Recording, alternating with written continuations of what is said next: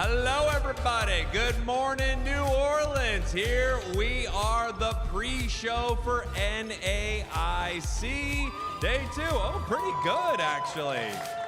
Pretty good. I didn't know we were going to get an applause for that. All right, well, let's start with a little bit of an applause then. Okay, so here's what we're going to do. We're going to do a little bit of a clap like something kind of cool just happened. Like, oh, okay, that was neat. Yeah, a little bit of a golf clap. Not bad. Oh, something actually pretty interesting. A Pokemon you really wanted to see.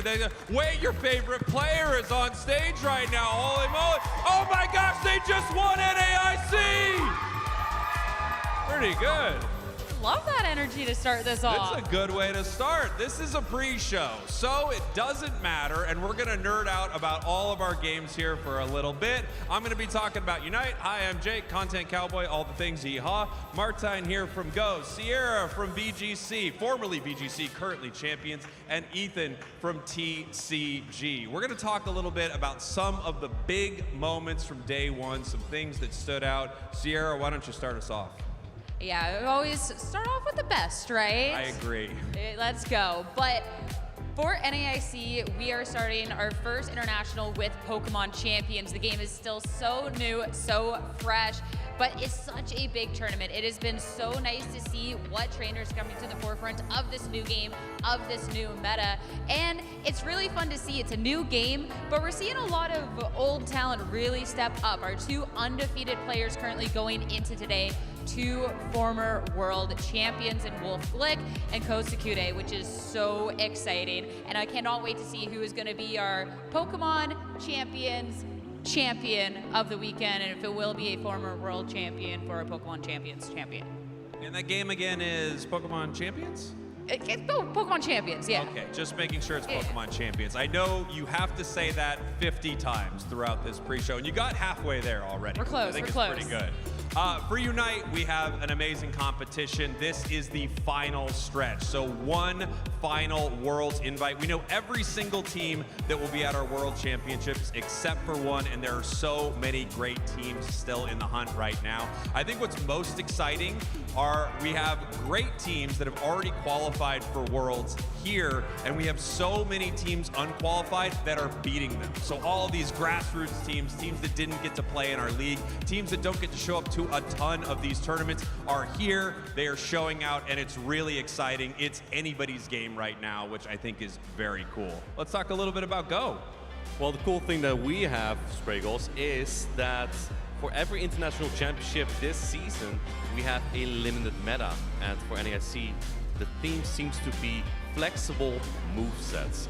Anything can just hit anything. Normally you have Pokemon typings and you just want to align everything well. Not this time. So what you see today, yesterday, and tomorrow, you're going to see so much skill and Pokemon that are involved.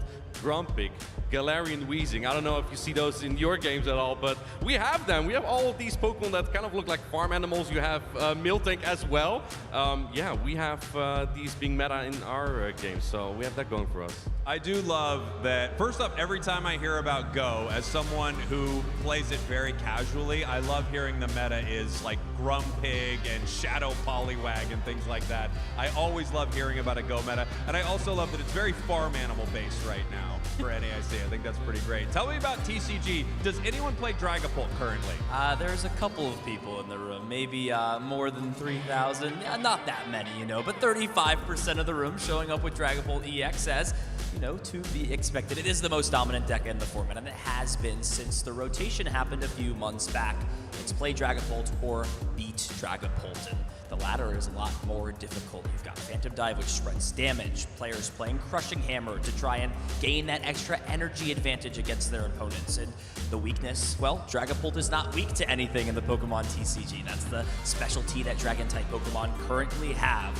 All of those things combined, a lot for these trainers to overcome, but there are a few decks out in the field that do have the potential to take it down. I've seen a little bit of Crustle action. We have two of our 9-0 players are playing Crustle, a deck that fares pretty well into Dragapult, but can struggle against some of the other off-meta decks. So that sort of matchup battle, so to say, what decks you get paired against will be very important for these trainers in the second phase of competition. Yeah, I guess that's one of the hardest things, right? Is trying to figure out exactly what you're going to run when the competition is so huge. You know, there are going to be thousands of players. You could run into a ton of Dragapults, but if you aim to counter it and don't run into them, you could have a rough run in the tournament, right? Absolutely. You know, a lot of Pokemon, you know, you've got to play great, but we always say to have a deep run, you have to have good variance on your side. You have to hit the right matchups. Your deck has to function the way it does in practice and in testing. If it doesn't, you're going to find yourself like a lot of our players so close to that finish line. Now, we want to talk a little bit about some impactful moments from day one. Maybe a cool thing that stood out. All of our games, I know, have a ton of amazing moments, especially in these early stages where you get to see a lot of diverse competition. But I want to hear a big moment from each game. Sierra, Champions is the name of the game?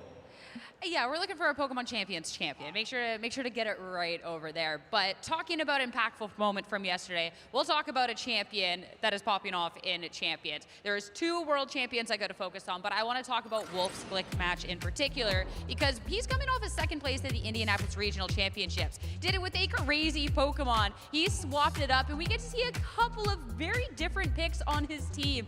The Toxapex and the Mamoswine. Toxapex put in a lot of work in the first couple of games, but then we got to see a statement in this game number 3. The Hydreigon with the Draco Meteor, Oko's this Garchomp, then you get a double KO. It was such a crazy set between the 2 of them going up against Alex Underhill, but a dominant game 3 to secure this win and keep on his winning ways. It was awesome. And yeah, Toxapex, we don't really get to see the most of that. And for anyone who's not familiar with VGC, what it does is be super annoying. You're getting a little bit of that passive damage over time. Toxapex is so bulky and difficult to kind of take down, and just Toxics all over the board, just slowly KO all the Pokemon. It's a strategy that we don't necessarily see within Pokemon Champions, and I love that back-to-back tournaments for this world champion that we've gotten to see very unorthodox picks, but how skillfully he can pilot them and take them to the top. And with only a couple of more wins that he needs to secure a top in stop cut, I cannot wait to see how he's going to play today to try and secure that. Yeah, obviously, I think a lot of people have their eyes on Wolfie all the time. You know, such an exciting player, and clearly the truth. You know, there are some people who might question the biggest Pokemon YouTuber and a former world champion, and he shows up and wins time and time again with a unique strategy time and time again. It's really impressive to watch. It is so skillful too, because we've seen, especially we have a very limited meta as well at this point with Pokemon Champions, but to be able to kind of dig deep within this meta, find picks that nobody else is really using and be able to pilot them to the top just shows such mastery of a meta that is still like a game that's just so new, right? And I cannot wait to see how he fares going into May. I want to talk a little bit about Unite now. We had some pretty exciting moments in day one. Again, in our group stages, there's always such diverse competition, a lot of strategies being thrown at these teams that you wouldn't expect. One of the wildest things that we have seen on the Unite stage, we have 3 Charizards in our game. Charizard, X, Y, and regular old base model Charizard. And one team here, Dream Max Aftermath, picked up all 3 in a single game. It was absolute chaos in the best way. Pretty hilarious to watch as each one of them has a seismic slam that they could use over and over and over again in some of these big fights. So Charizard would take you up into the air, and then Charizard would take you up into the air, and then another Charizard would take you right up into the air. It was brutal, it was hilarious, and it gave them the game win here. Pretty amazing. They are moving on to day 2. They are undefeated in their groups, and they have a shot at that final World Championship spot heading to Worlds in San Francisco.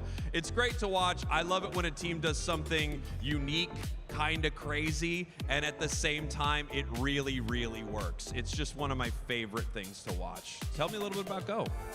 Yeah, in Pokemon Go, I picked a moment here that is kind of representative for what I talked about, the skillful that you see here in this tournament. And this trainer, Golf Professor in particular is his username. he is making a play called a sacrificial catch in this moment here. It's where you're like waiting, is he going to do it, yes or no? And he does. So basically in Pokemon Go, you're tapping your screen until you have the energy for a charge deck, which you see the trainer on the left launch here. But the trainer on the right soaks it on the Pokemon with almost no health, that otherwise would have dealt devastating damage. And this is just such a beautiful moment for this trainer, who actually didn't even have accommodation booked for day 2 because he didn't expect to get far. And I saw him make a call yesterday. He was like, hey, I need another night here, by the way. Is that possible? Yeah, very cool to see trainers all over the world come here and get far in this tournament using the plays that they need to do rather than just having your fire-type Pokemon on a grass-type Pokemon here.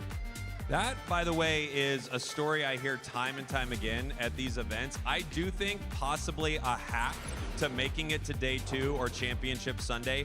Book your flight as if you're going to lose on day 1.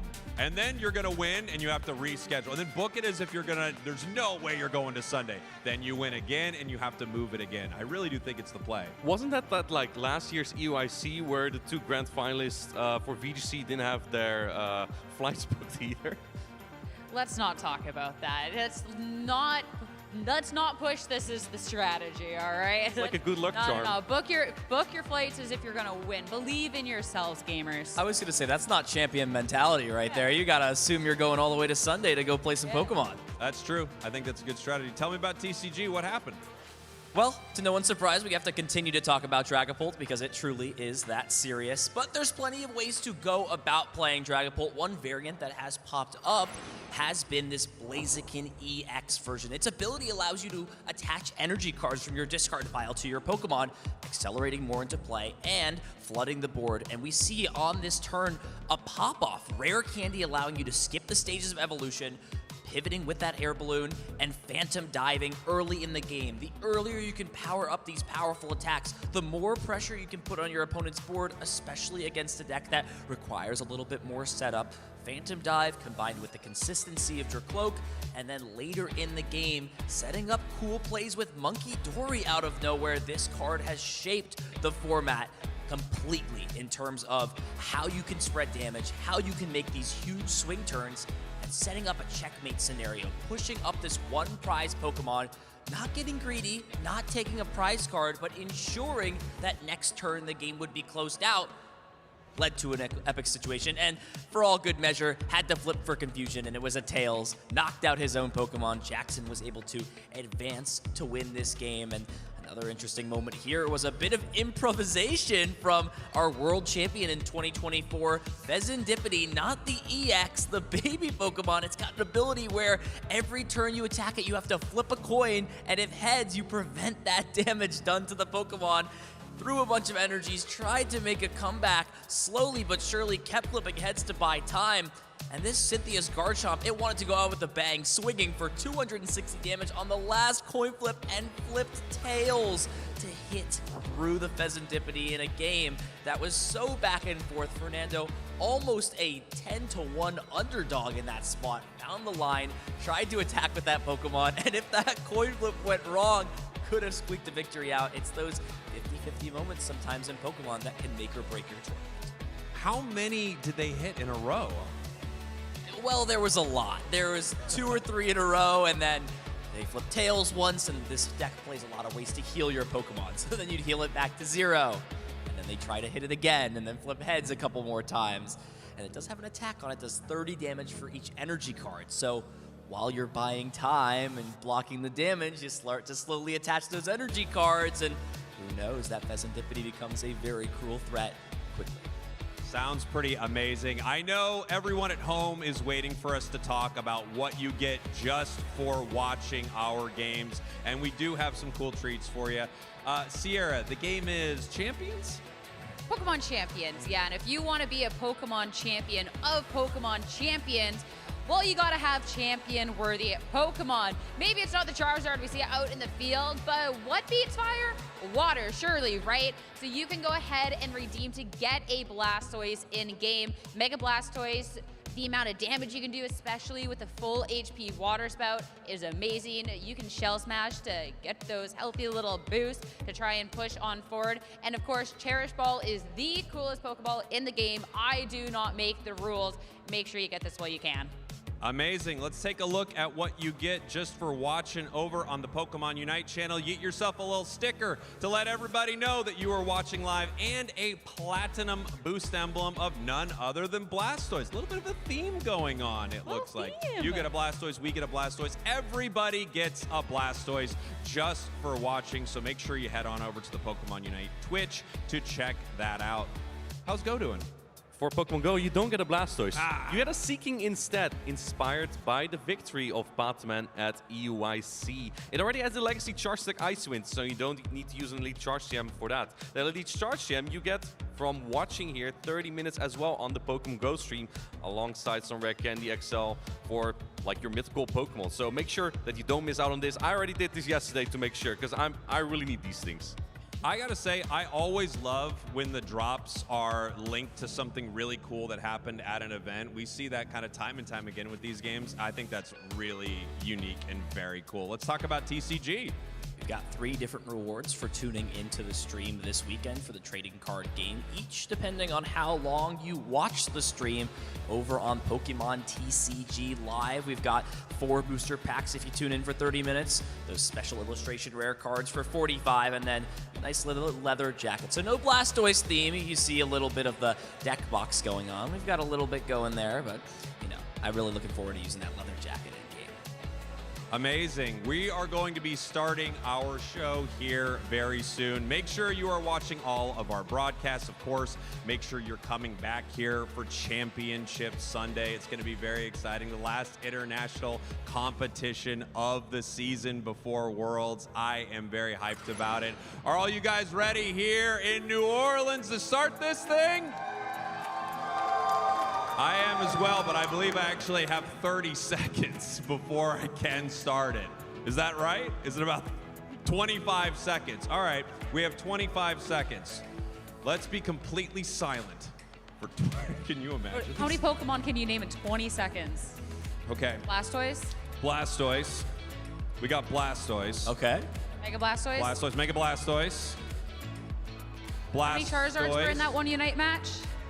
Blastoise. Blastoise. And we're done. Let's get our show started.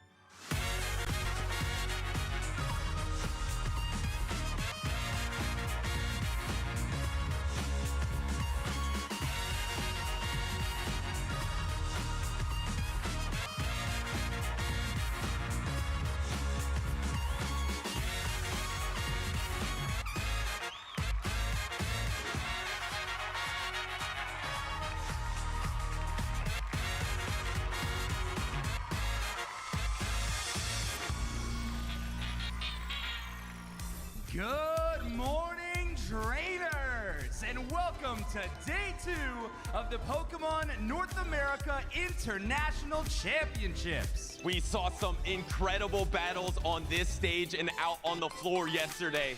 The field has narrowed, and the trainers that still remain have another day of intense matches ahead of them. Yeah, we can't wait to showcase some of those battles right here on our main stage, but also on our feature match tables as well.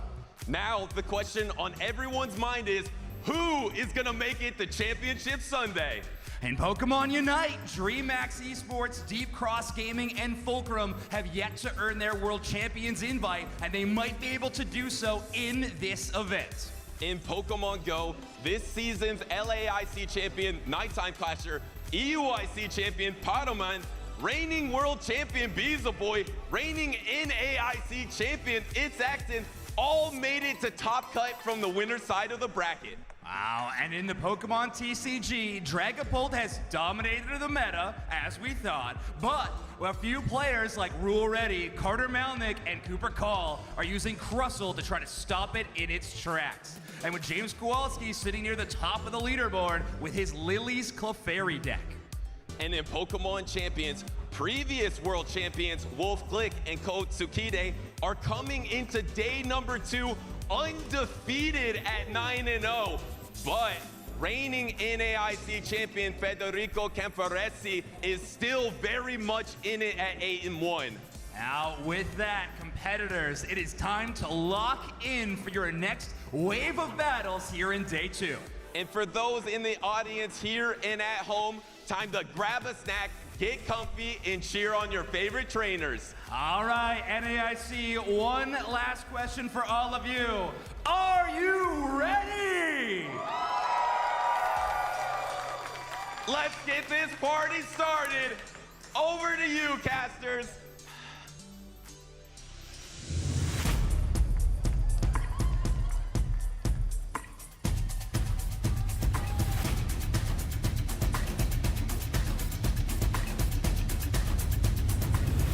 Welcome to the 2026 Pokemon North America International Championships. We're back in the Big Easy, where thousands of the world's best trainers have come to battle for the title of NAIC champion. Last year, two-time world champions Luminosity Gaming completed their IC sweep after a tense 4-game set against Revelation. One of the best to ever do it, Luminosity Gaming! Its Axon battled tirelessly through the loser's bracket, resetting the bracket in the grand finals and winning his second NAIC title. Praise for It's Axton. He is your 2025 North America International Champion! After coming up short in the past finals, Isaiah Bradner pulled it all together to claim his first NAIC trophy in the Masters division. Isaiah takes the KO, and he is the North American International Champion. And Federico Camporesi claimed yet another champion title for Italy in an exciting 3-game match against teammate Marco Silva. Federico Camporesi is your 2025 North America International Champion. Here we go.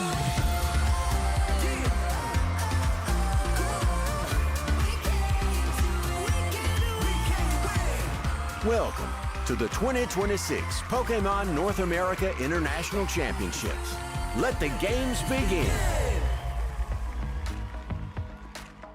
Welcome back, everyone, to NAIC, the final stretch here for Pokemon Unite. One final world slot up for grabs, and we have a ton of amazing teams battling it out here live for that spot. Hi, everybody. Jake, your resident content cowboy here. Yeehaw! Joined by the one and only Doobsnacks. Hello, Doobsnacks. Hello, cowboy. It's good to be back here on day 2. So many great storylines going from day 1 into day 2. Fulcrum, hello. Let's go. Non-parametric statistics, hello.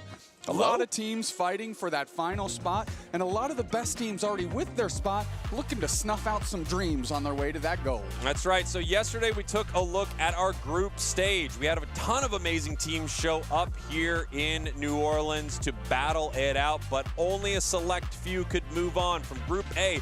Root Dig moving on with an undefeated 4-0, and non-parametric statistics 3-1. We're going to see them to start our day here in just a moment. Yes, and they'll be playing against DreamMax Aftermath, and that's on our next page. I'm jumping the gun here, but as we like to do things out of, we went back there. That's the production action.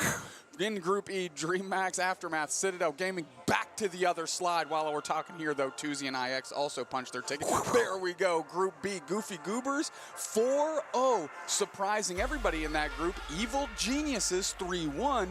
Barely making it by the skin of their teeth. Yeah, we talked about Fulcrum earlier. What a story out of Group C. I think everyone expected Deep Cross Gaming and Extinction to make it through here today, too. Two powerhouse teams that still need their invite to Worlds, battling it out. Extinction from North America losing to Deep Cross Gaming near the end of the day. And because both of these teams took an L to Fulcrum, they end up leaving this competition. Deep Cross still in it. Finally heading over here, Tuesday, IX in Group F, DreamMax Aftermath. We're going to see them in just a moment. And Citadel coming on out. These are our teams still looking for their world spot. Every name in gray is a team that has been eliminated from our competition. All the names that are pretty colors, these are teams still looking for that spot, that still have a chance. And it's very likely, but not impossible it could go the other way, but it's very likely we will find out who gets that spot today. Yeah, and that field is going to be whittled down because as we take a look, like we said, we're starting with non-parametric statistics versus DreamMax After. That's where we're starting. However, Citadel Gaming Rush Hour, two of those teams vying for that spot. One of them is going to be eliminated. IX Gaming, Deep Cross Gaming, same thing. But down at the bottom, Tuesday and EG, both already qualified for Worlds, going to cull themselves out of the crowd to go square off the crazy upstarts Fulcrum. And I mentioned statistics, I mentioned Fulcrum, but Goofy Goobers, 4-0 run, standing tall in their group. You cannot understate the performance of these grassroots teams stepping onto the big stage and delivering some knockout blows to some of the best. Yeah, no question about it. And of course, they're not only playing for that spot to Worlds. That's really the big prize here today. But I know every team is vying for that #1 spot, the chance to become a champion here at NAIC. And of course, they're playing for a good chunk of Do-Re-Mi, a $50,000 prize pool here, with first place taking $16,000. I asked them, can they take 15 and give me and Doobstacks an extra 500? He said no. Yeah, crazy work. So what we settled for is actually the 4th place trophies. Yes. So we get all 5 of those for ourselves. It's crazy work for the 4th place team. Unfortunate for them, great for us. Yeah, excellent for us. We just want a little something. That's all we ask for. Give us something. I know we're not competing, and I know we're not good enough. But at some point, can't we just get a trophy? I mean, it seems so reasonable. Production? World's trophies? Okay, we'll wait for Worlds. Thank you. Great, we'll wait for Worlds. That makes sense. Give us a Worlds trophy. Yeah, I mean, come on. That's the way to do it. I can't believe I didn't think of that. It's going to be an exciting day. Single elim.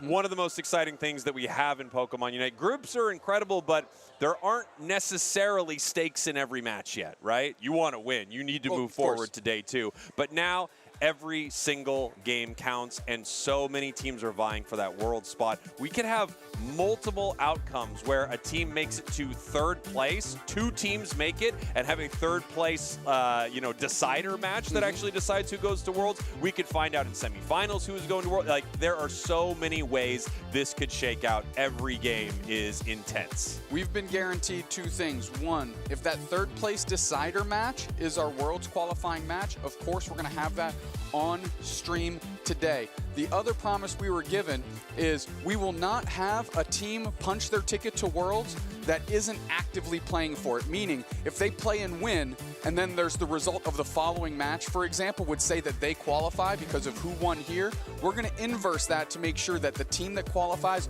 will be playing on stream on stage so we can get that amazing reaction and the culmination of a hard-worked, hard-earned season, and we get to see them in jubilation as they punch their ticket to Worlds. That's right. And of of course, the third thing we've been promised is a special trophies at trophy Worlds. for us at At Worlds. Worlds, We're yes. going to take a look at top Pokemon by pick rate here at NAIC. 14 picks, 70% here picking the Mew. Now, these are from our on-stream matches. So this is everything that happened up on the big stage with everyone watching, which is kind of interesting because there are strategies and things that happened on our B stage that I know a lot of teams are trying to hide. That was a big conversation from yesterday. Someone was finding out, wait, Evil Geniuses got beat by Goofy Goopers? What happened? And it's silent. No one wants to say what the strats are, but this is what we saw yesterday. Absolutely. On stage, Mew sitting on top of the pile. Such a versatile Pokemon. A decent damage dealer in that attacker spot, but it's all the tools in its kit that allows it to flex into multiple different roles in different situations.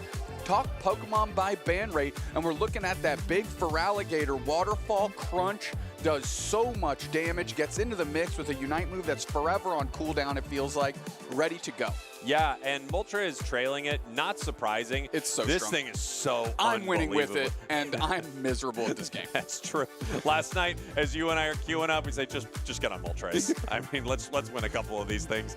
Feraligatr looking fantastic as well, especially with a team supporting it. The burst damage from this Pokemon is intense. You can take an attacker on the other side and just get rid of them in a big way. Top Pokemon by encounter rate, not really a shocker for a lot of people. Snorlax, it doesn't get banned an insane amount, even though it does catch some bans, but it is one of the premier defenders in the game.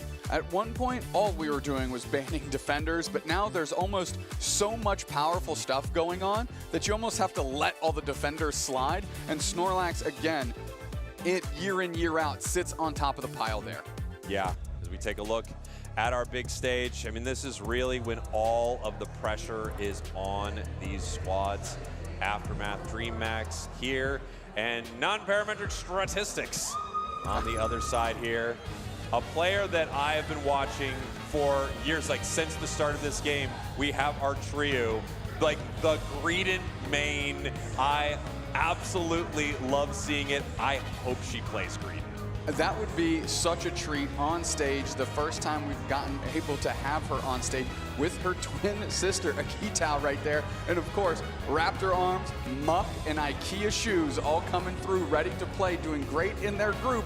But ahead of them, DreamMax Aftermath, who said this is the best form of this team they've had all season. Yeah, and yesterday they pulled out some really exciting strats. They had all 3 legendary birds. At one point, they had all 3 Charizards on one squad. They're going to start by grabbing that Moltres. No shocker there. Such a power pick in that first pick. Over to non-parametric statistics for their 2 and 3 picks here. We'll see what they want to lock in, what Pokemon are getting priority, what players are getting priority, and what roles. We're going to see that here in just a moment. And it looks like we might be, we have the support core, essentially, for non-parametric locked in. That's the Snorlax and the Umbreon. Yeah, so we're going to see Akita and our trio going into that top path together. Our trio is going to be kind of that all-rounder top laner, as we've seen them in the days of yore with Greed, and we'll see what they pick today. Mammoth wanted to Espeon. A lot of powerful picks on the side of DreamMax. We've got the support core. How are they going to build around it here, Cowboy? Yeah, we're going to see what Muck wants to play. I feel like he has a pretty deep pool of Pokemon to pick from. I'm not sure what he's been practicing lately. Greninja would be a very powerful pick. And then our trio, we'll see what she wants to grab. She's going with the Mega Lucario in that top path, and Muck on the Greninja. This feels like a pretty safe comfort pick for Muck. Yeah, Muck has been a streamer, a gamer in this game for a long time. One of the players that you would have always assumed has made it to World, but unfortunately has not. And just that little spark of hope is what allowed them to sign back up and get a team in the mix today. They are in day 2 and they've got a shot. Rounding out Decidueye and Charizard X. Here we go, final pick. Is that Charizard X or Y? Why do I always jump to that? That's X, right? That's X, yeah. Heck yes, Y nailed it. banned out. You got it. I mean, we should get a trophy just for that. There's 3 Charizards. Like, there's so many Charizards. To remember. Infinite Charizards. The other games have to memorize 1. Yeah, we have to do 3. And then we're working really hard over here. I am going to take a Scizor slash... yeah, you stay over there. Scizor slash Scyther. Going to be most likely a Scyther out of the IKEA Shoes here, as they're going to be willing to dominate into this game. Now, we've got two Pokemon, and if it is a Scyther, that are pretty squishy in Greninja and that Scyther. So it's going to be up to Akitao and Rap to make sure that they are keeping them safe, because EMP can play at range with that Decidueye. Yeah, it's interesting, right? You've got the range from Decidueye, and at the same time, when Charizard does decide to move in and fight, it can be very dangerous. One item I saw, by the way, was that EXP share on Decidueye, which is absolutely maniacal. I can't wait to see how it works out for him. Dream Max Aftermath versus non-parametric statistics. Our battlefield, of course, the Thea Sky Ruins here. And we're starting with Rayquaza all weekend long. Ray will be our first map as our teams get ready to face off our first matchup of the day. Again, Dupe Snacks, this is single elimination. So every single one of these best of threes, then heading into best of fives later, matter.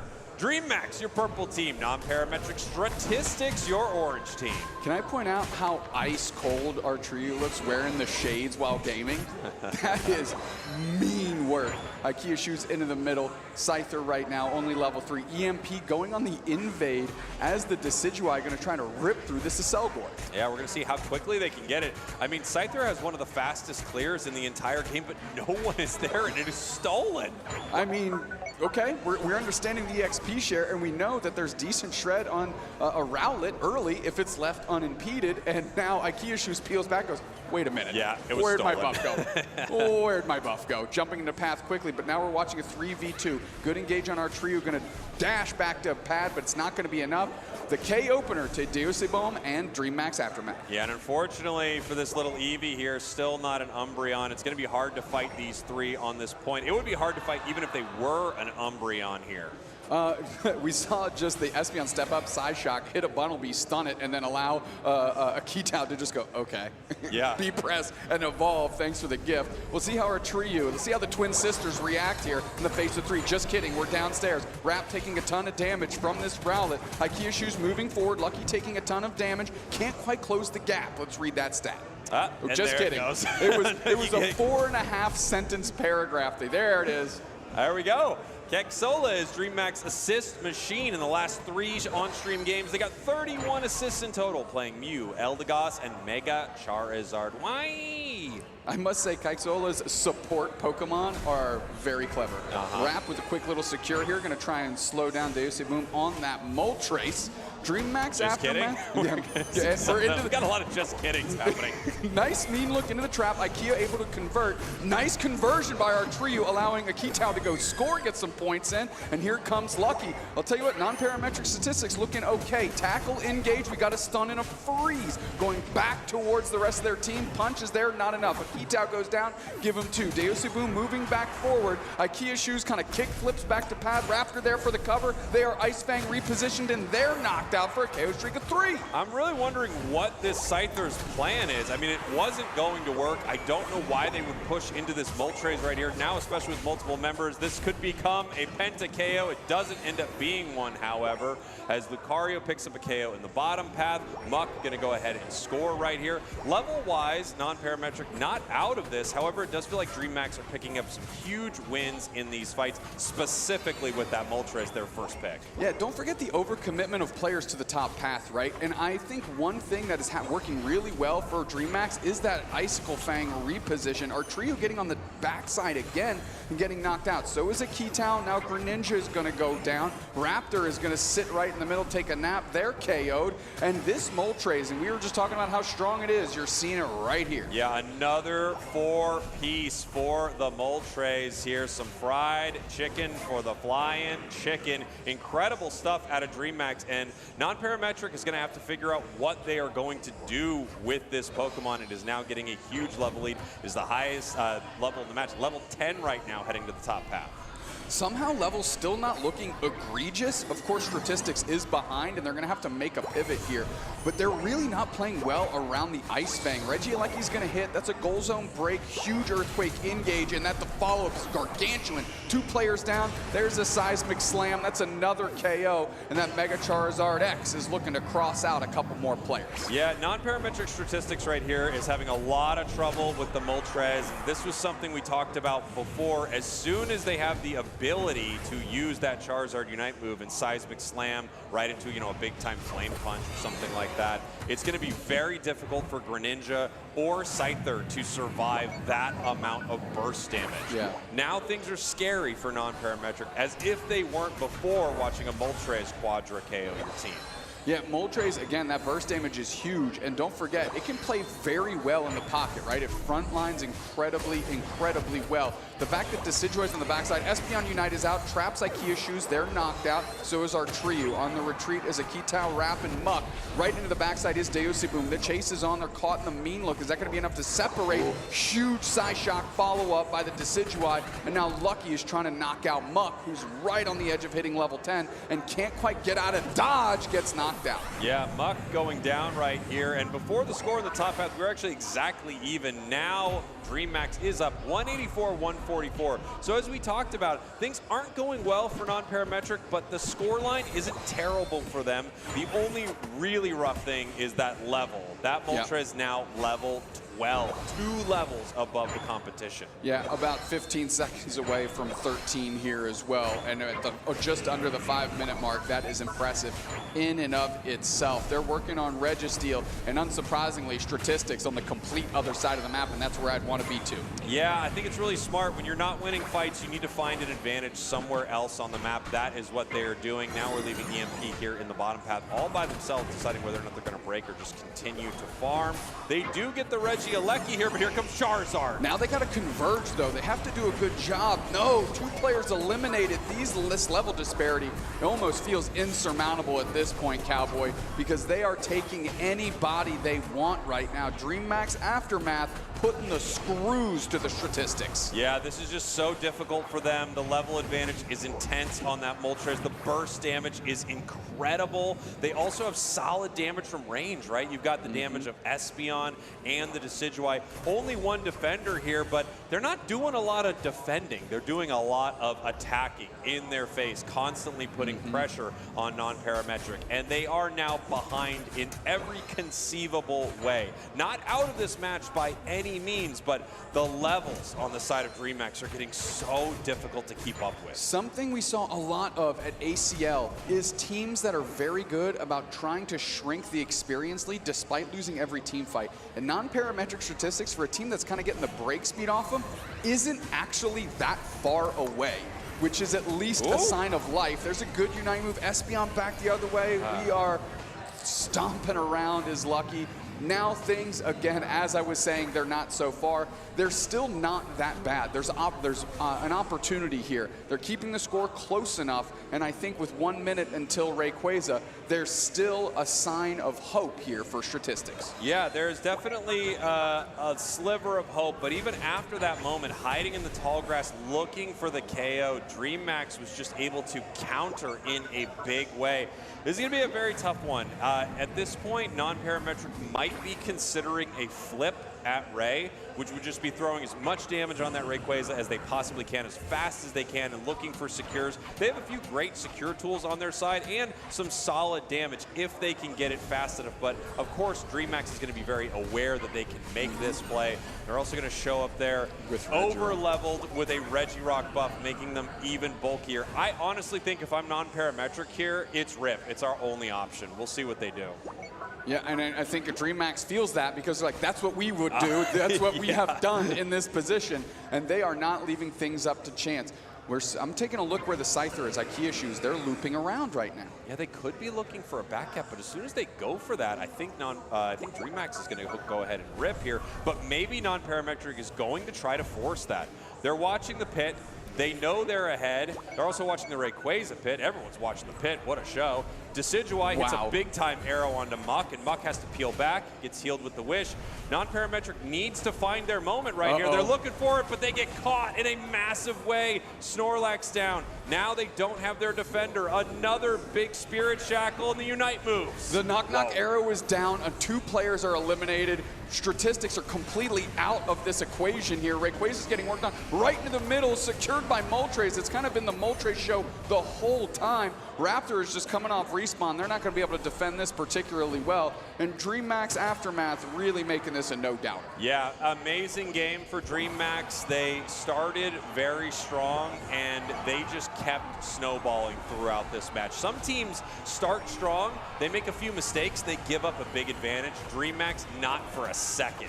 This Moltres just stayed online the whole time. It was difficult for anyone from non-parametrics to shut them down at all. With this point lead at this point, I mean, even if they KO'd the entire team, I don't think they could come back with the amount of time they have. They're trying to shut down this Charizard. 35 seconds on the clock, and non-parametrics are going to need to figure out exactly what went wrong here as they head towards game 2. Down by 500. Do we have full pockets? No. We have somebody knocked out, and we've got a counter score as well. So this is going to become pretty, like, impossible. Yeah, right? I believe it's impossible. Unfortunate for statistics. Here's where I would go if I were them. First off, prioritize Espeon, because Muck is incredibly strong at Espeon, and I think Espeon just within their team is going to serve them a lot better. Second, Artriu, use the Greed. Well, I think it's time, right? Well, I mean, the self-sustain that you theoretically get through a Mega Lucario wasn't good enough there, so you might as well ball out of control with a character you're very familiar with that has a different form of resiliency, but is incredibly slippery and can stay in fights, and has not as good of a secure tool, but like if you're going Belch, for example, like Artriu secures with Belch 9 out of 10 times. Yeah. And then you, especially with the Espeon Psyshock action. So, you know, Statistics needs to do a little bit of different battle math to make sure that those statistics are lining up the way they want. Yeah, and I think they're probably going to need to get rid of Moltres. I think that's like a huge, huge problem for them. That, yeah. This was obviously just it's a devastating Pokemon to deal with, and once it gets a little bit of an advantage, if it hits 5 before you and gets that massive heat wave, you're in so much trouble, and we saw that. They got the heat wave, and then they won. Look at these catches, too. Just beautiful plays here from DreamMax. Had a great day 1. And looking to have a great day 2 here. Again, both of these teams hunting for that last Worlds invite. Nice use of the Moltres Unite move to actually get the secure there. Espeon going to get credit for the player of the game. Are they, though? Yeah, can we put Deosebome up, please? Let's go ahead. This is a 2-screener, right? 2 MVPs here, a 2-screener. Not to say Kexola didn't have a good game. They had a great game. A great game. I totally agree. They had an incredible game. They, they went for a big secure. But I do think the Moltres had 91 KOs, and I think that is pretty important. That is a number. It's a big number. It's a strong number here for an NAIC, for any event period. There we go. Yeah, they didn't score a lot of points. Why? Because they're taking bodies. Yeah. And that's our new highest cough. That's a cough of 28. That's a big cough right there. That's a 28 cough. 18 knockouts, 10 assists, 80,000 damage. Of course, the 28,000 recovery. That's just your own kit there with Heat Wave, recovering all of that. Now, everyone on DreamMax played their role, I think, perfectly. You called it out. The Mamoswine catches, Espeon from afar, the Decidueye with the Invade and the Spirit Shackles all game. Charizard as a delete button for the squishier Pokemon on statistics. It was a beautiful game for DreamMax Aftermath, and that's exactly how you want to start your day. Obviously, non-parametric statistics not starting their day the way they would like, for sure. They ended their day yesterday losing to Dignitas, and now they're starting the day on the back foot against DreamMax Aftermath. One more game. If they lose it, they will be heading home. No chance at heading to Worlds. As we're getting into our next draft, DreamMax Aftermath is going to get our first pick. Moving over to the Groudon. Banning Hoopa out, Articuno is where the statistics are going to go. Counter ban here is Machamp. Statistics going Charizard Y. Back the other way, looks like Feraligatr queued up. And statistics here, you got to get rid of the Moltres. That's what they have hovered. That's what they're going to ban. I want to see Greedon. I want to see Espeon out of statistics. I think the Greedon, you can pretty much take it whenever you want. I would do it later in the draft. And I think now is an opportunity to get Espeon and something else that Akita is familiar with. I didn't think the Umbreon was particularly bad. I just didn't think it had the opportunity to get going. And there's Espeon on cue, and they're taking Mega Charizard X. Yeah, interesting play here. They recognize how powerful that Seismic Slam is, the combination that DreamHack was able to put together and really shut down IKEA Shoes, right? I mean, that was the big problem. Every time IKEA Shoes would want to engage after Charizard hit that level 9, they could be Seismic Slammed at any moment. Yep. DreamHack now grabbing the Mew. They are grabbing an Urshifu. Next couple picks here. I kind of love Slowbro in this moment. Raph is going to go Umbreon. Obviously another incredibly powerful Pokemon. I'm not denying them that. But I think just a Slowbro to be able to slow beam down somebody is incredibly, incredibly strong. We're going Buzzwole from Revenant. EMP has the option. They have played Zapdos quite a bit, and it's looked solid, and that's where they're going to go again. Yeah, I really like Zap here. I just like Zap in general. I think it's extremely strong.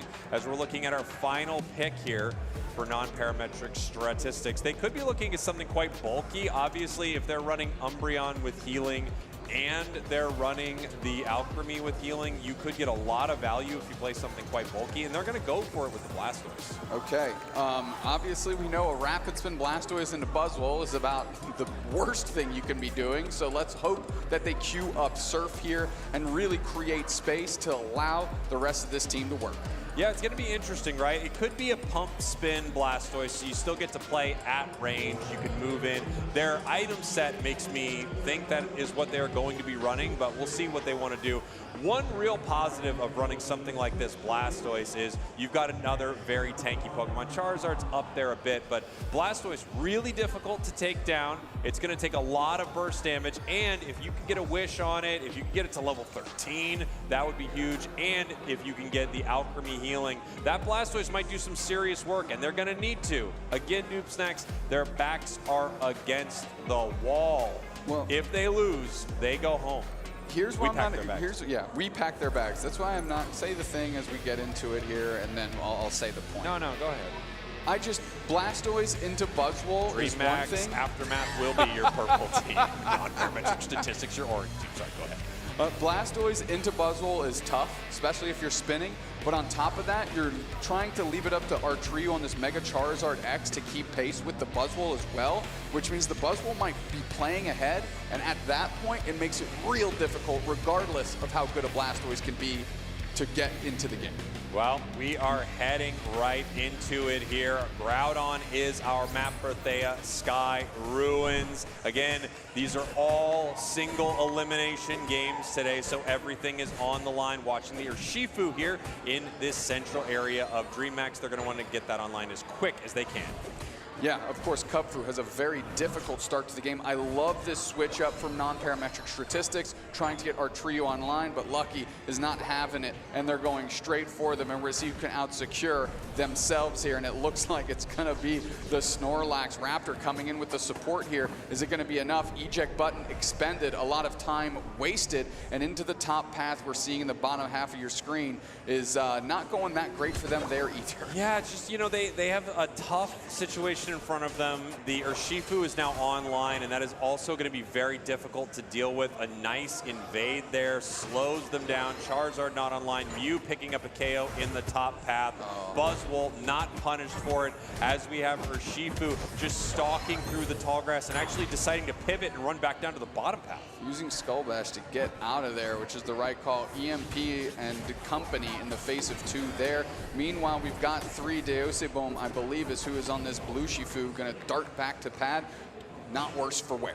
Yeah, not too bad there from non-parametric, right? We do have our trio at 5, so they were punished, but they're back online. And then, of course, we also have Muck on the Espeon, can hold that bottom path by themselves, hopefully. As I say that, they go down off screen. Yeah, Just I kidding. mean, that's one thing the Blue Shifu can do, right, is close gaps. So if that Espeon Psyshock doesn't hit and stun, you're in a lot of trouble. Okay, that's a good KO on EMP. Now they're going to be able to flip back through. Our trio is just running away. The rest of the team's splitting. Art is where they're going to go. Kaisola going to get credit with the Mew KO. Wow, this is, I mean, already starting very tough for non-parametric statistics. I think they're trying to bait something right here. Oh, maybe they have a little bit of a problem. I thought they were trying to bait them in, like, come on in, Muck's gonna hit you with a Psyshock right here. But it looks like they may have a problem on stage. We're taking a quick pause right now. Just to further elaborate on the point, you know, Buzzwole into Blastoise, especially if you're spinning, is difficult. Yeah. But really, the cross point is the fact that you're putting it in lane, not even putting it in jungle, and then our trio got slowed down, and it's a stage 2. Obviously, Blastoise is a stage 2. They're already behind now. The Espeon is left alone to work, and they're getting overwhelmed by multiple characters. So now, like, it's just DreamHack also understands how these characters work, you know? Yes, of course. As we're back into our match here, a very short break. They're right back at it. That Mew has been a real problem already. We're going to see how they're going to be able to deal with that. I mean, just look at that. Insane range. Zapdos coming out of the bottom path. We got 777s here on the side of DreamHack. No, it becomes a Zapdos at level 8. Level-wise, already extremely rough for non-parametric statistics. Yeah, we've got a couple dollops there in the bottom path for them to battle with if they'd like to. Rap going to dart out there and get a little bit of healing. Our trio just sitting at 6, going straight, nice conversion, but look at the mobility of that Blue Shifu. I know as soon as they saw it, they just ran away from that. Really smart play there by DreamHack. Buzzwole now. They're taking him to task, big time foul play. Snarl takes Blastoise up into the air. Really went for him there. Oh no, you had to get the Blastoise there. Everybody's running away. Poor Alcremie gets spiked and knocked out. KO streak of 3 for the Buzzwole. I mean, you're still on a War Turtle here, level 6. Can't even take over to 7. Everyone's behind. Everyone's having problems. This is a nightmare. Yeah, in a screenwriting class, they would call this the all is lost moment, okay? This is really big for our heroes here if they are non-parametric statistics, because they're going to need to pull something out of themselves that they didn't even know they had and complete the hero's journey. Can they make it happen? One thing they desperately need is going to be a level 9 Charizard. Yes, very quickly. Regieleki's going to hit. No interest by Dream Aftermath to stop that whatsoever. Nice little stun block. Pivoted is our trio. Espeon Unite is there. Spin Pump was also into the action, but it's, I mean, it's not even close, dude. This is a tough one. If you were in a screenwriting class, this would be the second all is lost moment. How really many of those hard. are you allowed in a story? You usually 6? just get the one. Oh, God. So, God. And we got another 6 minutes left. This could be a tough one for non-parametric statistics. I do think if we can get that Charizard online, there is a shot here. As we're taking a look at a replay in our picture-in-picture right there of this massive fight that went the way of DreamHack. Can we get anything? Charizard takes him up into the sky. Buzzwole, level 10 right here, surviving through the Hydro Typhoon. They're looking for something, anything right here, and they're pushed away after using 2 massive Unites. And like, did accomplish nothing. Accomplished nothing. Tough. I mean, it is difficult out here. Solar Beam from left field, that's a knockout, sure, whatever. If I'm statistics, what are we doing here? Like, what do we need to do? You have one shot, one opportunity. All of the 8 Mile references I can right fit now into a they're covered sentence. in their own vomit is what it looks like. It really is. It is a nasty situation out here. This is mom spaghetti without question. So we had our 2 all is lost moments. Now we're in our first mom spaghetti moment. Yeah. And how many mom spaghetti moments can you get? Realistically, max 3. Yeah. Exactly. This is pretty rough right here. Our production is asking how close is this to Cup of Beans, which I think means they didn't understand what the Cup of Beans challenge was, but that's just fine. This is quite rough, everybody. There is a chance. You know it, I know it. It happens in Unite all the time, and I think non-parametric understands what their shot is right now. Correct. Level. get your Unite moves and catch someone. You need to catch one of the players on the side of DreamHack. Then you can have an advantage and you can look for a fight. It is your only shot. You honestly don't even need to worry about the scores right here because you're not going to be able to stop them. Just crash landing on top of the heads, able to prevent the push that Dream Aftermath was trying to put in. Buzzwell Unite does get a KO. Here comes our Triyu trying to stick it down up to the skies. This is a knockout they need. Please, they convert. Finally, yes. 2 players down, 2 big knockouts. The experience is coming in, and they have a chance. One thing that they actually did again is keep themselves, given the texture of the game, reasonably close on the scoreline. Nice fire punch into the back line. A lot of pressure on Mew, has to retreat. Light screen down, spin pumping to win on top of the pad. Lucky taking literally no damage from that. Yeah, and now we see Non-Parametrics has to run away as Urshifu moves in. We've got the Hydro Typhoon, doesn't do too much here. Blastoise getting caught a little bit. Urshifu looking for another one. Can they chase it down? They're looking for Blastoise. That's a double KO. Alchemy needs to run away from this, and Mew picks up a KO. DreamHack with a great counter punch right here. Non-Parametric, they had a moment, they took down Buzzwell, but man, it costs so much. Listen, now they're going to get the Drago, they're moving down, they're scoring the bottom path as well. They're flexing on so many different opportunities here. And what I'm really curious about is what non-parametric statistics can actually do. They went for a top path push. Those wild Pokemon all over their map they could have taken safely for free, and for me, that is what's most important right now, because we are lagging so far behind. 50 seconds left until Groudon, and we see if they can pull out a miracle play. Yeah, there are a few things they can do, right? If they catch them at Groudon, great. If DreamHack gets Groudon and they can steal a buff, give it to Charizard or something like that, also pretty great. However, they're going to walk into them right now. This is very scary. That is a level 14 Urshifu. They might get Snorlax right here, but they could walk into DreamHack. Yeah, I mean, now Rap is dancing on Razor's Edge there, the way they moved forward. Sweet Kiss down, Dollop as well. Regice is getting worked on, and it's kind of looking to be free. We'll see how Deosuboom reacts. Solar Beam is early, but it still gets the secure. And now Rap goes in. They're taking the fight right now. They already have Mew down. Good engage. The cake is there into the Espeon Unite, and they're getting a couple targets. This is absolutely crazy. Big power nap into the middle. Artriu's still looking alive. Raptor finally goes down, and it's 2 players down on either side. Muck is trying to recruit, but Deosuboom with a combo of 27 goes into the face, and now the surging strikes are striking the Groudon. That big boss monster is getting smothered, and so are the non-parametric statistics. Wow, what a fight, what an attempt by non-parametric. I honestly wonder, I don't think it would have been the difference maker, Dubesnacks, but had Mew not stolen the buff right there. They literally, I love what non-parametric did. They went, we're taking the buff with Espeon Psyshock right now. I'm moving immediately in with Charizard. They committed to the fight before the buff even went to them. Mew with this ridiculous Solar Beam steal, and now non-parametric loses the fight they take at that top tier 1.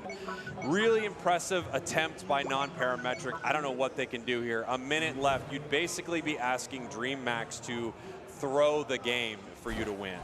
Yeah, I mean, they have to put it in the trash can here. They're going for the counter scores. I am gutted for non-parametric statistics. You can kind of see the plays they've been making and the way that they kept themselves in these games with slivers of opportunity to roar back in. And that's how they made it into day 2 without a doubt. It's just solid plays, adjusting to situations well, making good calls. And like you said, I do think that Regice would have been the difference. Because they took 2 knockouts instantly. It would have given them a little bit more resiliency through Deosuboom, who had that crazy 27-hit combination on the Surging Strikes Unite move, moving through, kind of schmoving through that squad. I mean, that is a gutting moment, but I am more than happy and excited to say that I got to cast those 5 players on this stage. They are people that have committed a lot of time into being in this community, and nobody deserves to have their moment in the sun than those 5 individuals, and they gave us a show. Yeah, I totally agree. I've loved watching them for years. Every match here at our final stretch, you're going to have moments like this, right? You're going to have the joy of victory, watching an incredible team move forward like DreamHack's Aftermath, and the unfortunate crushing defeat of a team like non-parametric statistics. I also love that squad. It's so cool getting to see, you know, people who have been key to the Unite community for so long, as you've mentioned, streamers that we've all watched a ton of times play up on the big stage. I love it, and I love that team. Of course, a lot of GGs back and forth between these squads. A lot of respect for all of these players. Without a doubt, I am gonna queue up that last fight because it was very, very good. Agreed. I'm just gonna make sure we get to the right spot here on the telestrator, and then we can talk about it a little bit. I'll take a look at what was happening here. There was that big fight in the bottom path. I believe that was our second all is lost moment for non-parametric. Huge solar beams. This is when the Urshifu was just chasing down the KOs, looking for the Blastoise, and picks it up here. And then, of course, we take a look at the Reg Ice fight right now. I know we're also going to get a second look at this through the telestrator, but it looks like we've already got a little bit of a slow-mo here, Dupe Snacks. Yeah, I mean, the Hydro Typhoon, the cake is out. Power Nap on top of the cake does hit a couple targets there, right? Psyshock coming through just barely misses, but we have two quality characters down. Fire Punch goes through, and look, Deosuboom just starts the movement, able to put the pressure on the Alcremie, chain through the Alcremie into Muck here, who Psyshock just barely misses through that movement, and the pressure continues. And of course, now we're just reaching through Groudon, and this one's easy. Yeah, I mean, at this point, nobody can secure it, but of course, DreamHack's Aftermath, an incredible start to their day. We've got EMP, player of the game here, 8 knockouts, only going down 2 times, 9 assists. Zapdos, such a brutal Pokemon, really difficult to shut down. Absolutely. Taking a look, I mean, everybody played their role exceptionally well here on Dream Aftermath, as I'm going to start calling because it's just easier for me. They did so well. Yeah, they played very cold, very calculated, smothered opportunities left, right, and center. Again, really just cutting off any paths of success for non-parametric statistics. Let's take a look here. So we've got 17 seconds, and this is the Ray fight, or the Groudon fight is going to start pretty early here. Obviously, we need to key into the Mew. They are going to be a critical component. And look, you can kind of see here, everybody on Dream Math is sandbagging. Yeah. They are literally, they understand what's going on, and they are just going to throw the kitchen sink at this thing to try and out-secure. So as we slow-mo forward here, if I hit play, is it going to be slow-mo? If I hit slow-mo, is it going to be slow-mo? Yes, it is. Okay, so as you mentioned, let's go back 5 seconds here. Yeah, let's do it. We're going for the secure. We've got the Psyshock is getting ready to line up. The Mew is queuing up the Solar Beam. All right, we have the Thunderbolt there a little early. There's the secure. Look at Art. You just saw the Charizard? Yeah. Let's take it off slow-mo, and we'll pause it here. Art is starting to pivot, right? Yes. She's already moving in. Bang. Immediately scoops up that Mew, and you don't see them because they're up here on that side of the screen. As we keep marching through, bang, follow up, and we've got this deep engage. Alcremie's coming over. We're gonna see the Hydro Typhoon come in. Alcremie's coming up. Bang, we're gonna build the cake right there. Hydro Typhoon, Espeon Unite. They're throwing the kitchen sink. Buzzwole goes down after Art caught the Mew. This is a great opportunity for them.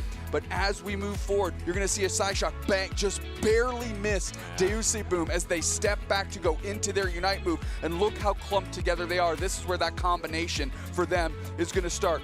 They start working through good heavy slam by Lucky, block separation, and then the combos start raining through. Muck is in trouble. The rest of the team is down. Lucky split Art from the rest of the team and gets knocked out. I want to also take me back a little bit here.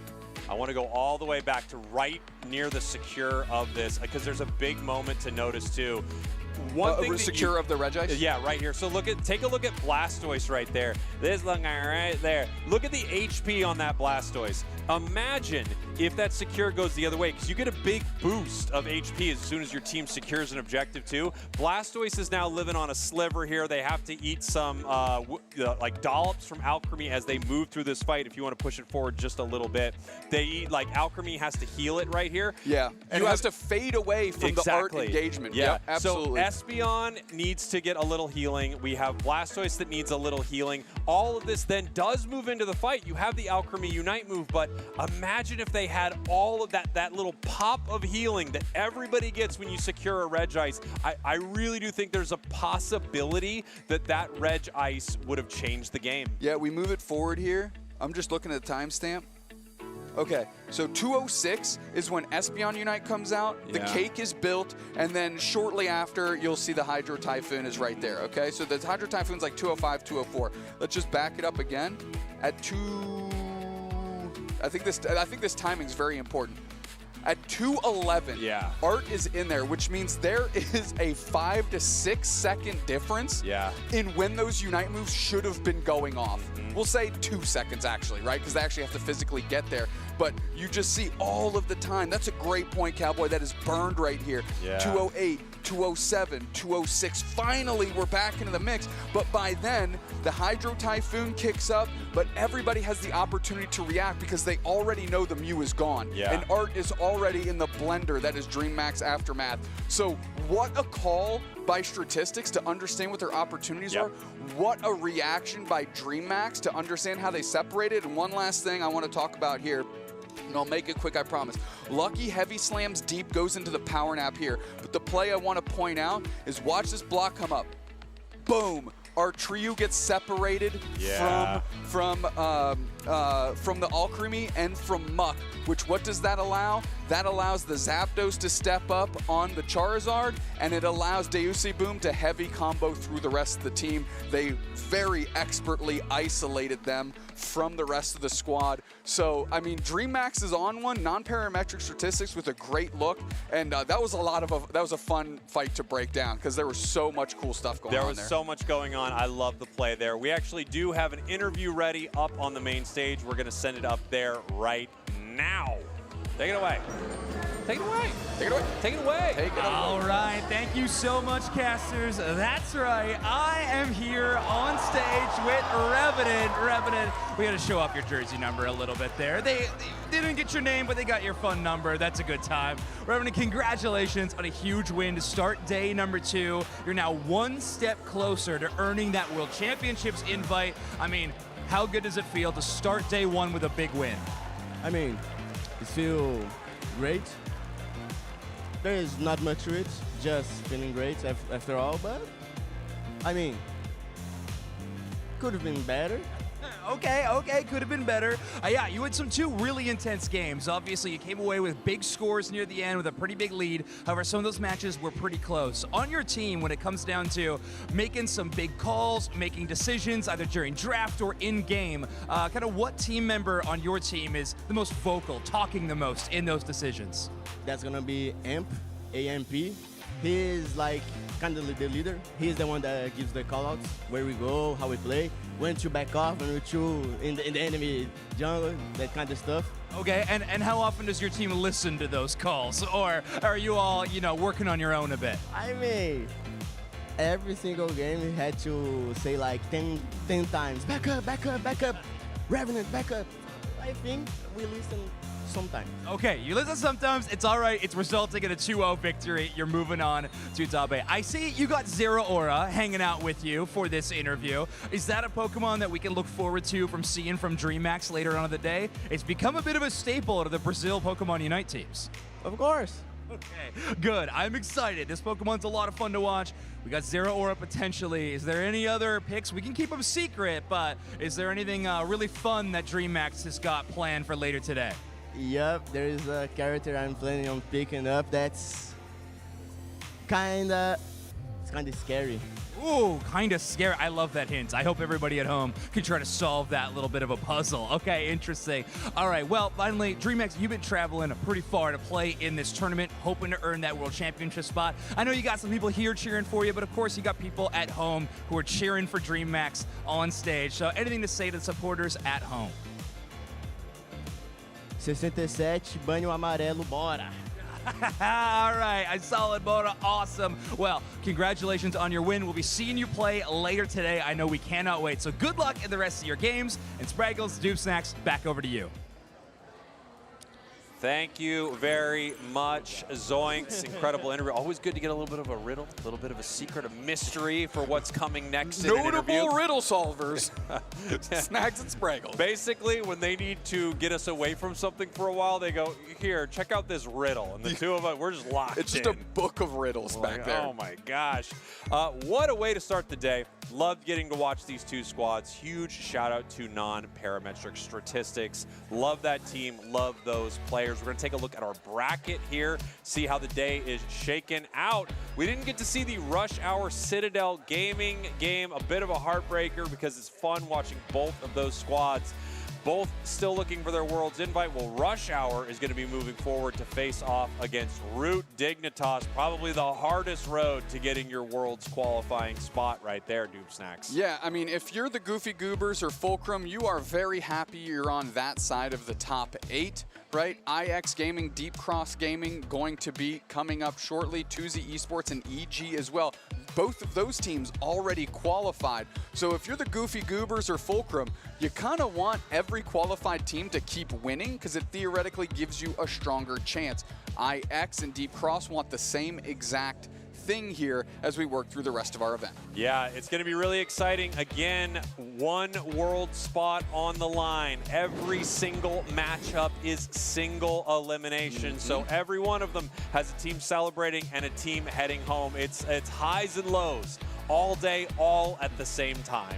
And it looks like our break is ready, so... Which means riddle time for the boys. Okay, we're going to go try to solve a riddle. We'll let you know how it goes. You don't go anywhere, because Pokemon Unite is coming right back. A good riddle for us?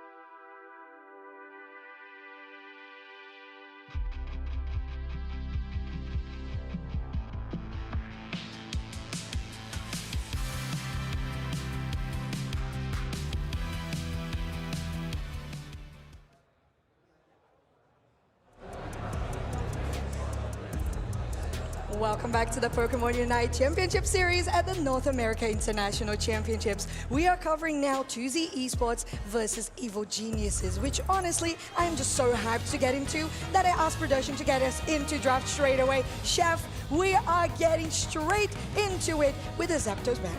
I know. Hey, is this NAIC or is this LAIC? Because this looks like some matches that we saw at LAIC. Both these teams being there, of course, but I'm so excited for this match. We are jumping right into it. I just love the fact that we're getting straight into the action.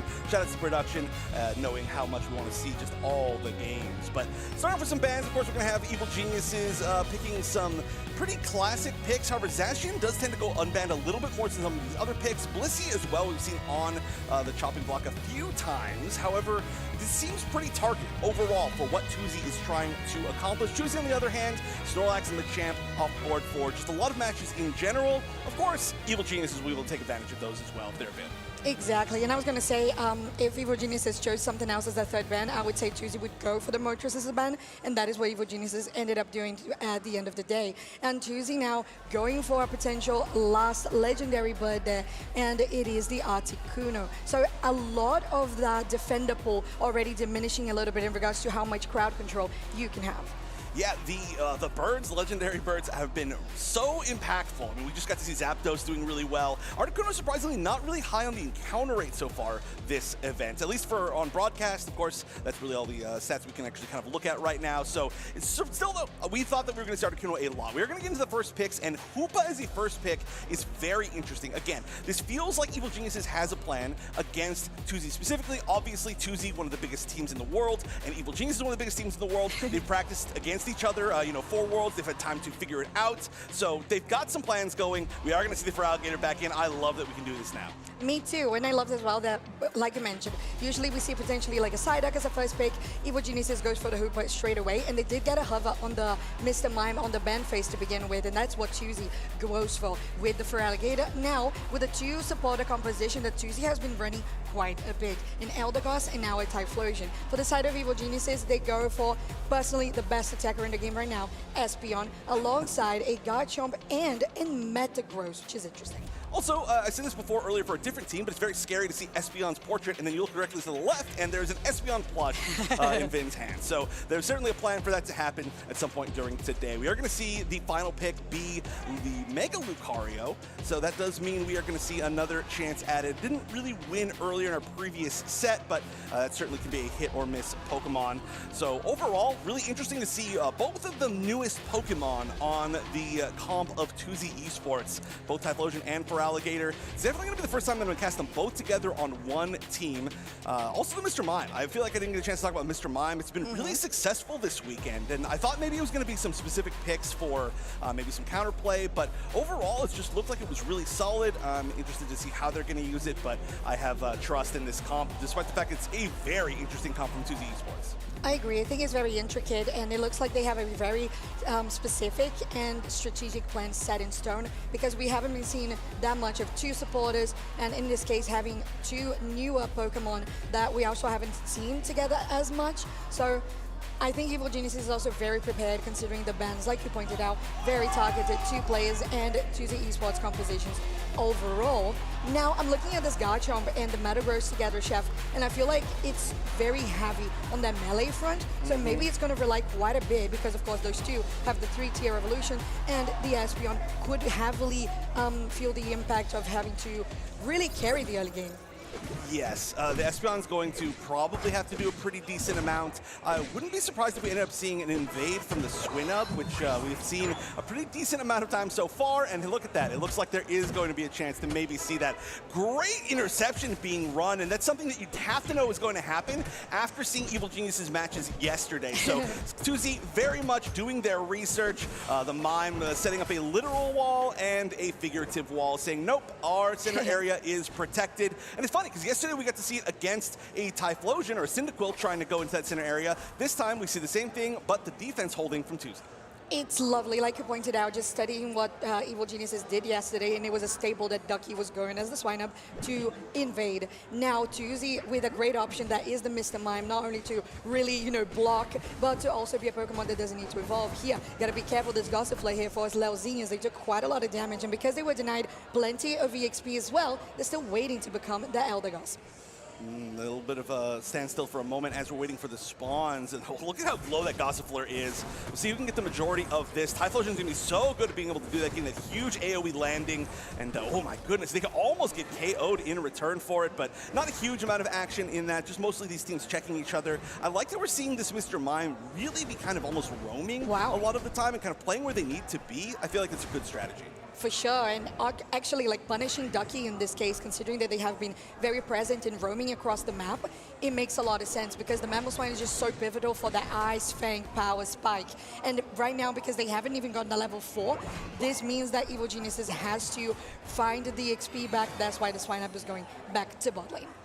The patience, I would say, in this game is pretty strong. There's definitely been some attempts to fight, but I would say overall one would consider this a little bit more of a slow game, which does make a lot of sense. There's especially a lot of evolutions, like you were mentioning before, on Evil Genius's side. Also, I mean, some evolutions, a couple of the new Pokemon, right, that we were just talking about on Tuzi's side. So I do expect that we're going to continue to see this pace for just a little bit longer. We're getting pretty close to hitting these power spikes, and right now, you don't really have that early power. I thought if there was going to be anything, we're going to see maybe a little bit more of the Espeon doing work, but not yet. Not yet indeed, but Typhlosion here on the top side. Hikaru already on level 7. That Feraligatr has to use that Waterfall to get away because they're very low on HP, and there was a rotation here for the bot side with Curios. The Ice Fang finally unlocks that for Ducky, so it means Evil Geniuses can really chain that CC. On the top side though, again, Ricardo has to be careful because although they have quite a lot of damage as a Typhlosion, they can be very squishy. Evil Geniuses takes the Swablu Altaria pretty well there, so they are finally equalizing in that EXP department. You can see some stats on Leozin down on the bottom. Shout out to our stats team, and Leozin doing a great job on that Eldegoss. Eldegoss, I feel like, fallen a little bit more out of favor recently as far as some of these support picks, but one of those Pokemon that will literally always be good. It will always be a good support, has a huge impact on the game. It's just sometimes you tend to see the meta shift a little bit different direction. But wow, they're already here pretty low on this Reggie. They definitely are. Ooh, nice block there by Ducky on that Waterfall from the Feraligatr, and Tuzi Esports is not able to steal this one. EG confirms the objective, but now Antares has to use that XP to get away, and because you have the Hooper portals, a lot of repositioning across the map for EG is available. We are seeing an opportunity to try to even things up here after that for Evil Geniuses, I would say. They are going to get this uncontested as well. Typhlosion not there quite in time, so they'll probably defend against that. Maybe they won't even defend against it. It looks like maybe they just let it go in, but really they're not all that worried about it. I mean, 43 points. That was the first points scored this entire game by Evil Geniuses, and it wasn't even them scoring. It was just the Regieleki scoring. So it's not a great sign as far as points. Again, I got to remember if any of them were stacking. I'll take a look at the items in a moment, but they got to find, again, maybe it's like one big more KO because, well, actually, they found a lot of experience in the meantime. Yeah, and there's a good defense here on the bot side. Psychic Select popped by Vin, but it doesn't hit anybody, but it's still good as a defense there for Evil Geniuses, stopping Tuzi Esports from pushing here on the bot side. Although Ricardo really interested in getting some damage in on Chris Smith. They're going into the back line, and they have the support from Leozin on the Eldegoss. Now they're taking quite a lot of retaliation back. Mazo trying to pick up the pace too, going into the front line, but they decide to fizzle this fight out, being too exposed. And while this is happening, we've really seen this Metagross kind of off on its own, doing its own thing a lot. And that was one of the things that I was surprised by a lot of the experience. Well, there we go. It's going to be on its own, just kind of roaming over, finding maybe a target here with the Feraligatr, who's, yeah, I mean, 1v3, you're not going to stand a chance. But you can see it's already level 10. While, honestly, Evil Geniuses were losing kind of like a lot of situations, they just had so much time to farm, build up that Metagross. So it's going to be a pretty tough ask to take down. I mean, especially with some more physical damage on the side of Tuzi. They're going to have to find some nice ways to coordinate and deal with it, especially if it starts to get pretty far ahead in level like it's looking like. It definitely is, and with 5 seconds for bottom Reggie to spawn as well, both teams have position here. Evil Geniuses still have that Hooper, so they can score on top side if they want to and come back with the Hooper unbound. Tuzi Esports will start the siege on Reggie Steele. Antares with a great wall onto Ducky, still trying to find a position to go for that Mammoth Mash, but Tuzi Esports confirms this one uncontested. Duke Games goes into the back line, now doing a lot of damage with that Feraligatr with the Typhlosion back up as well. He's doing pretty good, but they are very tanky on the side of EG, and they now have the Hooper unbound. The rest of the team is here 5v5. 5 actually happening. Ricardo has to get the backup from Leozine because the Typhlosion is going low on HP. They're going into the backline. I think they're sacrificing themselves for the greater good, as the rest of the team could escape maybe a miscommunication here. But going into the backline is Mazo on this Mega Lucario. They get one KO, but they could get taken down back instead. And Evil Geniuses is turning this fight back around. Now chasing for Antares. Leozine is most likely the only one to survive this one from Tuesday. Wow, what a back and forth.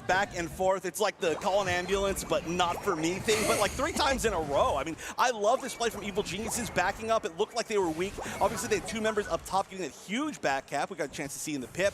And then they were like, oh no, we're losing our goal zone. Just kidding. Unite from Hoopa. Hoopa, of course, Unbound is one of the best Unites in the game, always and forever. But bring everybody back. And then there was a great turnaround. Mazo almost was able to turn it back around on them, but especially once you get to that Metagross, that's going to be a real matchup issue, right? We have a level 10 Mega Lucario versus a level 12 right now Metagross, who's so good against physical damage. I just feel like this situation is going to be really tough if they can't deal with it maybe another way. The Lucario is going to have to find its own targets, and you're going to see Evil Geniuses as well take this Regieleki. First one win in, maybe the second one will go in as well, but they're just kind of trading objectives and goal zones right now. 200-point lead, though, 203 for Evil Geniuses. And still a very good timed back there by Tuesday to stop the Regieleki, because honestly, if it hit the pad, we already have a 200-point gap in favor of Evil Geniuses. That would have been just a little bit difficult to deal with for late game as we get into the final stretch. Antara gets caught off here. The Mastermind will go down, but Tuesday still have time with 10 seconds to go to potentially contest this one on the bot side. But honestly, they need to get the level 13s available, especially for the Typhlosion. Exactly what I was about to say. The Typhlosion in particular is, can you just do my whole job so for close. me? I'm going to take a nap. No, the Typhlosion is really going to be so important here. I mean, just being this a little bit more of like the ranged damage deal, you're really going to need it to be able to challenge how this team is fighting. And especially with this Metagross, you're going to have to kind of try to space out a little bit more, I think.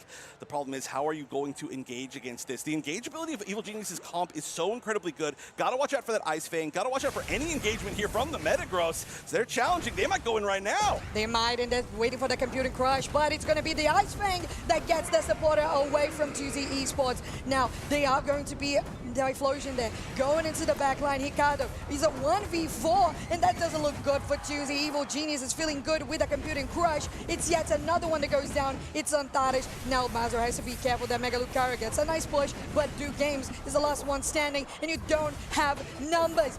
Evil Geniuses will take the fight, and most likely Rayquaza is only the Elder Goss is standing for 2Z, although Carter Clash doesn't get right there. That was really close to being an Eldegoss steal for sure. But unfortunately, just a little bit too late. And of course, every one of our single first maps today will be Rayquaza. So this is going to be Rayquaza buffs. They're going to return, try to defend. But of course, this is going to be the most difficult situation you can pretty much be in the entire game. Even if you do manage to get some KOs here, those buffs not going back to you. So looks like we're going to see backing up a little bit from Evil Geniuses. They realize that a lot of them have respawned. Maybe they're going to farm a little bit more, try to pick out a few more members. But right now, I mean, it's a 403-point lead, about to be a 503-point lead. And then, of course, just getting sent back safely by that Hoopa portal as well. This doesn't seem like there's going to be a pretty good chance for this, as most of 2Z just kind of sitting on their pad. In fact, I feel like you can recognize when things haven't gone pretty well on late game and maybe just seeing that there's no potential to actually climb back. 30 seconds to go, and 2Z Esports have accepted that this one was Evil Geniuses taking the upper hand. And honestly, it was very well executed, especially around Ray. But the growing curve from Evil Geniuses was also really good, especially around objectives. Yeah, look at this, the back cap ability as well. I mean, there's nothing you can do about this. There's still so many shields available. They were able to get back. Now look, they're going to be back once again. Or no, you know what? They don't even need to at this point. They're just going to call Hoopa. Just for funsies, build up those stats. We got even more of them. But yeah, altogether, Evil Geniuses controlling the pace of game number one very, very well, staying ahead in levels, and that made it just too difficult, I think, for 2Z Esports to make the comeback. So a strong first game. 2Z, though, they've got an opportunity to rethink maybe that draft, as I do think it maybe gave them a little bit of a weakness going into the start of that game, which kind of just snowballed into this loss. And I would say, Chef, that this is an interesting match because both teams are so incredibly strong and talented and experienced, but at the same time, both of them have already guaranteed spots for Worlds. And that also kind of plays on how they're playing today. But having a look at the replay as well, we can see that majority of the time, Evil Geniuses played around the Hooper Unbound just so well that they could just afford going for scores. Right now, they were almost, they were over 100 points ahead, and they kept on building that, turned that into a 300-point lead, and that was very much enabled by the rotation they had available because of the Hooper. And the Hoopa was gigantic. Also, I mean, the end game situation where it's like the Hoopa could have unbounded one more time if they even needed more points to win. If it was down to that situation, obviously they were already ahead by 700 points or something, so it didn't even matter. But the other Pokemon that I really need to talk about, and I was talking about a lot, the Metagross. I think the Metagross was such an inspired pick, extremely heads up, and hey, perfect right there. Kyrios on the Metagross. Kyrios? I don't know. No, that sounds like I'm insulting. no, that didn't work out at all. My apologies, Kyrios. No, Kyrios, one of my favorite players of all time as well. But playing extremely well in this, flexible player, and the Metagross just was such a good late pick against the comp that Tuzi brought to the table. It was so hard to deal with its defenses, specifically against the physical damage. It was really great at the fact that knowing that a lot of the team was going to kind of group up in the end, and that's just kind of the way that a lot of these Pokemon end up playing, especially the Feraligatr and the Lucario. So you can kind of counter trap them. Everything about it was just really, really smart, and Kyrios played it perfectly. Agreed. And like you said, I feel like this was a interesting pick overall, and they executed a composition around it very expertly. And I would say personally, although Kyrios played really well, my personal MVP was Hoopa, because I think, again, it was pivotal. All that composition was played around the roamability, the survivability that is allowed by that. So Roland is my personal MVP here. 2-0-9, 206 points scored, and well, recovery, you know, is a little different when you have the Hoopa, right? Because of the Hoopa portal. But still, I would say the maneuverability across the map that we have had from Roland, because we know that although Hooper Unbound, yes, very straightforward, you click, everybody goes. We're talking also about the positioning of the portals to heal your squad. They have to be so preemptive, and it felt like every single time the portal was there at the perfect spot for EG. Right, they use some really strong counter portals to deal with some of the timings of how the enemy Typhlosion in particular was trying to engage, especially in that final fight.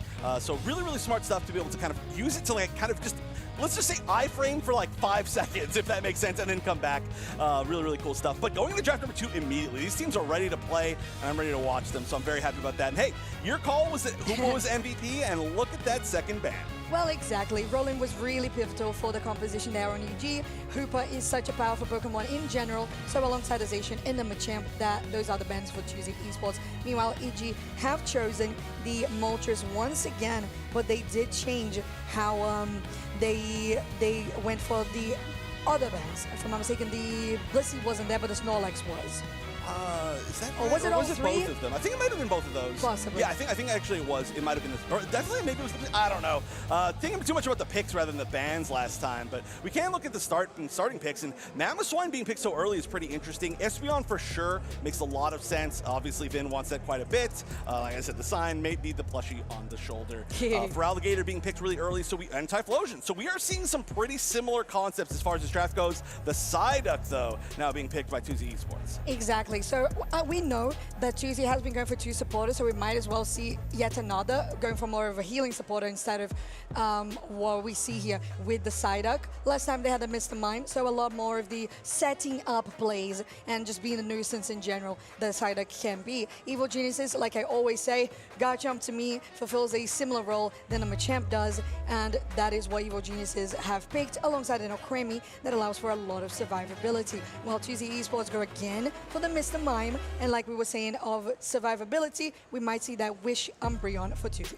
Can I just say too, did they get new pictures? Because that Chris Smith picture is like super aura farming. It's really like dang, that is aura. Got a chance to interview Chris earlier. But I'm surprised that we're gonna see them go to Lucario again, the Mega Lucario. So far, I just haven't been sure about it. And there we go. All right, so before this event, I was saying that I really think Decidueye is gonna be a really important Pokemon. And we didn't see it at all day one, and I felt very, very silly. but a lot of the other regions have been using a lot, right? In Japan and a lot of the Asian regions, Decidueye has been really, really big. We did get a chance to see it win earlier today from DreamHack, actually, with the EXP share, but now is it really going to be Kyrios that's on this Decidueye? That's going to be a really cool pick. Obviously, Kyrios quite strong on those snipers. We'll see exactly how it does up against the other team, who's really not going to have the range, I think, to deal with that. They're going to have to try to dive, but I don't really think they have the best options right now. True, and I like how you pointed out the ability that Kyrios has with the snipers, because if I'm not mistaken, they played a lot of Inteleon yesterday as well, right? So we know that the Spirit Shackle and the Snipe Shot are very similar. They are hand in hand. So this game, of course, this being a best of 3 single elimination, means the Evil Geniuses have to win this one to advance, and 2Z have to win this one to take it to game 3. So considering how both teams played last time around, we might see again Ducky going for that invade chef, and 2Z already being prepared, or they might just ditch it altogether because they know that 2Z is prepared. Right, I mean, they brought a lot of resources, I would say, to try and defend against that invade in game number 1, which again, I think was extremely smart, definitely shows research from 2Z. Obviously, everybody, I think, is quite familiar with how strong 2Z is as a team. So no big surprise there, and like you said, we'll see what happens with the invade at the start of this, as we're going to go into 2Z Esports versus Evil Geniuses game number 2. This is an elimination match from our single elimination bracket, and there's your answer, Ducky being stopped by a duck. Yeah, that is funny. Well, the Swinub tries again to go for the invade, but Lousy has that Psyduck to counter, much like they did with the Mr. Mime game 1. And of course, because both supporters don't need to evolve, they are pretty good at that defense. Ducky is on 50% HP here, but Chris Smith, of course, being that little Gibble, is actually pretty efficient in taking down wild Pokemon early on. This is an interesting path, because both these Pokemon are actually kind of scary at their first evolution point, but then really they like kind of fall off in the mid-level area, and then once they get back to their high level, then that's really where we want them at. So the very first moments of the game with both these Pokemon can be quite strong in their favor, depending on how the situation goes. But I mean, you're going up against Lucario and Psyduck. I don't think there's going to be very many paths that are very happy against that. Yeah, and bot side looks there is quite a scuffle there, but top we're seeing Mazo taking some damage while they were trying to secure the Swabble Altaria, and it looks like it was pretty well divided between both teams. There is a dispersion there from the Quilava going into the central area, and now Creamy just trying to get some information, some vision in central too. Now getting finally into that Pillow Swine, and also the Garbite. Nice Dragon Rush. Now Mazo is in a terrible position. They have to use that dash to get away. Ducky's still chasing, but a nice push back there from Mazo will allow them to survive. That actually completely saved Mazo. Really, really nice choice of just move usage in general right there. But yeah, really interesting thing. Unfortunately, we didn't get a chance to see it, but both of the center area Pokemon did end up going bottom for those first set of birds. So usually we are seeing the priority go top as far as experience, and the top fight has been deciding, I think, a lot of the games so far recently, but just really focusing on the bottom is a very, very different strategy. And the fact that both teams at once decided to do that, I wonder if it was like a vision to vision thing. Nice Ice Fang though. Oh, you just gotta love the Ice Fang, and now finish off with the Spirit Shackle too there for Kyrios. They're trying to defend here. 2Z on his bottom pad. They're able to take the Decidueye down. Pretty good defense. Ducky is in trouble too. They are going to go down. 2 KO streak going to do games on this for Alligator. They could push on pad because there's still time for the Reggie to spawn. Going onto the Berry, pushing out Vin away and allowing for that for Alligator to get their 30 in. Plus another 14 potentially there for Antares. Ooh, close. Ricardo, they'll have to get away. That was scary. This is really, though, nice because we didn't get a chance in the last game to see Typhlosion at how scary it can be. And it is one of the, I don't know how to really explain it. It's one of the best Pokemon at just jumping into a fight. Like, quite literally, obviously, but also just as far as the pace of things. Nice eject button to get away there from Decidueye. We'll see if they can fully escape as 4 members rotating up top to try to take down this Registeel. It does look like maybe they won't be challenging all that much. It looks like the case, although we still have that possibility of a steal with the Spear Shackle by Kyrios. Now Ricardo does a great job there of protecting the team from getting Chris Smith into the Reggie. Reggie still is confirmed by 2Z Esports as they push the pad, and Evil Geniuses are not looking to try and defend this one at the cost of them getting knocked out. But side Evil Geniuses will take the other objective of the map. Looking like a much better game, I would say, for TCG this time around than last time. And like I was saying, you really get a chance to see how strong Typhlosion is. Very hard to escape Typhlosion, and really just with how much AoE damage it does all around itself, the only thing you can do is just completely run away. And Evil Geniuses did fully understand that, so they just completely backed up. They knew that they were going to be risking too much. They're going to continue to push down here. They've got it going in. Unite's coming out. It's true, because Regieleki has hit the pad, so there was a score there by Kyrios, but they're going to go so low on HP, still enough to break that pad. They are standing because of the extra HP of getting, oh my, there's no way they survived this one. And with Chris Miss as well, just pushing and scaring and Thadas away. Duke Games is caught between a rock and a hard place, now getting that slowed down. The Sweet Kiss and the Feraligatr is sent to the Pokemon Center. Yeah, there was no escaping there. A rock in a hard place and a mean look, and there's just too many walls right there. They're going to continue this push, though. Okay, Mazer actually did quite a lot of damage there. Mega evolved too, but it's still Doozy that in this case have to be careful about how Evil Geniuses is playing, because the team fights are looking good, and especially Chef, the levels, they are nice for Evil Geniuses. Yeah, things have really started to shift around as far as things go. You can see certain things are kind of getting out of hand, right? This Typhlosion, wow, manages to barely pick up that KO at 1 HP. I was going to say, I don't expect Mazo to survive too long after that. Still a little bit of a 1v1, though, and they just continue to fight from bottom path all the way to the top path. This Alcremie sitting here, healing has been so huge in sustaining this continued fight, and they don't really have that level of healing on Tuzi's side. It's true, but a nice bubble beam there. Oh! And the mean look, as we mentioned, and then an Espeon goes down.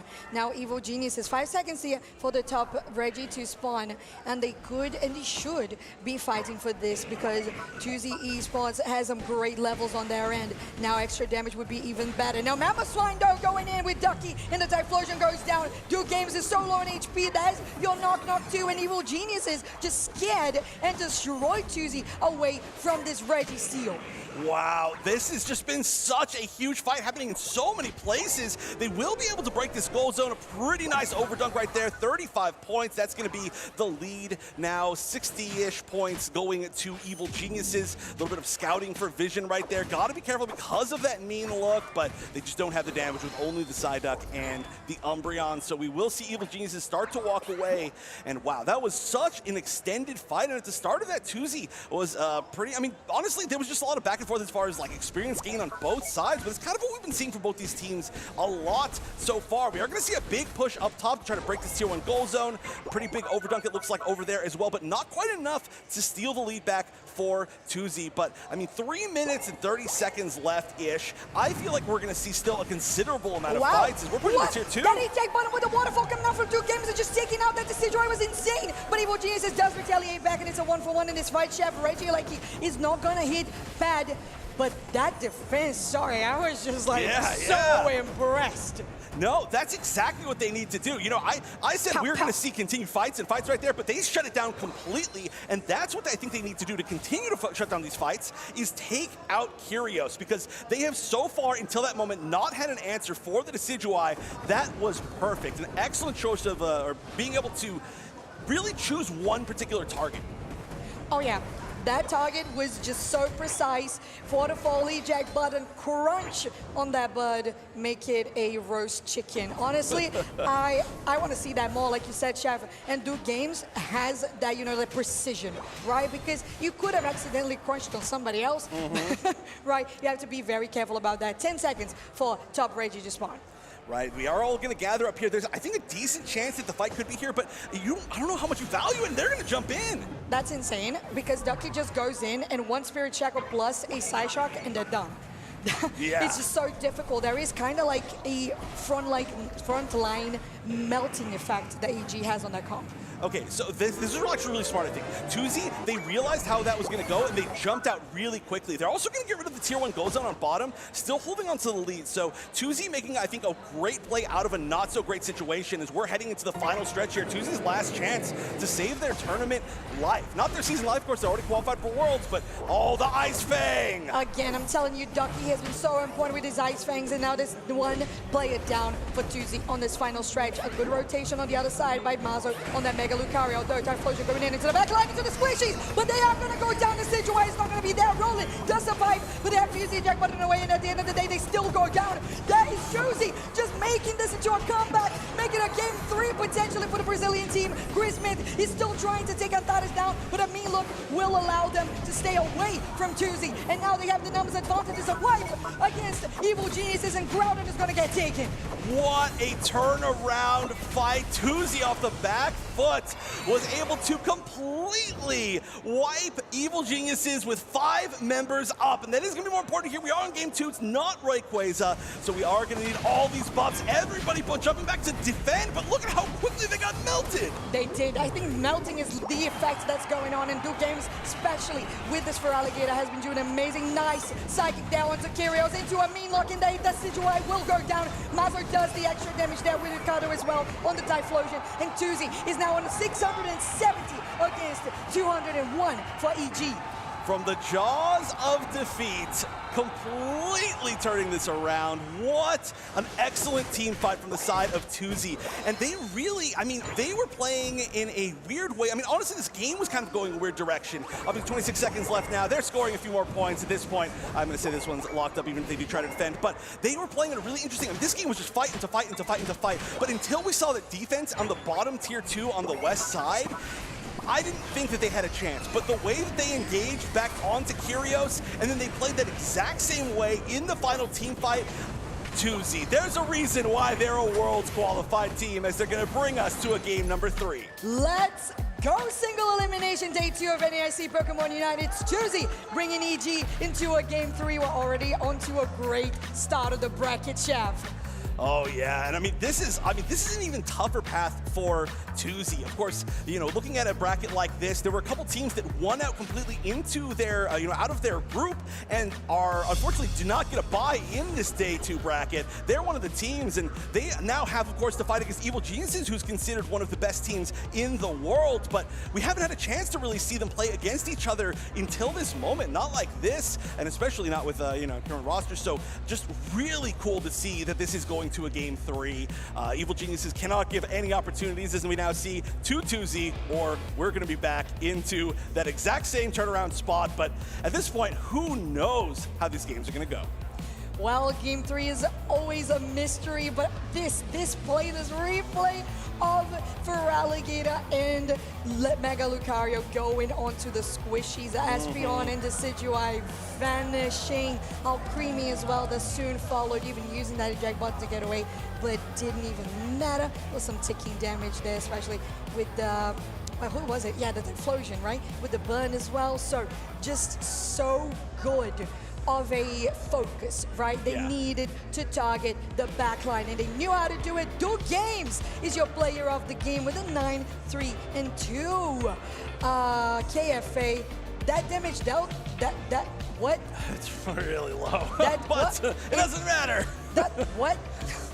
See, that's the thing, though, is a lot of these Pokemon that really try to dive kind of the very specific weaker targets, right? A lot of times we see it on Speedsters. A lot of times Speedster damage wouldn't be huge unless there's Speedster that gets a lot of collateral onto higher health pool Pokemon. It's because all you need to do is just target down your very specific targets. If you take them out, it's not a lot of damage, but it's a KO, and it's the game-winning KO. Right, exactly. So that's exactly how we saw that play, especially in those final 2 fights. Obviously, Feraligatr being a big reason why they won. So we'll see if it's still on board, or still able to be picked, I should say, by Tuzi as we go into game number 3. Exactly, and I love your point, Chef. I feel like you're spot on in regards to the damage dealt analysis there. Evil Geniuses now with their bans coming through with a Zacian, a Blissey, and a Snorlax. Meanwhile, Tuzi will take down the Moltres plus Hoopa and Machamp. So we have still a little bit of consistency there. We might see from EG the likes of the Psyduck as the first pick. Sometimes I'm just going to say Espeon, but a different evolution will be the Umbreon. The Umbreon was a really strong key component of the last game, so I do like taking this away a lot. It does feel really like the Snorlax and the Umbreon are kind of the tank options that have been stolen away or banned the most so far over the course of this weekend. Obviously, it's time for that to change, and we are going to see the Feraligatr come back into play very quickly alongside this key pick that is just kind of I would say a signature pick now for the side of Tuzi, which is just this classic healer. It is, it's true, and Eldegoss does really well at the same time. Evil Geniuses have picked one legendary, but here on the Zapdos. Now, with the Mega Lucario 2, they have stolen that pick away from Mazo, so they're going to have to pivot into something else. The Garchomp is the pick, and I love the takeaway from Ducky on that Mamoswine. I love that it's like, okay, so we're going to take away your Mega Lucario, and then Mazo's like, okay, well then I'll just take your Garchomp. So they're just trading 1 for 1, and I do feel like that is a little bit of a power play. You know, I was talking about Aura. Actually, Chris Smith and Mazo's portraits are exactly the same.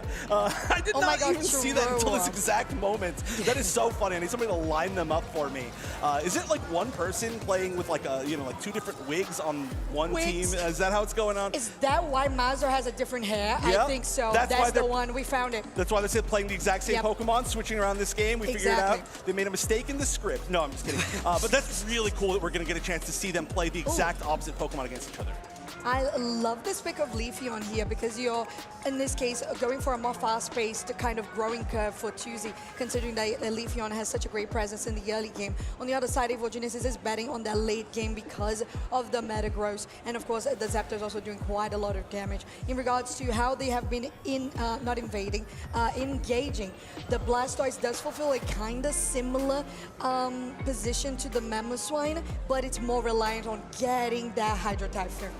I will say, I do think that maybe, I'm not sure if Tuesday just decided that it was okay, but Evil Genius's whole thing in the first game was that they went to this Metagross pick at the very end after kind of seeing the enemy team comp. It kind of seems like the same thing has happened. Obviously a very different team comp than we saw in game number 1 from Tuesday, but this seems like it still could be a bit of an issue. So we'll see if anybody can deal with the Metagross this time.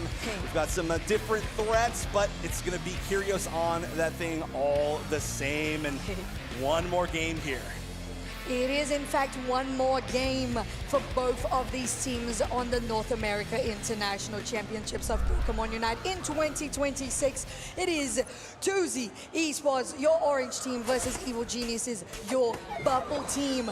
And we know that EG loves a good invade early game, where we're seeing something different this time around because Kyrios is just a Beldum, and they can't afford, just having extra presence. Lauzing, though, says, I will learn from your book, Ducky.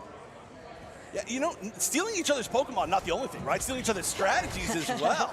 And Glossifleur invade, that seems like it's going to be quite annoying to deal with, but looks like they didn't get that one, I think. I can't really see the experience all that well right now, but they're still going to be delaying quite a bit.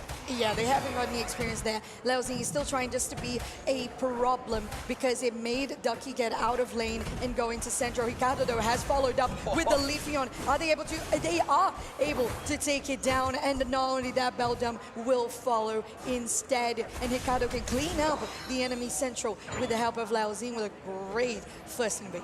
That was an incredibly fast clear. They cleared all of their own side, and then they cleared the enemy side with an invade. Then they cleared the center area, and they're still going to be up here up top for the 850 birds. That is ridiculous. So Tuzi doing great, but maybe not quite in time, actually, as there's a few members who are still going to be... Oh, no, so we're looking down at bottom, I see. I'm kind of a little confused right there, but I mean, pretty huge set of 4 here for Evil Geniuses pushing down on this bottom path. Exactly, and both teams have scored on opposite sides of the map, and like you said, the presence that the Leafeon has in the early game was exactly what just piqued my attention when I saw this composition. They wanted to go aggressive early, but now EG following and responding just in kind with Kyrios plus Roland taking that Leafeon down. Now, again, we're going to have to see how this... Well, I mean, I like the fact that you do invade the Metagross, right? I mean, that's one good way to try to shut it down, but if it's going to start getting some return EXP, you can easily fight your way back into this, so we'll see if there's an opportunity for that. And then once they do, I mean, it's still level 6. Right now, level 7 highest in the game, and then it's going to be on Tuesday's side with the Leafeon. So they are going to be holding on to that advantage, which is going to be really nice, but we'll see how long at the moment that can last. We are, again, of course, not going to be on Rayquaza again, so we did have Regidrago spawn, however, both teams ignoring it for the moment and playing a little bit safe, I would say, a little bit more passive, at least for the moment, until you get caught out in the tall grass, and Leafeon is going to be very mean to its Evolution brother. It's true, mean to the mean look, Evolution brother.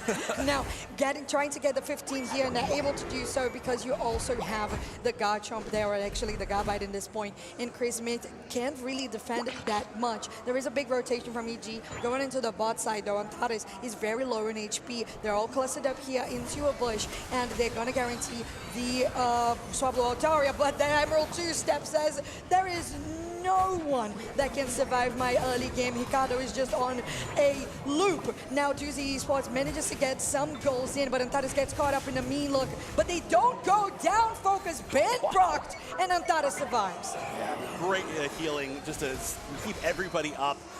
That's a little bit of a scary situation. Obviously, that was kind of a turnaround potential moment, but now they're going to be at full health to fight for this Regi Ice, and I'm not sure how well Evil Geniuses can challenge this. Well, we'll see. Antares takes a lot of damage.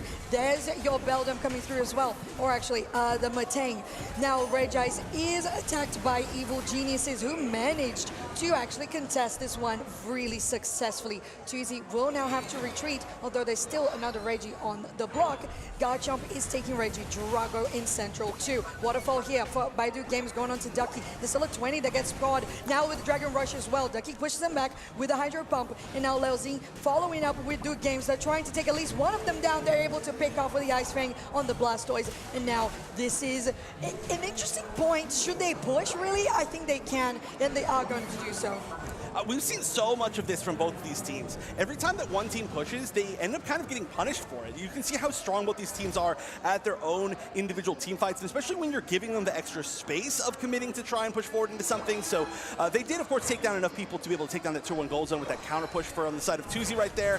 But it's just like, okay, EG pushed, and then they get punished. And then 2Z pushes, and then they get punished. And then it feels like at some point they might end up being a little bit more passive, but we're also in game 3, and we're halfway through the game, so maybe they just continue to try to fight and just trying to see who ends up playing a little bit better of that micro game. Right now, though, I mean, a level 11 on the side of 2Z, that Leafeon popping off. And the level 10 on the Garchomp as well. It just feels like those carries are carrying. Mazar is here on the Regieleki, as we saw Chris Smith attacking it themselves. And now EG really needs to collaborate into going for goals, because they are halfway point in how much they have scored. Regieleki takes damage. There's Chris Smith on it, but it's gonna get guaranteed by 2Z Esports with a nice steal, Computer Crush to try to get them away, and Leafeon will get separated, but there's still the Garchomp going through. But the damage is amazing now by Evil Geniuses, and because of that Birdie Barrier, of course, Ducky does manage to help out the team with a Hydro Typhoon. Leozine will also go down. Duke Games is the last one standing. All right, what was I just saying about how a team would push forward and then get punished for it? Something like that.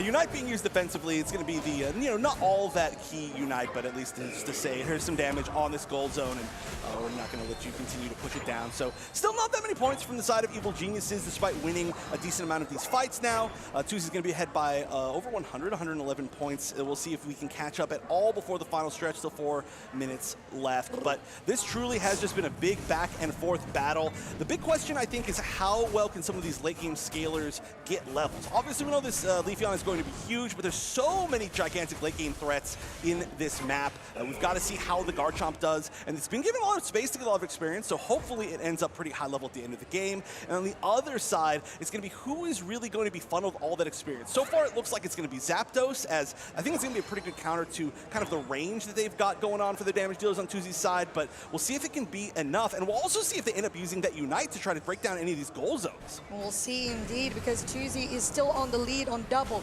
points. There's an Aura Cannon by Chris Smith just to get that Mega Lucario online. The Regieleki does hit the pad. No, actually, Zapdos has that effect there on the pad. I just confused that with the remote stadium. But going back into the Sky Runes, there's the Livid Outrage going on to Kyrios that still has that HP with a shield, but eventually goes down. And 2Z Esports with a full melee composition, feeling pretty comfortable about this late game. That was a full commit from Evil Geniuses to try and take down a goal zone, try to get more points, and this might have been a situation that they anticipated, where they weren't able to win that fight afterwards, but I mean, obviously that was a pretty big team wipe, so really strong stuff for 2Z to kind of push forward ahead even more, especially now we're only a minute away. That does feel like, again, with only 3 level 12s, no level 13 on the side of Evil Geniuses, they're going to have to split up their experience kind of very chosen, right? Like, they're going to have to decide who wants to get what's left. On the other side, I'm pretty sure we're going to see a level 13 being funneled into this Garchomp. So really nice for 2Z at least that they were able to win that final fight so convincingly, or the final fight before the final stretch, as we're now just going to probably play a little bit safe and just get ready for the next 30 seconds. Exactly. There's few wild Pokemon on the map as well. Meanwhile, EG is just desperately trying to get a level 13 that was just acquired by the Zapdos. So that is going to be very significant in this final stretch fight. And 2Z Esports has a very aggressive positioning here, looking for a potential sneaky attack. Emerald 2 step, although they are in the mean look, the Leafeon will go down. The computing crush is amazing, and Evil Geniuses is starting this around with SMA or a cannon as well by the Lucario, and now amazing close combat too. And even if they try to get that livid outrage, they're not raging against the machine. Evil Geniuses with a full team wipe, and the Kyogre will go down. Oh, the attempt was so cool. The idea that you're going to sit there and try to get the ambush, especially when you're playing against a range that's higher than you, but it turned around on them, and that's been, again, the case this entire game. They were found out, and that Leafeon being the first one to be found out, that is the level 14. Not only, of course, is that going to be their most important Pokemon that's being taken down, but it's also going to be a huge amount of EXP to the other side. However, we're at 1 minute and 30 seconds left, and there is a 30-point lead, not even 30, 29-point lead. That is the most achievable comeback I have ever seen. Now, with Kyogre, the buffs at some point, are potentially going to be able to be stolen. They have a huge amount of points in pockets, so this is not over by any means. I don't know if EG realizes just how close this game is. They're going to realize it pretty soon at the 1 minute mark and try to understand where is the lead. It is still on EG's side, but like you said, 29 points is nothing. 1 minute left on the clock, and 2Z Esports, they could get this one. They have enough points to be quicker. Around 30 points is still quite a bit to score.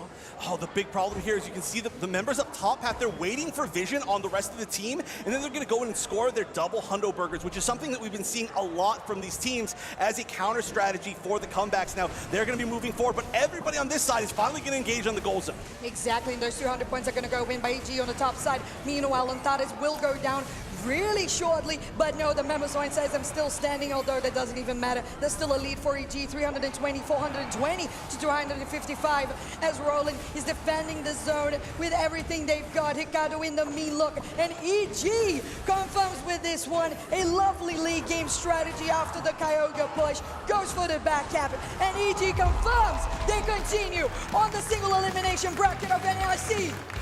Just such a close ending to that game. I mean, that was still achievable, but the defense on that goal zone, you cannot take down those defensive tank powerhouses, and you can see how relieved Evil Geniuses were. They knew how close that was to a comeback, but well played by both teams. I mean, hey, we got a chance to see two world qualified teams here on stage in round one of our day number 2, and I don't think we expected anything less than a set that close. That is exactly what I was looking for. That's exactly what I think the crowd out there was looking for, and I mean, I don't know if it's what the teams were looking for, because that looks stressful, but boy, that was a great match for both of them. It really was, and that is such a good read by EG on late game. They had the composition to do so anyway. They had the Zapdos, they had the Metagross, and they did so well in playing around the mean look. The Umbreon first pick on purple side was so important for their win condition. Right. I mean, honestly, just the back and forth of just even like metagaming from both these teams over the course of this entire set has been so good. Obviously, you can see some of the moments here, but just even the draft back and forth was one of the best that I think we've seen as far as both teams adapting to each other, making smart choices, and we landed on this comp that really did feel so much more even going into this final game. But you can see right there, that was the moment that really settled, I think, the entire thing. The fact that there was a Leafeon that got jumped on first. And that was the strategy that 2Z had to begin with, but as soon as EG said, I'm in range for mean look, that Leafeon goes down, having to use that Emerald 2 step to no fruition whatsoever. And of course, this play that you expertly pointed out, Chef, with them going for the back cap, 200 points was more than enough to continue the lead for Evil Geniuses in this late game. 2Z did try to get the comeback. Of course, massive respect for this team and taking the series into a game 3. But EG, they continue on the bracket. Vin is your player of the game with 5 knockouts, 1 feint, 6 assists, and 64,000 damage on the Zapdos. And this is another Pokemon in general that Evil Geniuses is really taking advantage of that I don't think nearly as many teams have really used as well. And we can see how close the score was in the end. A lot of that was because they made that one push where they did end up getting team wiped, but they were able to break a goal zone with the Unite from the Zapdos. Had they not had that, even after taking the Kyogre, there would have been an advantage in points for the side of 2Z. So I was wondering earlier in that moment, is it worth your entire team getting KO'd for breaking one goal zone, getting 50 points? The answer is yes in this exact moment, and that is a perfect example of how Zapdos and its Unite ability can win an entire game. I mean, of course, obviously, just doing damage as well is a pretty big plus. It definitely is. It's something that helps out pretty well, and I am just overall just so interested in what EG has cooked in regards to adaptability that you mentioned on draft, and of course into how they adapt in the game and playing around that composition so incredibly well. I would love to see soon if we have that group, not the group stage, the bracket graphic for us to see what is going to be those next matchups. But Vin really performing so well on those attacks as the Espeon had been just so good, and although it wasn't played this time around, they knew that the utility that you mentioned from the Zapdos was going to come in clutch. Oh yeah, it's I mean, it's such a perfect example of you could just say, look at this exact math, this is what mattered. But I mean, really, again, great stuff to 2Z as well. Of course, going out of their group undefeated, which is huge, and then of course going up against another team that ended up, you know, somehow kind of down there. Of course, there's a big upset. Was it Goofy Goobers that took down, I think, EG earlier in the bracket? I believe that was correct. Yes, they're the Goofy Goobers over there, a little bit further forward. So you can see they're moving up against, oh no, the other upset team. Oh, wow. So we have an NA matchup, EG versus Fulcrum. If you didn't tune in yesterday, Fulcrum came in as a team that I got to interview. That we found out they are friends playing the game for the first time together at a LAN event, at an international, and they were such an upset. They were first in that group, and now they are playing against Evil Geniuses. Of course, EG has already qualified for Worlds, so this is so important for Fulcrum to continue on the bracket and prove that they have what it takes to get into Worlds. And just as a side note, by the way, this is actually our first international team to be eliminated from the tournament. So our international teams, our only international teams, 2Z, DreamHack, and Deep Cross Gaming. We're going to see the other two a little bit later, and we're going to be going up to the stage right now to see how Evil Geniuses felt about their match against 2Z with one of their players. Hello everyone, Doopsnax here alongside Evil Geniuses, Kyrios, big time win against another team that's qualified for the World Championships. Now, before we go back in time, which is where I'm going to end up eventually, let's talk about this moment right here. You eliminated 2Z, and your side of the bracket is looking pretty nice for a deep run here. What's Evil Geniuses think about that? That's Kirk's opinion. What's yours? Yeah, for sure. Lunix and Dignitas are very strong teams, and they ended up on the other side of the bracket. So, yeah, I think we can make a deep run, and, yeah, we're going to go all the way. Is there any respect that Evil Geniuses has for these grassroots teams that have cobbled together some impressive day ones to put themselves next in line to face EG? Yeah, for sure. I think these young teams have a lot of passion, a lot of motivation, and yeah, I think obviously we also took a loss to Goofy Goobers on day one, another grassroots team that, you know, this is basically their first time playing at a LAN to be able to make it to day two, and they were able to get a good win on us. So yeah, definitely have to respect them a lot going up against Fulcrum next, and yeah, we're going to be ready. Don't worry. So let's talk about that, and that's why I wanted to go back in time. Let's talk about what happened yesterday. Can you give us any insight on that matchup between Evil Geniuses and Goofy Goobers? Because we tried to ask you all about it yesterday, and we weren't able to squeeze a lot of juice out of that lemon. Yeah, for sure. I think they played a really good game. You know, definitely not going to underplay them. I think also off-screen matches can have a different environment for sure. And additionally, I think we're just more locked in on day two. We're ready. We woke up early. We know what to do. We know what to draft. And you're just very prepared for day two. You know, on day one, there's a lot of people in your group, right? You don't know them too well. But yeah, on day two, you're going to study every single team. You're going to see footage of them at every single match they play on stage. So if we play them again, we are going to be very, very ready. I love that. I love the evolution between a day one, day two, and then hopefully for Evil Geniuses here, a day three, aka Championship Sunday performance. Last time we were at IC and you found yourself on Championship Sunday, you did fall a bit shy. What evolutions or changes has Evil Geniuses gone through from EUIC to NAIC here? Because you are qualified for Worlds, but you want that gold. Yeah, for sure. I think everybody really, really wants that gold. Yeah, I think we worked really hard from EUIC to NAIC. A lot of drafts, a lot of planning, and just a lot of working on fundamentals, mental habits. I think everybody for EUIC, that was like their first, deep run in an international for Vin, for Chris, for Ducky. So yeah, I think now we're much more prepared. We know what it feels like to win. We know what it feels like to lose, right?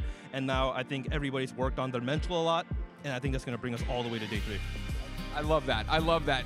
Growth throughout the system, not letting the stumbles or the shortfalls be the definition of your season. You get another bite at the apple here to make a deep run. One last question for you, Curios, before I cut you loose. Is there any strategy that Evil Geniuses is keeping in their back pocket to maybe pull out and help you get over the hump and finally get that big win this year?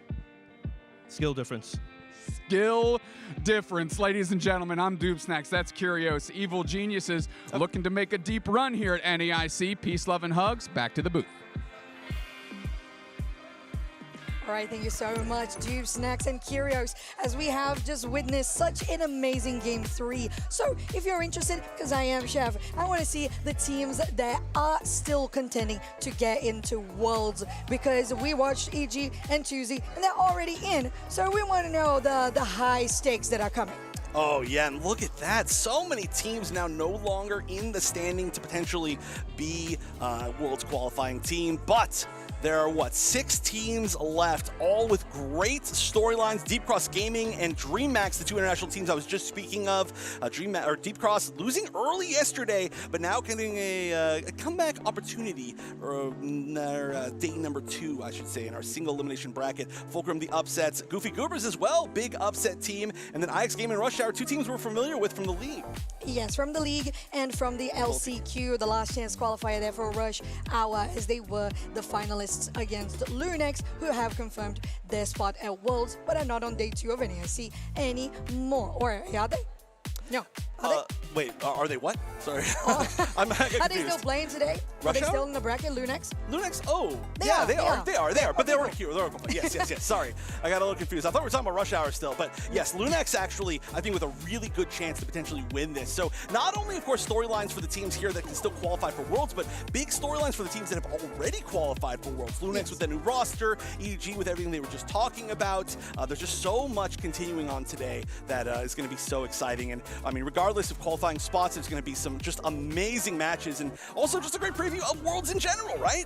Oh, yes. And like you said, we still have an APAC East team, a Brazilian team, and there's all the flavor of an international, of a world stage that we love to see too. So we are going to get things ready pretty soon for our next match, because we are just rushing through this bracket. We're just flying. Players are just so ready to get into action. So we're going to do that just right now. We're going to go poof and come back.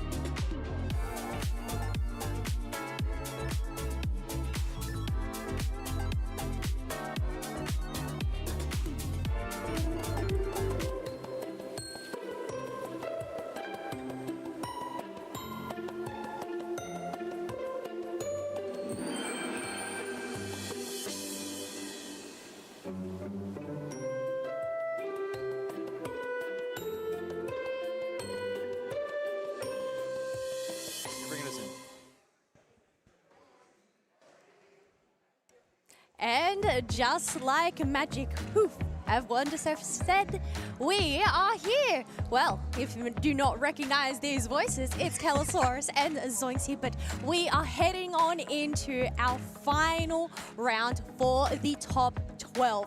Up next, we have IX Gaming up against Deep Cross Gaming here at the final stretch at NAIC. Yeah, Kella, this is such an exciting match. Both of these teams have not yet earned their Worlds qualification spot. So either team will keep their dream alive by forging ahead in this bracket. However, one team will unfortunately have to end their route early. That being said, making it into day 2 of NAIC is no easy feat. This was an intense group stage, some really exciting games, but both IX Gaming and Deep Cross Gaming, teams that were able to make their way out. And now, I mean, what a matchup between these two squads. Tons of these players have played on the World Championship stage before, and they want that experience again. Oh, 100%. I feel like going on into day number 2, they are definitely hungry for that. Having that experience and just being able to relive those moments, that would be incredible. But yeah, that's the thing. Only one of these teams is going to end up progressing through to the next round after this set. Yeah, I mean, the stakes are so high for both of these teams, but what's really going to be interesting for me in this matchup, Kello, is exactly that. How are these two teams going to line up against each other with their very unique strategies? I mean, IX Gaming, they are infamous for the Duraludon pick that we have seen in games prior, but Deep Cross Gaming has been bringing out some very interesting stuff as well. I mean, Slash was playing Zarina earlier on in our tournament. Total role swap, but it was a fun new look that got this DCG team a win. So both of these teams have a lot of unique things in the strategies that they could pull out at any given time. I'm really curious what is going to happen when we start getting into game 1 of this draft. I think one of the picks that I really enjoyed watching from IX Gaming yesterday was Riker on the Galarian Rapidash. The way they were able to utilize that Smart Strike to lock in on a target, and then that Dazzling Gleam. I'm wondering if we're actually going to end up seeing Galarian Rapidash out on the field once again by IX Gaming, or whether they're going to go in with a different look. But I feel like in terms of these players, they tend to stick with their comfort picks anyway. Yeah, I think so. That's a great point. This Galarian Rapidash was a huge part of what made IX Gaming extremely strong. Would not be surprised if we see it happen again. I mean, it was powerful in their hands, and it really does kind of define the metagame when we see it at work. So I think it could center their strategy around it. However, there are options like Scyther. We've even seen Inteleon from this team as well. So some really creative things. Well, I think one thing we are probably going to see is that long-range attacker, whether it is going to be Inteleon, whether we're going to end up seeing Mew being picked up by Liko once again. So I feel like this is part of their team composition. Yeah. Whether we're going to end up seeing Wailord on Clefable or Psyduck, we'll have to wait and see. But then I guess it really comes down to these bans. What is actually going to be eliminated from those 6 Pokemon and not available? Obviously, teams would have been watching each other yesterday throughout this, doing their homework and everything like that. Are they just going for blanket bans, or are they going to go in for more respect bans here? Yeah, that's really interesting. Well, we won't have to wait too long. I believe our draft is firing up for game number 1 of these two squads looking for that Worlds qualification. And IX Gaming are going to lean into a very specific ban targeted toward DCG with that Comfey to begin things. Deep Cross Gaming are taking away that Moltres. I think that should come at no surprise, a kind of defining meta Pokemon that we have seen at this year's NAIC. Oh yeah, 100%. I think this is definitely worthy of a ban when it comes to the performance that we have seen. Otherwise, interestingly enough, IX Gaming have decided to ban the Psyduck themselves. I think Hooper also being a supporter is a pretty great ban. I feel like Hooper has had an incredible performance. I feel like Hooper's usually just up the top there when it comes to those supporter bans anyway. And Machamp and Snorlax. Yeah, I actually think the Snorlax ban is really smart. IX Gaming, I think, have proven that their best look is when Smuglax is on that Snorlax. So I think that iconic pairing is just a little too strong. Great call by DCG to take it out. This, however, does give that Zacian pick up to Scarf. Just such a strong top path Pokemon. And honestly, DCG was looking great with it earlier. So I think making sure you take that option away, great first pick priority. Oh, and look at this. We do have DCG locking in 2 picks. Mew was something that I did mention IX Gaming playing a fair bit of yesterday. So taking that away, and Umbreon, I feel like always a pretty reliable pick when it comes to those defenders. Yeah, absolutely. All right, Riker going to go on one of their picks we see quite often with that Leafeon. However, it means we likely won't be seeing the Galarian Rapidash in this game number 1. They're going to pick up the Blissey beside it. There is that Feraligatr that has been slipping down farther and farther in our pick priorities. The tournament has gone on. It's honestly been a bit of an unproven new release Pokemon, but so is Typhlosion. We have not seen that Pokemon selected either. DCG could pick up 2 of these Johto starters, but instead, they're going to grab that Urshifu to pair with the Feraligatr.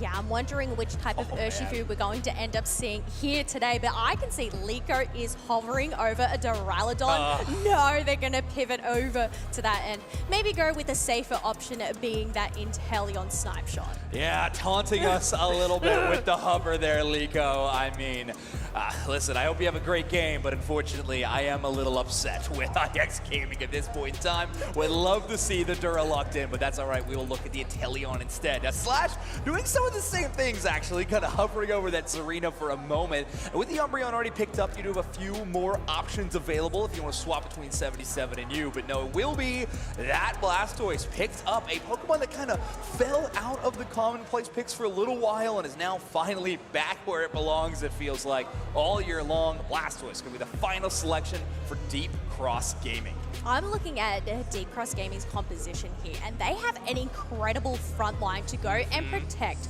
ZZZ Ray on this Mew. That Umbreon, the issue for the Feraligatr, but even that Blastoise for that displacement. Yeah. If they can get these setups here, it's going to be really tricky to take out this Mew. Yeah, one of the matchups we often talk about Mew versus some of these more long-range opponents like the Inteleon is that it can outrange them. They make it difficult for Mew to actually have impact with the Surf or Electro Ball movesets.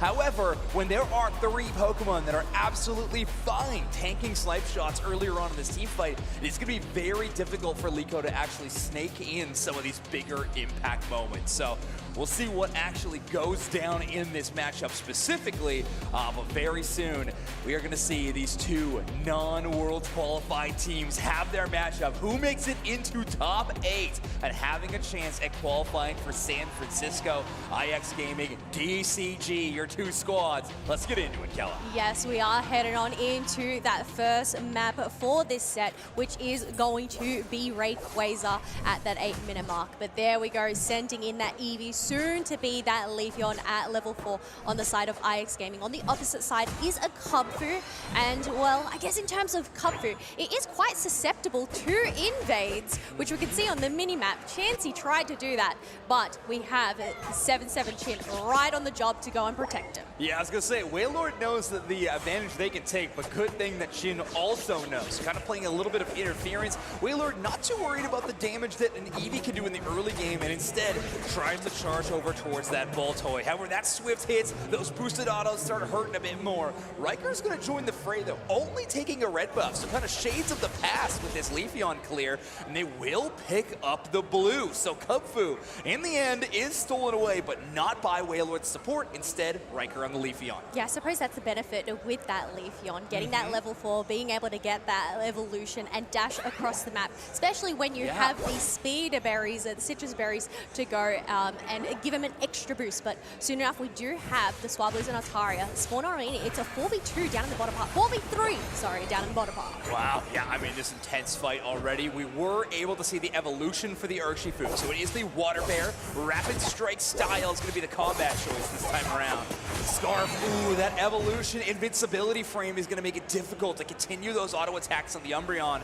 And Scarf, even in a 1v2 position, will have to relent back towards that goal zone. That's quickly going to become 3-on-1. Yeah, this is going to be DCG's opportunity to go and empty out some Aeos energy in the top path. Zacian ends up getting eliminated as Blissey gets Hydro pumped back across the pad, allowing this. No, they don't end up allowing the War Turtle to come in because Riker strikes on in. All right, Riker kind of changing the landscape of this top path right now with a KO streak of 2. Now, all that being said, a couple of KOs for that Urshifu are going to be so important. They are rocking that Excel Bracer, so getting the last hit knockouts, getting the 2 stacks every single time is great early pressure for this Urshifu. I am looking at Riker's levels right now. They are so close to ticking over to level 8, getting their Unite move at the 740 mark. They end up getting it. That is such an early Unite move from that Leafeon. Yeah, I mean, these evolutions already off to a quick pace, but Riker making it look like a full-on blitz. They are going to have a delete button in that Emerald 2-step. However, we did talk about how tanky this Deep Cross Cross Gaming roster is across the board. Riker might need a bit of help to close out some of these knockouts, even with that high damage pop from their Unite move. I guess this is where they need to focus on feeding up this Drizzle to get into that Inteleon. Whether we do end up seeing a snipe shot, we'll surely wait and see, but it's going to be up to them to go and get the damage. But yeah, we end up seeing acrobatics that time around. Technically, you could combine those two moves. However, we very rarely see that option. But yeah, I guess Liko kind of reading the waves here with the Inteleon and noticing that there are so many defenders, a snipe shot might not have the same impact we're looking for. That slow and passive damage with liquidation will be really strong, especially when Deep Cross Gaming's only healer is going to be a Wish Umbreon. Yeah, I guess it is a little bit more trusty in terms of having that sure hit move once they have locked on in. So just slowly chipping away at the opposite team. Otherwise, some little dunks are going to go in from IX Gaming down in this bottom half as they are just going to retreat and focus on getting those wild Pokemon for that experience. All right, now Kello, we were talking about one of your favorite Pokemon earlier in the Feraligatr. It has had a bit of a strange tournament. A lot of priority in the draft, but not a lot of success. How you feeling about it right now? Well, they're going in and chomping down on Wailord the Blissey. I mean, obviously not exactly the hardest target, but I don't know, I'm feeling a little bit indifferent about it so far. So we'll have to wait and see how DCG managed to make this Croc bite.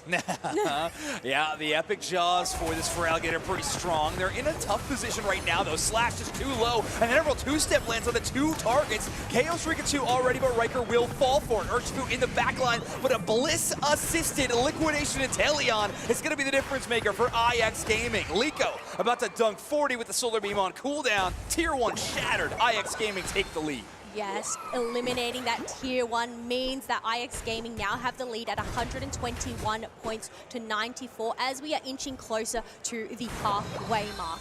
But for the moment, members just pivoting towards the tall grass, looking for more experience together. Yeah, there is a lot of leveling up that needs to happen, but you got to do it quickly, get those resources back, because our next set of Reggies are about to spawn in already in the bottom path. We got this waterfront of IX Gaming trying to gain some information. Smuglax with the Hydro Pump checking that tall grass, trying to make sure that Liko can enable these liquidations. They need line of sight to start these auto attacks, and it's going to be first focus on that Regirock. Yeah, it is getting chipped away, but it looks like DCG have gone and targeted that Leafeon to take it on out. Umbreon coming in with a Unite move, trying to sustain that, but Urshifu ends up collapsing. Blastoise paired up with the eject button to go and get a triple stun. Wow, and eventually the Zacian will go down. So Deep Cross Gaming utilizing some really great defensive Unite moves, and that's what these defenders are going to give them access to. At first it was Chin with the Umbreon Unite move to kind of shut down that Emerald two-step play, and then the Hydro Typhoon from Slash's Blastoise to stop that final engage and make sure that the Zacian could not escape. Really cool stuff from Deep Cross Gaming, kind of keeping their cool even in an intense situation like that.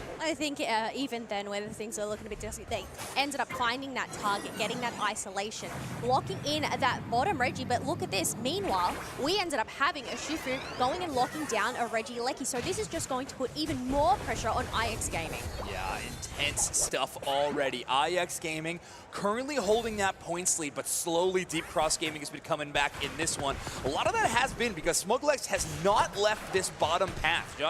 Not joining a lot of the team fights on the top side, instead playing extremely defensively. Riker with yet another Leafeon Unite move, and now the Bliss assist will be on top of the Vaporeon. So that's an extremely tanky defender, and they will even add some oomph to that Hydro Pump. Umbreon gets KO'd. Yes, a great defense from IX Gaming to keep that Tier 1 pad up and running. Deep Cross Gaming are going to run for the hills, looking elsewhere to try and find an opening. But so far, looking at the levels, it is quite equal. We do have that Leafeon at that level 13, but I'm sure Deep Cross Gaming are soon to tick on over to those benchmarks too. Yeah, I think IX Gaming getting off to a really good start with that invade pattern that Riker was able to do on the Leafeon. But ever since then, Deep Cross Gaming has been, giving up no room whatsoever, slowly catching up at any given moment. And now that phase of the game where Leafeon was just so far ahead and was running away with it has started to change. In our picture-in-picture, we did see a Feraligatr win the 1v1 against Scarsization. That could be troubling if that keeps on happening. 94 is getting into a scary spot. This is a big Gator. I suppose that's the tricky part with that Leafeon, with all of these late scalers on the side of Deep Cross Gaming. Just the burst isn't really there. They're going to have to try and rely on this Inteleon to whittle him down, but it just seems impossible, especially having this Umbreon Wish that they can utilize. Yeah, I like that play from Chin. Stand up front and make sure to block a lot of that Hydro Pump damage. You also got the Umbreon passive, so you won't get pushed around. There's only 7 seconds into the final stretch, so will be an immediate pivot to the middle of the map. Both teams going to be kind of running parity in terms of side control, no one having the advantage currently. Well, heading on into the final stretch, there is the call. It is a close battle. Deep Cross Gaming are going to poke at their Rayquaza, hoping that IX Gaming are going to try and take the bait and make a move. But ZZ Ray, poking at the tall grass, is going to chunk out a little bit of damage from that Inteleon. Yeah, that's great. Obviously, that damage is going to be strong, but it might not be lasting. You have Wailord on the Blissey there to try to turn things around. Rayquaza taking a decent amount of damage. The first liquidation will go into the Urshifu, but a lot of body blocking by the Blastoise. Great defensive play. Watch out for Alligator on the backside right now. Is looking for a huge flank. Bliss assist on the Inteleon. Is going to do some damage. That is so much from the Urshifu. First down will go the Leafeon, but an Inteleon will get some damage back. Ligo cannot take down the Alligator, though his 94 is still fully healthy. There will be a pivot towards the Rayquaza as Zacian has to return towards the tier 1 to heal up. Well, that's the thing. It is a close battle, so one of these teams have to make a move on the Rayquaza, and Deep Cross Gaming are going to be the one to do it. But Smuglex has something else to say about it as they are trying to get an interruption. Umbreon ends up getting taken down. Rayquaza is super low. It ends up being Wailord on the Blissey to get the secure and Rayquaza, and now this is a chance to go and create a buffer in points. Holy Wailord diff. I mean, Blissey not only got the last hit secure, they also stunned Mew so they couldn't Solar Beam or Electro Ball onto the Rayquaza with an Egg Bomb moments before. I mean, brilliant play right there. We're going to take a look at our picture-in-picture of this moment. Take a look at the top of the goal zone. That Egg Bomb perfectly timed to stun the Mew, and then immediately follows up with an auto attack on the Rayquaza. I mean, that's brilliant. All right, we got 15 seconds left in this one. It's still 281 to 106. No Rayquaza shields to work with for 94. There you can see the Blastoise on that tier 1 attempting to score, but the Eevee Illusion's going to defend that one. IX Gaming going back to KO streak of 3 from Riker. We're going to go up 1-0 in our series. One of my favorite things to see in a game of Pokemon Unite is those supporters getting the secures on the major objectives. But IX Gaming, they are keeping their dream alive, being able to take that first game 1-up. They just need to do it again in order to make that top 8. But so far, it's not over for Deep Cross Gaming. I mean, what an intense series, right? I mean, already we knew this one was going to be a major one.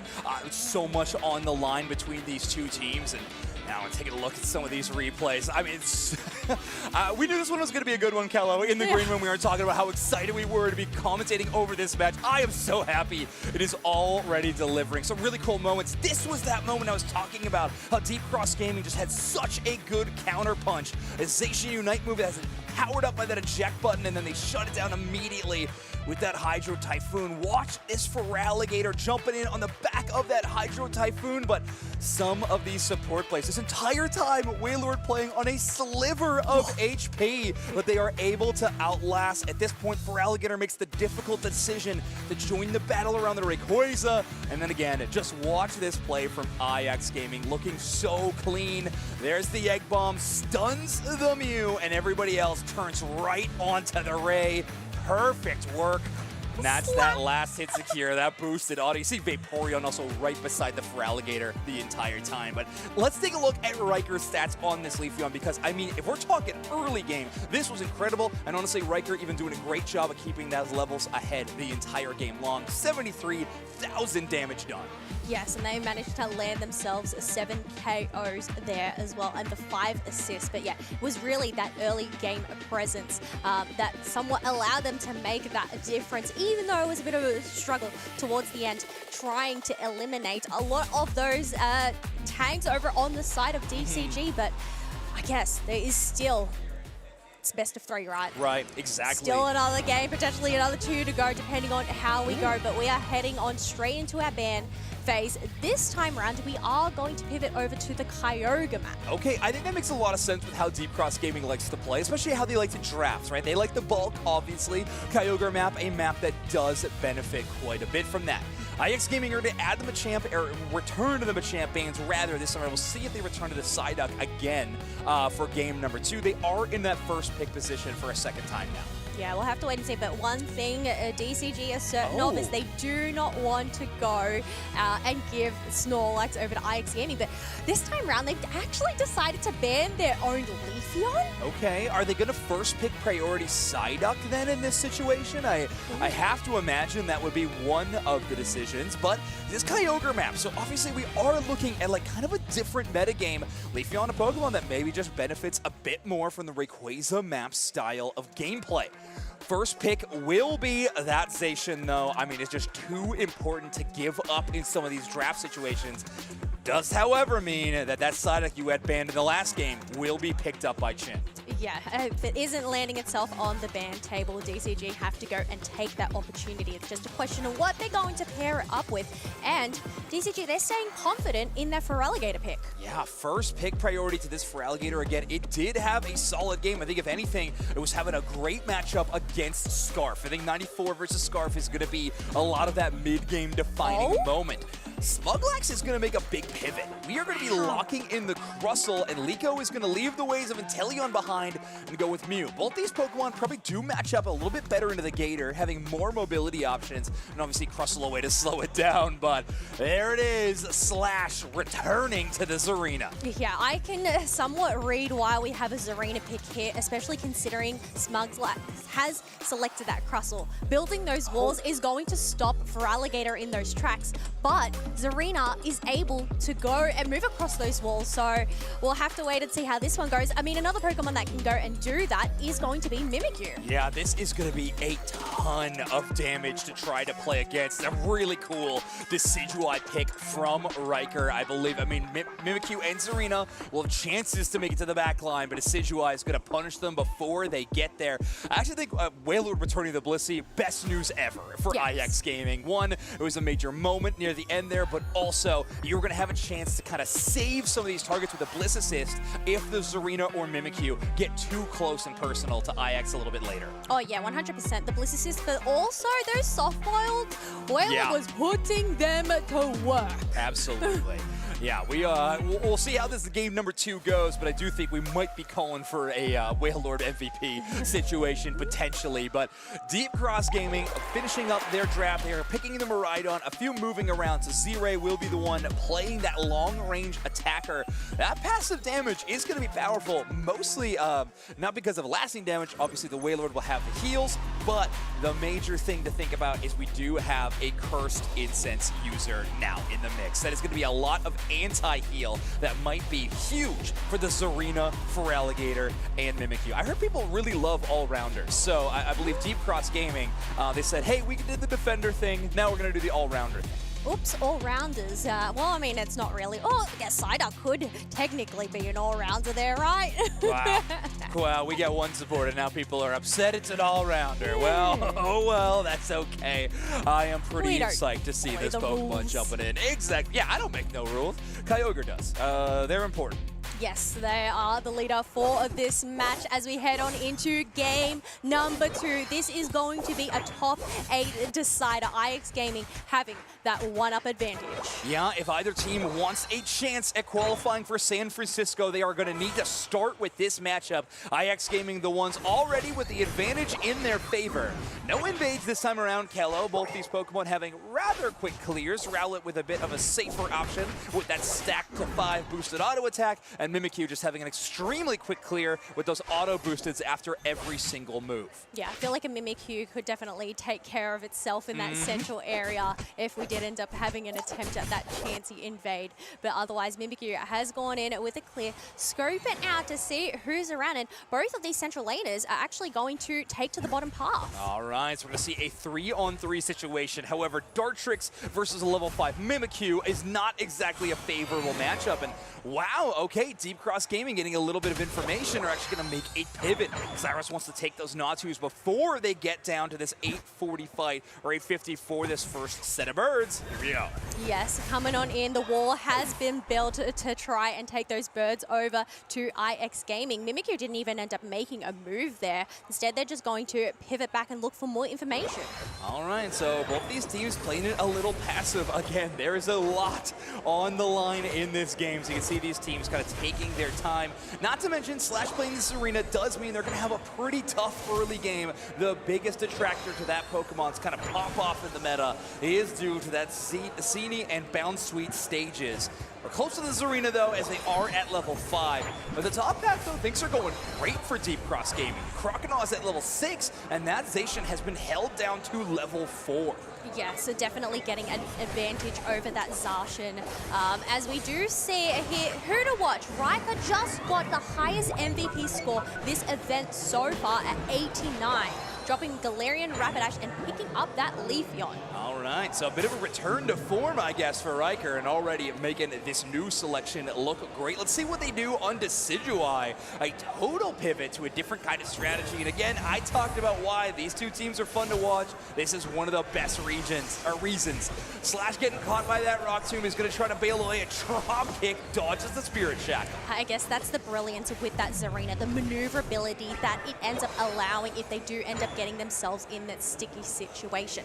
Also, we do have a Trick Room Mimikyu here who's going to go and build that disco floor as Slash is going to, well, they don't end up finishing that dance with a KO. It is a really interesting decision between Trick Room and Shadow Sneak in this game. Obviously, Trick Room is going to be amazing to really slow down the amount of damage that you're taking against Mimikyu from either Mew or Decidueye. They are always going to be doing their damage from outside of the Trick Room, so it will be very much reduced. The problem is, though, it gives you less mobility options to chase down those long-range attackers with something like a Shadow Sneak. So we'll see how that interaction ends up playing out. Regieleki getting down to about half HP, but that Decidueye is all focused on the enemy Pokemon. Riker shredding some HP bars so far. Miraidon does end up getting blocked off by the wall, utilizing their eject button. Psyduck was there, but it does end up going over to IX Gaming. Zarina has also been blocked off once again, but the Spirit Shackle ended up just missing. Yeah, going a bit wide. I mean, Regirock buff also helping out this arena with that first instance, not taking too much damage. Now they will be able to clear that Regieleki. For Alligator waiting in the wings, but I do believe IX Gaming have spotted them out. Shredded them down below half HP. They're chasing down. They have one target in mind, and that's Riker's Decidueye. Yeah, but those berries are going to go and heal them up as we have an attempt at a dunk from Slash. Means they end up getting cut off and eliminated, and now IX Gaming have the numbers advantage down here in the bottom half. Yeah, Slash has been playing really aggressive for these attack weight stats. Arena Pokemon very dependent on that attack damage scaling, but they even kind of gave up the Regieleki fight in favor of getting some early scores as well. Scarf making a very aggressive push, attempts as an empowered agility, but Zarina's Unite move gonna cut right through that. Slash back on the board. Yeah, I'm wondering if that was a bit of tunnel vision there, seeing that Mimikyu on such minimal HP, but there we go, Zarina to go and save the day, meaning they don't end up getting knocked down, and they're able to go and soak up these birds. Yeah, I think right now Scarf just feeling the pressure of kind of being out-leveled. They caught up in parity in terms of the Feraligatr, their path opponent, but now the Mimikyu and Serena are going to be out-leveling. This is a scary spot. Scarf not worried about taking the fight for a second time, though, as they start doing some damage to Slash, but we obviously have this Mimikyu right in the danger zone. Yeah, I was going to say, even though they went in for that dive, they do have the backup this time round. Otherwise, some pokes onto that Mimikyu, and you can see how much little damage that actually does when they are in that Trick Room. It's such a nice matchup into these two. It's one of my favorite moves to use, and I do think that Deep Cross Gaming are showing a mastery over this style of moveset. Red's still down to about half HP. It's in secure range to be picked up by the Decidueye, even with the Miraidon Unite move. Those hit some damage a little too far separated. Crustle gonna buy some space. Smokelax wants to not leave this fight quite yet. A Rubble Rouser Unite to get that extra shielding, and they chase down the Miraidon. For Alligator up next, but an eject button gets them away from Crustle's trap. Yeah, straight into the Flux Zone to go and create some space and break that Tier 1 pad. Smugslax is still left standing, but no longer as they end up getting eliminated. But play with me straight onto that side up. Yeah, but they end up getting the... Oh, no, that wasn't the side up, was it? Mew! Oh my gosh, I'm getting confused. No, it's all right. When the Side up Mimikyu jumps confused. on top, that shape is amorphous. So yeah, no worries whatsoever. But yeah, that Mimikyu Unite move, pretty clever, utilizing it after the Bliss Assistance lands on that Pokemon. So even if you don't get the knockout due to that, damage changing up, you are able to stop a little bit of the time on that Unite move and slow them down. All right, Regieleki is going to get started here by T-Cross Gaming. None of IX Gaming are in sight. Instead, they're just going to focus on wild Pokemon that has come on in. That is going to be marching towards that Tier 2 in that bottom half. Yeah, this has been an interesting matchup in terms of scoreline and kind of levels. IX Gaming has been leading the way, although it's been close the entirety of the match. But these fights have been extremely back and forth, and honestly, hard to declare straight up winners in some of these situations. The KOs have been trading quite often. All right, this goal zone defense is pretty important, though. We are a minute away, and this is a full commit with a whole lot of moves. Scarf gets KO'd before they can take down the Feraligatr. The damage just not there. Psyduck is taking a lot of hurt. The Spirit Shackle and Mew damage will be enough. So the long range from IX will take down one target, and they do defend that goal zone. Super important for IX Gaming to hold on to this macro foothold. Yeah, they're able to defend that goal zone, but they've also cleared the space up in that top path for that other Reggie to spawn on in. So they're going to make quick work of that, considering Deep Cross Gaming, they're just going to focus on getting these levels. And I think that's quite important because we have Mimikyu now reaching that level 14 mark. This is a bit of a risk. You got Scarf only at level 11, focusing on the Reggie right now, and it's stolen away. That's tough. You're going to be looking at a level 11, maybe passively hitting level 12 Zacian by this final fight. Maybe IX Gaming needed to pivot and kind of give some levels to this legendary Pokemon. They will be back off respawn, though, and jumping back into the fray. Another thing to know, that is no Aeos energy for this Zacian in this final fight to use its empowered moves. Zacian is going to need to pick up some orbs. They do find some on the top side. They're going to be a bit slow to the rotation. Serena waiting on the top, Deep Cross Gaming, the rest of the team hiding out on the bottom side of this Kyogre pit. And there is that extra tall grass in this pit as well, just to go and give some cover. However, this Miraidon has gone and shredded out so much HP from this Crustle, meaning they have to go and use their Unite move. Yeah, they try to get that final hit of the KO, but they don't find anybody. Scarf is right in the mix, kind of jumps into the middle of this scene. They are able to walk away from it, and now IX Gaming can kind of rally a bit. Mimikyu up close and personal. Scarf is shut down again by that Serena. Now we have this Pokemon all the way in the back lines of this Mimikyu at level 14, but they were able to hang out in the Trick Room and ignore so much of that damage. Now it's time for the second wave of attack. They got the Feraligatr chasing down the Decidueye, and Deep Cross Gaming focusing on the Kyogre now.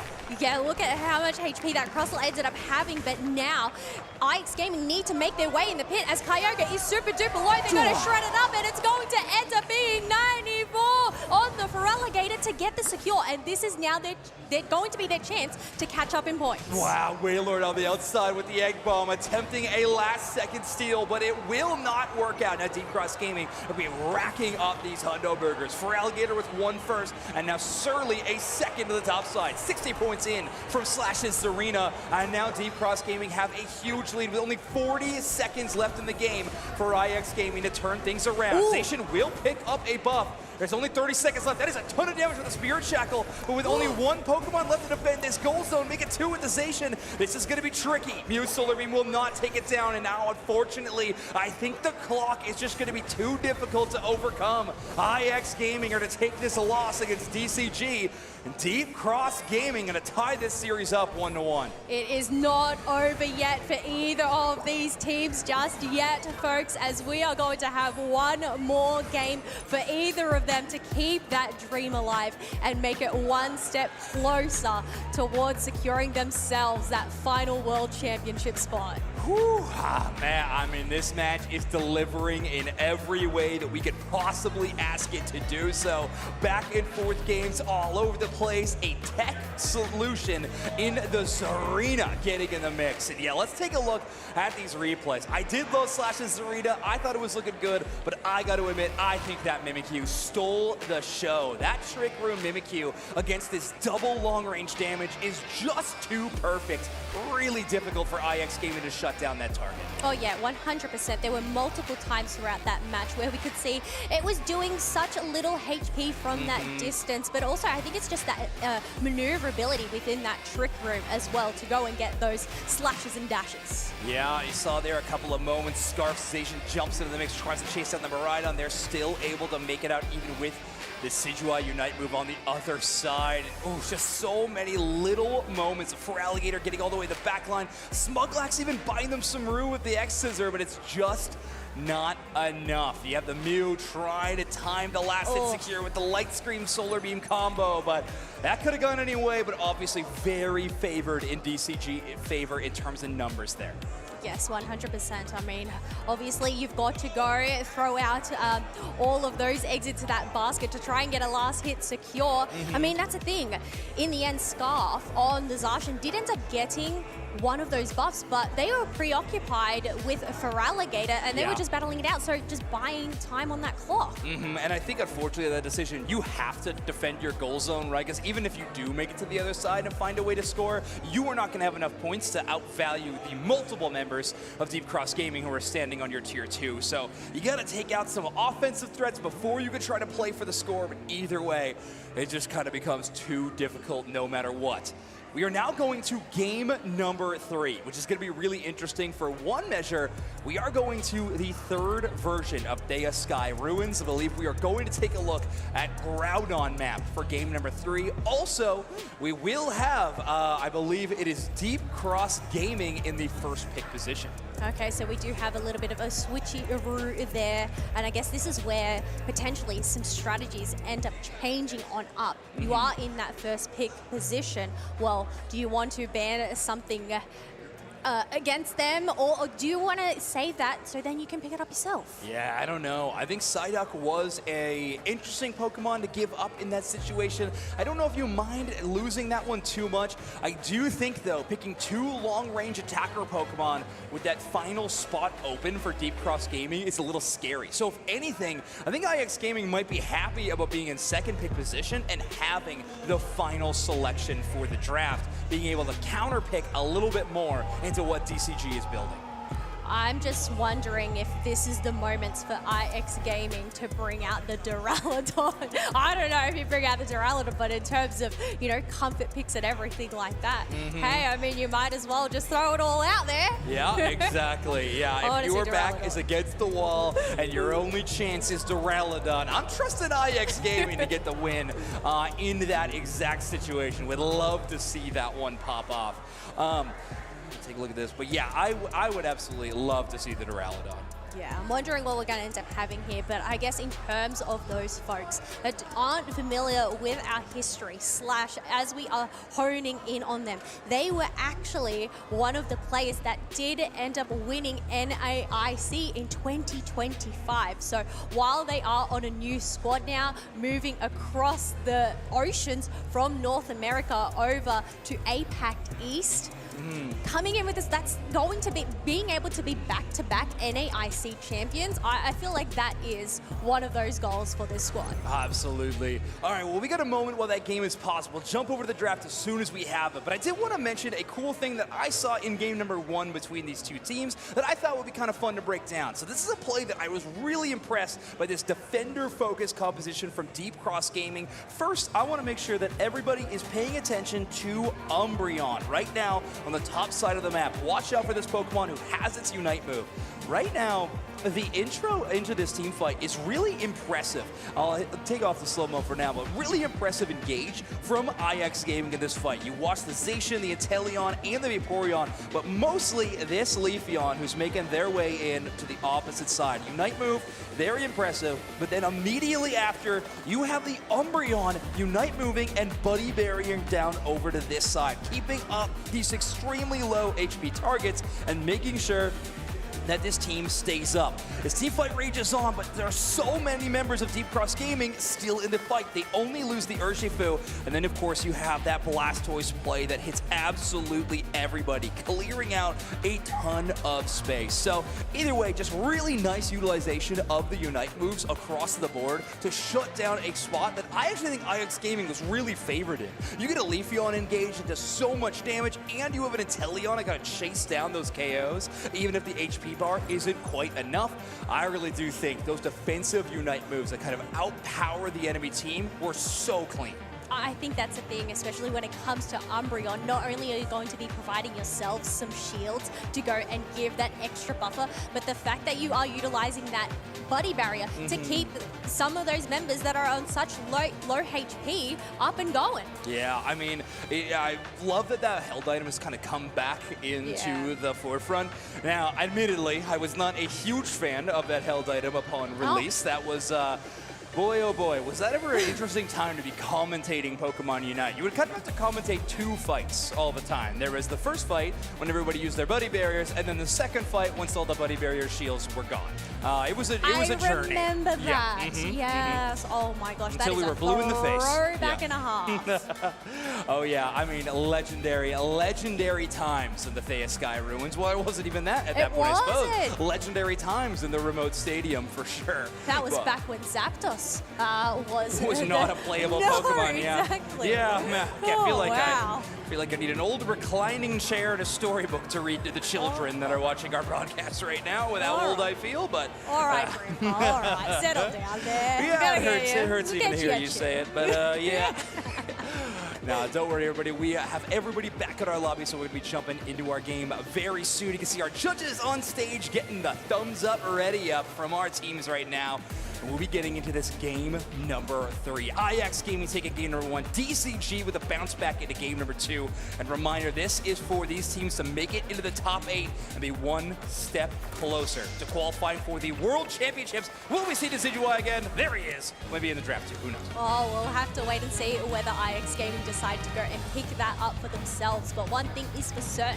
Deep Cross Gaming are going to ban away the Snorlax once again, and IX Gaming sticking to that comfort. But I think Zacian ban, I feel like this is warranted. It's a great meta ban, I'm not going to lie. However, I felt like they kind of had the answer to that Pokemon at the end of the game. I think their Feraligatr was just outpacing them at every turn. But either way, Deep Cross Gaming have a different strategy as they got cooked up right now. Going into this game number 3. They are going to ban away the Blissey. Okay, if we're talking about warranted bans, I think that one might be number 1 on the list. IX Gaming are going to take away the Machamp. Yeah, absolutely. This Pokemon worldwide has been kind of king of the ring and the metagame. Yeah, 100% up there in terms of those top bans. But one thing that is available, well, I mean, multiple things. We have Psyduck, we have Feraligatr available, we have Hooper. That Deep Cross Gaming are going to lock in for themselves. So I'm wondering if we're actually going to see Wailord on the Psyduck. Yeah, Psyduck's a great option. You could take away something like the Umbreon as well, which has been a major defender selection in the past. But okay, picking up Mew, I think a great option. Not very much Espeon in this game for one of the first times, by the way. And we'll let you know here in a moment. But either way, very, very interesting selections. We've seen what Deep Cross Gaming wants to respond with. Feraligatr, of course. Typhlosion also feels like a pretty good option for Deep Cross Gaming, especially having access to Hoopa already for that Trick Phantom Force combo. Yeah, well, we'll have to wait and see whether they do decide to go with the double Johto starter Pokemon there. But wow, we're going in with the Greninja pick earlier on. I'm surprised this wasn't saved until later. But well, one thing we haven't really seen here on the stage is going to be this Surfetch'd. I know we saw a fair bit of play during the regional leagues, but I'm wondering how impactful it is going to be into this team composition. Yeah, it is funny to get reminded. Oh yeah, Surfetch'd is a Pokemon available in Pokemon Unite. One we commentated so much earlier, at least in the banning phase quite a bit, but I do like it. I do think the text will be pretty easy to land with Feraligatr and Greninja style moves. Pretty easy to telegraph when that damage is going to come in. Having an extra defensive shield is going to be massive for this team.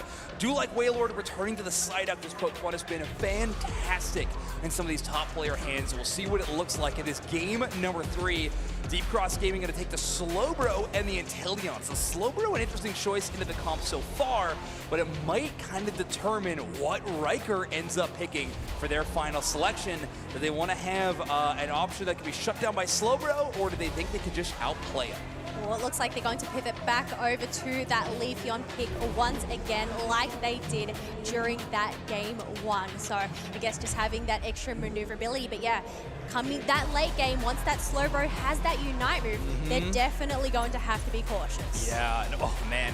Slowbro rocking that Vanguard Bell, by the way. That defender item that is so good at getting their own HP back in a lot of major moments. Obviously, we've seen it work on a ton of Pokemon, not just defenders, but Slowbro feels like a fantastic pairing for that Hell Knight. A Pokemon that already feels immortal pretty often when you're playing against it, maybe even more so. But remember, folks, we started this match on Rayquaza. We pivoted to Kyogre. Well, one final turn for y'all on this crazy journey. We're going to Groudon, Thea Dry Ruins. Reggie Drago's back. This is going to be an intense game number 3. Oh, yes, intense indeed, considering all that is on the line for both of these teams. It is win or go home here in this top 8 decider match.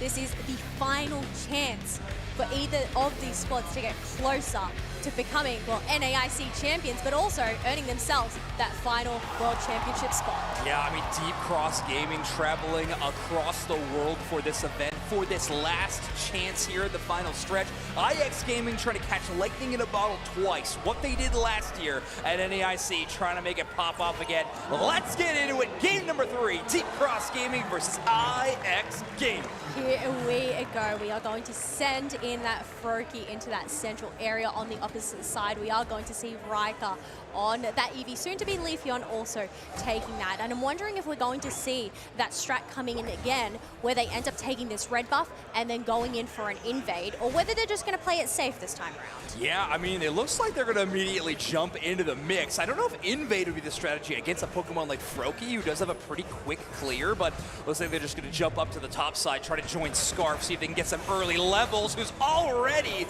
going to earn a KO. Big play from Riker, seeing them pop on the X attack as well for a bit of extra attack damage on that dive. Got to get that extra boost, land themselves that KO, and provide some space for this Psyduck and Farfetch to get some experience that they very much need, because it's going to be pivotal for Scarf to get that Surf Edge online. Yeah, I think for the first time in this series, Scarf is going to have an early lead over 94 on the opposite side. But here we go. A rotation from Deep Cross Gaming is matched by IX. 3-on-3. The Swablu's Lateria is gone, and neither team are going to look for more than that. No one wants to over-aggress at this time. Not to mention, Leafeons with their lightning fast clear means their Central Area Pokemon are already starting to spawn again. Yeah, they're just going to go pivot towards back on that, as we do have Wailord making their way up to the top to once again assist this Farfetch, now evolving into Surf Edge. Yeah, this is getting scary now. So we're going to have Scarf be a lot more offensive-minded. Not to mention, we got this Bubble Beam from Wailord that always threatens some scary stuns onto enemy Pokemon,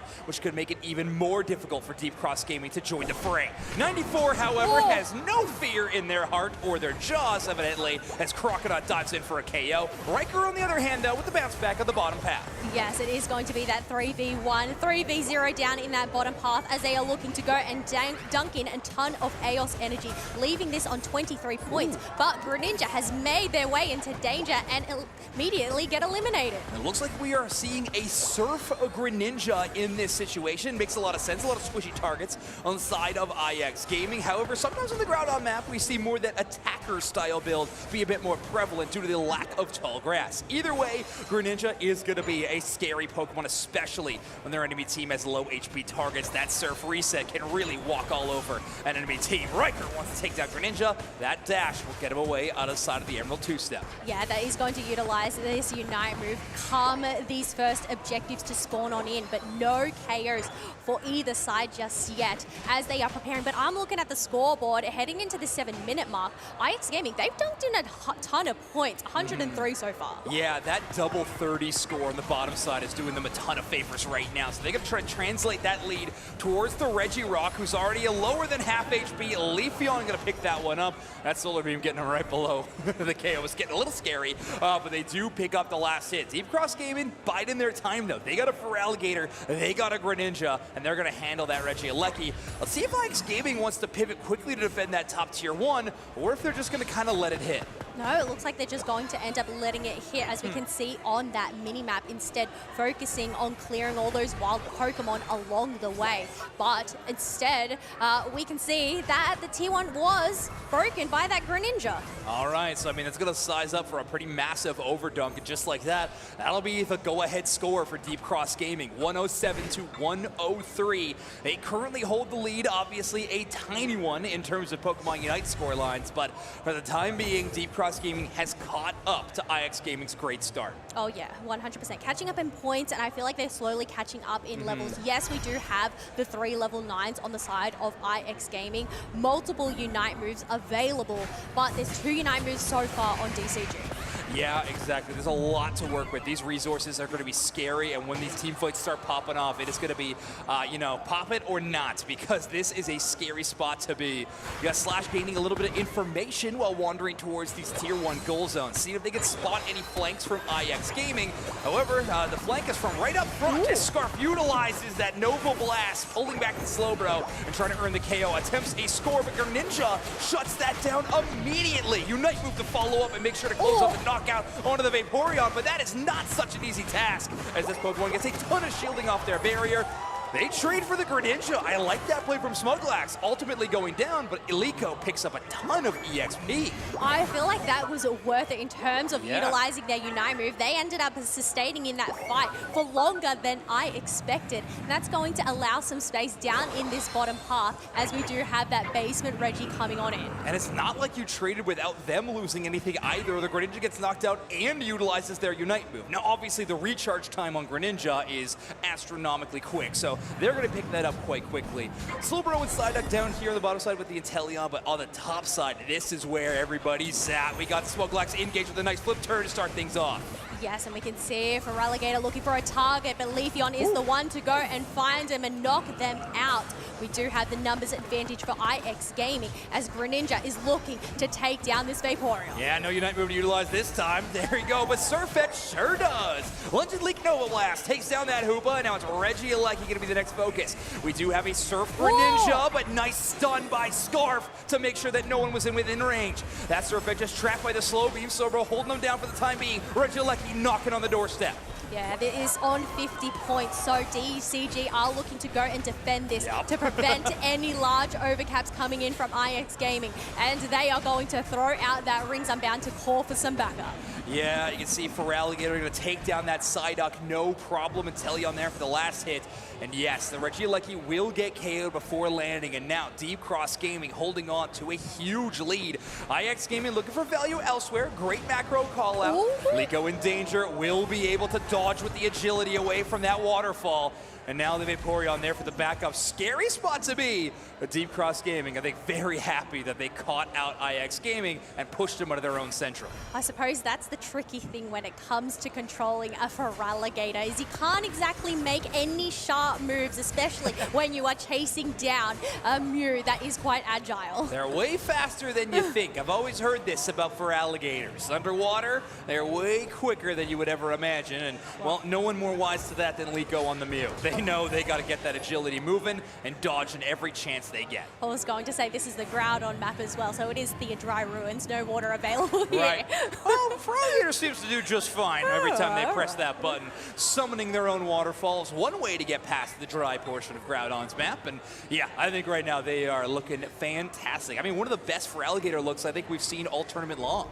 Yeah, I know I was feeling a bit indifferent, but look, they're going in looking for a target, and this is the brilliance. Using that waterfall to go and check the bush, and then using that Phantom Force to go back, and now this is going to give him some vision to start on this Regice. Yeah, it's a really nice play. We'll see how well Riker can kind of read it. They've been doing a good job of making sure to only land that Emerald two-step after the Feraligatrs use all their movement options, but it is a basement Reggie picked up by IX Gaming kind of cleanly. I think Deep Cross Gaming kind of waving the back off call pretty quick. way. I know Slowbro ends up coming on in, as we do have Groudon coming, but they are still out of the pit. IX Gaming, they are the ones that are behind in points, but it looks like they're just going to play it safe instead, poke across the map and try and chip away some damage, but neither Inteleon nor Mew are hitting their targets. Yeah, I mean, a nice hit KO right before the 2 minutes. At least you know that the Slowbro was probably away from the rest of the team. However, with Hoopa Unite move from Deep Cross Gaming, that could change in a heartbeat. So IX Gaming are going to have to play this one with the pit of the Groudon under their control. And oh no! Liko is going to go down. Syria lands back-to-back snipe shots, and now IX Gaming's in a really tough spot. Yeah, and we can see that IX Gaming are looking to pivot towards the tall grass as Feraligatr is trying to come into the back line, protecting so they cannot escape. Slowbro goes in with a surf, looking for a target. Vaporeon is quite low as Feraligatr ends up getting pushed back by Cider. All right, well, they have pushed in. Leafeon does get a chance at knocking out the Greninja, but now it's just Scarf on this Surface trying to walk away. The Tech Shield doing them a few favors, and Wailord is there for the backup.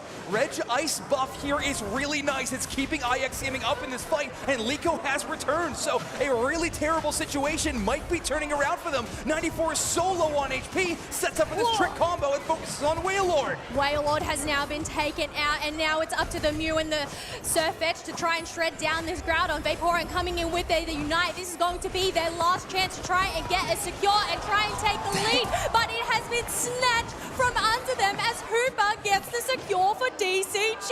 I cannot believe they just took that down. Electro Ball from the Mew was just shy of getting that Groudon. We are going to need to see that one in slow-mo again for sure after this one, but it doesn't matter. Deep Cross Gaming are going to be thinking about that one all day long as they move on to their next one, as Deep Cross Gaming are going to eliminate IX and move on to our round of 8. Wow, I've got to say, my heart was palpitating during that final stretch of who was going to go and clinch that. But Deep Cross Gaming, keeping their dreams alive, continuing forth, and the next opponent is going to be those Goofy Goobers.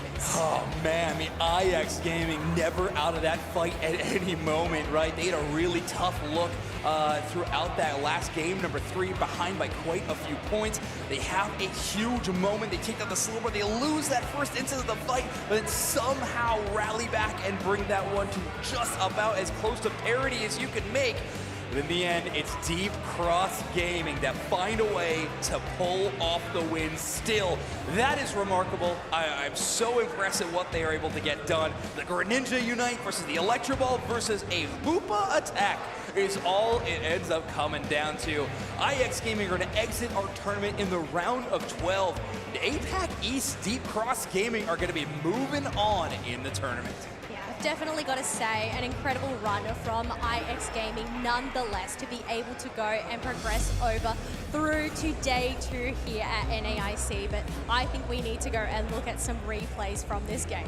Yeah, there were some awesome moments throughout this one. The Surf Greninja looking really fun, but Smuglax Vaporeon kind of fighting back in a lot of really cool spots, but again, I know I've seen it a few times, I think this Feraligatr, one of the best that we have seen so far in our tournament, a Pokemon that's looked hot, a Pokemon that's looked not, and this time around, I think 94 was showcasing what this Johto Pokemon can do. No, I think I really like this combination that they've paired up with the Trick Phantom Force Koopa. We saw a few times using that waterfall to charge on through, and if they don't end up getting that target, being able to... Oh my... Sorry, that snipe shot was insane on that Mew.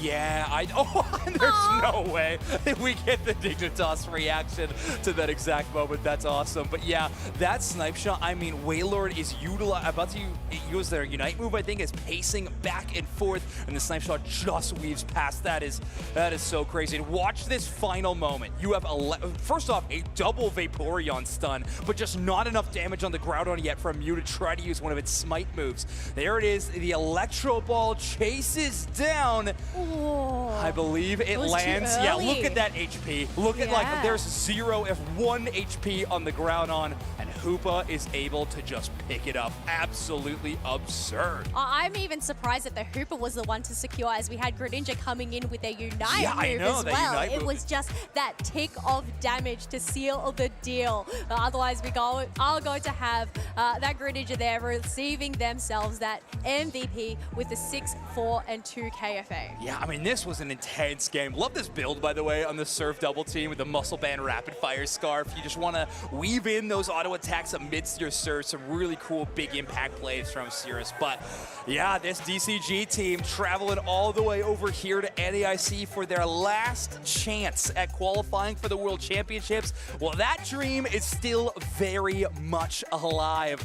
IX Gaming, though, they will be exiting our tournament, will not be one of the reps for North America at the World Championships, but still a very phenomenal NAIC showing. Oh yeah, 100%. It was so much fun to be able to get to watch them, and especially considering the team compositions that they bring. But oh my gosh, look at this heat map from Strias here as well. They were up and everywhere over on their side of the map.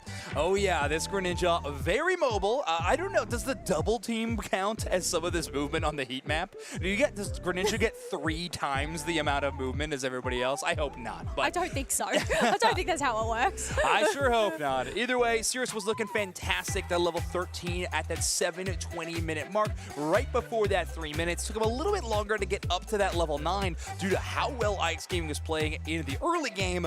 But when we started getting to that midpoint of the match, Deep Cross Gaming went up to around that 200, 280 point mark. That's where it felt like it was DCG's game all the way through.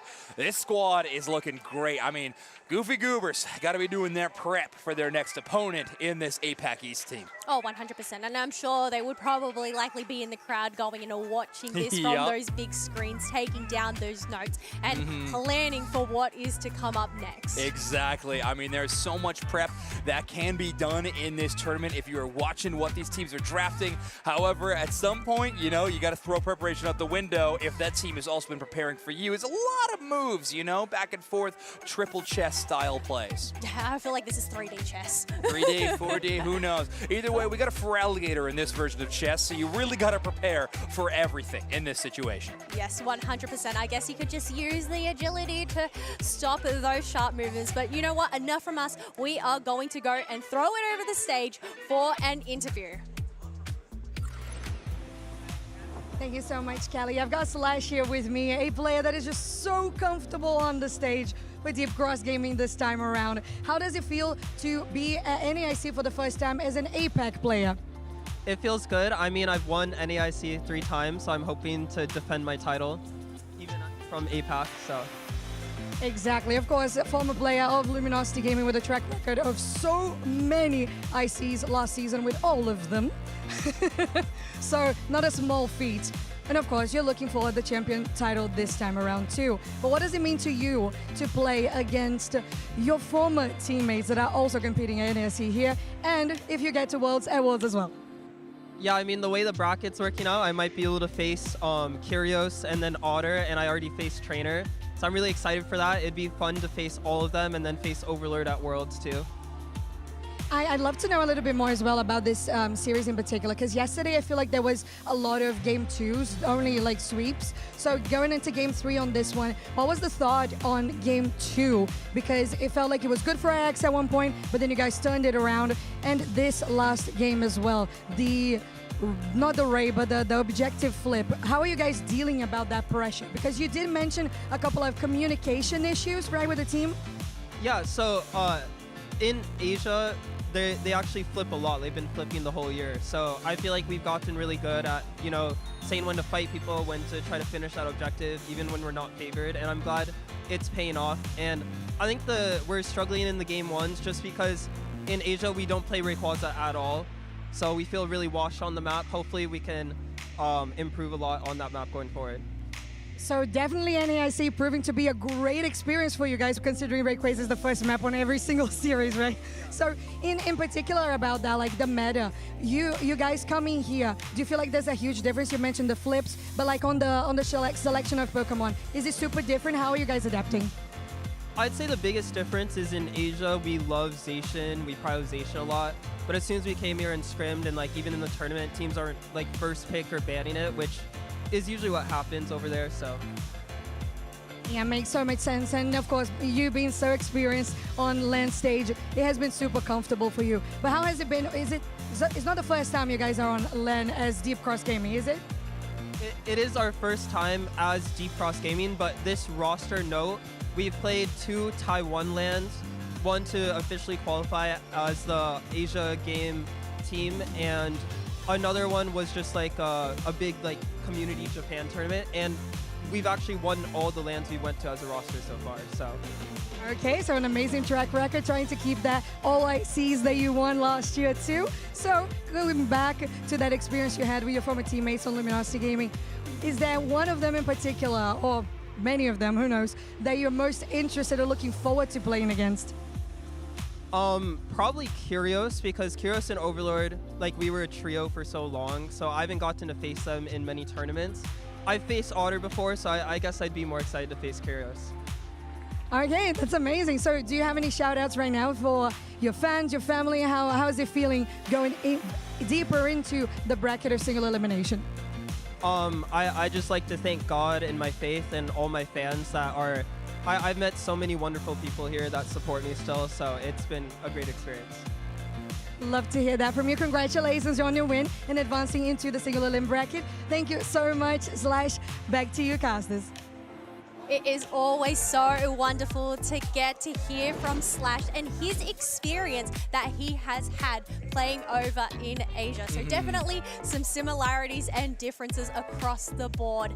But you know what, folks? That's 3 sets down. Yeah. We now have our top 8 locked on in. I feel like we need to have an update and look at our bracket. Yeah, I mean, it has been an intense tournament. We had group stage of day number 1. We're down to single elimination now. Our next up, we're going to be going top to bottom, folks. Root Dignitas versus Rush Hour, a battle of North America. Going to be really intense. Lunex Gaming versus DreamMax, Goofy Goobers versus Deep Cross Gaming, and Fulcrum versus Evil Geniuses. So many incredible matches just on the horizon. I think what's really exciting to see is there's already so many teams there that don't have that world's qualification spot just yet. But, you know, going into some titans from across the board, really excited to see how this one pairs out. Yeah, Rush Hour, DreamMax, Goofy Goobers, Deep Cross Gaming, and Fulcrum all still looking for that option with 5 teams left available. We'll really have to see. And in case anybody is wondering, do not worry. If there is a match that will determine a World Championships invite, even if it's a tiebreaker, we will make sure you get to see that.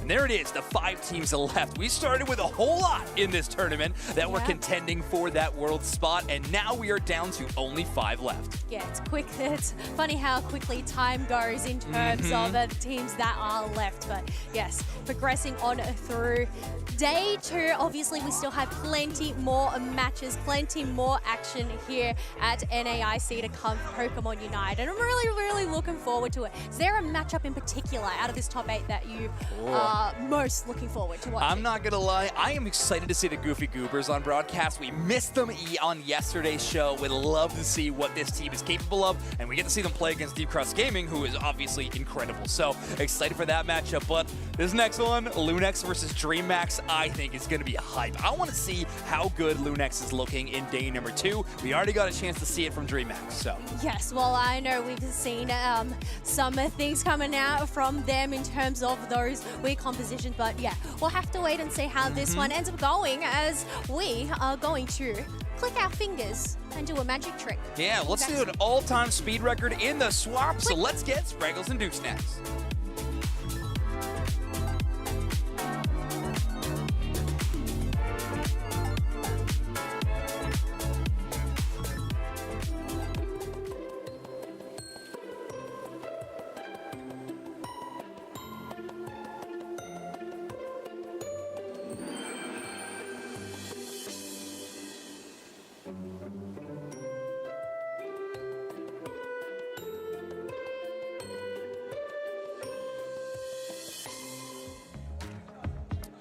All right, welcome back to the Pokemon Unite Championship Series. Here we are with a hot swap. That's what they call this in the business, everybody.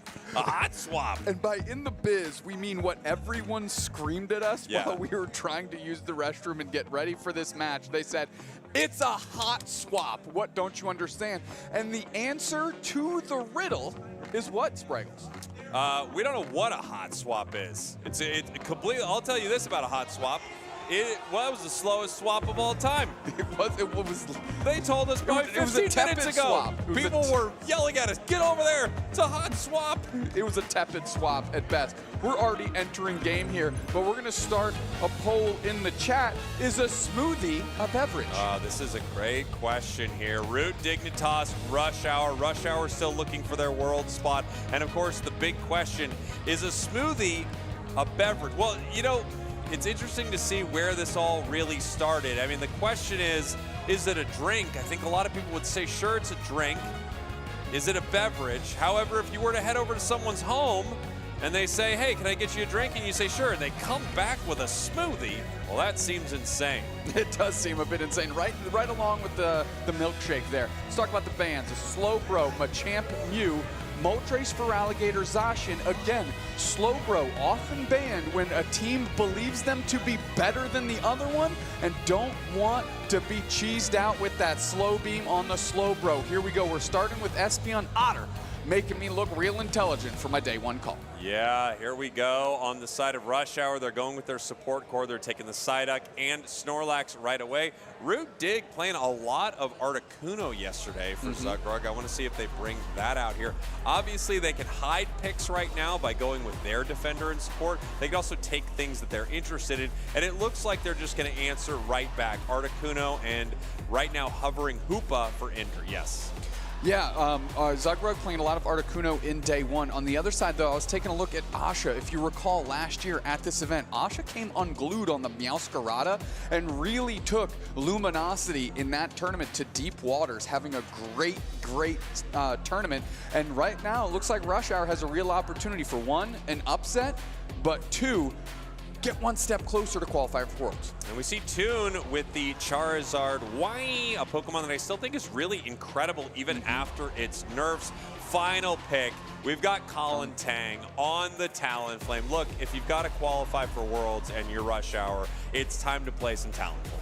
Yeah, without a doubt. This team, historically known as the Brave Birders, Colin Tang actually playing Fly moveset, though, which is just to keep everyone guessing at home. But now we're dipping back into the days of yore with this Talonflame. I love to see it. You know, I like the composition for both of these squads. I think there's really strong stuff on both sides. Obviously, Charizard, once it gets online, very scary. A nice shutdown Unite move from Zealot. And it looks like they were targeting Zealot quite hard here with the Moltres, for Alligator and Zacian bans. They don't want him to have any access to those powerful all-rounders. But Zealot, it does feel like as this season has gone on and now we're kind of nearing the end of it, one final event before Worlds, it feels like Zealot's Pokemon pool has gotten deeper and deeper and deeper. It's a lot harder to target ban this player. Yeah, at one point in time, we kind of thought it might be the best strategy going against Root Dig is just target the kid down and see if you can put them in a bad position, but they've worked themselves out of that time and time again. No exception here, picking up the Mimikyu. Up next, Root Dignitas, Rush Hour. I wouldn't even say up next. I would say right now. You can put right now there, because that is exactly what is happening as we are heading into our match. Root Dignitas, your purple team. Rush Hour, your orange team. Root Dig already qualified for Worlds, but of course they're looking to become the NAIC champions. Rush Hour, to get that last world spot, would need to take down the best in North America, one of the best in the world. Zugrug already going on a mission here. Gonna try and beat up on poor Colin Tang, who has the blue buff and is now rotating quickly to try and get to that Escavalier. Here comes Vinny for the cross support, but Articuno's tough early, and you know, signs of life here from Rush Hour. They don't want to let Zugrug off the hook. Yeah, Zug is trying to back away from this right here, just trying to move out, and they are getting caught multiple times, and finally they do go down. Zugrug KO'd for that, but look at everything that Rush Hour needed to do, right? Send multiple members of their team into that central area, allowing Root Dig to get experience in other ways. But something that did work out, though, is the strength of this Zapdos. Look, Otter not quite yet evolved. Because of the mission, they had a hard time securing, it seems like, and they're a little bit behind schedule. Did just get to the Espeon, so that's at least a good sign for them. Go 4v4 here on the top path. Talonflame going in. That's very dangerous. Oh, just got detonated, and there goes the Snorlax Coolager. They get knocked out. Vinny's the only one standing, popping that headache, getting back to pad, but Zugrog exacting a little revenge there. Wow, that was a really scary moment to jump in for Talon. I honestly am not, I mean, I get it, you're looking for some of the experience there, but you're not gonna get an iframe off of your evolution in that moment. It feels like you are almost guaranteeing that you're gonna get blown up there. Yeah, I would have liked a delayed engagement by Colin Tang, right? Let the rest of your team get put on the line there and then go in to try and clean up a knockout. Otter incredibly low, couple stuns here. Now Coolager is slogging their way forward. Heavy slam, unfortunately cut off Colin Tang from a KO opportunity there. Yeah, I mean, still nice one to pick up, though. It looks like Snorlax actually doing a lot of work cleaning up some of these KOs as Inder makes their way towards this central area here. Some experience in the middle, no Reggie Drago here on the Rayquaza map. The teams are obviously still fighting over this, and Toon doing Toon's job, which is trying to get to level 9 before that big first objective spawns in the top and bottom path. They're historically incredibly successful at that, one of the best players to achieve it. Vinny with that headache able to get out as we are framing up here for our 720 birds. Yeah, and here we go. We have Toon making their way to the bottom path here. That is our Charizard Wai. And 3 members of Rush Hour. No, 4. Make it 4 as Psyduck makes their way to the bottom path here as well. We could have a big fight kickoff. Colin Tang now delaying the engagement, taking to the skies, can't quite secure there and peeling back quickly. So Rush Hour not interested in fighting. They just wanted to go and try and get as much of that experience as possible. Colin Tang seeing Inder, giving up on that chase, pivoting back towards Vinny because now they've got an opportunity on Zealot. They take to the skies to the fly, a lot of damage there. Can't quite convert, Trick Room down and an escape. Yeah, really nice escape there. They could have went through the Trick Room. They also could have used the Phantom Force. They did just to get a little HP there as well. Toon, level 9 at the first objective. What are the odds? What almost 100% with this kid. Toon always on time with the level 9s here. What I'm concerned about is Asha is still stuck at level 6. Regieleki's going to hit. Opportunity for a big over here, plus 26. They're looking for the objective in the bottom path right now. Secure coming down. It is secured by the Talonflame. That's what you expect out of your Talonflame with Fly, right? That big time secure. Nice block. Zugrug pinning them down. Got to leave with the knockout. They do convert. That's what you'd like to see. A lot of pressure on Otter. With Zapdos and Psyduck on the chase, they've got a chance. Johnny Nam stepping up, going straight for the plus 30. They get stunned. Oh no, that still went in, right? No, I don't think it did. It got stopped? Yeah, okay, well, there's a quick Vinny stopped. the quick Vinny score there. It went right over the top. Well done by the defense on Otter and not getting knocked out. Yeah, and here we go. Multiple members of Rush Hour looking for a possible fight here. We have Zealot in the Trick Room. They're peeling back. The Disable hits, and here comes the Garchomp at level 9. Trying to Dragon Rush poach some of those birds away. Pretty successful. Nice block isolation on Inder. Coolager's doing good getting some targets back towards the other team. Honestly, I feel like Coolager is making huge plays throughout this match, really setting up things for Rush Hour and picking up big KOs. 146-10, however. Rush Hour way behind on the scoreboard, but not doing too bad otherwise. All the experience they have in the top path now is going to keep them at parity. Yeah, I mean, that early break by Root Dig allowed Asha to get to level 9 Garchomp, and now are farming up even bigger. Colin Tang not too far behind at level 10. A lot of pressure from this Articuno. Moving forward is all of Root Dig. Vinny goes in there with the trying to show how powerful a Psyduck's brain can actually be. Bang, another knockout set up by Coolager, and now Root Dig has to scramble backwards. Yeah, Root Dig not able to get much space there for them, not able to really make anything happen at that goal zone. A nice KO for Rush. Again, behind on the scoreboard, no question about it, but all of these fights are going decently well for Rush Hour. This is one of those moments where some teams could panic because they know they're well behind on score, but level-wise, they're right in this game, and they're picking good fights. They really are. Now Regieleki is going to be marching towards Rush Hour. We know Asha's on pad as the Garchomp ready to go.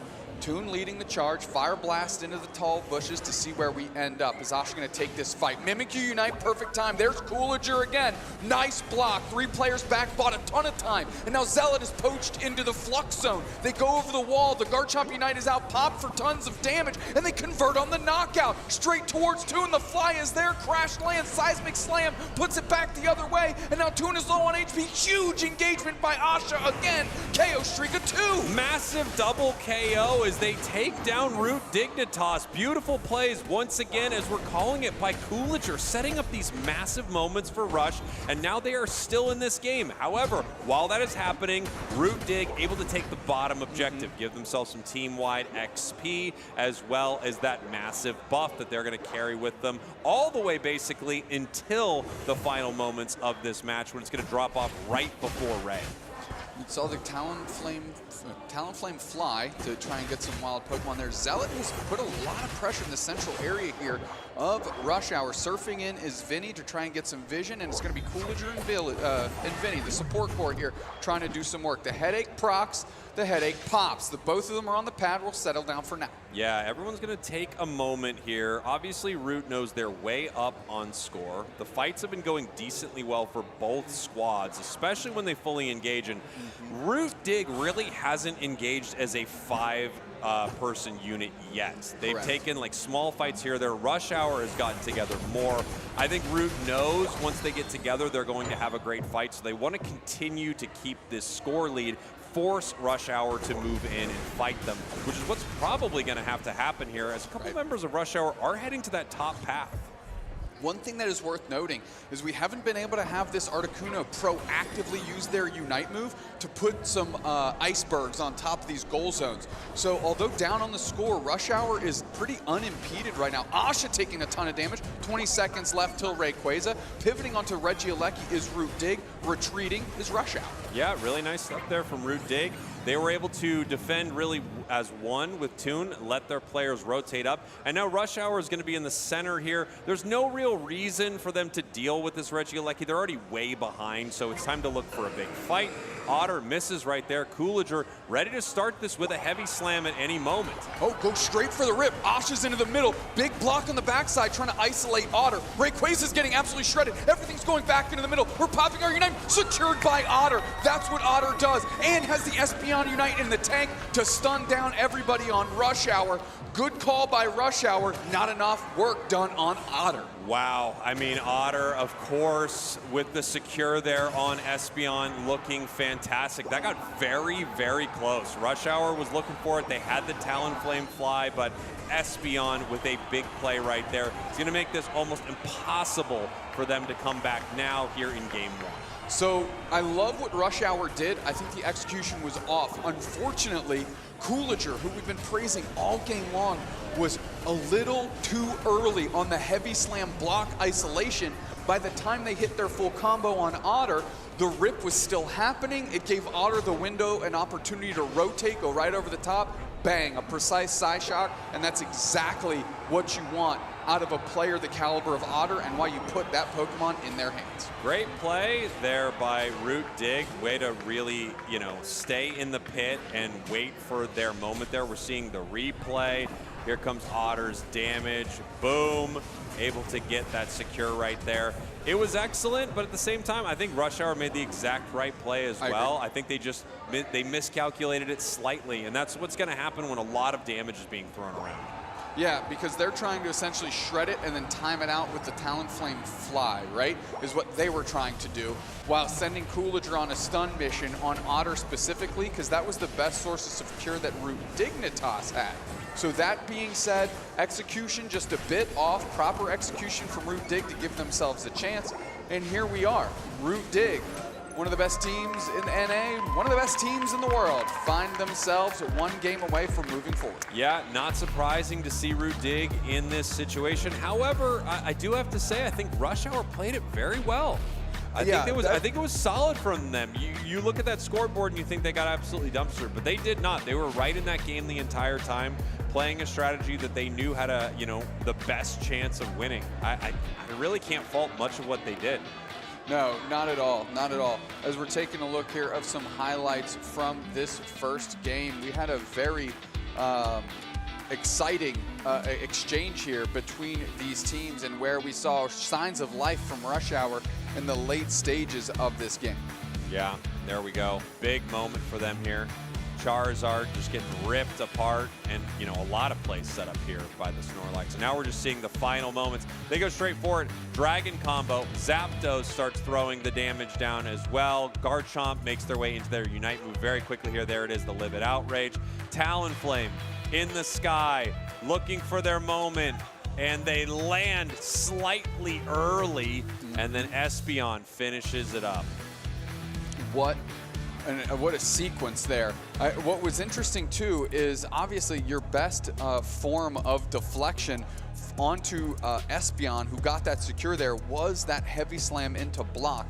Once Cooliger used it and peeled back to the middle, completely off the hook was Otter to be able to line up that shot, because Cooliger immediately went into the power nap right in the middle. You actually saw all of Rush Hour keying up their moves to try and go for the secure themselves, and couldn't quite get it done in the face of Espeon, one of the strongest Pokemon that we've seen this tournament in their performance. Yeah, and now Dignitas just one game away from moving forward. Rush Hour, again, they have the toughest job here. Rush Hour does not have their world invite. Rush Hour is one game away from going home. Having a incredible run in our last chance qualifier, making it all the way to grand finals. This is definitely one of the teams that everyone had their eye on moving into this tournament. But what a tough road ahead of them. They would have to beat Root Dignitas. They're already down one game.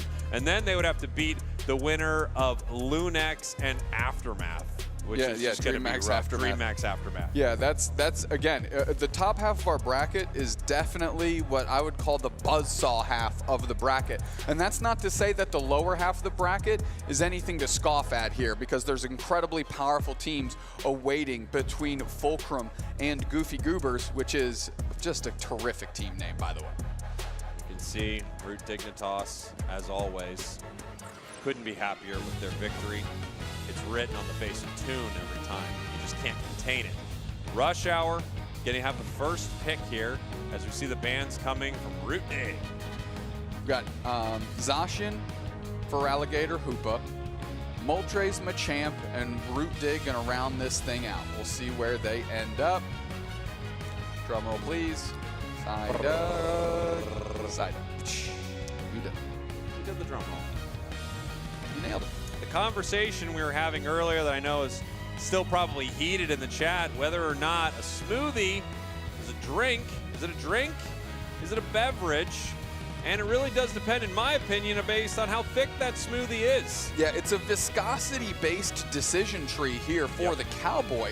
Now, we just need to know where's our viscosity baseline, and then how much can you deviate from what we'll call the VBL, viscosity baseline, for it to remain a beverage, of course. That really is the question, like where the VBL lands for everyone. It is a personal decision. I understand that. If I'm getting a drink and it's real thick, at some point, I just don't feel like it's a drink anymore.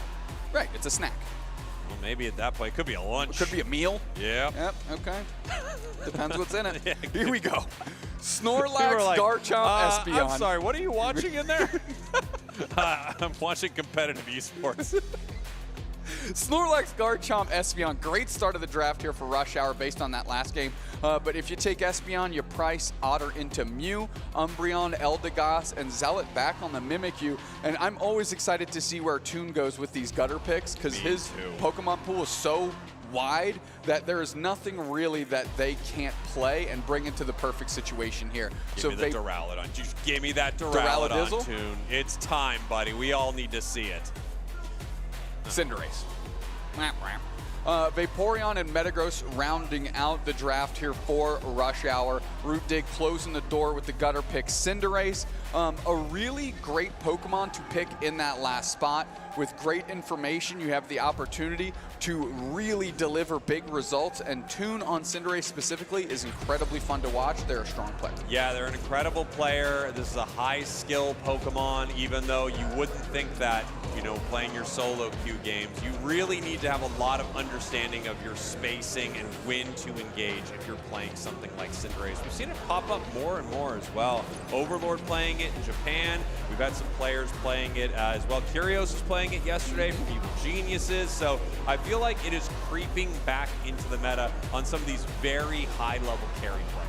Yeah, it often ends up, again, in one of those very last picks of the draft when you can operate with perfect information that gives you the information you need to say, yes, Cinderace can outmaneuver, perhaps with feint or whatever, to be able to have an impactful play. I'll tell you what, though, you're not going to see Toon Blazing Bicycle kick a Bunnelby unintentionally like we see a lot in our solo queue games here, as we are jumping into this one. Rush Hour, your purple team. Root Dignitas, your orange team. One game away from moving forward, and Rush Hour needs to win this whole set, probably a few more, if they are going to qualify for Worlds. Absolutely. There's a great path, though, for them to win here, and a good strategy. And it starts with me for Snorlax and Espeon. If Johnny Noms and Coolager can get into the mix early, I think they've got themselves a chance. Tune into path to give Zealot the opportunity to level up on this Mimikyu. Yeah, they want to get that level 5 as quickly as they can, and then they can trade that central area, right? Let Toon take as much of that experience as they want or need. Ender and Toon in this top path right here, having a pretty good time into a team that might be able to out-secure them slightly with the Garchomp or chase them down, which is something that Garchomp is known for. Is a little Gibble, you can do a surprising amount of damage with those boosteds. I agree completely, but, I mean, Eldegoss and Cinderace can A-press with the best of them, and that's exactly what they did here early. Colin Tang sporting that Neo Hollerware, looking very good, going back to pad, and it's a 4v3. 4v4, let's get into it. Here comes Johnny Noms, the Espeon. Big time stump action on Zealot, actually. Can they convert on the KO? They can. Colin Tang gets the chase down in the knockout, and I believe that's our K opener. Yeah, beautiful stuff right there. And this is a very different look. Once again, Colin Tang jumping in the middle of a big fight, but with a Gyro Ball, Metagross. Just a Gyarados almost. With a Gyro Ball Metagross, you are able to get a massive shield. Very different from Talonflame just getting blown up last match. Yeah, absolutely. Also, the big Psyshock out of Johnny Noms, really stunning Zealot in the middle of everybody, allowing to get a convert on the knockout, and a quality one at that. You know, sometimes we see, yes, it's a K opener, but it's like on a Gossiflor or a Chansey. That was a quality target. Here we go, a little fight breaking out in the center here. We're taking a look at the Snorlax, but we've got a lot of experience right here that these two teams are fighting over. Not really sure which way it went exactly, but a massive Psyshock. Now you're seeing the value of Espeon. We obviously saw it in game 1, and you can see how quickly it can take over here in game 2. Every knockout that Rush Hour has gotten facilitated here by Johnny Noms. And Coolager on the Snorlax once again. I mean, just a playmaker for Rush Hour. Really impressive stuff. The Psyshocks are huge, and taking this away from Otter, I mean, look, it was a game-winning play from Root Dig to have Otter on the Espeon, so this could be the difference maker. Can we admit that Matang Schnoz is ridiculous? I don't think I'm ready to admit that. No? No, there's a lot of stuff I'm ready to admit. That, I'm not sure where I'm at on that. It's like wannabe nose pass action. Come on, dog. Vinny, I'll admit it. I'm ready now. Muddy Water Vaporeon here, holding it down in the face of 3, trying to at least. Still 14 points, make it 8 left in that goal zone. And Vinny, left to their own devices here, is doing the best they can. It's just a bit too much. And here we go. Level 8 now for Zealot. Objective the top, objective bottom. It's getting very low. Reggie Rock, they get it. Just zoning them out very well there. Rush Hour starting off this match strong, but again, Doob Snacks, no points really on the board. Well, literally no points. Last match, it was barely any points for Rush Hour. They do great in these fights, but they are behind on score.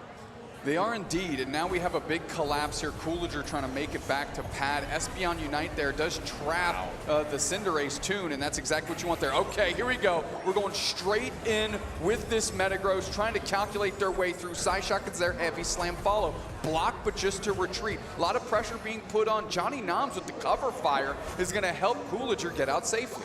Yeah, nice stuff there from Rush Hour, but obviously a great defense from Root Dig, allowing them to get really no value for their Unite move. Now they're looking for this Metagross KO. Big time Gyro Ball hits multiple members. The shield is huge, but here comes Toon looking for it. The Unite move can't quite make it happen. Zealot is chasing, and no, they don't get him. What another huge save by Coolager. Like a walking highlight reel in this Snorlax. Heavy slam back over, perfect timed block with a slight delay allows the retreat from Colin Tang, that Metagross, to survive another day. All of these moments, you do see the very similar nature that they would play here. Big time Unite move from the Garchomp, looking for a KO, looking possibly for 2, but they missed. No, they get 1. And now going back to the Water Pulses, Vinny chasing back Asha, who has to go back to pat another heavy slam. Isolation, can they get the knockout? Look at this dude go. I know. Coolager is like setting up the table for Rush Hour to eat. Big plays from Coolager here the whole way through, just setting up massive KOs for the squad, protecting members, and setting huge picks. It's been really impressive to watch. The question is, can Rush Hour convert it to a win here? They weren't able to last game. Multiple members now of Root Dig ready for this fight. Just 5 seconds until this bottom objective. Yeah, doing a much better job this time, getting points on the board. Regice is getting worked on. Nice reposition into the Moonlight Prance. We're trying to compute and crash. The Coliseum doesn't go up. Cotton Cloud crash for 4 to get topped off, but Zugrug is lost behind the team. Espeon Unite is there. Zugrug doesn't get knocked out, and the whole chase is on. They grab a berry, they do get knocked out, but they had to give up the Regice in exchange. Yeah, I mean, I think they realized they just couldn't take the fight, so they were going to get something, anything out of that. Great stuff here from Dignitas. They did get the Regieleki, and Rush Hour is actually leading in experience right now, Cowboy, and they're leading on the scoreboard as well. So Rush Hour is really converting these team fight victories and these knockouts that they're picking up into a real difference on the scoreboard. Into the fog is the Mew, they're on the retreat. We're trying to get an engagement. Toon comes back in, but darts back out. The front lining of Zug is impressive. Garchomp goes straight towards Toon. Tons of HP ripped off that character. Now it's Zugrug sacrificing themselves yet again on behalf of Root Dignitas, so the rest of the team can run away. Yeah, it looks like Root Dig is very well aware that they would like to give up the KO, obviously, on something like Umbreon as opposed to one of their higher level carries, but their carries aren't that much higher. Cinderace finally ticking over to 12 here, but they were 11 for that last fight, just 1 level higher than Zug. And meanwhile, the Metagross and the Garchomp are both level 12s, Espeon 11, just ticking over as the support core as well. So Rush Hour doing a great job in the experience department here and doing slightly better than Root Dig on the scoreboard. Yeah, here we go. Rush Hour ahead, deciding how they want to fight this. It looks like both teams are just trying to lick their plate clean right now. Not a bit of experience is left on the map. They are getting as much of it as they can as they get ready for this fight. This match is incredibly close, and with 2 tier 1s up in the bottom path, anyone could peel over to try to get some of this experience. And actually it goes towards Root Dignitas, and that's a big win for them. Coolager not willing to heavy slam in and trying to create separation there. Setting up for the basement Reggie is going to be Root Dig. Zugrug presenting, and so is Otter. They're looking, they're scouting. We're going to see what they can do here. Rotating down is Zealot, finally looking to join into the fray. Yeah, and the question is, do they actually want to go for this? And is Rush Hour going to do anything about it? Regice are getting chipped up right now. They're looking for a possible secure. They get it with the Metagross! Colin Tang! And that is just in shambles as Root Dig. That was a 5v4. Root Dig really wanted that. They're going to be able to send this Regieleki down the path too. We've got 5 seconds until our boss monster. It looks like Root Dignitas could decide to take this fight really aggressively, but they peeled their Mimikyu back right now, so the Regieleki is walking. And Rush Hour is ahead. They're ahead with a buff. They look fantastic here. Root Dig has a really awkward fight to take. Okay, we've got Vinny from, oh, nice little potential stun, breaking the Eevee passive there on the Umbreon. Now the question is, when does Root Dig move in? How do they want to play this? Does anyone peel off towards that tier 1? Doesn't look like it.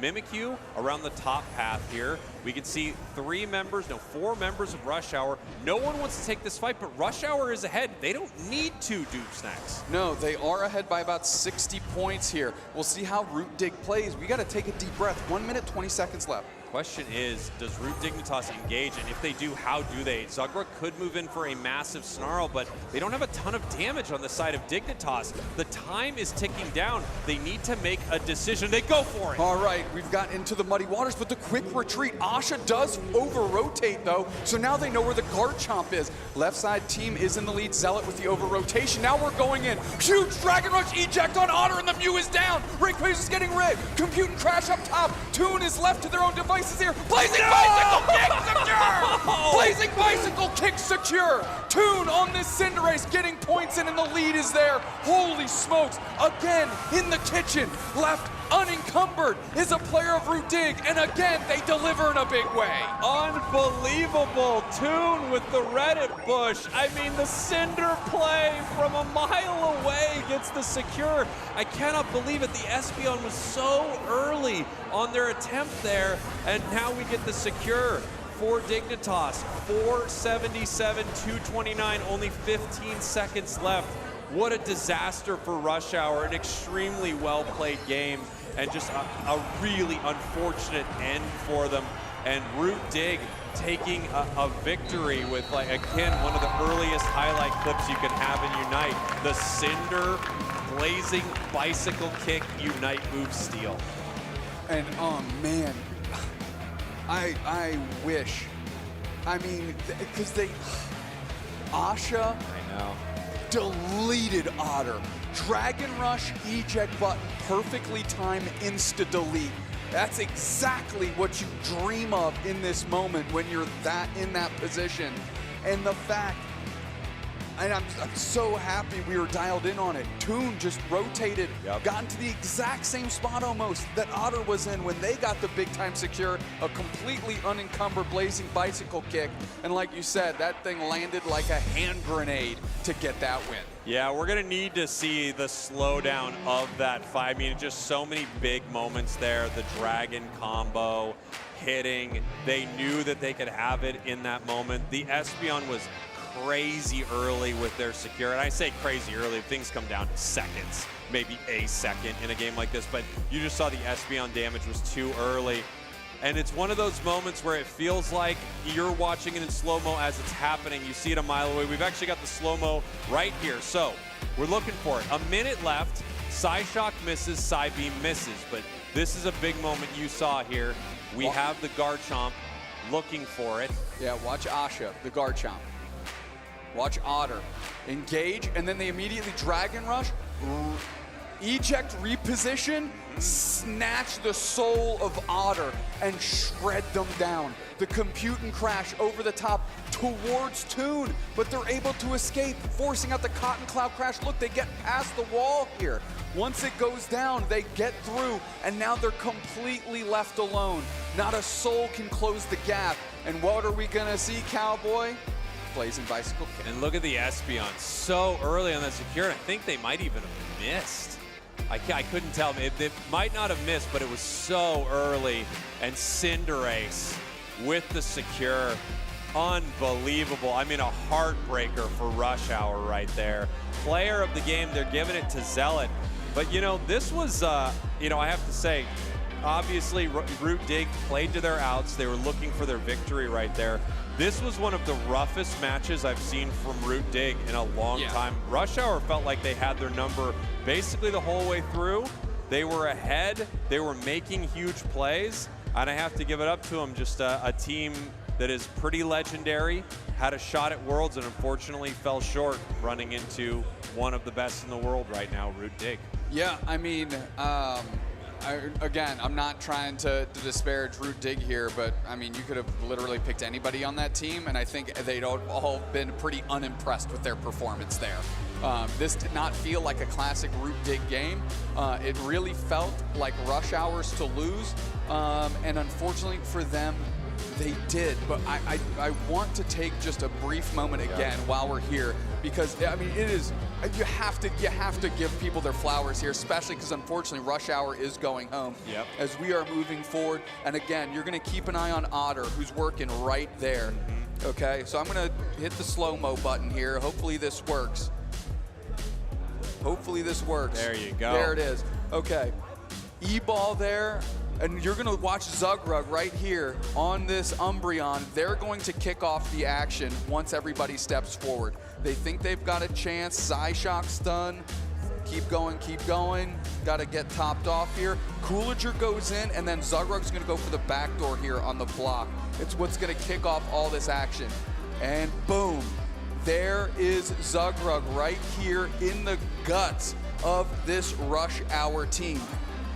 keep an eye right here on this Mew. That's what's going to be important here. I'm going to get a little bit quicker here. Garchomp, we're watching them. They're right there. This is a massive eject play. So what happens with this Garchomp as we're moving forward is they go for a dragon combo right here, but they eject button mid-air and catch reposition Mew perfectly. It's so good. I'm going to see if I can get the pause right here. Come on, Kirk, you can do this. I believe. You only get one crack at this. Boom. Right there. Look, it's targeted towards that bush. You can see they end up kind of in the bottom right-hand corner of your screen. And that, in my mind, is the perfect play to make as we watch the rest of this develop. The compute and crash is on the right target too. I believe we have an eject button. We do. And now the Metagross can't close the gap, and Colin Tang cannot stop this blazing bicycle kick, which is really the only sign of life that Root Dig really had throughout that entire game. Such an incredible play there by Rush Hour. I feel like everything went right, and we saw the KO was picked up, it looked like, by the Espeon, so they caught him with the Dragon combo. Espeon follows up for the finisher right there. Yeah, the perfect Unite move onto the Cinderace. It hadn't burned its eject button red, and you just see him boop, right out the other side and look for that secure. We've got an interview up on the main stage, so we're going to send it up there right now. Take it away. And here we are, folks. We have Inder from Root Dignitas here for an interview. Now, obviously, you have just made it into the top 4 here today. Where is the mind at? How are you feeling? Yeah, we came here to win, so top 4 is nice. We get some bling to take back home, but a win is all that matters for us.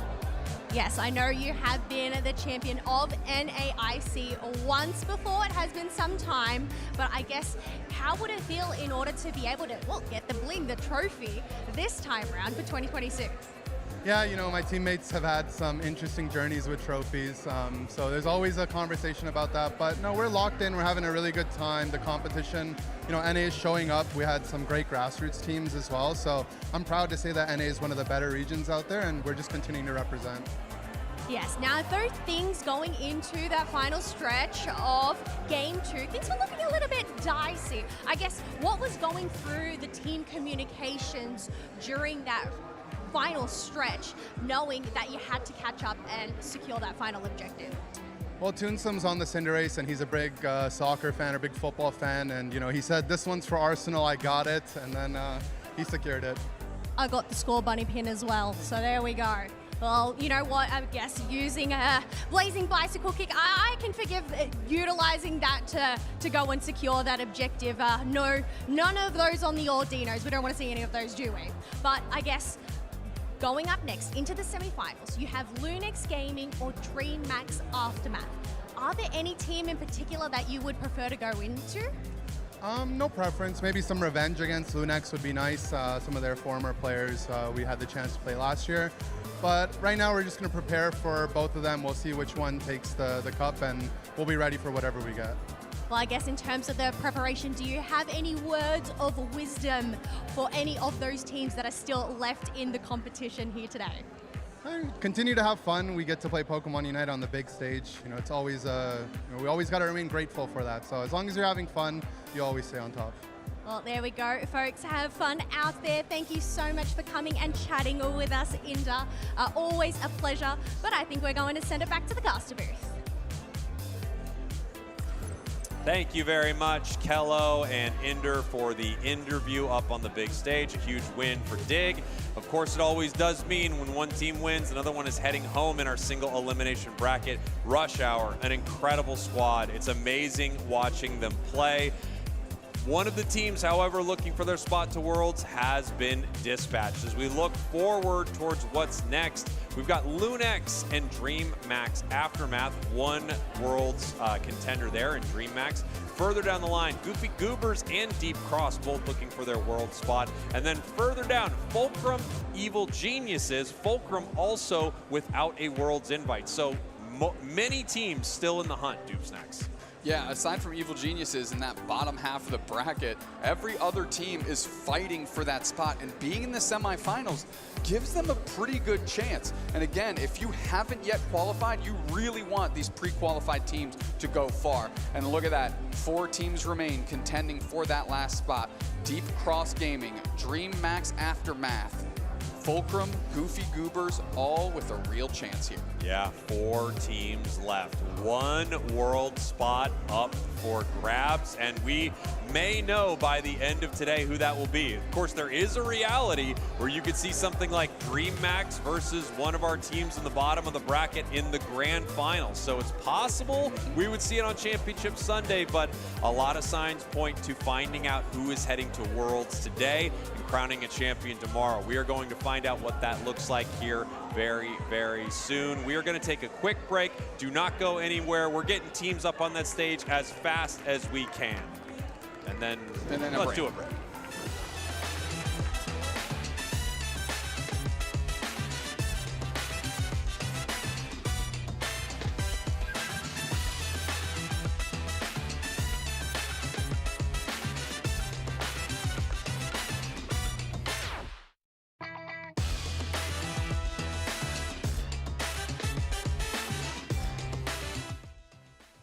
Hey there, Pokemon trainers. Gabby Snyder here with 2 more incredible Pokemon trainers in our community. This is Curly Swirly Maria and Kay Berry Kim. How's it going, y'all?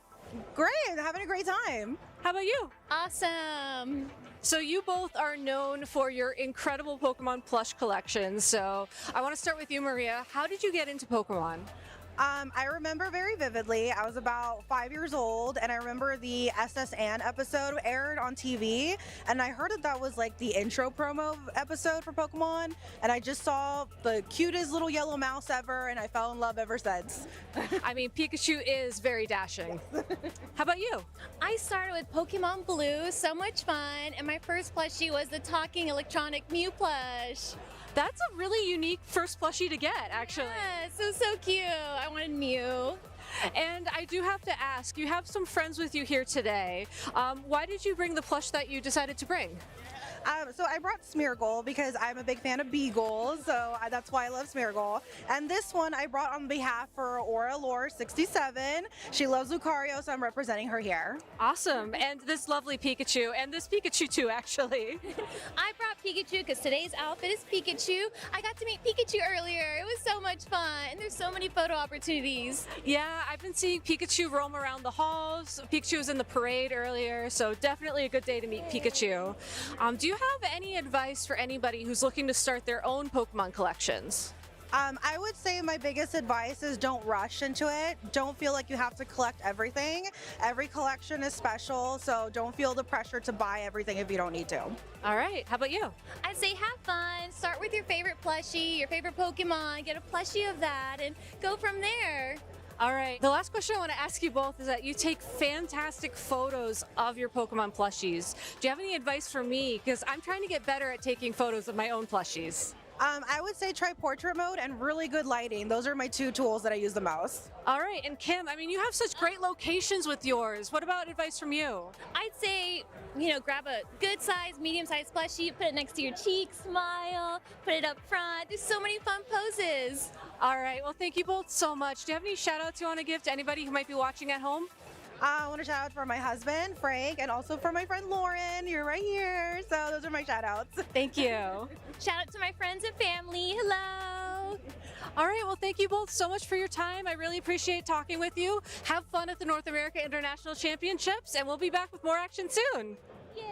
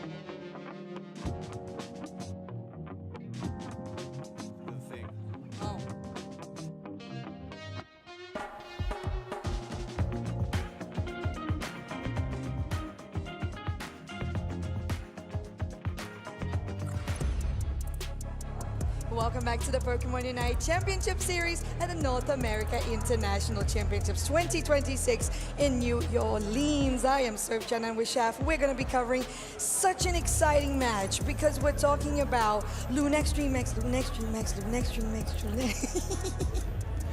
Yeah, I mean, honestly, as fun as that song is to sing, it really is an exciting match. These are awesome pictures, by the way. You should do his pose, and I do I'm going to be yawning in the game anyway, so I don't really need to fake it. But honestly, big ups to all the players for taking great player photos this time around.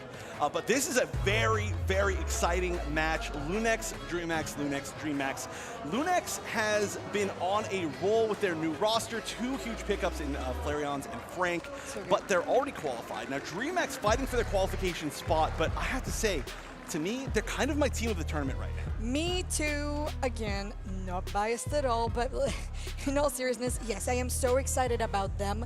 But like you said, I'm also so excited about the changes with Flareons and Frank on the side of Lunex. But although they have already qualified for Worlds, I feel like they are really just trying to step up that game in this tournament in particular. So I would say this match could potentially be a grand finals match. I don't know. It feels possible. Well, it's not possible. It's on the same bracket. It's not possible. It theoretically could have been. It theoretically could. Right. In my dreams. But we're going to be jumping right into the draft, and we're going to see how these two metas line up against each other. Lunex been playing very aggressively over the course of this entire kind of season now, but DreamX Aftermath. Of course, it's going to be DreamX Aftermath, their kind of new formation coming into this tournament. They have had the most wild metas I've ever seen. You know, the triple Charizard comp, they've got the Decidueye with the EXP share. There's just so many unique things they're bringing to the table, and I'm sure will continue to do. So 2 very unique teams, unique playstyles, unique drafts, and we're already seeing some of the bans, and that's hilarious, the Lunex bans. I know, because it's exactly that. So if you don't know from yesterday, DreamX played Mega Charizard X, Mega Charizard Y, and regular Charizard in the same composition. So that's why Lunex has focused that. They are going to go for the Feraligatr first pick here, and DreamX have already taken out the Machamp, the Zacian, and the Hoopa. I was going to say Espeon, always a great option in the first few picks. Now pair that with a Snorlax, you're already setting up for great crowd control. And just as a side note, the Moltres was a part of that triple Charizard comp as well, so kind of was just another big flying firebird that we got to see, being very confusing to actually target things correctly, but that is going to be gone as well. So very different comp we're going to be seeing, you know, from going from fire to water, I think, from Lunex, is now we're going to have the Psyduck and the Blastoise. So far, all of these Pokemon that we've seen picked have been really, really key parts of kind of like games today that we've seen on broadcast. Specifically, day 2, we've seen a lot more of a few of these. Buzzwole, not that case. That one's pretty interesting. All right, yeah, because we saw yesterday, I believe, what was it, the game we cast today was a Buzzwole with another pick that we didn't feel like it matched that well. So far, with the Snorlax, with the Espeon, and the Eldegoss, I think it does make sense. Specifically, Buzzwole and Eldegoss on top path is so strong. Yes. So that makes quite a lot of sense. The final picks for Lunex will be Dragonite and an Inteleon. How long has it been since we've seen Dragonite? Yeah, I mean, there's a little bit more Dragonite in some of the other Asian regions, but we certainly haven't seen it here so far this weekend. We haven't seen it for a while in our regions as well, so that should be pretty interesting, especially to combine with a last pick of the Inteleon, which does mean you're kind of giving away, there's going to be a decent amount of auto-attacking damage. You're kind of giving away your range at this point. I mean, it's not like you're giving it away, it's your final pick, but the question is, you know, of course, now how do you deal with that as a team? But that is going to mean that they're going to have some nice range advantage over the other side. DreamX, I think, kind of realizing, hey, if they choose Snipe Shot, we only have the Espeon, we're losing this range battle, so let's choose somebody who maybe has the potential to dive at some point in the game with that Greninja final pick. I was gonna just piggyback off that because I totally agree. Not just the potential dive, just the setup that you can have Snorlax, Espeon, and then you just throw in Superpower with Buzzwole. And then you go in with the Greninja, all the setup perfectly for the Greninja to go in and leave unscathed too. Oh yeah, there's going to be some nice combos for sure on that team. I mean, that's assuming that things go as they like, and it's assuming they can get close enough, as there is a lot of range damage on the side of Lunex Gaming with their primarily water comp. They are almost all the way there. Dragonite, pretty close. The only one breaking the rule. Yeah. I mean, if you think about it, the little, you know, Dratini and the Dragonite, they are blue. Yeah, so yeah. I will take that as at least a color coordination type of composition that they have there. I'm really interested in this Dragon Knight in particular, because if you look in general, you have great melee damage with that Feraligatr. You have the Inteleon for the range, and then the Dragon Knight kind of fulfills a more like, how do I put it, a more versatile, like mid-range kind of damage dealer. Yeah, there are a lot of ranges they added, especially at the end of the draft, and I do like that a lot. Like, 'cause you play a lot of, look at that stare from Flareons. You play a lot on ranges with attackers in this game at the current meta, and you really have to kind of decide how you're going to deal with the long range, and then if you don't have enough to deal with like the mid-range as well, it can just be so hard to deal with that amount of damage. Also, while we're in the middle, of course, this technical pause, I want to call out our director, Garen, for saying that we were going to try to break our curse today, you and I, our caster pair, of having the big pauses within our games, and he did, in fact, recurse us. So I would say that is very unfair. I am going to complain to Aja.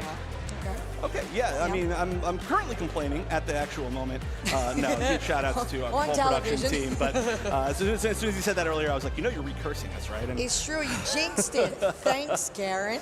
Yeah, and of course, too, this is two teams that have already played, so it's surprising that we're going to be seeing some sort of action. Hopefully, it's just something solved pretty quickly. And once again, though, we can continue to talk about how these teams are being built, right? So, last pick, Greninja, is, of course, like I said, probably an opportunity to, I mean, obviously, Greninja is a little bit more of a flexible Pokemon, but if you do need to try and solo target out the Inteleon at a very crucial moment towards the end of the game, that's going to be a very, very strong pick for that. Obviously, you have to commit pretty hard if you're going to maybe Unite in, but there's going to be some options for that. The rest of the team, if they can find any single person, like you were saying, any single enemy that's not in the exactly correct position, you're going to get caught by the Buzzwole, you're going to get caught by the Snorlax, and you're just going to not have a good day, I think.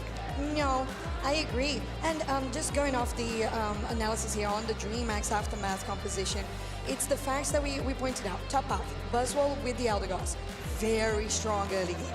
The Evolution, also very strong there for the bot side. The Greninja is going to be able to, you know, early game in their central area is going to require, I would say, maybe a rotation from the side of the Espeon to come through and help out, because you got to take advantage of the Psy Shock early game because it's so much damage. The stun is just very powerful in general, and I feel like if you can take advantage of that, considering the fact that they have 4 Pokemon that are 3-tier evolutions here on the side of Lunex Gaming that need to get so many resources, EXP, Wild Pokemon, and Eos Energy scored. Right, yeah, it's going to be a little bit of a slow start. Now, a few of them were pretty decent early in the game. We actually saw some pretty early aggression from Squirtle. I think it was out of, it actually might have been out of DreamHack. It was very recently. We saw some early Squirtle aggression that worked out pretty well, but that's not the norm. I wouldn't call that one the norm. Sobble, though, is relatively strong even at level 1. It is just, it's got that advantage of that, you know, it does maybe suffers a little bit less. Obviously, you want to get to its power spike, but it won't be hurting as much in that early game. But they are going to have definitely some struggles with that, and going to have a little bit of a slower game. I'm curious as well exactly how they're going to be distributing their Pokemon to each path, right? Now, again, just as a reminder, their comp is the Inteleon, the Blastoise, the Dragonite, Psyduck, and the Feraligatr. So we've seen a few options in each of these go to that center area, specifically the Dragonite, I feel like, and the Feraligatr. We've seen a pretty decent amount both going towards that center area, so I'm curious which one they will prioritize, if we'll end up seeing any switches, and also having to worry about potentially an invade, because I think as DreamHack, they have to see, okay, they got a little bit of a weaker early game potentially, a little bit of a vulnerability, and maybe if we invade, we can shut it down early. I think that's a great strategy. It makes a lot of sense for DreamHack to take that approach. Like we said, they have a lot of good key components for the early game that they could utilize to try to shut down all of the scaling that is necessary for the side of Lunex Gaming. Although, the match that we casted together earlier today, it felt like the team that still had the advantage early game, that won early game, still fell short to the team that was scaling and managed to pull off a good late game final stretch. So that is something that Lunex definitely is taking into consideration because they are more hyper scaling focused. So I want to see what's the strategy here for Lunex. Are they going to take a more reserved approach? Are they going to be more defensive? Or are they going to, you know, just be at the right moment, at the right time and try to shut them down instead? Oh yeah, there are a lot of directions they go with this. Once this match is actually started, once this tech issue is resolved. But I'm also a thing that we have to kind of look at forward going into this game is how much secure is available on the side of Lunix Gaming, and that's something that it looks like we might have to do it off. Maybe not. They don't look locked in. Yeah, no, not quite yet. We're moving things along though. But one thing I will say is that of course we have to remember all of our matches today start with a Game 1 Rayquaza map, right? So within these Game 1s, we've seen a whole lot of really volatile things happening. Rayquaza map is very well known for being a volatile map, volatile objective compared to Kyogre and Groudon. So I do think that a lot of the drafts have had some slight changes, and there have been a lot of really strong secure options that we've seen. So we have the Dragonite. Again, we don't exactly know which moves they're going to choose quite yet, so Dragonite is a potential secure. We have the Inteleon as a potential secure. We could also see it be Liquidation, though, because we've seen such strong Liquidation even just a few games ago. We have the secure from the Espeon, which regardless of pick, that's going to be an option. And we can see some of the secure Pokemon right here as well. As you can see that a lot of them are pretty high up. The Mew as well, doing a lot of securing this weekend. It has been, and I would say that overall, Mew has been, by pick rate, the most picked because in regards to them, between them and the Espeon, people choose to ban the Espeon instead of banning the Mew, and they pick the Mew instead. So it makes a lot of sense. Of 16 picks there with 59% pick rate, it's quite high. 56% for the Espeon. Umbreon followed up there, the Evolution with 52, Azacian with 44, and what I was thinking was going to be very prevalent in the pick rate would be the Mamoswine, now on 41, followed up by 37% on Opal. Right, the Mamoswine's really interesting, the way the defenders are being chosen right now, but you can see the ban rate percentage here. Moltres is really high up, which has been pretty big winning Pokemon, I would say, for DreamHack that we're particularly about to watch right now. So without that, we'll see what actually can happen. Of course, they had that really targeted ban, and of course, encounter rate is a combination of how many times we've seen a Pokemon picked or banned, so anytime that it's just engaged with within a draft. And you can see Snorlax up there, Moltres up there. For Alligator, who is a pretty decent split today. We've seen a lot of picks and a lot of bans for it. Absolutely, 89% is so high in regards to LAN tournaments. And of course, we have seen very good and successful results from Alligators, but at the same time, sometimes it has been, I don't know, felt like the Pokemon didn't fit as well with the composition. But we know too that having Alligator being one of the Pokemon that was picked there for the side of Lunix as we get this draft remade, we know that Lunix has quite a lot of experience playing together as a team, as they were regional, and they were in the regional league.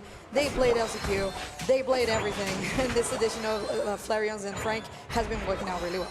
It has, but here we go. Tech issue solved. First match of Lunix versus DreamMax Aftermath.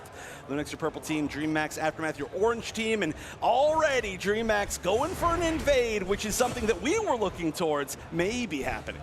I was going to say it's funny how we have Ducky going for invades, and I was going to make a joke that Lucky would do that, and that's what they did, which I love. I feel like that's very canon in my head. So we have the Snorlax taking a heavy beating now from the Squirtle in Oblivion there, but you know, it's a Squirtle. So it pops out the focus band, and Lucky decides to leave, although Dragonair already positioning there on the top side with the Greninja 2 that has already engaged for that 850 birds. Ooh, yeah, pretty quick clear at the moment. So we'll see what they can actually do. It does look like we are going to have two other members rotating up top, getting ready for this. So 4 members from DreamHack as they spawn. Okay, having a lot of damage on Lunia on that Totodile. They're not really able to finish off that KO, but now they're chasing on Celeste, although they get finished off themselves, and Lunix Gaming turns this one around. There's another KO that gets confirmed here by DreamHack, but it's still a favorable fight for Lunix. Oh, yeah. Ooh, and we could even see maybe another follow-up. No, they're going to be able to get away. We've seen a lot of this Squirtle fighting and really not actually being a part of all of that many KOs. Wow, continuing the chase. Weird place for fights to be happening where that Dragonair is getting chased down. It is, Chef, and I think it's really funny because we've been casting a couple of games that the fights just go from top to bottom to mid to everywhere, and the fights just don't seem to end. So this has been a kind of a pattern throughout the day. We have the Croconaut there in the central area for Lunix Gaming, although Revenant has been able to steal successfully here the blue buff from Celeste. Now what a nice dodge, Revenant. That was beautiful, honestly. Using the eject button to get away. Superpower takes them out, but it's still going to be a favorable trade for Lunex Gaming as they had the numbers advantage. Although the Zip Bomb comes in and Frank is going to get taken down themselves, so it becomes a 1-for-1 trade. For those of you who may not watch a lot of Pokemon Unite, generally in Pokemon Unite, there are 3 paths, and you send your Pokemon to those 3 paths. But in this game, I think it's more of like an everybody is everywhere trying to fight each other type situation. And ooh, nice KO. That evolution, though, going to slow down maybe a little bit of the aggression. They're going to try to counter with a dunk, but 3v1, no chance. I'm surprised that they continue to engage. Wow, yeah, Lunia hitting that power spike was so huge. Actually, they even hit the power spike after they successfully took down that fight. 2 KOs as well. They managed to get this zone pushed here on the top side, but they use the waterfall to get away. They don't need to overextend as the Reggies ask one. It's been one long fight all the way up until the objectives. That's pretty ridiculous. There's going to be an attempt to steal here. I don't think there'll be a fight. We may see the attempt to push afterwards, and I do think it's going to be the case. The waterfall going in. Ooh, okay, Kashala just out of range there, but Reggie, like he is confirmed by Lunex Gaming, hits the pad, and we also have confirmation that our Dragonite is a Hyper Beam Dragonite for Celeste. Wow, love this approach from Lunex Gaming, this proxy that they're doing, just making sure that DreamHack is going to get starved of experience, although the Psychic Celeste, just to confirm, the Dragonite was going to get taken down, but look at that, with the Unite move, Celeste gets away.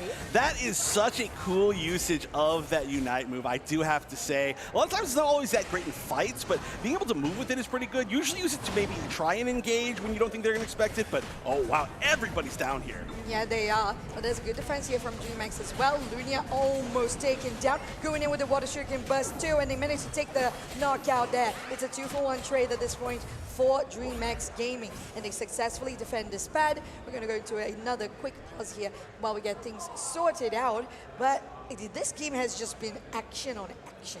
It has. Thanks a lot, by the way, again, Garen. But no, this has been completely just fight after fight. Now, the well-known, within our online season, obviously we got a chance to see a lot of these Brazilian teams, and when we looked at our stats during the online season, we got to see, which teams, which players had the highest damage, which players had the highest, KOs on average, and the Brazilian teams were the highest on all of them because the Brazilian teams just fight. They fight a lot. It is aggression, and we are seeing that a lot. But Lunex is the same way. The only player that was not a Brazilian player on the damage charts, Celeste from Lunex. So if there's one team that probably plays similar in style to the Brazilian teams, it would be Lunex, which is why we're just seeing fight into fight into fight. Maybe that's where they paused. They need to give us a break to breathe. Yeah, this is like, oh my gosh, this is very overwhelming. Okay, let's take a breather. I love that stat shaft that you just brought us. And now on the top side, the fighting continues. That is going to be for Alligator taken down there. And Revenant with a superpower goes in onto that Dragonite. And Celeste, nice Hyper Beam. That is a very close distance Draco impact, but it's all right as they guarantee with Flareons in the snipe shot. That last KO. EMP has to get away. Nice dodge there onto the snipe shot too. Lucky goes in, gets a nice knock onto the wall, just trying to get that side shot, but I feel like they did more than they could chew, DreamHack. But they're just running back one after the other, and eventually, wow, that was more than 50% life. That's a little bit scary. I mean, a great push from Lunex. The thing is, though, you would expect that the way that Lunex is pushing, that they would be super far ahead in levels. It's pretty even in levels, somehow, after all of this.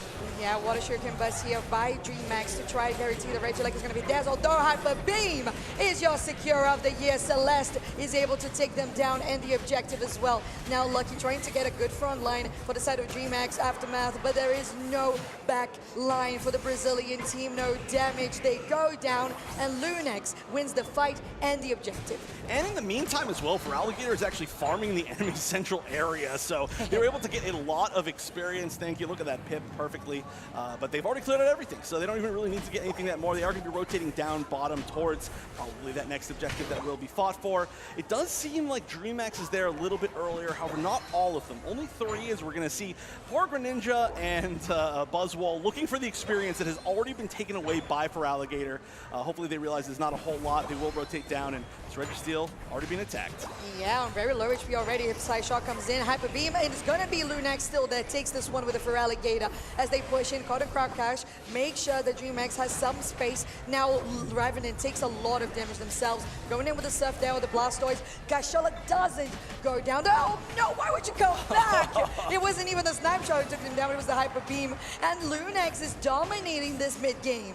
It's just one beam or another beam really is all you're going to have to deal with here, and none of them are going to be easy. So much damage, and you know, I was saying that the levels were relatively even. They were at that point, but since then, winning 2 objectives, winning a few more fights, Lunax has continued to solidify that lead. And now we're getting into a spot where really starving them of experience is going to be a problem. Wow, engages, that's huge with the flank. All right, yeah, that flank is really powerful for them. Revenant doesn't go down, finally does, but that Water Sugar Buzz really made sure that they had enough damage to initiate the fight. Now Lucky has to disengage because, again, they can't overextend. The levels are so necessary now to get that level 13 on Espeon and Buzzwole for the side of DreamHack. That was a really smart play, though. I didn't even realize that there were a few members waiting to try to like flank within that ambush because they needed the experience. They targeted out the squishiest, most available, highest level Pokemon, which was that Dragonite, now currently level 14 even after being KO'd. And they managed to get the KO on it, which is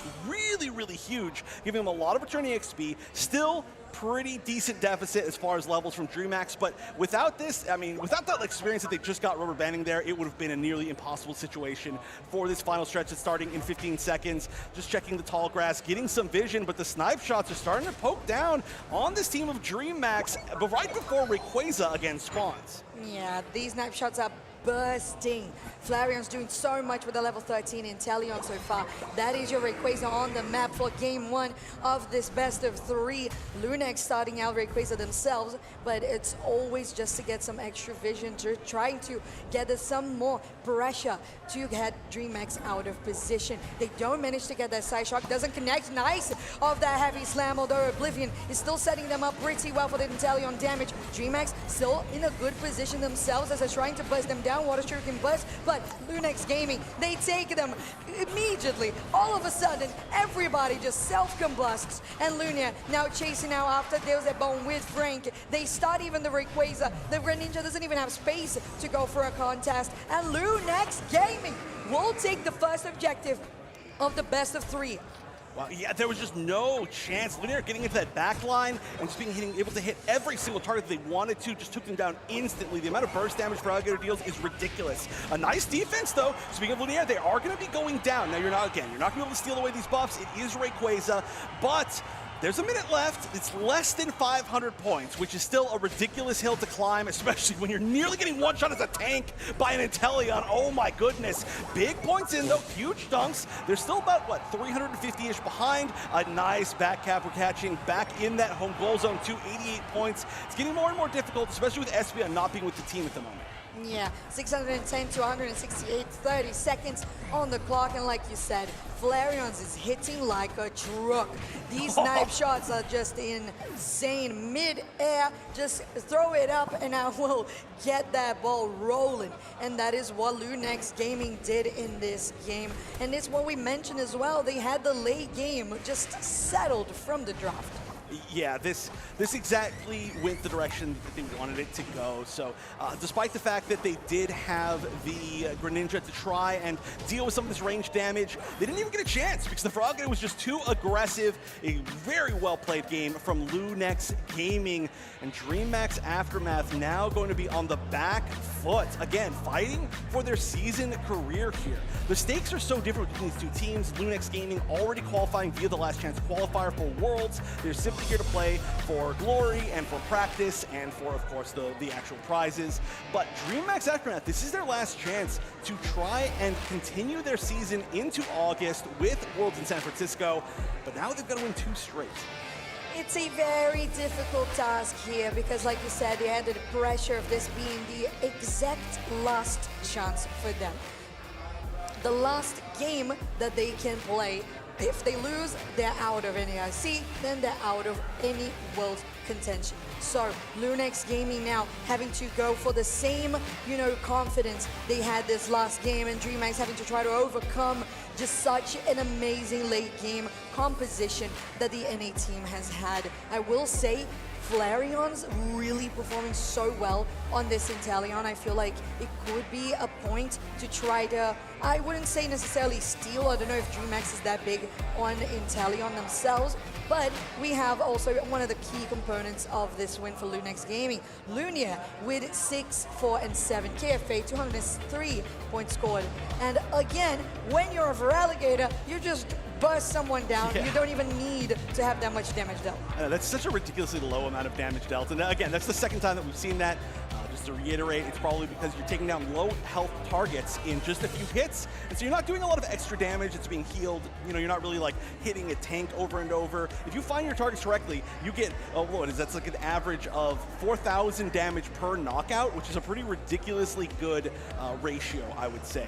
So that's just how assassins tend to go. Really, if you want to look at the damage numbers, you can look across the rest of the team. Not the Dragonite in second place, but Frank on the Psyduck, as usual, nearly our damage leader, only being led by Flareon. So huge damage across the team. All you need sometimes is somebody to just finish off those final hits, hit those targets that you can't be the one hitting, and that's what Lunia did. Exactly, and that's what Flareon's did as well. Yes. Because, well, honestly, sometimes it wasn't even Flareon's getting the last hit. Sometimes it was, but sometimes it was just them initiating, because the snipe was just so much, like 70% of the opponent's HP, that it just felt like, okay, just go in. Yes. we got the perfect setup.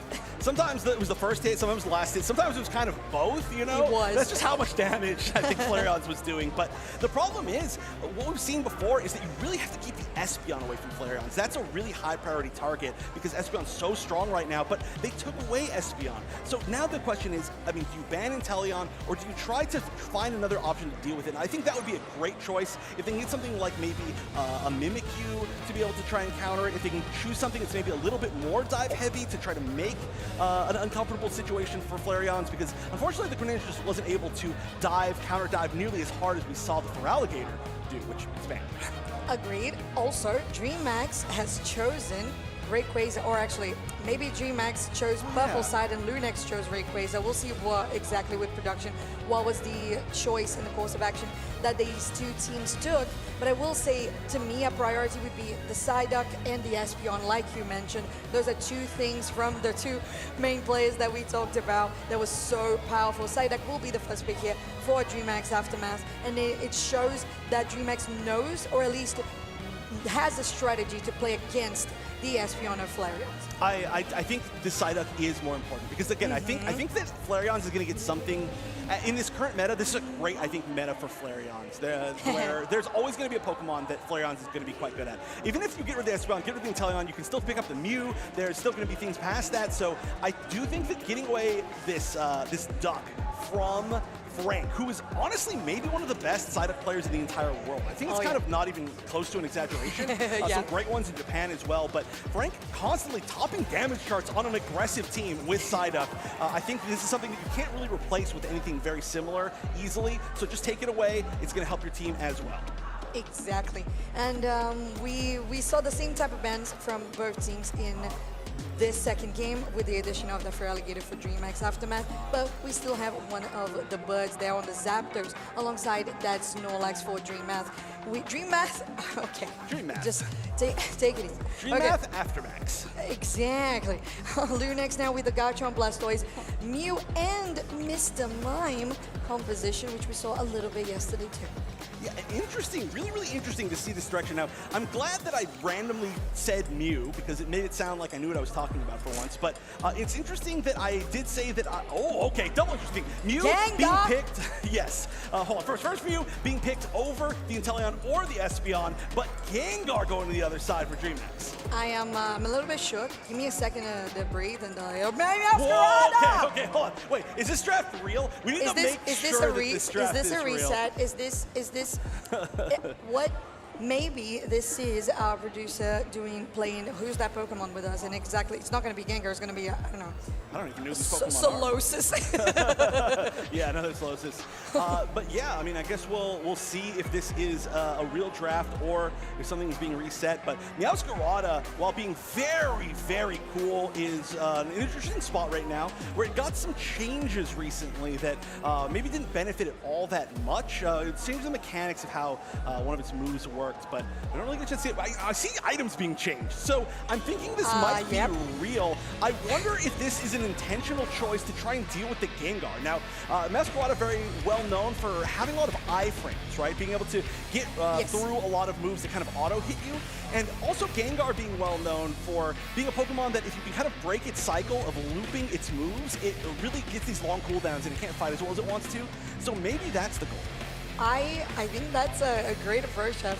And just a little bit of extra information, those invisibility frames, they are just so well utilized by Meowscarada and Zoroark players, for example, which are things that you can definitely take advantage of when you have these types of drafts. I honestly, I'm still trying to process what's going to be the course of action here for DreamHack in particular, because I feel like Meowscarada a little more straightforward. The Gengar just needs so much resources. Oh, it does. We'll see how fast it can get it. It's actually even going to the top path as we get into game number 2 here. Ghastly. DreamHack versus Lunex Gaming. Lane Ghastly. Now, honestly, I've said this for a long time in a weird way, and everybody's going to hate me for it. I like Lane Ghastly a lot. Lick, okay, well, it's about to get KO'd, so I'm going to pretend that I didn't say anything. Wait, can they survive? No. Okay, so despite that happening, ignoring the fact that just happened, Lick being a pull at the early level is actually a really scary combination if you've got some damage to back it up. Now, whatever happened right there, I don't really have a thought on it because not only am we seeing Lane Ghastly, but it was against a Mr. Mime, which is just such a rare pick, so lots of interesting things going on. Bottom path, a little bit more standard. Yes, it is. On the top side, we see both Central Area on the Metang and the Florigato going there to try, and again, for DreamHack in particular, DreamHack's Aftermath in particular, to set up for that Haunter at least, because like you said, yeah, the Lick is going to be good, but you don't have any range or any capability of getting to that energy. And nice headache, very well timed with a focus band. Psyduck does survive. Wow, a lot of gathering already. They're all so incredibly low. They're going to pick up one. At least that Mew is in a dangerous spot. Yeah, that gyro was really good by that Metang. And again, like I said, it's very important to focus on that top side for both of these teams.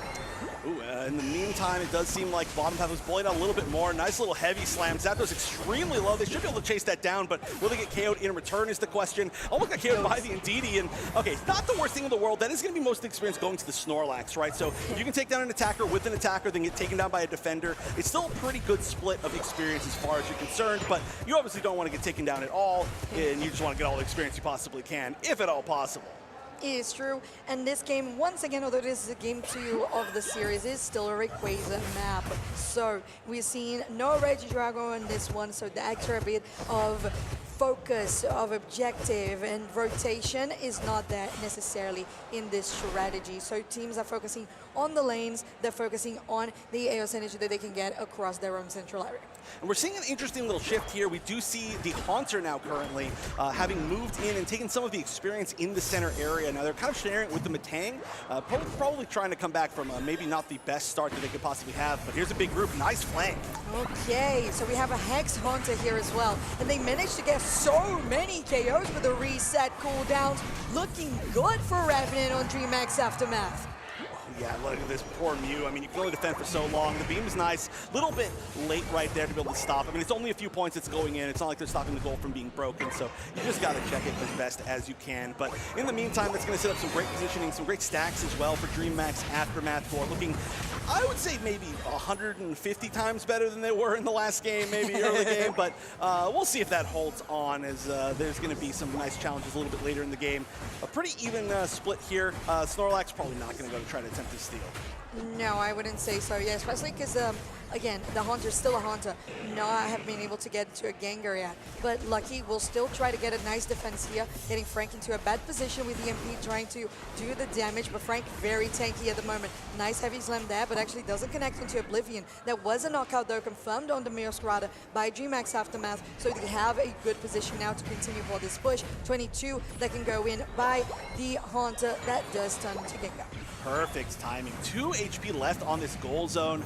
So nice attempts to snipe this Snorlax. May go down, may not go down. Not going to be all that huge. But everybody is rotating up top towards this goal zone that's being attacked at Tier 1 for DreamHack's Aftermath. So we'll see if especially this evolved Gengar is able to get any mileage and maybe any KOs within this fight that's been happening. We did see at least one Unite, maybe 2 Unites popped off stream. And unfortunately, this Gengar probably not going to be able to escape it.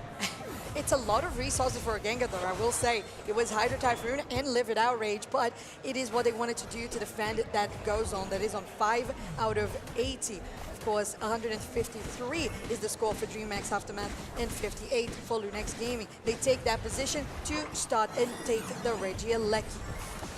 Look at this, an attempt to push. Will they continue? That's my question. I mean, I guess Mr. Mime is going to continue. Oh, I think they want to push for this. Ooh, all right, 38 overdunk. Well, in this case, 37, that's all right. You're still going in on that guard jump. Good shielding that you have there with the block and a nice side kick as well that makes the Mew just feel threatened enough to go with the Mystical Mirage. There is a knockout with a Solar Beam. Nice, EJ Button, Flareons. Yeah, so like I was saying, it really doesn't matter how many Pokemon, how many special attackers you're going to get rid of in the draft. Flareons is going to be really good with a pretty deep list of them. And so I still do completely agree with that choice. I mean, again, you know, if they had focused the ban, let's say on Inteleon, focused the ban on Espeon and chosen one of the two or something like that, this would be the same situation. We'd be the exact same spot. So you really don't have to worry about it that much. I like how they tried that. Everybody now bottom. Yeah, this fight for the Regirock does happen here. It's going to get guaranteed by Lunex Gaming, who's continuing to fight. And DreamHack is just falling at the seams. Not even the defenders can survive this push. Revenant trying to go in to get those resets. They get one, and they fail to get the next one. So that block from the light screen will allow Lunex Gaming to have perfect position. Although Gyroblast comes through as well with the Metagross, trying to defend this one. And they're able to stop the goals, still on 80 out of 80. Oh, and look at that, the Surf pulling them all together, and there's going to be so much collateral damage here with just all of these swipes, but we are going to see the Garchomp go down, and if they'd been allowed to live even a little bit longer, things might have gone a little bit differently, but it's just so hard to deal with. Metagross as a physical attacker. They're going to continue to push forward, and the fight's happening in the center area too! They are, but DreamHack's Aftermath now taking the upper hand in regards to how much damage they have been able to assert, and it's still 3 minutes 38, so Lunex Gaming still has time to reset those Unite moves as well, as a lot of resources have already been expended. No Unite moves actually available on the board. All right, maybe we get a break for a moment. Maybe we don't, though, as they're going to be rotating top. I don't think we will. Yeah, we're just not allowed to actually have that. Oh, nice attempt to steal something away. They did manage to steal away the big bird right there, but they're going to have to deal now with this Snorlax, and whatever follow-up we choose to see from DreamHack, doesn't seem like they're going for all that much quite yet, at least. Maybe just going for a reset. Maybe they choose not to risk it. The score is so close. Yeah, and Regieleki started by Lunex Gaming, and Lunia is able to take it down so fast, as you would expect from a Garchomp. That will get them surely to level 12, and soon enough, these hyperscalers will reach that level 13, much like the Metaverse on the side of DreamHack's Aftermath. There was a big push from Celeste on the bot side, and they are going to pay for this one, not going to be able to survive. Maybe they needed to stack. I'm not sure if they're stacking. Maybe they just wanted to reset their respawn timer or something like that. But pretty late KO, and they were certainly very far out there. So they're going to have to wait for the Masquerade to come back if they do want to fight for this basement Reggie. It will be the Reggie Ice that spawns, and yeah, realizing that, we are going to go for one final pause. Hopefully, final pause. But no, you jinxed us. I didn't jinx it. It's Garen. I'm going to keep saying his name. I know. G-A-R-E-N.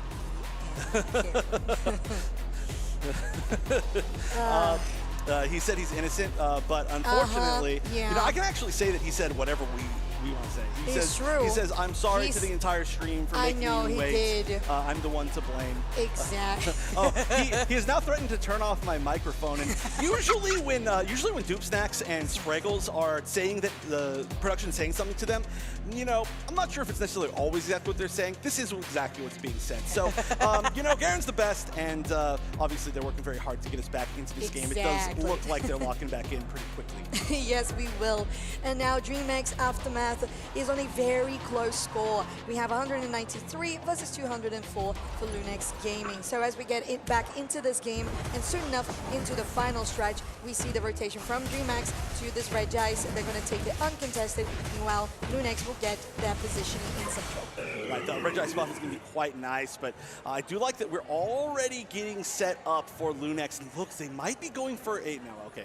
I was getting excited. It looks like they might be going for a flank for Masquerada, but they're going to play a little bit more front and center. Wow, no stopping, though, from DreamHack. Okay, block onto the wall. Very nice play there by DreamHack. And now with Hydro Typhoon, Lunex Gaming is able to buy some more time. There's two players of Lunex Gaming that go down. The computing crush is DreamHack's Aftermath who take the objective and the fight. Let's make it to game 3.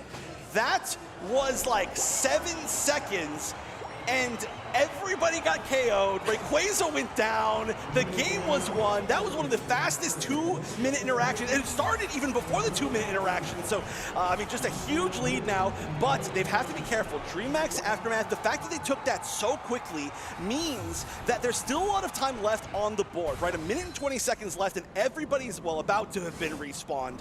There is a 300, a little bit higher, a little bit higher than 400, I'm sorry, point lead. So there's a pretty tough path, but so much time that's going to give them some time to farm, give them some time to respawn, some Unites to maybe come back, and it's not over quite yet. It is most certainly not over, so it's important for DreamHack to guarantee that game 3 that they are going to get a successful defense. They're setting up there on the bot side with the Psyduck plus Zapdos, but now they did just the same that we saw in our previous series. 200 buggers in the backside, 893 to 282, and still trying to push here on the bot side. Lunex Gaming, they're able to take one down. The Zapdos not going to be there for the fight. DreamHack comes through with the Gengar, and now finally they're able to try and capitalize this back. They're going on to the Garchomp. They're able to take them down. Only Oblivion is standing on this bot side. Meanwhile, the Masquerada is on the top, trying to get a dunk themselves, but they are just so far behind that it does not matter. No, I mean, they could let the Masquerada dunk for the rest of the game, and it wouldn't matter. Huge lead, second huge dunks in the main goal zone from DreamHack's Aftermath, and they're not going to be going down easy. Taking us to a game number 3. They've still got a chance to make it to Worlds, and they are one step closer. I love this. It was so interesting how we were saying Brazil, such a aggressive region, a region that just absolutely loves doing new things. We saw triple Charizard yesterday, and today we have a Gengar. That is something really different from the meta that we've had for years at this point. Right, and it's so interesting because obviously this was a very chaotic game. There was so much going on, so much fighting, and within those moments, it's almost hard to really see the value of any of these Pokemon. So usually what you want to see is, okay, well, like when it comes down to the moments that matter, what really was the thing that won the game? I have no idea. What is even happening right here? Could we have a slowdown of that? Could we please? Do we have time? It needs to be slowed down by a lot because that is just everything being popped all on top of each other. I think even if we got to see it, I wouldn't be sure if we knew exactly what happened. But our player of the game, Revenant, here on that Gengar, an inspired pick, maybe. Again, it's almost hard for me to even talk about the draft with the way that this game went. Just fight, fight, fight, fight, fight, and then at the 2-minute mark, everything being dropped in the Rayquaza pit all at once. So, weird game, but well played. I am doing my best here trying to set something up on the Charles Raider. Hold on. All right, well, in the meantime, we're almost there. Hold on. I can continue talking about Revenant's stats. Do it. You can see 7 KOs, 60,000 damage done. That's pretty good. Also important to remember that they had a really bad start and they were in path, which is a very rare thing to see. Gengar very well known for being a Pokemon that takes a lot of experience, and you want to send them to the center area, but they went to path, got KO'd, still made a big comeback to win. Let's see. Oh, you can see top path as well. Top path as well. The heat map. You can see they're pretty up there most of the time. As you can see there, they didn't really have like that good of an early game, but eventually they ended up making it. So hopefully whatever we're trying to set up here, we can get done. But great pick, and also a famous pick as well to end up seeing at a lot of the IC. So a really well-known little tradition is, especially at EUIC, we see one Gengar per EUIC, and this is not one of the teams that we expected to see it from. There's a lot of the LATAM teams, or there's some Japan teams as well that we know are pretty good at using this Gengar, but this is a new one for me, and maybe that's just a little bit of a lack of research, but it's something that you're going to have to deal with for the rest of these matches. Even in Japan, ACL, we saw a lot of bans specifically against strong Gengar players, because it can be a hard Pokemon to deal with if you're a little bit of a specialist. It's such a niche Pokemon, Gengar. It's crazy, and I would say the performance was just really good by them in recognizing, okay, we're not doing pretty good. Let's wait until we get that Hex reset. And even when they did get Haunter, it was still a little bit slow, but they focused so much on the farm and getting the experience that when they did go back into the fights, they just had that much damage to go in, get the resets, and finish the team fights. Right. So we'll see what the options are against it this time around. We've had some pretty swingy games so far and some pretty different strategies, but it does seem like some of the DreamHack bans are going to remain from essentially what happened in the first game. Lunex, though, adding on that Metagross, which I would say Metagross has been kind of an MVP Pokemon of this day number 2 specifically. It's been a really strong counter to a lot of different situations, really able to especially be like a late pick draft kind of monster if there's a lot of physical damage on the other team. Agreed. And I was going to say that my personal MVP, which was going to be what I was going to show on the Telestrator, but we're still working on it. I am a little new with the technology, so bear with me. But yes, the Metagross is such a threat that Lunex chose to ban it. DreamHack still choosing the Psyduck as their P1 pick, and Lunex Gaming going for that Garchomp and the Espeon for Flareon as the most comfortable that this player could get. Yeah, it's really interesting to see the Mew do so well, but we end up seeing it go back to the Espeon, and yeah, the Charizard being pretty high prio here. Charizard X, I mean, hey, we know GMAX Aftermath, they've been picking it up a lot. They're still doing it. In fact, because that was an opening there, because it wasn't banned, because of the new ban of Metagross, we have that, like you said, DreamHack with the Pokemon that they have rehearsed quite a bit. Still lucky on this Snorlax that has been performing really, really well. A Delmise for Lunex Gaming alongside a Comfy might be indicating yet another possibility of a speedster for Lunex Gaming, much like last game. Right, there are a few different strategies that one can go as far as Comfey in the current amount of time. So recently, well, I should say, let's say first in the past, right? Very well, especially at NAIC in history, years past, where it, of course, is the healing Comfey, and it just sticks on top of some really high-value target, especially something like a Zoroark. Celeste, by the way, doing extremely well on all of the best targets, I would say, that you want to put a Comfey on. Surfetched, an interesting choice, not the one that I'd expect, but a lot of times we will see it on something like a Zoroark. Now, we do see more recently, we saw a lot of combos of the Sweet Kiss Comfey. That's going to be a pull-in Comfey.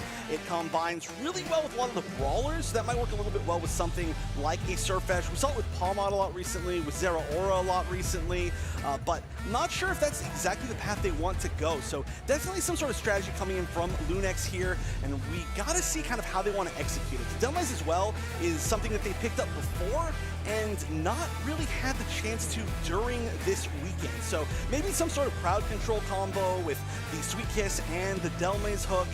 We're just going to have to see how that ends up playing out. But a lot of the birds, a lot of the flyers being a good option from DreamHack Aftermath. And that's something they've been going to a lot. So I'd say their comp is looking a lot more standard. That Charizard that's been doing so well for them, stealing away the Psyduck once again. Urshifu, which I'm going to have to assume is going to be Rapid Strike, because we've been seeing a whole lot of that today. And I think they're just going to be comfy. DreamHack's playing a little bit more of that comfy comp, and the other side, Lunex going to be playing maybe the most unexpected one I've seen from them so far. I agree, and while Chef was giving you this lovely analysis, I had a crash course of Telestrator, so we might be able to get something interesting at the end of this match, because it is Game 3, Chef, of Lunex Gaming on the orange side against DreamHack Aftermath on the purple side. This is an elimination match for DreamHack out of contention for Worlds. That's right, Lunex has a whole lot less on the line, and maybe that's why they're willing to go with something so unique. But we are going to see the Kung Fu going towards that center area. We saw a little bit of defense from the side up just to make sure that nobody was going to be invading from the other side potentially, but they do seem like it's going to be all safe. So we're going to see some probably some even matches in these early paths. We're also not seeing a lot of clashing of damage early on in this game. It's mostly looks like going to be on top path. They're going to have a little bit more skirmishing going on before we see everybody gather together for the first spawn of birds. It's an important moment here, especially when you have two Pokemon that have 2-tier evolutions there on the Charizard and on the Garchomp here on the top side. Although that Urshifu you mentioned here on the bot, or actually in the central area, being able to get at least one KO and almost taken down. There was that Bone really just living up to his own name as they did survive. And not only that, knock out even 2 more Pokemon in that trade. Right, that's always going to be a 2-for-1. That's going to be so easy to do if you can just get the first. And look at this, Oblivion all alone. Okay, not all alone anymore. Celeste is going to come in to help. What's that damage? Excuse me. Oh, wow. That push there with Celeste on the Surf Edge was insane with the Delmize hook too. Okay, if that is a showcase of what we're going to be seeing later in this game, I'm a little bit scared. I didn't even expect that there was a chance that they were within KO range and they were at full life, you know? I don't even know who would have been that scared right there, but I guess they should have been, and we should have been, and now we will be every single time that any of these Pokemon are next to each other. Now, a little bit, of a range advantage is going to be the nice thing. They don't have to sit that close, but now they got to realize, like, hey, anything can happen here. We've got to start playing really, really safe. An invade, by the way, a little bit happening over in the center area on the east side as that Psyduck is being a little bit annoying. They definitely are. That's what the Psyduck does.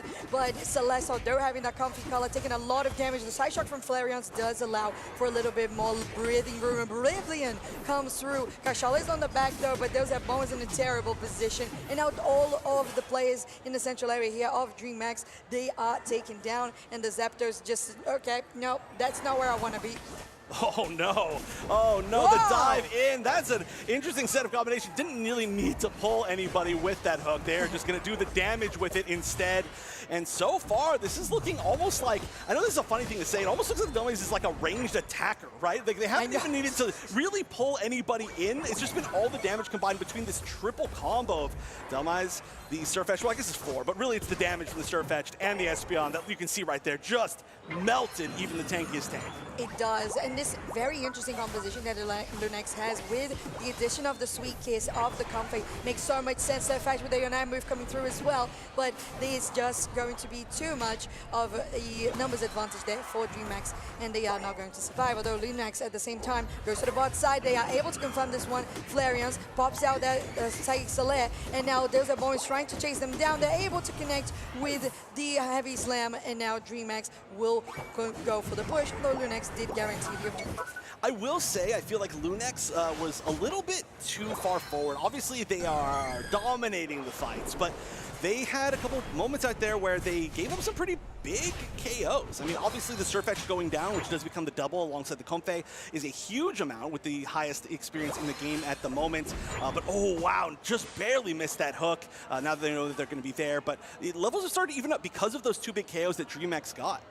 Yeah, I would say Oblivion has been sharp on those angles. Okay, Celeste coming through as well with that comfy color, looking so good on the Surf Edge. Flowery Fields forever to help Lunex continue standing. And it's 3-4 knockouts for Lunex Gaming. That Bone could be the last one to make it a wipe. They're trying to escape Dragon Rush as well. And the Shifu is just trying to fight for dear life. That Bone is still running. They're able to stop the chase, but still, what a huge accomplishment for Lunex Gaming. There's still an objective on the board. Now they're having to use that Psychic Solaire. Flareon has some shielding. Now with the Heavy Slam, they're gonna get some damage onto the Delmize, but they have to pop that Power Nap too. EMP is gonna go down on that trade, but it's 3 members now against that Delmize. Although Celeste coming through with Frank, and this Patch is just looking so insanely good.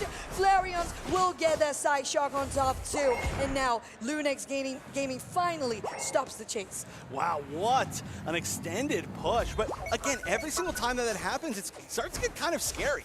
Lunex has the opportunity to give away a lot of experience right there. And while we are pretty tanky on any of these Pokemon, especially with the extra shielding of the Comfey, it's not going to be as much of our ability as maybe the healing of the Comfey. So it's not like you're going to be completely invincible. I mean, I guess you kind of can be completely invincible with Surface, but that's a completely separate thing. So they've got to be careful they don't get jumped on. So something exactly like that. I mean, they have a level 11 Charizard who's going to be able to target out like really well with obviously just one Unite. They have a level 11 Urshifu who's going to be able to do the exact same thing, maybe not quite as powerful at singly targeting somebody out unstoppably, but there's just the opportunity to get jumped on. And so far, I mean, it's been the support of this Delmise. Yeah, we're going to have to use Seismic Slam here from the side of DreamHack just to get that extra bit of damage. It is a good push. They managed to get 2 KOs. They're going for the pad. Flareon is not able to stop that 40 from going in, but is still continuing to defend here. Oblivion taking that front line position. What a great hook onto that side arc. And Oblivion still standing so strong with Lunaire as well. That is going to come to back it up. Now, there is yet another one that gets taken down for the side of DreamHack, and that Delmise is not in play. Although when you have the damage from Lunaire on this guard jump, it just makes it so much easier for Lunex Gaming. I really think that was a huge fight win again, though, for Aftermath. I really feel like I keep talking about it, but they really just needed to win trades. And it was exactly what I said. They used the Charizard Unite, and they Seismic Slammed this Surfetch at the highest level in the game. They got a ton of KO from it. They managed to just completely focus 4v1 against it, give them all experience, and now we've got 3 level 12s on the side of DreamHack's Aftermath. We have now, I mean, we're about to be 2 12s and 2 13s from Lunex Gaming, but compared to what they were before that fight, it was looking, again, pretty impossible. So I really like the fact that they used that. Unfortunately, they can't really try to pull that trick again until the final stretch, because we're just not going to be able to get back those Unites in time. So we are going to have to play a little bit safer. Hopefully we can get at least a final level 13 on the side of DreamHack's Aftermath. There will be an objective spawning right now, but no real challenge, I think, from DreamHack. Yeah, they don't want to overextend. If they can pick someone off, good. But you don't want to commit to a full team fight. 2 minutes and 43 seconds. Every time I see that anchor, I get a little bit scared there. Good psychic, but now they're going to get invisible there because of the passive, and maybe Lucky was a little too preemptive on that play. They're going to go down. Still enough time for them to reset. Now, with an aggressive comp like this, I feel like getting one early KO means that you're going to have a few opportunities to do a few different things as Lunex. You can either sit really far forward, at least setting one person far forward to get vision. That's going to allow the Delmise to really know exactly where you are and try to get one of those early hooks, or you can set really far forward with the entire team to try to set up an ambush, or you can set up for a rip and flip, which is maybe a little bit too chaotic. I don't think you necessarily need to do that. I'm just saying it's a possibility. But they built themselves a ton of space, and you can see they're pretty far forward, waiting for one target. Yeah, they have plenty of bushes on the Kyogre map as well. Seismic Slam going on to Lunaire. They're trying to get some of that backline damage. The Delmise comes through. That's insane. EMP goes down. No Zapdos on this fight. Lunex is doing pretty well with 2 members down to DreamHack Gaming. They're going to chase after Kashala. That surfs away, but this is not looking good for DreamHack. There's a Mo chasing out after the surf edge, but Celeste is invincible with Frank around them. And now Lucky will try to get lucky and go for this steal with the Heavy Slam. Kyogre still getting attached 20%. They're going to go for Heavy Slam. They don't make it. Lunex still confirms the Kyogre. And now they are already on the lead. They go for the Underburgers. Wow, there were actually a couple options there that could have stolen away. Side up, we've seen taken a million times, but not this time. Zapdos being hunted down once again, and they are just losing member after member. So many points raining in. This debuff from the Kyogre still sitting on the center goal zone. A little fight happening up top in the picture, but doesn't seem like they're going to be able to win that one either. The numbers just not in the favors of DreamHack's Aftermath. 1 minute left, but over 500 points to make up. And on top of that, we've got this entire team running, scoring in the center goal zone, getting more points, getting more KOs, and you're not even going to be safe with the Delmise around. So you've got to assume that this one might be over. DreamHack's Aftermath, unfortunately, is going to be seeing the end of their season for this, and Lunex Gaming continuing their reign of terror with their new roster. So a very impressive showing, a very unique comp to see in this final game, and the fact that they were willing to choose it as well, I think is a very impressive thing. So Lunex has already set up one of our situations that is going to really decide who will be qualifying for Worlds in San Francisco. This is such an exciting moment for Lunex to prove to themselves that they not only have already qualified for Worlds, but that they are ready for every single encounter that they can do. Unfortunately, for the Brazilian teams, they are already all out of the North America International Championships. That's right. Of course, one of them was already qualified for Worlds, so, you know, it's kind of okay in that way. But it's going to be, unfortunately, DreamHack Aftermath, like I said, one of the teams that was kind of my favorite team to watch here, showing off what they can do. They will be going home.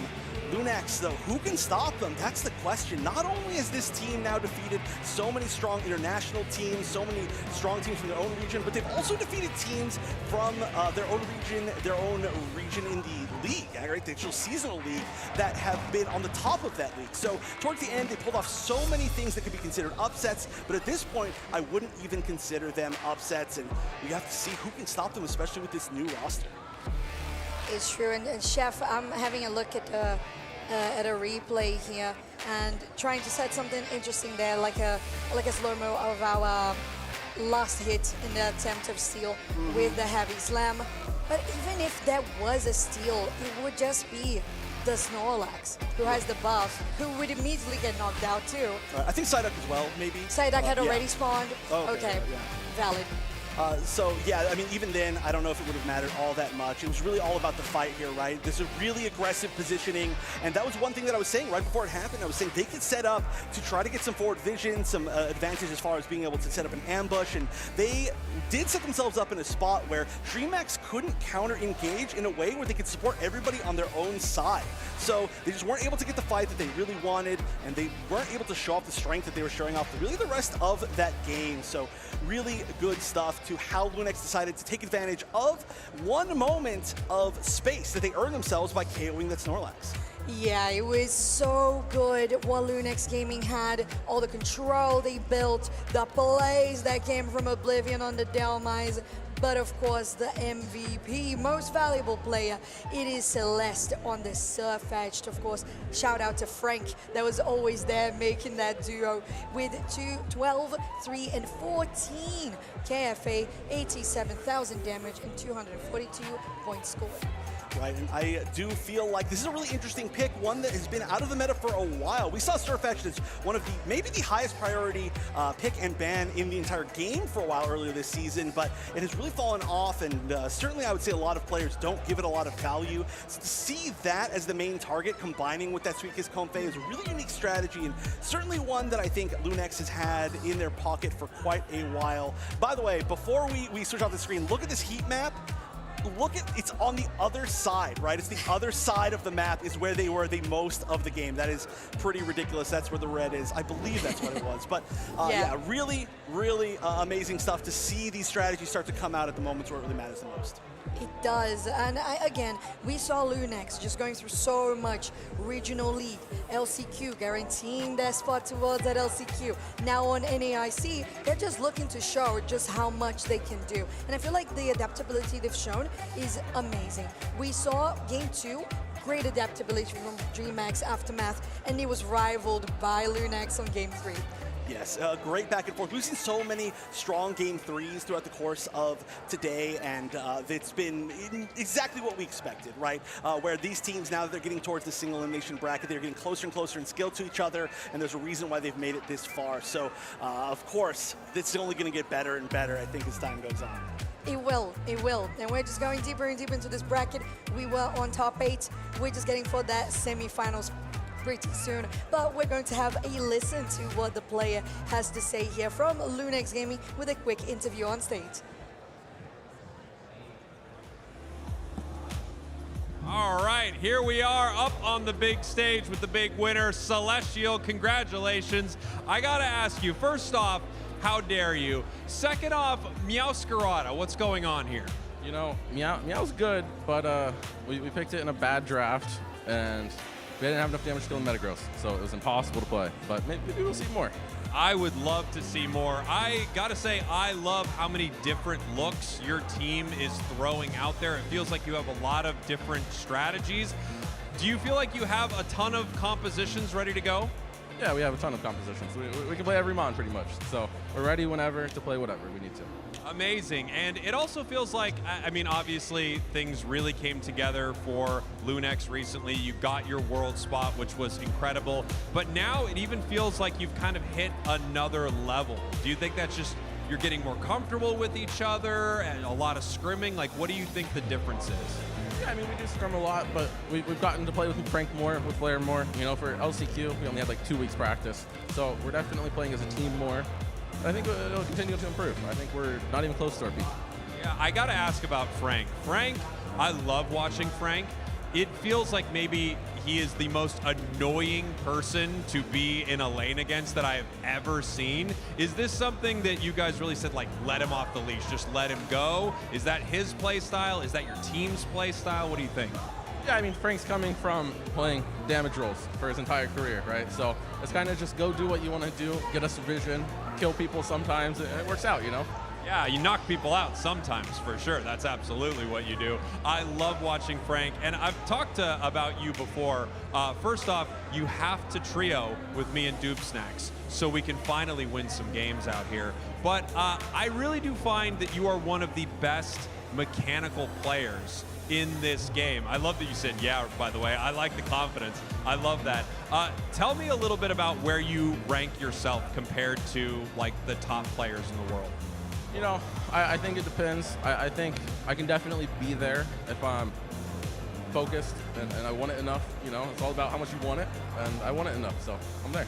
Amazing, and you're running up against the team with a lot of people that you know very well. Dignitas is coming up. Obviously, you played with these players before. I mean, you were on a team with them on a stage just like this for NAIC. How do you feel? I'm excited. It's a matchup we all want to play. You know, Flair's played with them for 2 years too. You know, we're excited. I think it'll be an amazing set, you know, and it's always a good set when we play it. Amazing. Well, congratulations again, Lunex, Celestial. Give it up for them. We're going to send it back to the booth. And a lot of confidence coming from Celeste, but I don't know if that might be a little bit too confident to be able to carry some of the casters through solo queue games. Well, yeah, sometimes we can get a little bit heavy on the backpack. Yeah, it's something, it's okay. That's why we talk more about it more than anything. This was such an exciting match. I think going to game 3 is always something that makes the teams just go to that further distance and have just more things just come out of the bag as strategies. And of course, I didn't want to show too many strategies early in the game either. We're getting pretty late. Lunex has confirmed their spot on semifinals. Well, they did say that they've got a lot more secret looks coming up, so maybe we'll get a chance to see them today, but they've got some more matches, and they have a tough one that Struggle was just talking about. Obviously, Root Dig, a lot of history up against Lunex, so that's one we're going to be seeing pretty soon. Down on the bottom side of the bracket, though, there's still some matchups from some teams that we haven't seen nearly at all. Goofy Goobers, 0 broadcast appearances so far this weekend, but they went undefeated, defeating EG earlier. They're going to be going up against Deep Cross Gaming, who's now trying to make the losers run of their entire life. And then Fulcrum, the other huge upset team, going against Evil Geniuses, who has already been upset by an NA team. So interesting storylines. It definitely is. And look at the numbers shrinking down of world's contending teams. We're down to Deep Cross Gaming, Fulcrum, and Goofy Goobers. And because we're going to be covering Fulcrum in just a second, that is going to be definitely a match to watch.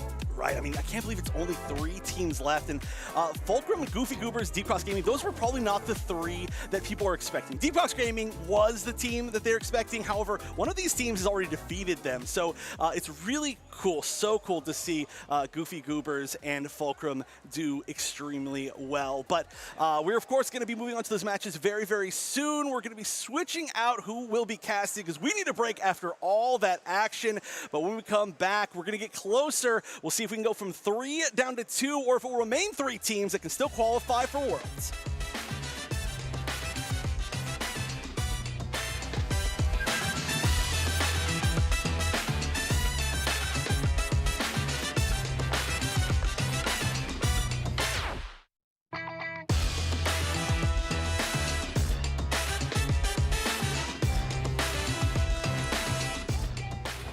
Hi everyone, I'm Zoinks, and I am trying to find out who the Ditto is, and we'll see if you can too. These three players that I'm with me, Puka, Wonderchef, and Gabby, are going to be trying to blend in if you're the Ditto, otherwise describing a Pokemon.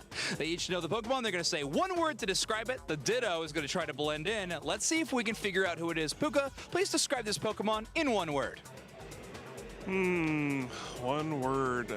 I'm gonna go with cannon. Gen 1. Okay. I'm gonna go with happy. Okay. We keep going? Yeah, one word each, yep.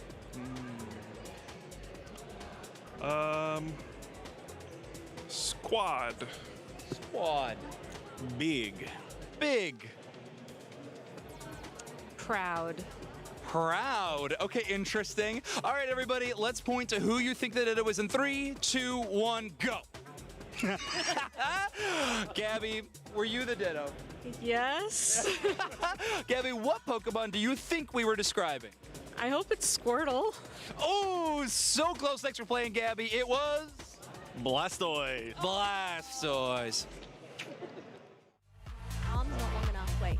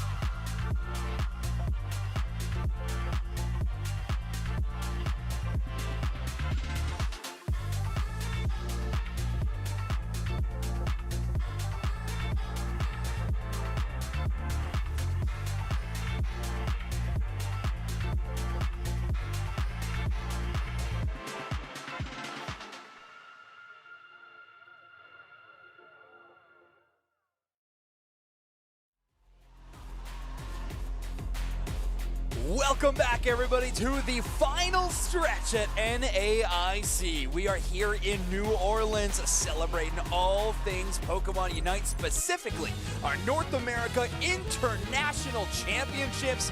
And we are going to be jumping directly into the draft between Fulcrum and EG. This is, of course, our map number 1. I'm Zoinks, joined by Kello, and we are getting directly into this draft. Howdy, folks. I am so excited to see what we end up coming out from this draft from Evil Geniuses and Fulcrum. I know Fulcrum really surprised a lot of us considering their performance yesterday, coming out at the top of their group, defeating Deep Cross Gaming along with Extinction. So I'm wondering what they're going to bring to the table come this round. Yeah, I think a lot of these bans are going to be no surprise to people who got to see day number 1 of competition. Gravy looked absolutely electric on that station. So Evil Geniuses banning that Pokemon makes a ton of sense. The Hoopa ban is interesting from Fulcrum, though. That Typhlosion Hoopa combo they had yesterday was so good. But that being said, it is one of Roland's favorite Pokemon to play. Evil Geniuses are going to put that first pick priority on the Espeon, a fabulous Pokemon in the NAIC tournament, and obviously Vin even sporting the plushie in the player photo. Yes, I've got to say they were looking quite incredible on the Espeon yesterday. I mean, they have that plushie there, so rocking that. Clearly one of those favorites. However, we have Fulcrum taking a bit of a different look to what we actually saw on broadcast yesterday from them, picking up Mega Lucario and Comfey first pick. Interesting. Chris Smith is going to pick up the Mimikyu, one of my favorite responses to the Comfey, but take a look at this. Fulcrum totally switching it over to the Darkrai and now Blastoise, Pokemon that's been getting better and better as day 2 has been going on.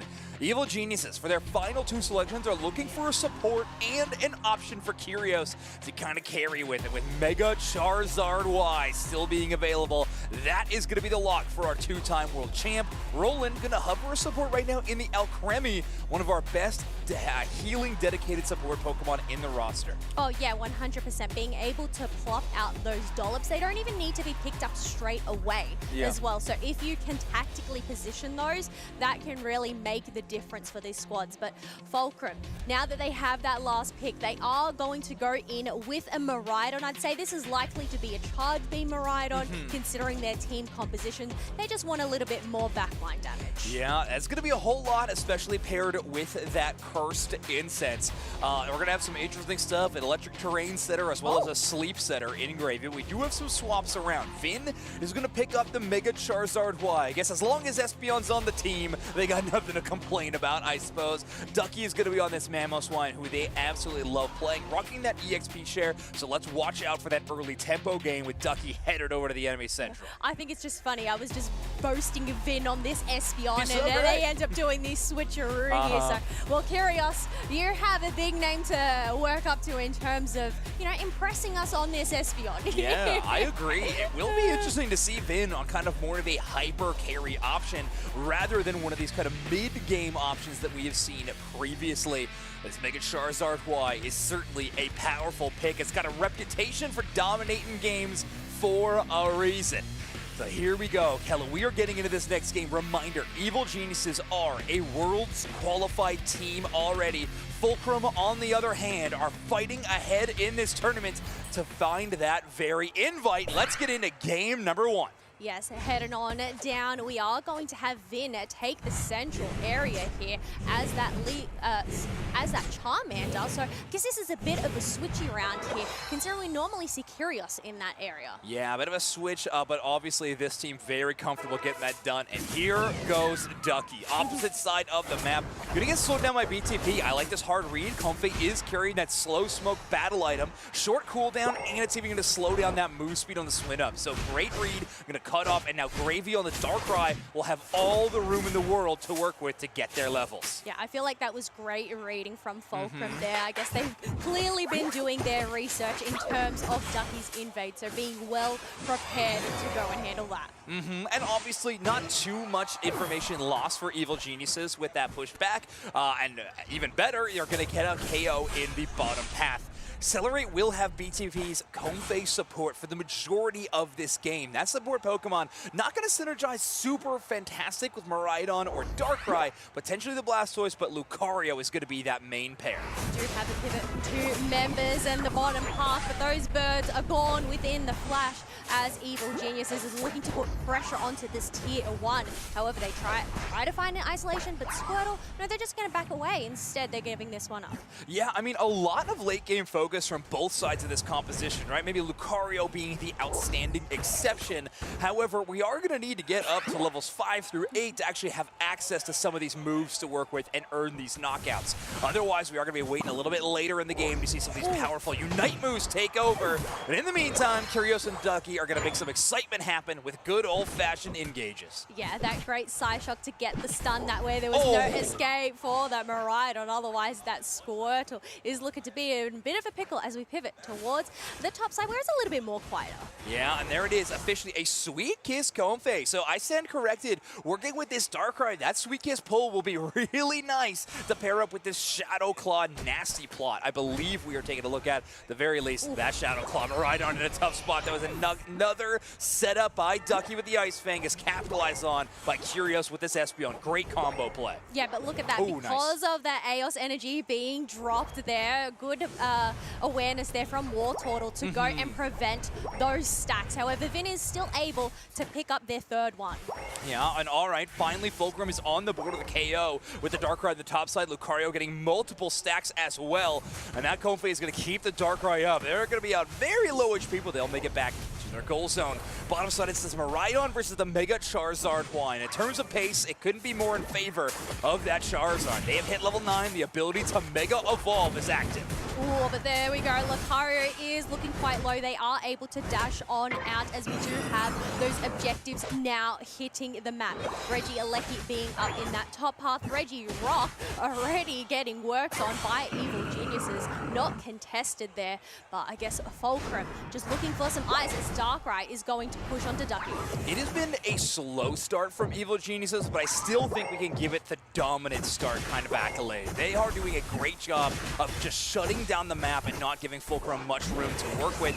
Ducky being the leading member of that squad, of course. It's a lot of damage in onto that Piloswine at the moment as the Thunder for the Miraidon chases them down, but Christmas secures the Regieleki. Oh, but what a great Ice Fang straight onto that Darkrai to wipe it out. And because Comfey doesn't have a pocket, they also end up getting knocked out. Regieleki ends up crashing onto that tier 1 pad, allowing Evil Geniuses the chance to go and break this.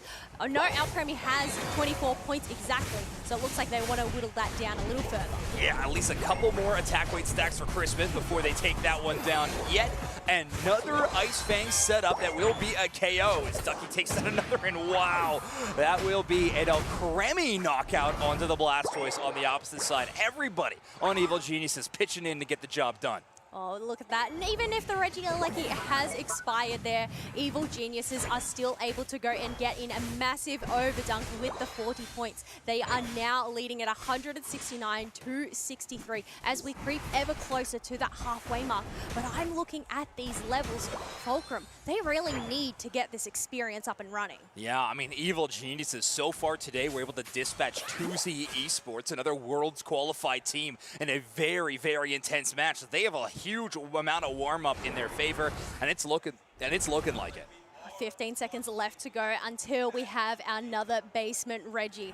Both teams are getting ready to dive on in. Some vision for that Darkrai, but they are just going to back on away as Ducky is also potentially looking for a pick here. Yeah, Ducky not too worried about the amount of poke damage they'll be taking from the enemy side. As long as they avoid the empowered charge beams from Miraidon, they should be all right. Mamoswine can walk away from quite a few thunders out of that Pokemon, especially when Miraidon is only at that level 9 stage. The time being, though, that is a basement objective. The focus from Evil Geniuses has been towards the top side of the map so far. Well, but there we go. Darkrai is going to push onto that Mimic here. That Comfey didn't end up getting that stun, but they do have to back on away, considering there are now 4 members of Evil Geniuses now present, ready to shred down this Regieleki. Yeah, and they are taking it down. They might actually push with this as well, especially since Mamoswine has eyes on 2 enemy Pokemon on the bottom side around there in steel. Lucario will pick it off. Comfey and Darkrai are going to be the lone defenders on this tier 1 right now. Blastoise coming in for the side with the Surf though. Oh, but there goes a seismic slam from that Mega Charizard wide to get the ball rolling. Regieleki is super duper close as they are going to get surfed on back. So Evil Geniuses are just going to back away to safety, especially considering there's a lot of wild Pokemon to pick up from those yellow dots on the minimap. Yeah, I think the only reason they're backing off from that team fight is just that Mimikyu took a little bit too much damage at the start, and Roland not quite in position to give the Unite move to that player specifically. So with that coordination, they decide, let's cut our losses. We have a huge lead right now at the moment. There's no reason to be giving that up for a few extra points. 234 to 63. This is going to be a test of patience for Evil Geniuses, but so far they're passing in flying colors. Oh yeah, 100%, especially considering we already have a level 13 Charizard on the side of EG. So having both of those plus movements on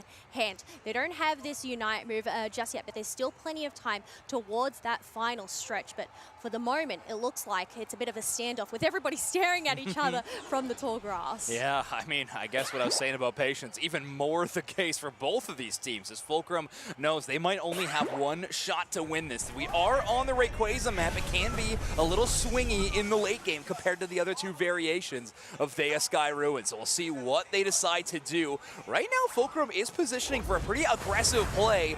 We have Darkrai diving into the Nightmare Dimension with that Dark Pulse to avoid the Psy Shock. So far, working out really well for Gravy. Oh, Duffy is quite low, but they are able to go and pick themselves up a dollop from that Alcremie. We do have Chris Smith poking out with that Mimikyu, staying safe within that Trick Room, hoping to just chunk away a bit of damage.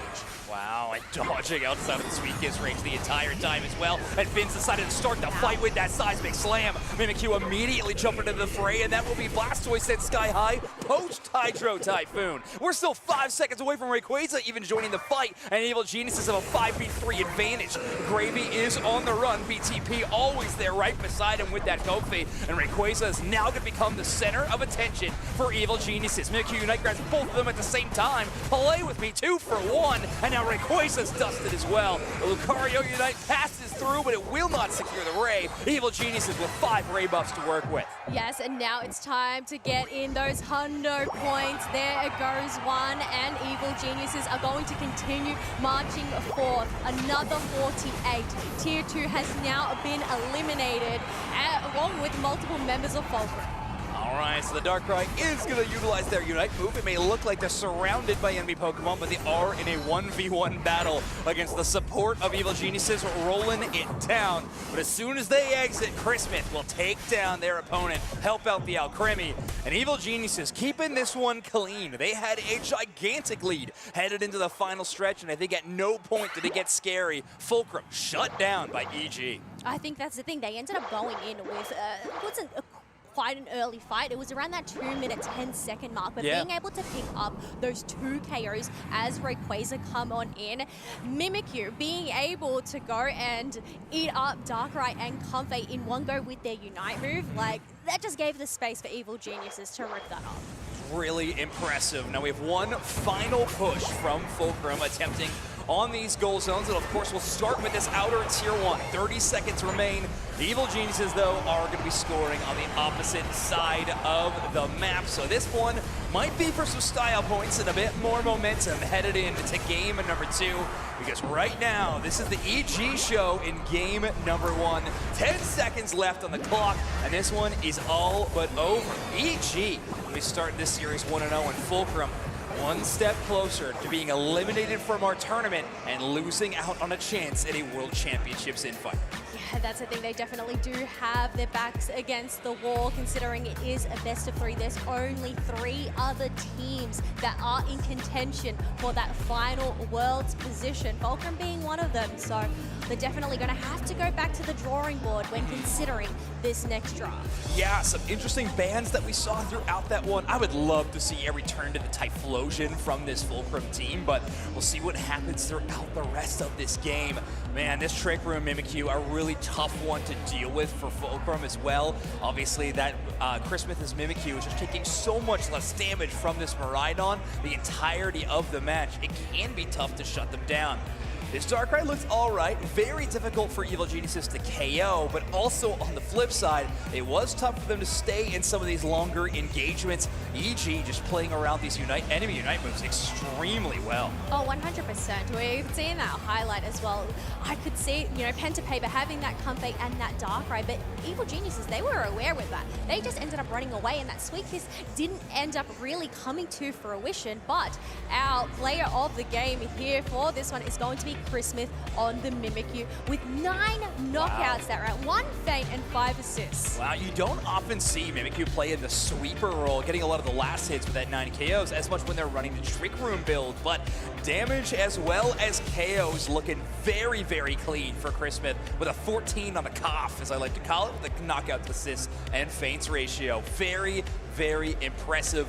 Fulcrum, on the other hand, like we mentioned, they got a few damaging options, but we might need to look at something new in that draft screen. I think we're going to shift up anything, though. You might want to start with a change of the Comfey that early. Oftentimes, we're seeing Comfey in the draft selections in that 4-5 position rather than the 2-3. Very, very surprised to see it, but an early showcase definitely brought Chris Smith into the Mimikyu if that's what they wanted. However, we are probably going to be looking at some different strategies for game number 2, which will be on that Groudon map. Yeah, and we do have our bans trickling on in here, so we'll have to wait and see what ends up coming out as we're going to get a lock in there. Snorlax, Hoopa, and Zacian so far. Yeah, as well as the Balissi. Very interesting. So Evil Genius is probably also expecting Fulcrum to change away from the Comfey, especially in this first pick position. Not having that final pick would make it a little difficult to pick a carry that could be helped out by the Comfey, that could dominate the game, but also not be countered. So EG will have that position to have the final selection. Mega Charizard will also going to be added back to the ban list for Fulcrum. Pokemon like Feraligatr and Typhlosion, though, still very much available, as well as an Espeon or even a Psyduck. Okay, yeah, locking in that Espeon, knowing how much of a threat that it has been on Evil Geniuses, whether it is played by Vin or whether it is played by Kyrios. So I think locking that in is very definitely a smart choice there. So we'll have to see whether Evil Geniuses decide to go with one of those Johto first partner Pokemon. I can see Feraligatr being hovered over, but oh, Machamp! Yeah, I know right. we've seen this a lot on the ban table. Feel like we haven't really seen it out on the map a lot. It's true, it has been missing for quite some time.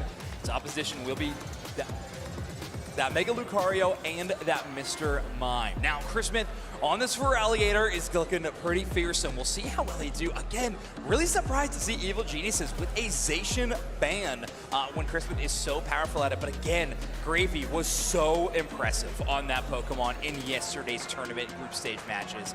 Ducky will still get their hands on the Mamoswine. I was curious if Fulcrum was going to pull that one out. I know Austin Ghost has played that Pokemon before, but their Mr. Mime is looking like one of their better options so far here at NEIC.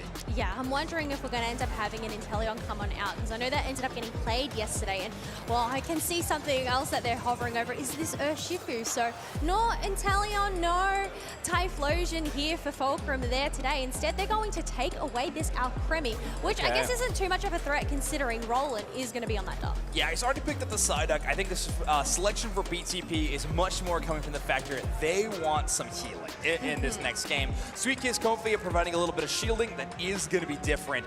Vin is going to return to an evolution, but this time will be on the Glaceons. We have seen that Espeon be so dominant in tournament games past to go against it this time around. But Vin and the Glaceon has been, you know, a pair of trainer in Pokemon for years now at this point. One of their favorite Pokemon, also one of the very few Icy Wind Glaceon players that we have in North America, prefers the last hit severe potential and that longer range. Yeah, but also just that potential with that dash as well when they do end up using that. So especially if there is that Mr. Mime, they are able to have that a little bit of maneuverability going on in there. But we are heading on into the Dry Ruins this time round for game number 2. Groudon is going to be that final boss that we see appear. All right, Evil Geniuses on match point right now with a chance to make it into top 4. Fulcrum, everything on the line. They need to win back-to-back games. If they're able to do so, they can put themselves in a position to earn their World Championships invite. Otherwise, Evil Geniuses can play spoiler and make themselves one step closer to becoming NAIC champions. Yes, and we are getting ready to go on here onto the field. Ready, go. All right, let's get into it. Fulcrum will be on your purple side this time with a draft switch change. Evil Geniuses is going to be holding down the orange side of the map. This time around, we are going to have that come through into that central area, and it looks like they have some well-protected members there, but we can see that Ducky on EG has 71 assists and only 14 KOs. Yeah. Ducky's not here to do knockouts, no. They're there to just be an absolute nuisance, we have seen on this little rumba, but they're here to make sure that everybody else does. Exactly. That is such a sign of a good defender, a player that is always enabling big plays for the rest of their team. 71 assists, an astronomical number, especially compared to some of the competition.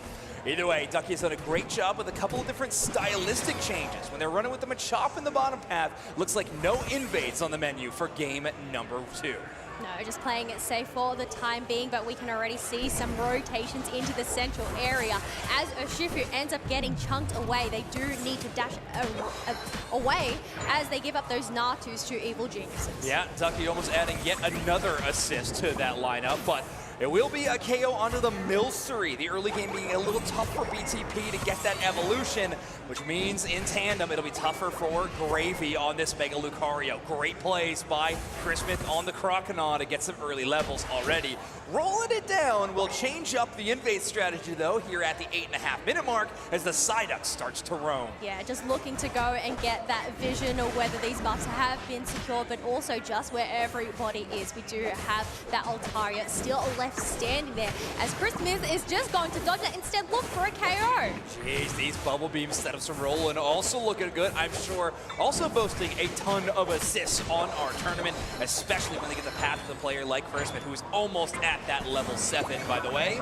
There is BTP's evolution. That passive EXP gain will bring them up a little bit higher. That Icy Wind combo set up with the Ice Fang. I mean, a Glacier shutdown. And Evil Geniuses add another KO. They're already impressive lineup. Yeah, that combination of the Ice Fang into the submission is absolutely gnarly. You cannot go and escape that, especially when there's that Glaceon to give him the boost. But I guess considering how far ahead Evil Geniuses have been able to win these team fights, we already have Glaceon at level 8 at that 730 mark. Yeah, I mean, a true Ice Age setup from EG at this point in the match, but a little bit warmer climate. This Feraligatr water type's also looking great. Crispin almost at level 8, not quite Unite move, but their moveset is fully online. And we are about to start hitting some of these Reggie fights, Kella, with how quickly the Evil Geniuses scaling has been.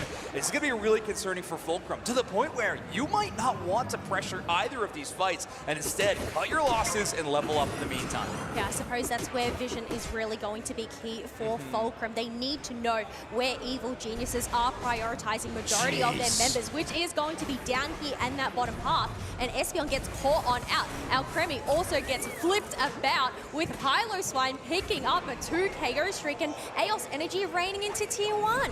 Yeah, we talked about how devastating a submission Ice Fang combo is. How about we add Psyduck Psychic into the mix as well? 3 pieces of crowd control when used in tandem are terrifying for Fulcrum. Evil Geniuses, I mean, they're filling the name right now. A maniacal laugh left all of their microphones when they set up that combo. I couldn't hear it, but I could feel it. I was going to say, what's a worse combo? That combo or 3 Charizard Unite moves in a row? Wow, okay, Twitch let us know which one's worse, because they are both equally terrifying. We've had, well, the pleasure or maybe horrifying dissatisfaction of seeing both. Regieleki is going to leash here. Kello goes back to full HP, but Fulcrum, the ones focusing on it at the moment. Yeah, we can already see that Evil Genius is lurking about in tall grass. We do have Roll looking for a steal, but Fulcrum is able to go and lock that one down, just giving them a bit of space to get all these Swaddlers and Altaria for themselves. All right, Regieleki will get near that tier 1. However, with this Psyduck and Feraligatr duo, getting the damage done, I do not think it will be landing in this tier number 1. Instead, Regieleki getting completely shut down. Evil Geniuses so far with a fantastic lead. We talked a lot about the levels, but the score is also incredible. 167 to a donut on the opposite side. Fulcrum having yet to get a single score, and we are almost at the halfway point of the game. I think this is where things start to get worrying, especially for Gravy on that Mega Lucario. I mean, they haven't even reached that level 9, so they can't even get that Mega just yet, but they are running that attack weight, and they have full pockets, so they really need to try and get in some dunks in order to power up. Yeah, it's a great point. Accelerate in a similar boat with that Excel Bracer, right? I don't believe they've been able to net themselves any KOs. That damage for the Glaceon, real scary, but Machamp actually takes quite a bit. Thankful for that Regirock buff at the moment, I'm assuming. They will make it back towards that tier 1 goal zone to get a bit more heals. Ducky and Crispith, that duo of EG working on the bottom side. Here goes Lucario getting an engage, but again, no level 9, no Unite move to work with. BTP with a late Alcremie Unite won't be able to support the squad, and now Kyrios is taking it all the way to the house. Yeah, straight into the Flux Zone. Multiple members of Fulcrum end up getting knocked on out by the Machamp, and now that tier 1 is also Gonski's, but we do have Feraligatr getting eliminated, and now this is a great comeback from that Mega Lucario to at least get that boost they needed. Really cool setups from the Mr. Mime of Austin Goats with multiple walls shutting down the retreat of Evil Geniuses, allowed Fulcrum to kind of work together, target prioritize those Pokemon, and get some huge KOs. That's a ton of experience they didn't have momentarily, but now they will be taking down this Regieleki. Will be contested shortly by Evil Geniuses. They are going to be charging into this one. Finn on the Glaceon, looking to out-secure, will not be able to get the last hit. That will be Espeon picking it up. Cool, but we do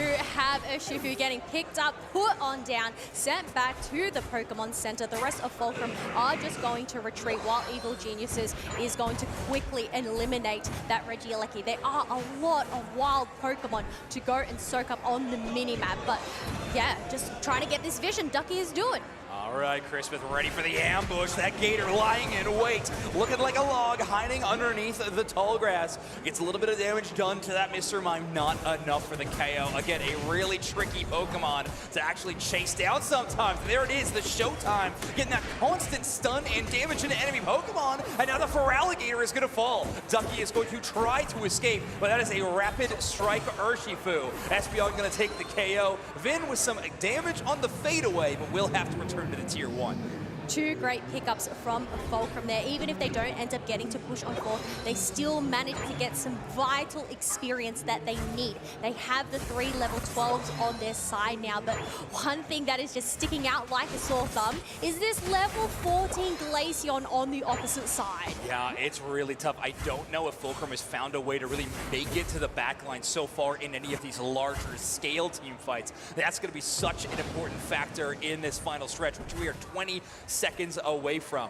Still, Fulcrum finding a little bit back into this game in terms of levels and EXP, but points has still eluded them. 0 to 207. Evil Geniuses with just a tight hold on this game so far. Yeah, Evil Geniuses, they don't even need to start working on this Groudon. They don't need it for the moment. And we can see they're going in with the bait, and Mr. Mime instantly gets eliminated. All right, Evil Geniuses, we're not liking the cut of that Mime's jib. They take them down immediately. Alcremie, the next one to fall. Feraligatr gets them down. So the support core completely gone from Fulcrum. They have no front line to work with, and a back line might be lacking as well. Machamp attempting to score a Hundo Burger on the top side, and they will succeed. Gravy all the way back to the tier 1, and Evil Geniuses extend their lead by 100. All resources are still available for both teams here. Evil Geniuses have control of this central area. Fulcrum need to find an opening, and they're going to do that through the top half.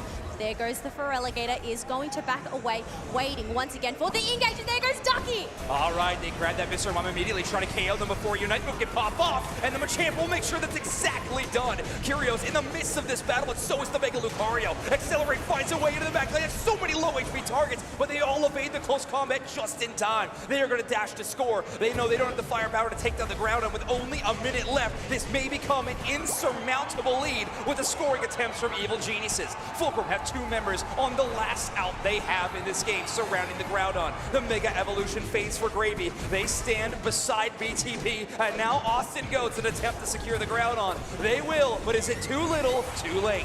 599 points to 0. Fulcrum do have the Groudon buffs on hand. However, these stunts can still be interrupted. No threat of that tier 1 getting destroyed by them because Evil Geniuses, they just have a huge buffer here. Yeah, at this point, 20 seconds remain in this match. A Groudon buff to work with, but at this point, it is Evil Geniuses' game to lose rather than Fulcrum's to steal away. The clock is counting down, and Evil Geniuses are smiling at the scoreline as this one is going to be EG 2-0. Fulcrum fall in the round of 8.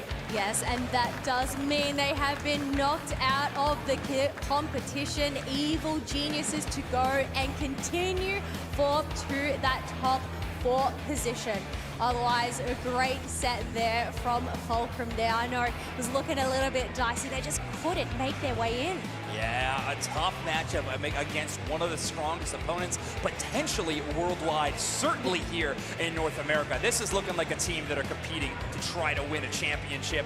You see them celebrating on stage right now, but Fulcrum, a really fantastic tournament, taking down some really strong teams. But in the end of the day 2 of competition, looks like it's in favor of EG.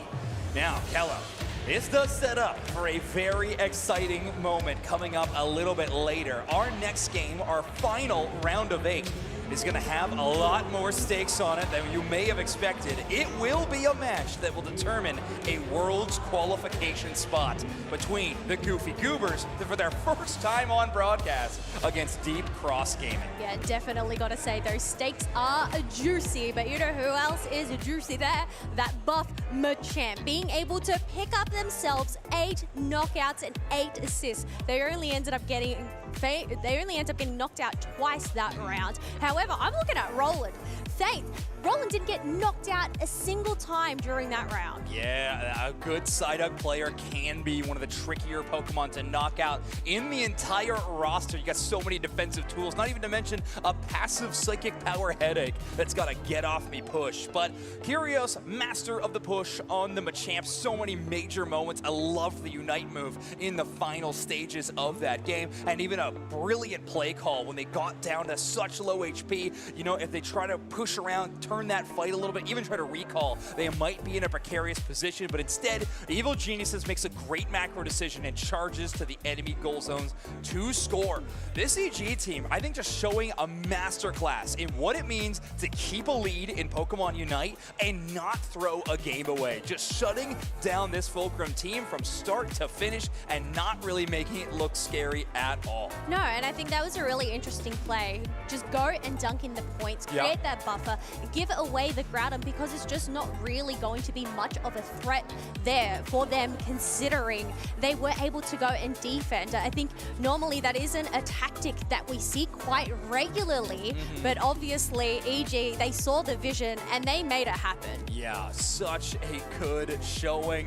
This EG team is fantastic, and I know I want to hear more from this squad. So we have an interview on stage with Evil Geniuses right now. And welcome. We are here with Roland. We've almost interviewed every single person on EG, and you're trying to sneak away to not get interviewed. I'm calling you out, but everybody loves the Roland interview, so congratulations on your win. You're moving forward. I got some questions, though, specifically about the matches that are leading up to your next match, right? Now, we've asked nearly every person on your team, because we've interviewed them all, what happened between you and Goofy Goobers that gave you the only loss, because you've been looking so dominant this weekend. Can you give us any information? We've gotten such little information so far. You know, I think Goofy Goobers is a great team. You know, games off stage, they tend to get a little hectic. You know, sometimes we're out of it, but you know, I think they got the best of us, but we really turned around after that, and we gave it our all. All right, well, it's clearly showing as you are now pretty undefeated for the next day. When it comes to this next match, right, Goofy Goobers and Deep Cross Gaming, that is going to be the world's qualifying match, and that match is going to lead up against you. Now, is there one of those two teams that you prefer to fight? Obviously, there's some history here with Goofy Goobers that you just played, and some history with, of course, Deep Cross Gaming, Slash being there, and then, of course, some other players from the Asia region. I wouldn't really have a preference to fight either team. You know, I think they're both great teams. You know, both, you know, maybe could go to Worlds. But, you know, if I were to choose one specifically, I would like to go against Slash. You know, it'd be great. All right, all right. And then, of course, looking past that, right, you're getting really, really close here to ending the day, right? Of course, there's only going to be a few more matches, and we're going to be moving to the grand finals tomorrow. You're getting very close to particularly one team that you've had a little bit of a rivalry with, and that is going to be Root Dig, of course, coming from North America as well. Opposite sides of the bracket here. How do you feel about your preparation up against them? Has it been any more just because you guys have had such a rivalry, or is there anything you've prepared for them? I think we're ready to take on Dig. You know, we've gone against them the whole year. You know, this is going to be a great match. But if we get to go against them, I think it would be great. I think we're ready, though. All right, well, you heard it here first. We're excited to see what matches the future holds. We're going to send it back to the casters. Let you get ready for your next matches. Oh, all right. Great to hear from Roland of Evil Geniuses on a legendary run, especially here in day number 2. And now they are officially in the top 4 of our tournament and headed to play against even more rivals, potentially old teammates as well, if it will be that Deep Cross Gaming begin in the next game, or potentially new opponents, new rivals, even more competition here at NAIC. Yeah, and I think that's really exciting considering this next match is going to be for that final World qualification spot, considering we already have those 3 teams, Root, Dignitas, Lunex Gaming, and Evil Geniuses, that already have locked in the position. So, yeah, there are a lot of stakes on the line come this next one. I mean, welcome to the stage, Goofy Goobers. This is going to be your first time playing up there, and it is going to be an important one. You can see them getting up on the stage right now, so let's let them get set up. We are going to jump to a very short break. When we come up, let's see who qualified for Worlds.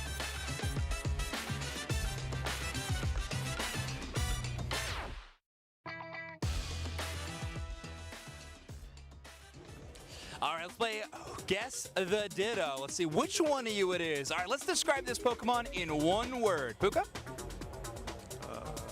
Fast. Hey, fast. Cool. Uh-oh.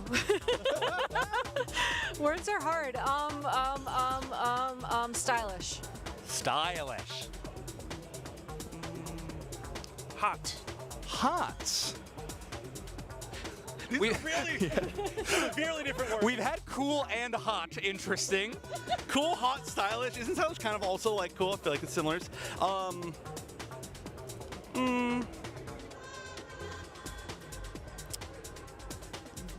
Sleek. Sleek. Fast. Also fast. Okay, let's guess who that Ditto was. Point it. Who do you think the Ditto is? In 3, 2, 1, go. Yeah. All right, Wonder Chef, were you the Ditto? Yes. You gave me nothing. Y'all gave me nothing.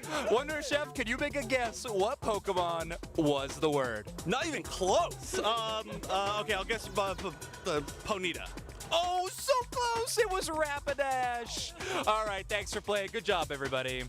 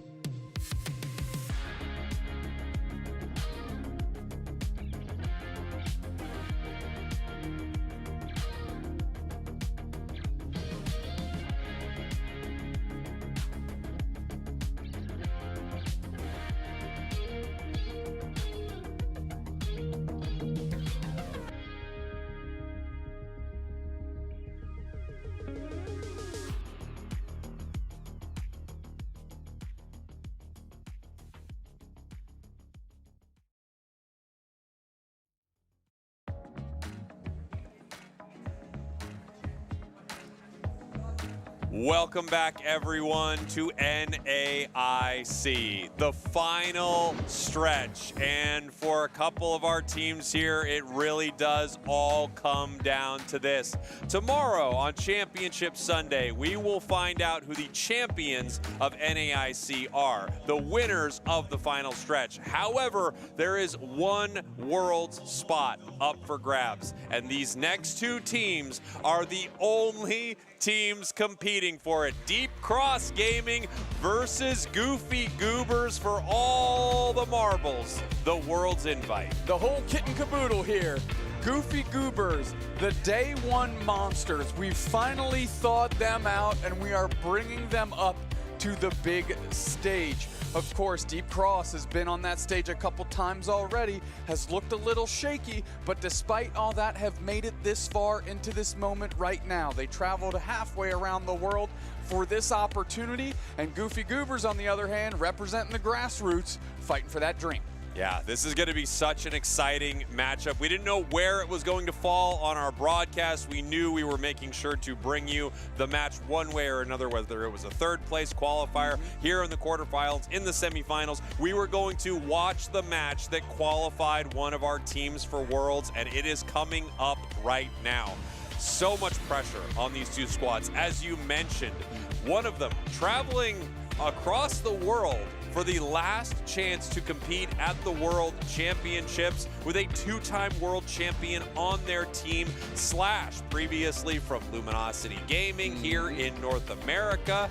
And they are going up against a team that had a phenomenal record in day one and even took down a giant like Evil Geniuses. Those games, by the way, we are still trying to figure out exactly what happened between those two teams. We may never know.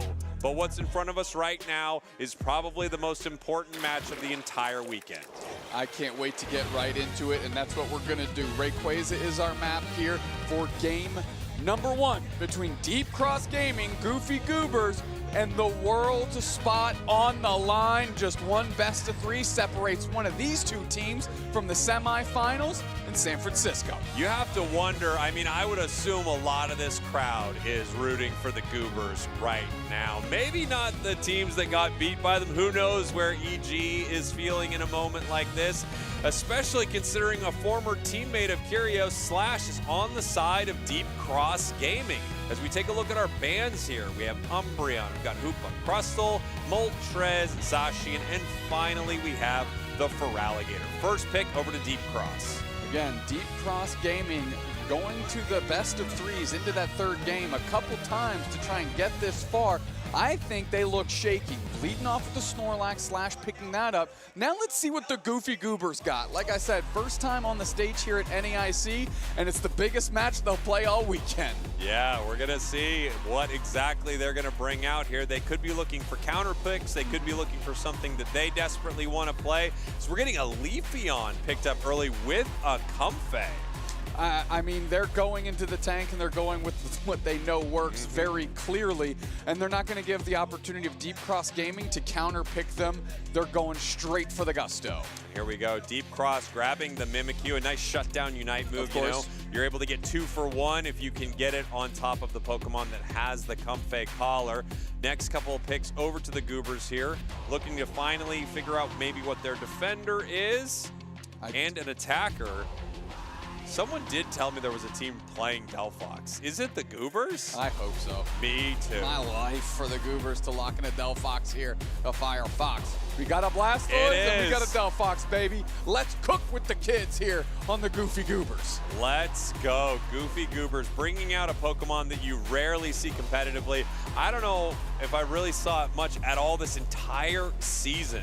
So this is going to be really exciting. Deep Cross with their next couple of picks here. And they're hovering a Garchomp and a Psyduck. Very powerful choices. Literal raw power on the side of Deep Cross Gaming, and Goofy Goobers are keeping them goofy boots on, and they are going for it. And that is a Zoroark as well. The pressure is on. The scrapping will be occurring right in your face. Here we go. Double Speedster on the side of the Goobers. This is going to be very exciting. They do have a defender. They do have a support.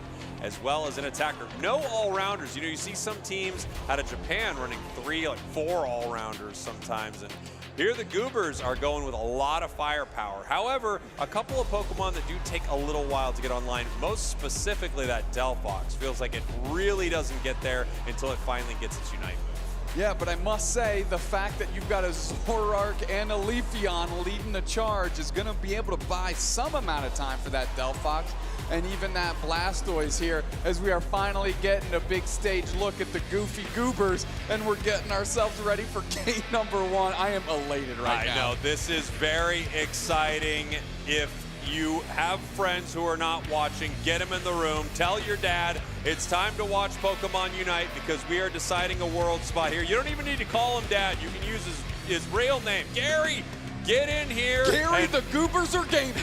Gary, the Goobers are gaming. They're going up against Deep Cross Gaming, Gary. It's for a world spot. Get in here, Gary. Come on, Gary. Deep Cross Gaming is your purple team. Goofy Goobers, your orange team. Again, a world spot on the line here at NAIC. Let's get into it. Without a doubt, Deep Cross Gaming bringing a lot of the common foes that the Goofy Goobers have had to face this weekend. And on their side, Goofy Goobers doing their own thing, and I can't wait to see how it turns out. We've got Leafeon in the top path here for the Goobers, which is not something you see all the time, right? Most of the time you see Leafeon, they're going to be in that central area here. And we can see they're still not at 4. However, as soon as they can get one more little bit of experience, they will evolve to Leafeon and get a huge power spike. Yeah, and I do like the switch up. That almost makes Deep Cross Gaming not want to invade because they're worried they're going to walk into a Leafeon, right? But instead they had the Zoroark there, and now they're going to get to switch the script as Radis is waiting to dive on some of these Deep Cross Gaming players. We're going to see if any of the Goobers can get them vision, and we can have a big-time ambush. We're going to see what Zoroark wants to do here. They're eyeing it down, and they are heading over the wall. Oh, sussed out of immediately, information. going straight and gets eviscerated. Moving forward is IMAX. They're able to get through the wall with the eject button, not go down. The bubble beam Psyduck, if I saw that correctly, yes. So that's going to be interesting for these teams battling up front. Mew catches the Squirtle in the central area there, so a couple of KOs for the side of Deep Cross. The Zoroark over the wall, immediately revealing their position. Odd choice for the side of the Goobers. Yeah, well, you got to do some goofy stuff if you want to pay off your goofy choices, and the Goofy Goobers are down but not out. There's still 8 minutes and 20 seconds left in this game. A lot of time to make up. No question about it. They have a lot of time here. They are behind in the top and bottom path, but only slightly. They gave up a couple of KOs, but things aren't looking terrible for them. No, they need to get this War Turtle online here. They need to secure this, get them ticked over. You can't let that happen. I don't know why they walked away and didn't guarantee that secure there. That's a Night Slash Zoroark, as we have a slow smoke down, assuredly from the Comfey, as they're trying to create separation. Shadow Sneak Mimikyu picking up the target on the Comfey. Don't engage. Yeah, Shadow Sneak Mimikyu here, and that is a Night Slash Zoroark. Sweet Kiss Comfey, a very unusual strategy for the Goobers here, and it could just be a very difficult one for some of these teams to deal with because they don't run into it very often. Trying to Dragon Rush away was the Garchomp, or the Gabite right now, and not able to finish the engagement there is Radis. So we'll see what they do. Nice heavy slam. How do they follow up? Going straight for a new target. Night Slash is that. The Grass Knot is out, doesn't catch anybody. Now we're pushing back a little forward. IMAX is in trouble. Yeah, and here we go. We saw the Sweet Kiss, but they decide not to engage with it right here. Instead, waiting for their moment to hop back on and give another big shield to one of their allies. The Leafeon, not yet 8, so they can't move in with a big Unite move play. The levels don't look egregious, though, from the Goobers, right? They're a little behind, but not by much, and they've got more balance in the middle of their levels here. Let's see how they can use them. They need to get to Blastoise. They need to start transitioning into the mid-game here. Yeah, and here we go.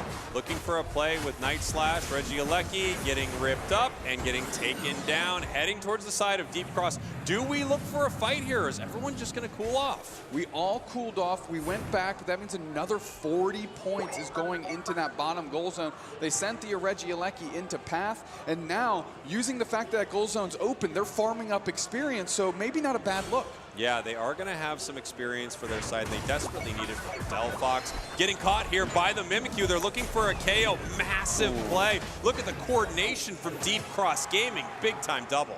Yeah, I mean, Mimikyu Unite move, put the blanket over them, and as soon as they're coming out, heavy slam block into the wall, clean up the trash here. Leafeon going to put the marks down, going to try and hold tight, and that is just 4 players ready to go. The surf is just a little late, can't stop the scores. Here comes the Night Slash Zoroark, but they're too late, and they can't do much. Nice pull by Psyduck. Wow, Deep Cross looking pretty fantastic to start this game here. I mean, we have some really exciting strategies from the Goobers, but they are not paying dividends yet. Blastoise has no Unite moves, so they can't be too afraid of it. Leafeon, however, has hit their level 8. Delphox has hit level 9. Things can change in a big way for the Goobers, especially if they can push forward and get a win at one of these Tier 1 goal zones. Looks like Reverie's playing a little bit of a schmovement Delphox here, going straight into the fence. Fireworks down, Comfy Unite as well. They need to find some targets. We have a big surf out of the Mew, creating massive separation. Radis is down, IMAX is in deep waters. They get heavy slammed and they're under attack, and they are gone as well. Yeah, I mean, just a lot of great plays here out of Deep Cross. They finally lose. I think that's the first KO maybe to the side of Deep Cross where the Garchomp goes down. It's 133-0. Change that to 42. Finally some points on the board for the Goobers, but they're quite a bit behind in just about every way right now. Level-wise, they are still keeping relative pace, but the Mimikyu's 12 on the side of Deep Cross. I mean, a gargantuan. It was close to parity there just a few short minutes ago, but now things are getting out of control. Deep Cross Gaming, if I were them, I would put the pressure on. Goofy Goobers need to level up, and they are struggling to do so. Nice buff here for Deep Cross. They've got a Regirock. It looks like they are being very aggressive here. The Regieleki is also walking. They're going to be able to stress 2 places on the map here for the Goobers. How do they want to play it? 3 members of Deep Cross heading to the top path. This could be a push. Yep, Regieleki on the doorstep here, just Radis hanging out. Surf by IMAX trying to gain space. Nice slash to rip through the Regieleki. Comfy Unite is down. Flowery Fields forever. And Deep Cross Gaming is just watching the Goofy Goober struggle with this Regieleki and say, okay, fine, we caught your attention long enough. You weren't able to level up. You didn't get anything done, and now we'll just go back to our side of the map. You see Snorlax getting some good information right here. Not able to get the steal, but it lets everyone on Deep Cross know exactly what the Goobers are up to in this moment. Tier 1 goal zones up on both top and bottom for Deep Cross. The stressful thing about this, of course, means Goobers have more experience on their side of the map. Essentially safe experience too. The 3 Audinos in the top, 2 Audinos in the bottom right here. Mimikyu says nothing is safe as they look for a KO, and they get 2. KO streak of 2 for Mimikyu, and they can't even put real damage on it. I'll be honest, the Goofy Goobers, great and very interesting strategies, but not so great execution. They're not really playing together. They feel a little disjointed and lost right now. Yeah, this is a rough start for the Goofy Goobers right here, as Deep Cross is playing some of the best Unite I've seen them play throughout this weekend. We've not gotten a chance to really see what the Goobers are bringing. It does feel like a very tricky team composition that some teams might have trouble with, but Deep Cross feels entirely prepared for this, or even if they weren't, they're just ready to handle it. You know, they're down by about 150 points here, but the Goofy Goobers managed to claw back into this level exchange here and aren't that far away from where Deep Cross Gaming sits. This is a good way to get your Zoroark close to level 13, which is going to be a break point for them as we head into the final throes of our first map. Free Regice for the side of Deep Cross, which is going to be another nice buff for them, giving them a little HP recovery. In the top path, we have Zoroark and Leafeon Comfey pressuring this goal zone. In fact, all 5 members of the Goobers are up here, Doob Snacks. Yes, they are, and it's almost like they're trying to stage an ambush, but quickly sussed out by Slash, who has no fear of what the Goobers got going on, and we've got Ray. Yeah, and here we go. Rayquaza hits the map. Deep Cross Gaming with incredible positioning. The Goobers need to make a play right now. They need to find something in this fight. They're moving forward with Zoroark. The Sweet Kiss finds a little bit of nothing.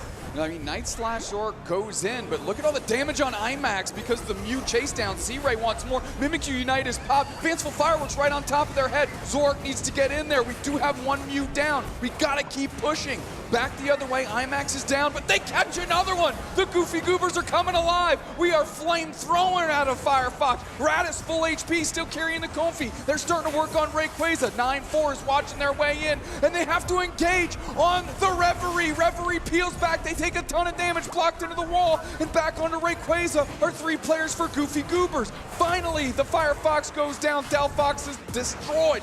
Night Slash into the middle. Rayquaza's finally getting low, but Z-Ray is back in the mix. This Mew has an opportunity to save the game for Deep Cross. Ray is low. Who goes for the secure? It's Deep Cross Gaming. It was them at the start. It's them at the end. Deep Cross Gaming not falling for any shenanigans. What an insane back and forth between these two squads. Deep Cross Gaming going extremely deep into the central area of Goofy Goobers. In fact, overextending in a big way, getting caught out for it. The fight starts to swing towards the Goobers, but it lasts so long that Deep Cross is able to make their way back. Rayquaza heals up, and by the time they are ripping it, Deep Cross is there to stop them. What a bizarre Ray fight. What an odd match. What an interesting comp from the Goobers, but none of it seemed to fully work for them in game 1. No, I'm looking back, or I'm thinking back at that final fight, and I have to call out, I feel like the Goofy Goobers got a little over anxious, maybe like the dog that finally caught the car that it was chasing, and all of a sudden they had a couple knockouts that they needed. They were in a decent positional advantage, and then all of a sudden you have everybody's attention split in different ways. You've got Radis with the Comfey going into the middle. I think it's Dragon is the Comfey. They went into the middle, they start ripping through this Rayquaza. Meanwhile, Reverie is just trying to schmooze through. They get the Garchomp to engage with them, but then the Zoroark peels attention back into that Garchomp engagement by 9-4. As we're taking a look, we've got our replay on our screen right here going into Ray, and you're gonna see that catch. Yeah, I mean, so here's this very odd moment, right? You have the Zoroark kind of jump over, they're running around. Mimikyu goes really deep. They hit the Delphox, they go super deep. They hit a Unite move onto the Blastoise as soon as Blast is going for the Hydro Typhoon. Delphox Unite on it, which I think was actually a killer place to throw this Unite. You could see how devastating that was for a couple members of Deep Cross.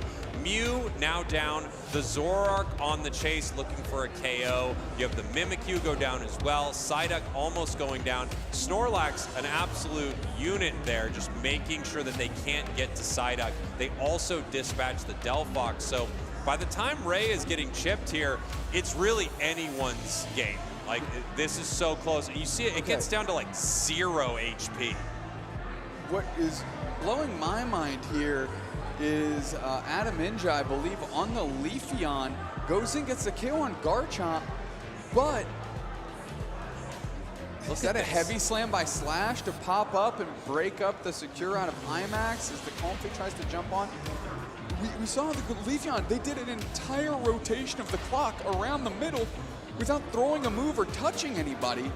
And you have to ask what the thought process was there, as Sirius getting credit here as our player of the game. Yeah, 11 knockouts on the Mimikyu. They had massive moments throughout that game. I'm not shocked at all that they are the player of the game. I thought they were diving in so well, dealing with them. You take a look at the side here of the Goofy Goobers. The Zoroark has 0 KOs. I mean, it's just That's the wrong amount to have. I gotta assume you want a different number there. This was a wild match from the Goofy Goobers, and you know, with the world spot on the line here, it kind of felt like they were, had this worked, it would feel genius. It not working, it feels like what a wild play to throw at Deep Cross with, you know, everything in front of you. I have a tendency to agree. I do want to give Goofy Goobers credit, though, because they got down throughout, obviously, the course of this match. We were all watching that materialize, but they did a very good job keeping pace with the experience. And they did a pretty good job taking advantage of a bizarre engagement. We're both watching our little telestrator here, because what I want to see is when... You want to see that engage, like I want to see when the Zoroark goes to the middle. Watch Adam Ninja, the Leafeon. They start peeling up top, and they're doing a whole lap here. Yeah, let's get the telestrator on the screen for 1 second if we're waiting for these teams to hop in. We're just taking a look at this footage one more time. It is pretty interesting. All right, let's peel back a little bit. So which moment were you looking at here? Let's go right here. Keep your eye on Adam Ninja, the Leafeon right there. Okay, so we're looking right here, everybody. Yeah, okay. So you've got 9-4, you got Slash, you've got Radis in the middle, right? And Dragon that jumps onto the Zoroark. Watch the Leafeon.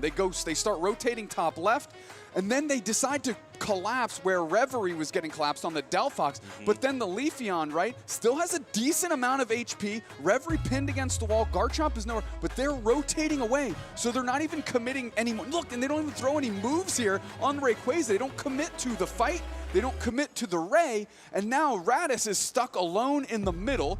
There's enough time bought back. Here comes Psyduck. Then you can see the over-rotation Z-Ray the Mew, which is the most dangerous secure tool that you caught early, rolling back into the fight. IMAX has to join at a delay, and Adam Ninja, it's almost like they're biding their time and can't quite figure out what they want to do. And in some cases, indecision is the worst decision to make. It's interesting. They had very little HP right here, and they end up going down as we're heading into our draft. They have very little HP. They kind of jump in. I'm just going to pop back like right here. You can see Ray is almost at nothing at this point. There is your Leafeon, right? It just goes down as it makes its way in, trying to get the secure. So they were holding it all for the opportunity of a secure as we're getting ready for this next draft. I'm curious to see what the Goobers are going to throw at Deep Cross here, because unfortunately for them, that first match was not ideal. Less than ideal, but you get another bite of the apple here. Umbreon, Hoopa, Crustle banned out. Snorlax, Moltres, and Zacian also banned. First pick to Chin, and that is a Psyduck. Yeah, Psyduck for Deep Cross. Latias on the side of Goofy Goobers. I'm excited to see this. Do we have another Comfey game from the Goobers? No, it's Greninja. Greninja, Latias. Okay, Radis jumping to that top pick, grabbing Greninja to go along with this Latias here. Deep Cross Gaming, again, has the pick of the litter of what we would consider the more traditional, powerful Pokemon kind of in this mid-draft section. For Alligator is no exception. 9-4 grabbing that real quick. And here we go. Deep Cross deciding whether or not they want to take the Latios away from them, but no, they say we're fine with Mew right here. Next couple of picks for the Goobers. We could be seeing the Greninja in the central area. It also could be playing the top or bottom path. We've got ourselves a Trevenant, very powerful pick, but you don't see it as often anymore. Nope. And we take Blissey.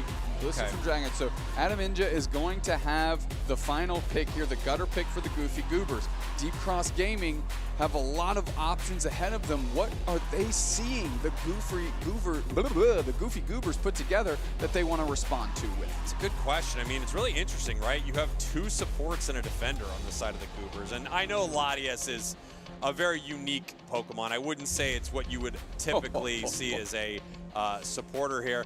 We have, as Slash famously said, Lapras on the side of Deep Cross Gaming, and Machamp, the final pickup for the Goobers. So we're expecting a lot of damage here out of this Latias.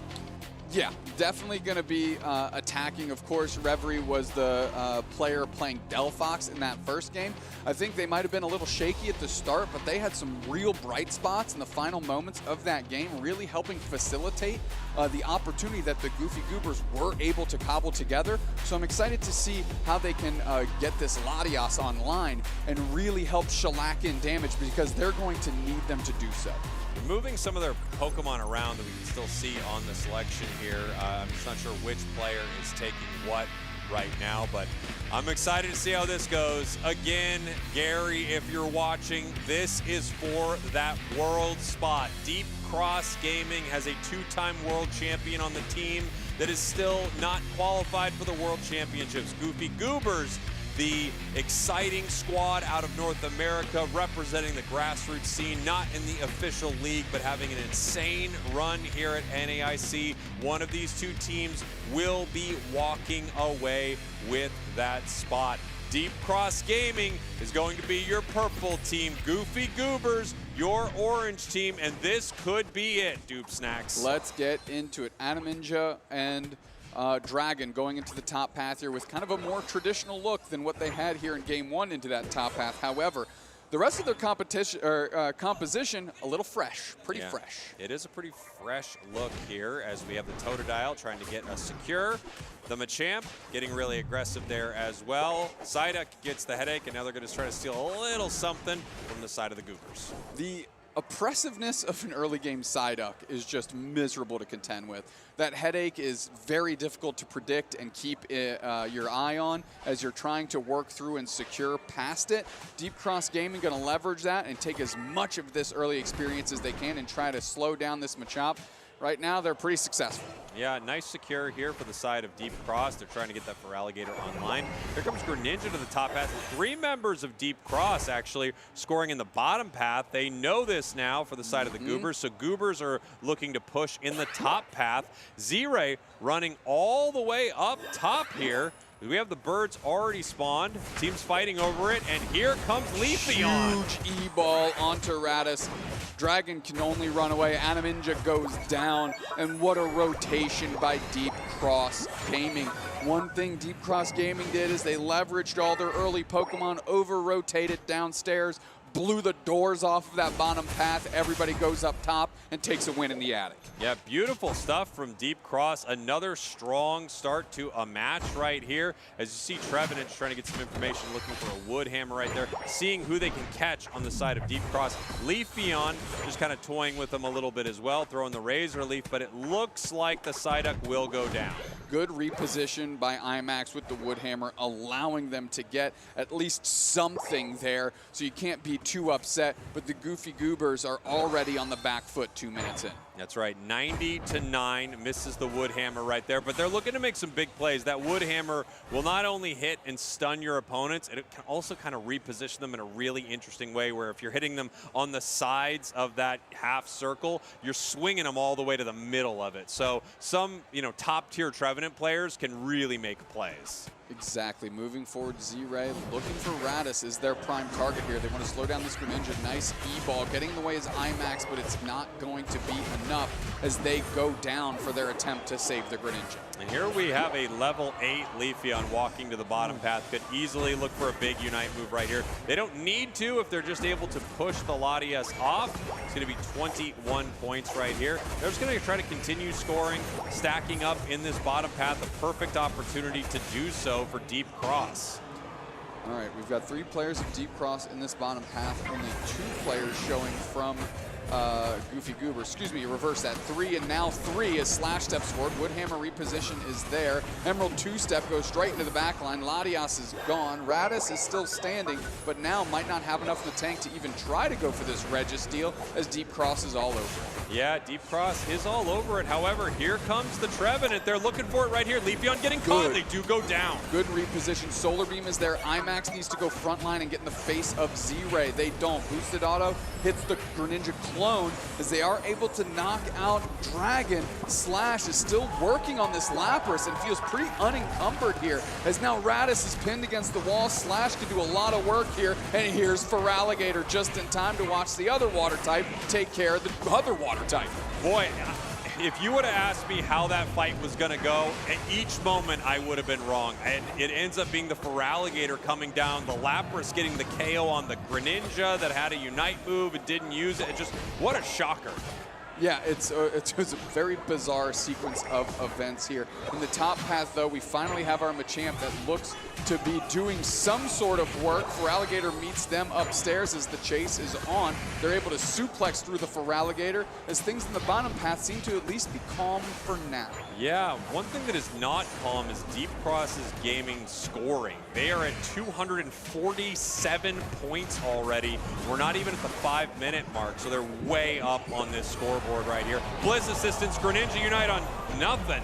Yeah, and now they have to chase down to try and get some value. They're able to take out the Leafeon, which is nice. Slash, however, seems to be just an absolute impenetrable force. Nice pull by Psyduck. Champ's in trouble. Here comes Feraligatr. They're looking for the next target. IMAX is low. IMAX is down. There's the Latias Unite as they have to play now behind Pad. Dragon steps up to try and body block, and they're dispatched of, and that's a plus 35 in that Tier 1 goal zone. Yikes. 287 to 55. alive right now. Deep Cross Gaming eyeing that world spot, and they are ready for this moment, Dupe Snacks. Goofy Goobers need to wake up because their chances at Worlds are slipping through their fingers. The Lapras Express avoids all the damage and pulls up with the Leafeon to let them know what they're all about.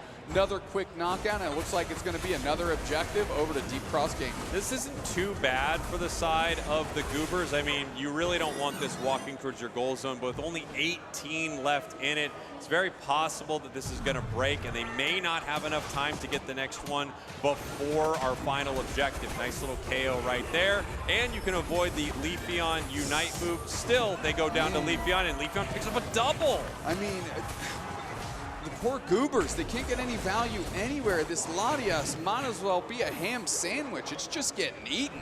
Yeah, it's been really tough. The Feraligatr crunching it quite nicely. 4 minutes on the clock, 307 to 55, and they did let it walk in the top path. I do believe there was enough time on the clock for another Reggie Alecki before we have our final objective, if Deep Cross can rip it fast enough. We're going to have to see. Sirius gets out of dodge there before they get repositioned by the Woodhammer. IMAX, Adaminja, Reverie, Dragon, you've got to find an opportunity here. Great Psyduck pull, Bubble Beam with they get the Feraligatr down. Big Machamp Unite through one character, but it's the Solar Beam coverage and the rest of the team pulling up for the smoke, saying, no, that might be something, but it ain't quite enough. Wow, Deep Cross Gaming looking fantastic here, and you have to wonder, Dupe Snacks, I mean, does all the stage experience that Deep Cross has had throughout this tournament, is it making a huge difference now that the Goobers are actually up there in front of a big crowd on the big stage, playing for everything? It just looks like in a lot of these moments they are falling apart, and Deep Cross is exploiting them at every turn. It is, and you know, a really kind of an understated part of the Deep Cross Gaming equation right now is this Lapras. I mean, they haven't knocked it out at all this game. They can't even work through it, and really because of the mobility that it has through the Lapras Express, it's kind of just done laps around the Goofy Goobers.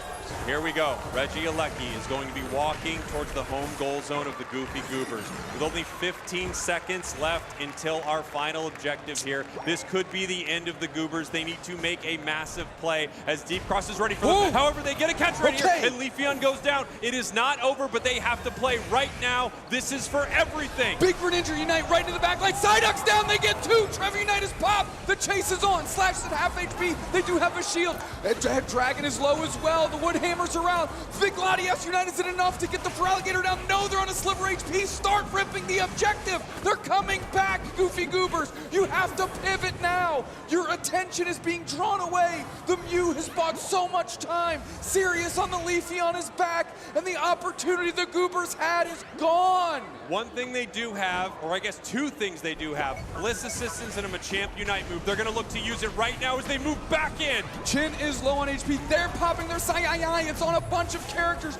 Huge Horn Leech back, and Sirius is back. Machamp Unite pops out, gets the Feraligatr. We're suplexing back to Psyduck, but still, we've got Raditz up top, I think, working on the Rayquaza. You need to shellac more into it, kid. Keep pressure. Running away is the Machamp. They're trying to buy time. Raditz thought they had a chance, but they are eyed down and dusted.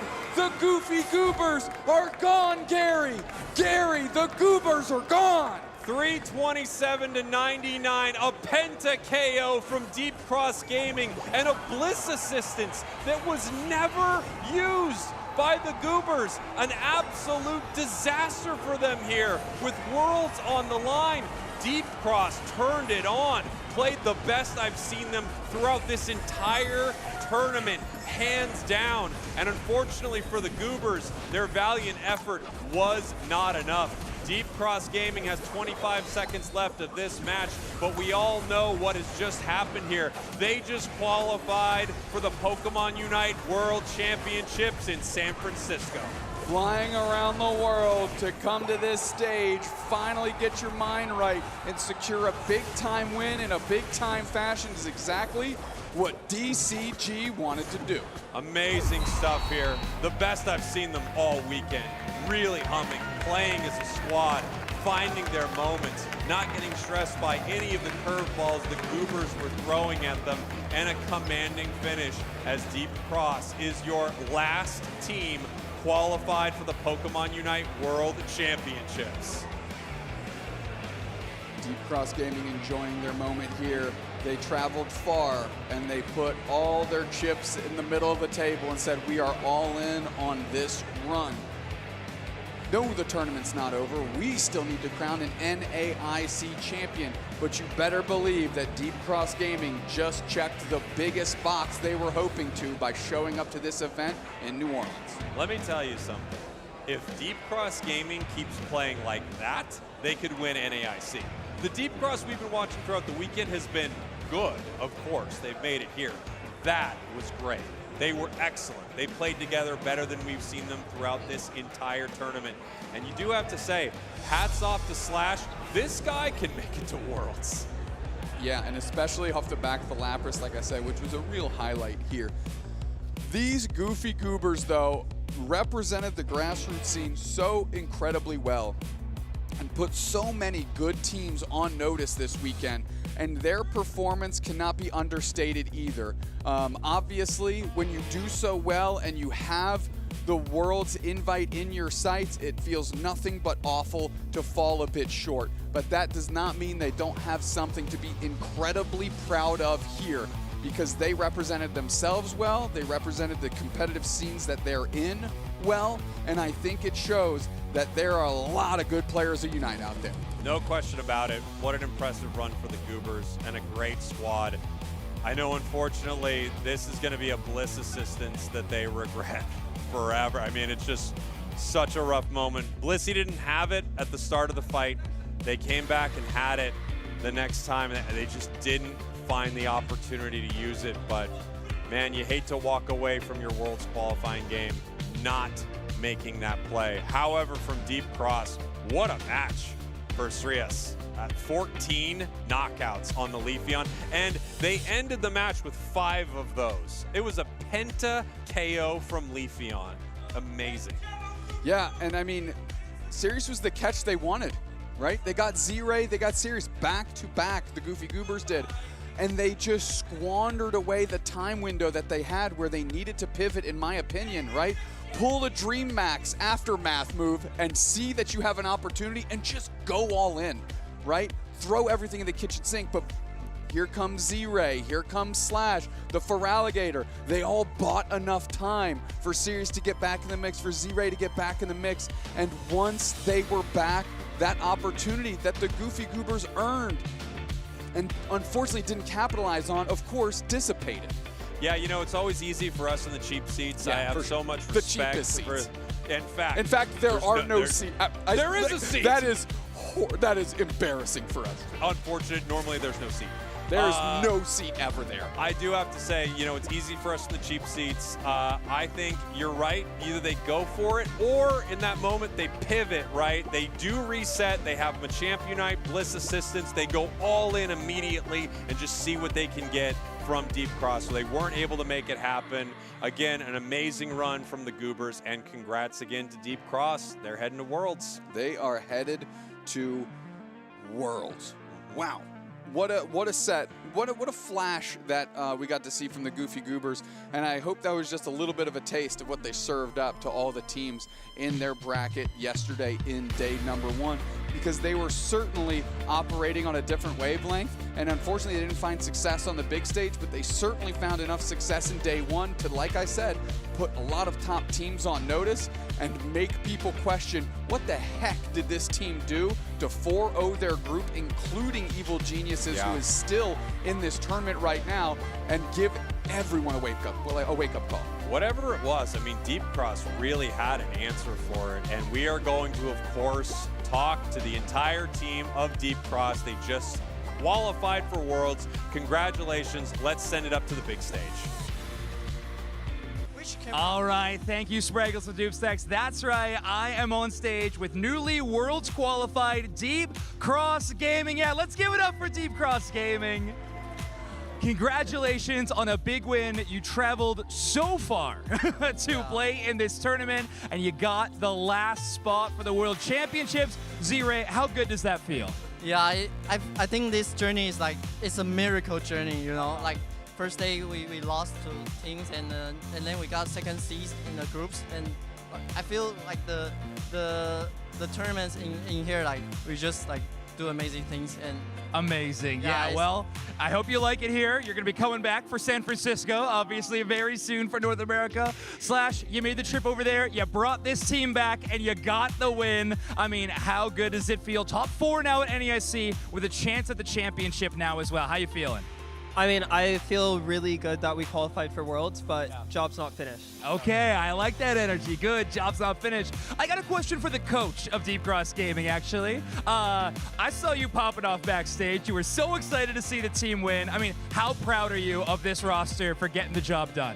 At first, my English is not very well, so I like my teammate. Okay, good. And everyone do very well, so I think this trip we just like trust each other because we all get sick from the travels, and then we just do better, and keep practicing, and yeah, I think we did like good results here. Like, Yeah. you know. Absolutely. I mean, incredible results. You're headed to the World Championships now, but you still have a chance at winning the championship here at NAIC. So how confident are you as a team that you can win the North America trophy?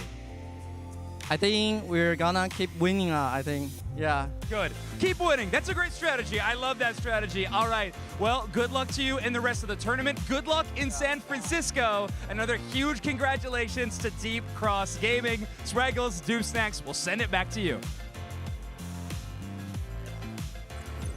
Thank you very much, Zoinks. Congrats again to Deep Cross Gaming. I mean, Slash has a way to do it. He has qualified through 2 final stretches. He's also won 2 world championships. What a player, what a squad, and what a way for them to finish it out. And now their day is not even done because we still move forward. They are looking to become the NAIC champions. What a way to end the weekend for them.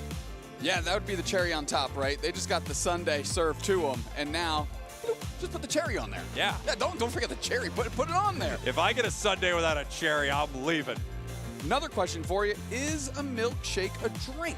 Think about that as we get into our bracket right now. Semifinals, we've got Root Dig and Lunex Gaming representing NA. Again, 2 already qualified Worlds teams now fighting for the NAIC champion title. And across from them is either going to be Deep Cross Gaming or Evil Geniuses. We now know our last team qualified for Worlds. That's right. All 4 of our teams here in the semifinals are going to be heading to Worlds, but the question is, who is going to be heading to Championship Sunday? Root Dig, Lunex. Lunex is a team that actually could take games off Root Dignitas, the only team to do it throughout the regional league. And on the other side, what an interesting matchup where we have Evil Geniuses with Curios, the 2-time world champion, against, of course, Deep Cross with Slash, the 2-time world champion. Fun fact, they were on the same team to win those titles, and now they are facing off here at NAIC. So many good games coming up. Do not go anywhere. We're taking a quick break. We'll be right back. Taking a break.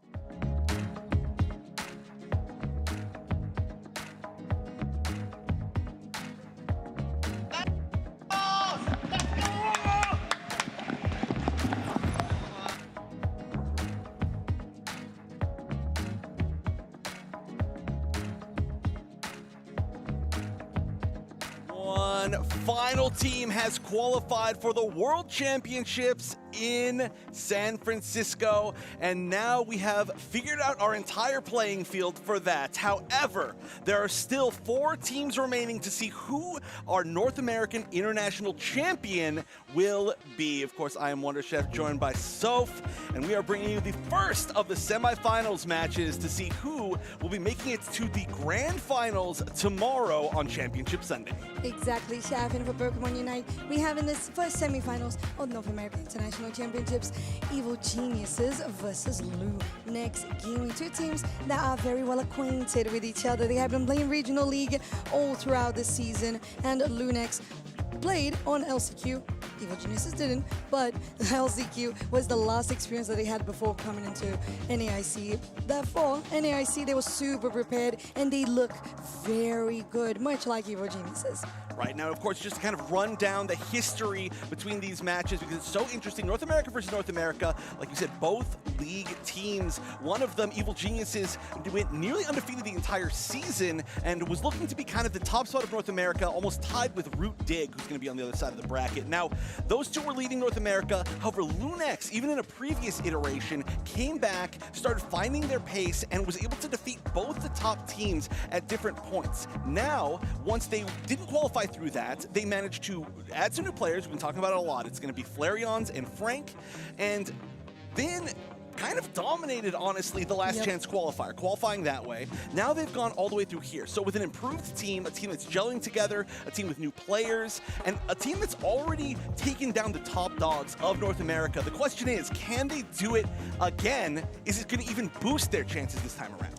Well, we know that from the players that you did just mention, Chef, Flareons and Frank. Frank has been an insanely good supporter today. Plenty of comfy plays, plenty of Psyduck plays. We're also talking about Flareons being, honestly, one of the most versatile attackers in NAIC right now. Oh, yes. Although, honestly, if we're going back and talking about Frank, what we heard in that interview is it's almost like Frank's not even playing support, right? Frank, they're just like, oh, yeah, Frank comes from attacker. Just go play attacker. We're going to give you some more Pokemon, but you might get 75,000 damage on a Psyduck. You know, it's just going to happen. So, realistically, the addition of both of them is a lot of ranged damage, no matter what's going to be picked from both of them. Just a lot of damage in general, and it does really tend to add to the play style, I guess. They've kind of settled down in Lunex and been like, you know what? We're just going to be aggressive. We're just going to attack. It's going to work. We've got Celeste, one of the most aggressive players in the world, who is so incredibly mechanically strong. They've got some flexibility in the rest of their team, but really all of them, I think, tried to play very aggressively. And so that's why it's been working so well. It's why they're now, I believe, undefeated going into this match. But, of course, like I said, it is kind of the up-and-coming team, and we've seen their path up, but against one of the most solid, strong teams in how are we even going to... I'm sorry, wait. Did I say Evil Geniuses? Who are we playing against? We are not Evil Geniuses, right? This is Root Dig. I said it backwards. Sorry. The other way around. We just saw Evil Geniuses a lot. True, you're right. Yeah, so we have on Deep Cross Gaming, we have Evil Geniuses with them, and now we have Root Dig. We apologize for that. Honestly, we watched so much of Evil Geniuses and Root Dig throughout Regional League, and they were the top 2 in Regional League, and they just played, so... yeah, apologies for that. But yeah, it's Root Dig.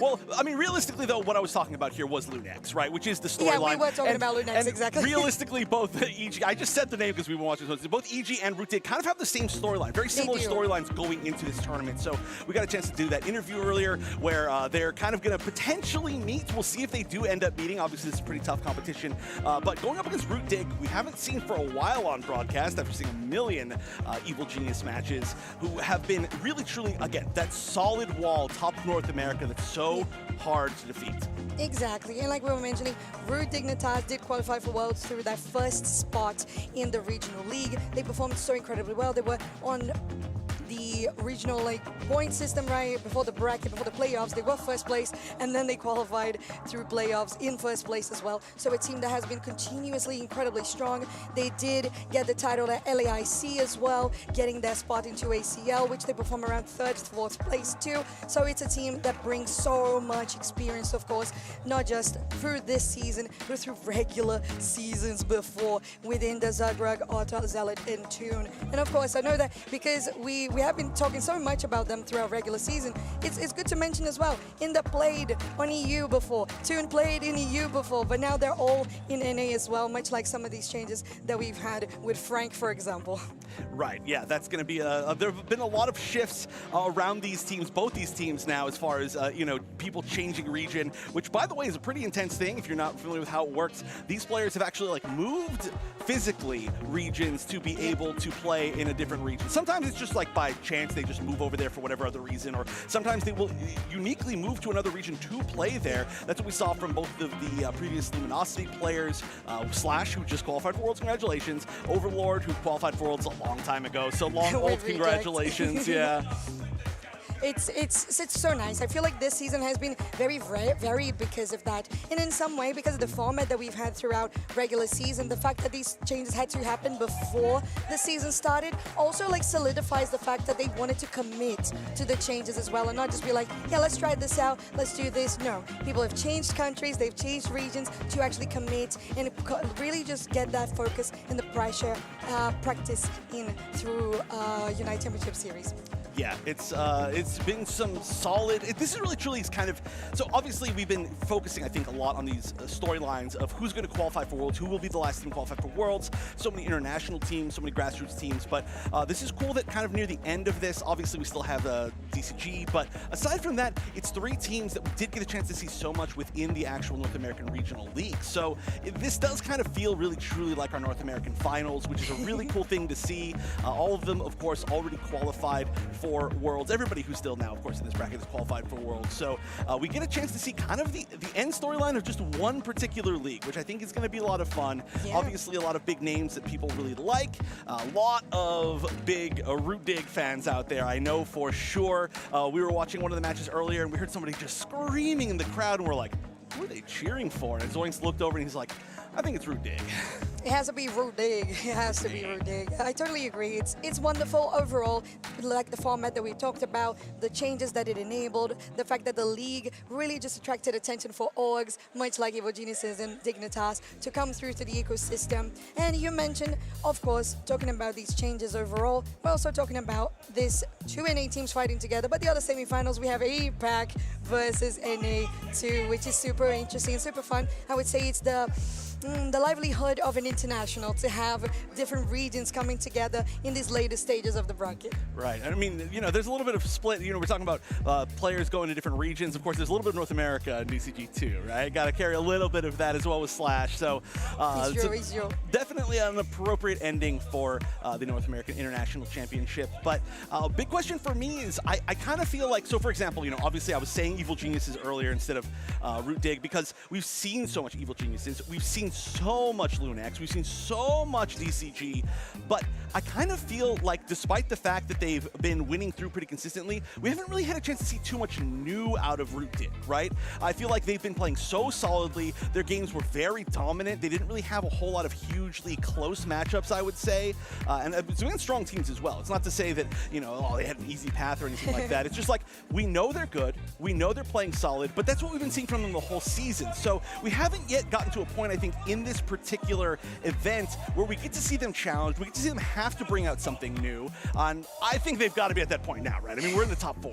I was gonna say, we're not just top 4, it's top 4 that is a a best of 5 format for the single elimination bracket. So it means that this is the final, I would say, yeah, this is the point where you need to take the rabbit out of the hat and just make sure that what you got going on, of course, it's not going to spoil what you're going to bring at Worlds, right. But if necessary and if it is needed to spoil, that's fine. You got to bring your best A game. Right. Also, of course, I mean, there's only so much value, I think, to being able to save something for Worlds at this given moment. The Worlds is a pretty long time away, so that's something that we're going to have to be able to look forward to in the future. Is that NAIC usually ends up being a pretty good sign of kind of where the season ends and where the meta is at the end of the season. But going into Worlds, there's usually about a month and a half. There are going to be, probably Pokemon releases in between. I don't know the schedule personally, so don't call me out on that. But there's going to be Pokemon releases. There's a lot of Pokemon that we even saw, like Meganium, and Skeledirge that are out currently but are too recently released to be legal. So a lot of that stuff is going to change the meta. Obviously patches theoretically too. So I don't think you can save that much for Worlds, right? There's a few things, but it might be gone by the time you get there. It's very possible. The meta has been changing all throughout the season in a very, I would say, interesting way as well, enabling much more of those attackers all throughout the season when we had those patches focused on them.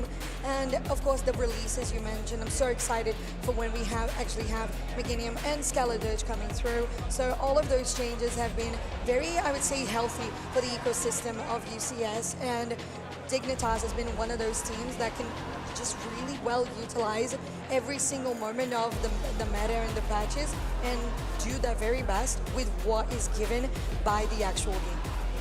Zugrug denying something happily. That's the job of a defender, I think. Denying things happily. So certainly a valuable asset in that factor. Are they talking to each other? Is that Flareon talking to Zugrug? I think it is. That's sweet. You know, they may or may not. Oh, they are. They Look totally at are. Oh my that. God, love that camera work. That's great. Of course, you know, there's some history here, of course, within this as well. Great storytelling here in the fact that those two were on a team together that won here at NAIC. So they won technically the regional finals that was held here at Yes. NAIC in the previous year. So now they're on the other side of the literally exact opposite side, which is really, really cool. Obviously, there's some friendliness there and some really, that you can actually say that for most of these players, right? I mean, at this point, North America, most of the regions, they have switched up who's on which roster so much that they all know each other. I got super distracted by the Sylveon in the PJs. It looks adorable. I'm in love. It's wonderful. And like you said, it's not just about the friendliness that you have between the players because they've all played with or against each other at any point. It's also about the fact that they're so used to the environment, right, as you said, with NAIC last year, and how the regional finals went with Orange Juices. That was such an incredible moment to watch, and I feel like that's what we get with internationals, right, Chef? Just the feeling that you got some new people forcing out the home crowd to actually make changes and push through to different stages. And as we get into the first draft of this best of 5, we have Root Dignitas on the purple side, Lunex Gaming on the orange. See that picture as well, Zugrug happily denying something, so sticking with the theme. We are going to see what the bans are. They are going to immediately take away that Psyduck, knowing that Frank is such a specialist on that Pokemon. I think that makes a lot of sense, as well as getting rid of a few other support options. They're really trying to back Frank specifically into a corner, see how deep that support pool goes. Yeah, and I would say in this regard, it would definitely lean towards the Eldegoss, but I don't think that is a pick that you go first, as Snorlax is such a reliable defender, much like the Blastoise or the Mamoswine, which are great options. We've talked about Garchomp, right, in the previous series that we saw, that we have been seeing Machamp and Garchomp really picked or banned, which is interesting too. We still have the likes of the Espeon available for first picks here. We saw a Surfetch very well utilized recently too in this day 2 of NAIC, and we might have a draft situation here. We will get confirmation with production if we're going to have a draft reset, but regardless, I feel like all of these that we mentioned are options. Yeah, this exactly. There we go. Yes, we only got to catch up. Yeah, these are some great picks, exactly like you were saying, some really solid picks. But now one thing that's going to be really important here is exactly what they do. So they got rid of a lot of the supports and then saw that Lunex did not go over support in their first 2 picks, which means that they can steal away some of the other options. Now, Mew can be played a little bit support-wise. I'm not really sure Frank has ever done that, but, or really, I mean, I guess theoretically there could be a chance that they just has experience with Mew in general, but also getting rid of this really successful Mr. Mime throughout the day. So that is going to back them into the corner of picking up this Blissey. However, that is something that they had chosen before, especially alongside a lot of this comp, which is very similar to that dominant comp that Lunex used in the last game that we watched from them. Is that a real Toon Slim pick? That is Toon, and that is a Duraludon. You are correct, which is definitely interesting. Well, we'll get to that point while we finish the draft here on the side of Lunex Gaming, as they chose a Blissey, Delmice, and an Urshifu as the last picks there. We have been seeing a lot of rapid strikes, there we go, not rapid fire, rapid strikes from Urshifu. Considering the muscle band, it makes sense.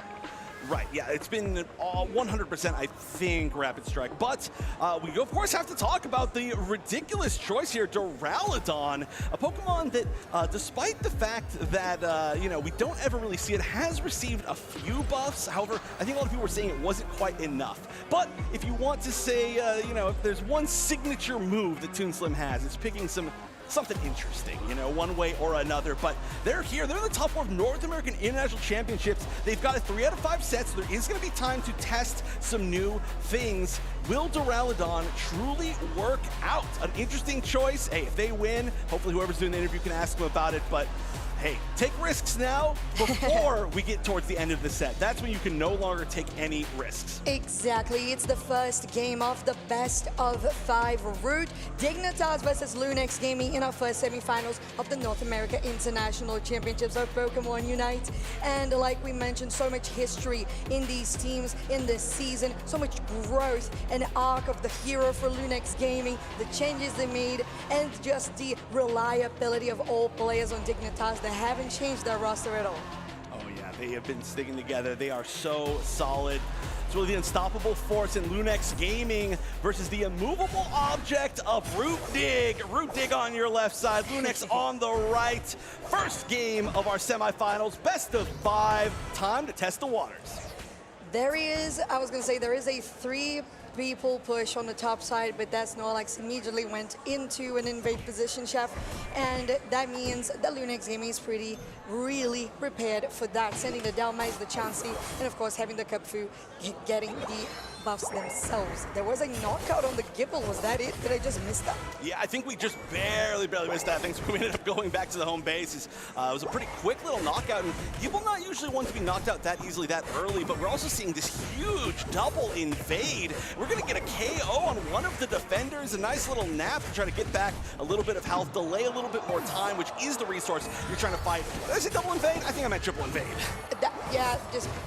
It just never stops. And right now, Zealot with that Zacian being able to get this objective, or actually this buff rather, for the Zacian themselves is just very powerful for this laning phase order here on the top side. So a very interesting positioning overall for the team of Root Dignitas, just utilizing all the resources at any point that they need.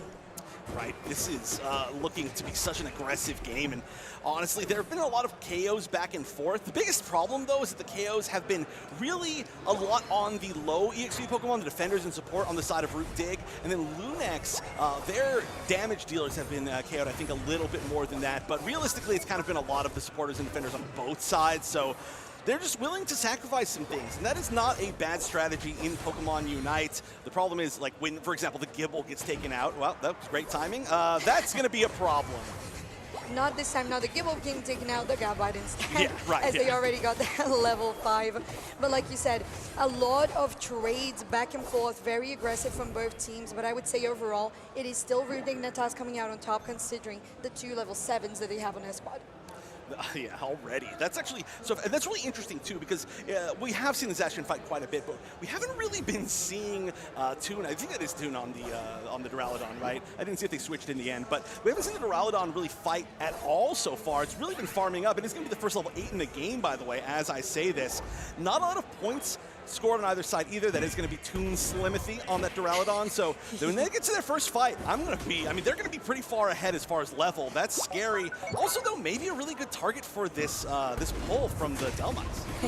I'm stuck on a Toon Slimothy. All right, going into the back line here with Celeste on this Shifu. They managed to land a knockout there on the Mr. Mime, which allows Lunex to have even more space to go for the bottom Reggie. Although the side shock doesn't land with a good eject button there from the Snorlax, it's still a good position for Lunex to be in.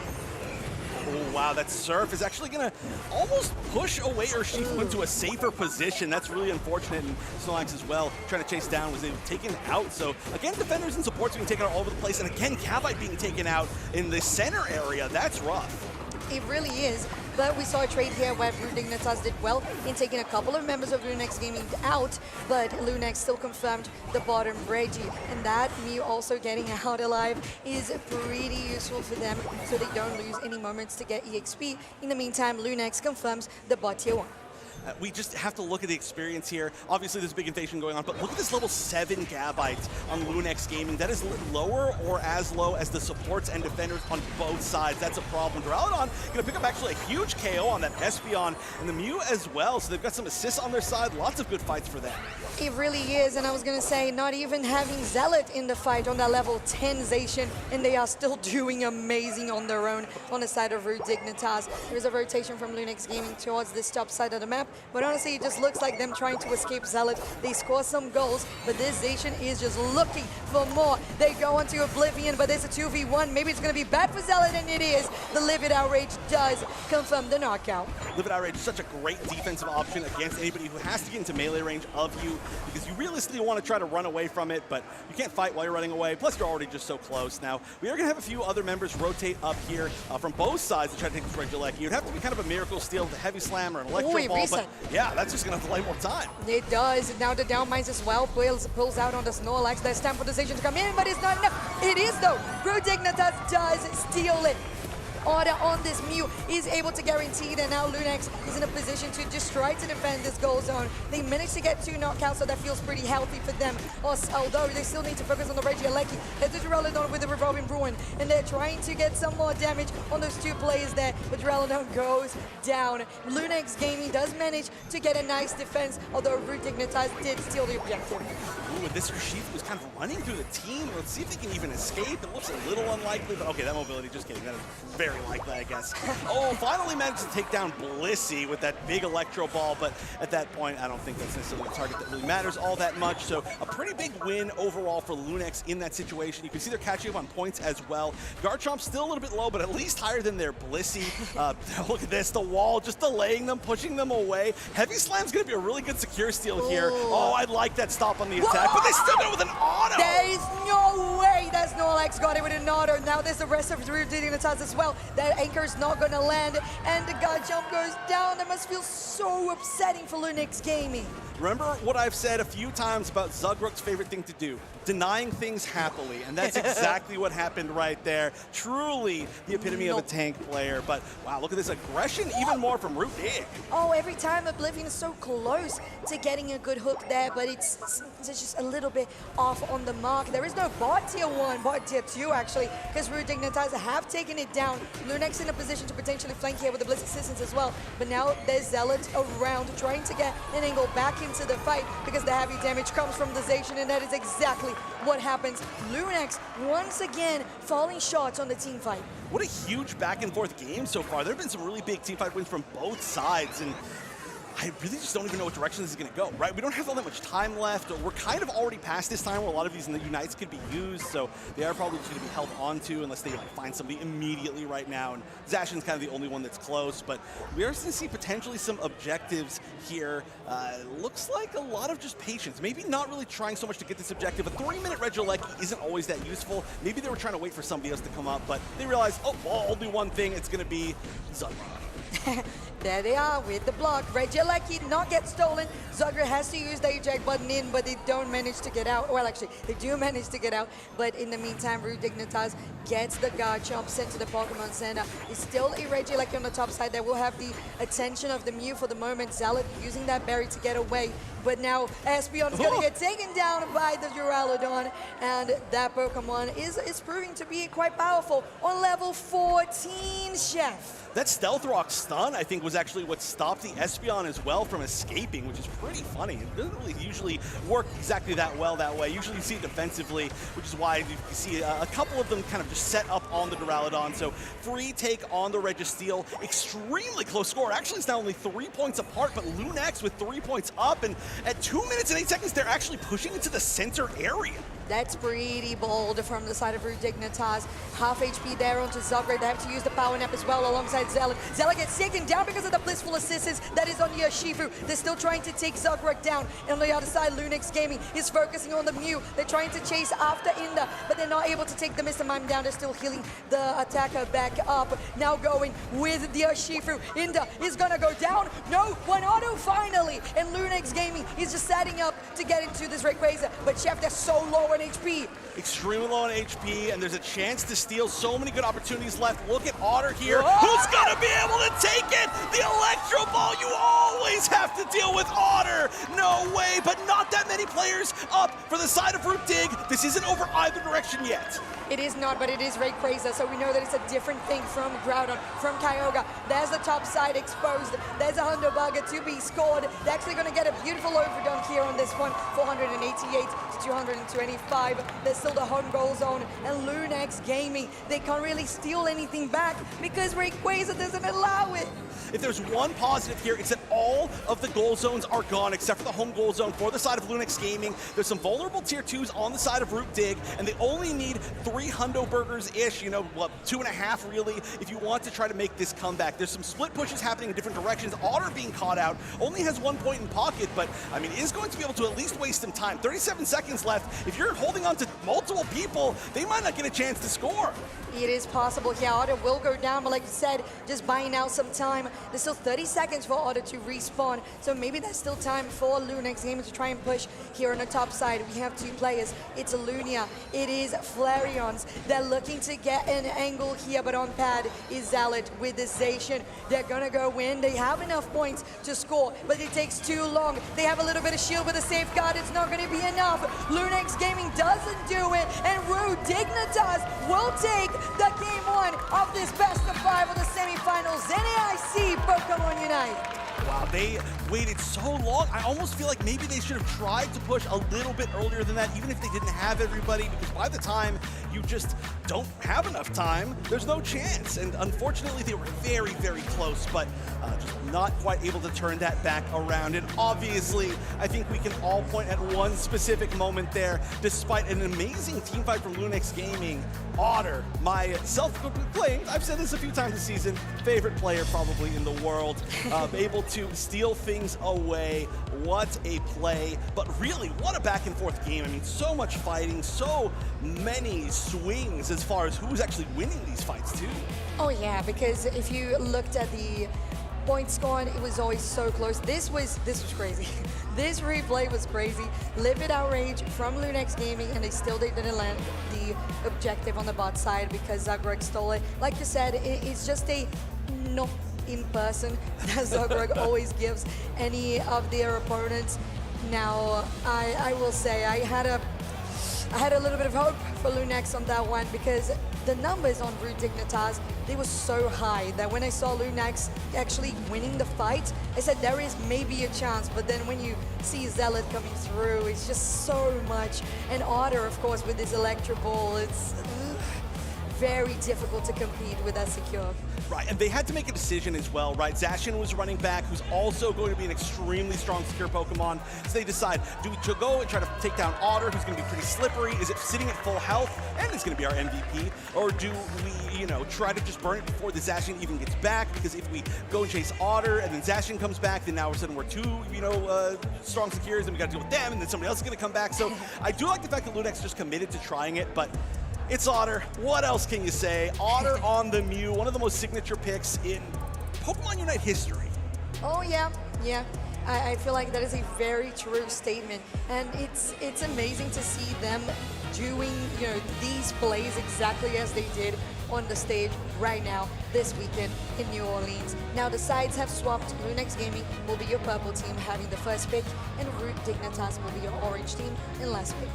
We'll see if any of these bands are any different, but so far it's looking like it's pretty similar. We are going to see the Snorlax band away. Now, Snorlax, of course, was going to Root Dig in game number 1, as Zagreg so happily denied everybody with, but that does mean that they are going to happily deny that pick from the other side. And I do assume that means there's an assumption, that would be a first pick on the side of Lunex Gaming. So I think Root Dig thinks Lunex values it highly, Root Dig knows they value it highly. They're just going to get rid of it, get rid of the Espeon.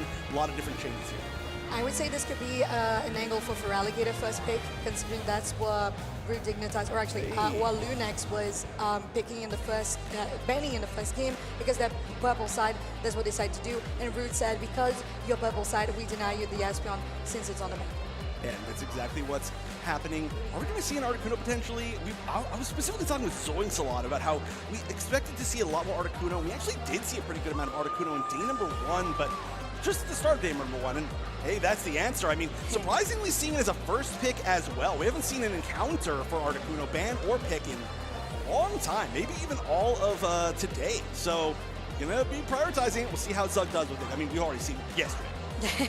We have, and of course we know that when these two teams of this caliber choose any sort of pick, they know exactly what they're doing in their strategy. Sometimes we're just not even aware of that, and then we learn with the players where the knowledge lies the most. Lunex Gaming with a Hooper in the Crustal pick here.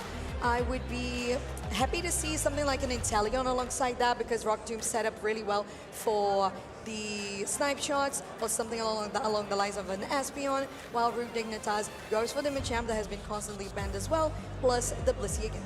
Now, one thing that we got to look at as being very different from last game is obviously Frank was banned with multiple support bans last game, and now this time he's going to have the Hoopa pretty freely. Still not going to be allowed the Psyduck, which is, I think, a great choice from Root Dig, but they are not going to be just trying to control the support line as much, and they actually took the Blissey that Lunex Gaming had last time after they decided they didn't want it. So Miraidon, okay, very similar, I think, in concepts to what you were saying about trying to pick the Inteleon. Similar in the Sniper, maybe not going to be these single shots, but Flareon's, we know, is just so good at aiming.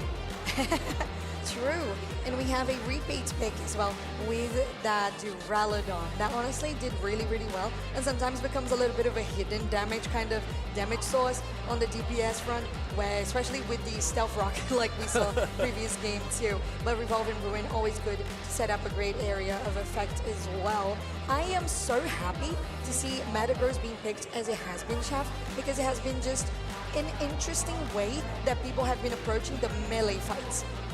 I like it as well. I mean, it's been doing really well. Its win rate today has got to be ridiculously high, but also it's really interesting to see, again, a lot of physical damage coming out from the side of Root Dig, even after they saw that the Metagross was an option, but I guess they did really like that Duraludon, and it's a weird one to even kind of analyze, right? Because obviously Duraludon, a very strange pick. It was looking pretty good, but Root Dig did honestly lose kind of that last fight until Otter came back and saved the game. So it's kind of hard to say, oh, I did like that or I didn't like that Duraludon pick. So I'm glad that we're getting to see it again. It's kind of like take two on this kind of weird, unique choice.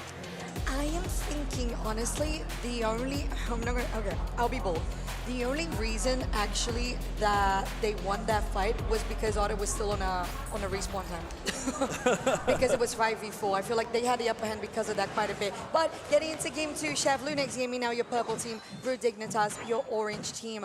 And once again, we see a couple of repeat picks and me interested in the Beldum and an Invade Articuno. Invade Articuno, that's a really interesting choice. Not that it's a weird role to invade or anything like that, but I just don't have enough experience watching Invade Articunos, and we are not going to get any this time either, maybe. Of course, a very, very strong Pokemon right at the early level is going to be Rock Tombing a lot just to try and make sure this Articuno does not get a chance to even get close to that center area. So just deny it a little bit, and that's all it's going to take. So we'll see a pretty more honest leveling system this time around.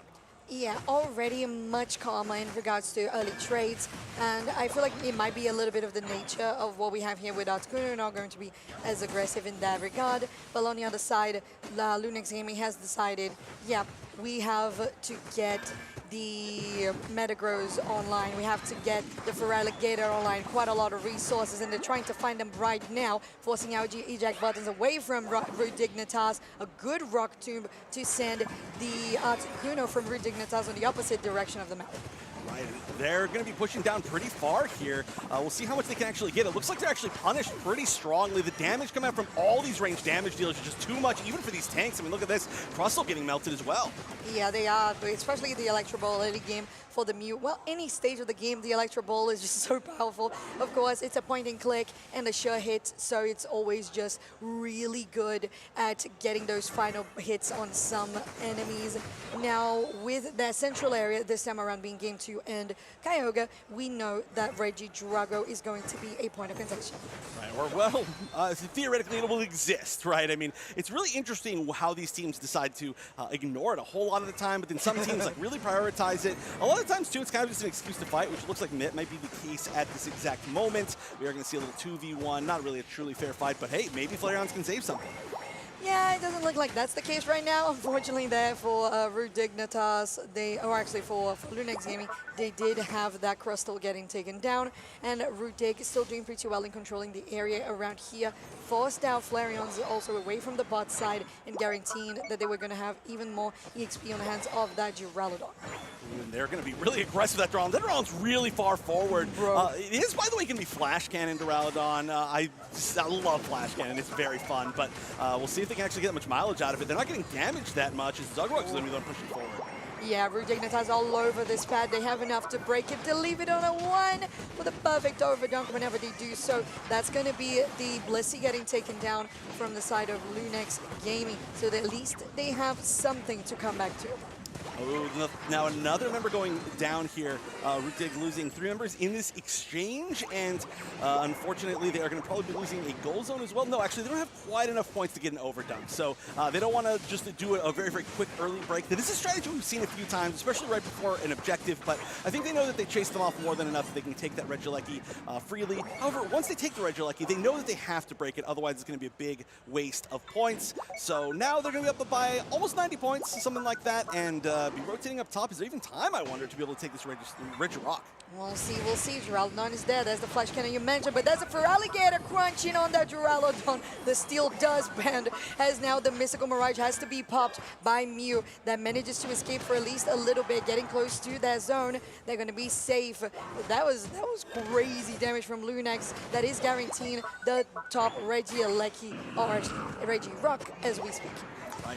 Barely escaped, by the way, Otter, with a nice surf. Whoa, interesting time to use this Unite. Maybe we'll see how many people they can actually bring down, but the entire team, basically, Root Dig is here as well. Yeah, it's looking like it's a pretty tough spot for Root Dignitas as they're going really close, really low on HP. Bright Future Meteor Storm there from Lunex Gaming. Just honestly to try to finish them off, but Root Dig going back to pad, they were healthy enough and they escaped. Yeah, that was an interesting little challenge. I quite like that. A very aggressive way to use a Hoopa Unite, but they didn't, really for how committal that was, nobody really got knocked out. So it's kind of a little bit funny. I like that everybody was like, oh, nope, never mind. All right, whatever, we tried. Let's just get out of here. They are going to be regrouping, pushing up top. There's not a whole lot to fight for, but they're there. Yeah, Articuno having to use that Unite move there. They are going to be in a good position for Dignitas to at least take the Hooper down, forcing this top side goal, but they don't know the Crustle is there. They're going to get a nice Rock Tomb, set them out in place. The Barrage Blows doesn't actually hit anybody, but the Computer Crash does from the side of Root Dignitas, or actually, yeah, from Root Dignitas? No, it was from Lunex Gaming, and they immediately got taken down, unfortunately there for them. Root Dignitas has the Feraligatr cornered, and they are going to get a 3 KO streak for Otter and the Mew. Nice little turnaround. It seems like they've been not doing all that well in some of the fights. That's the way I'm going to put it. We do have some pretty decent levels. It's not like they are completely run out of this game, but they've lost a lot of points. I mean, they're down by, what, 150-ish.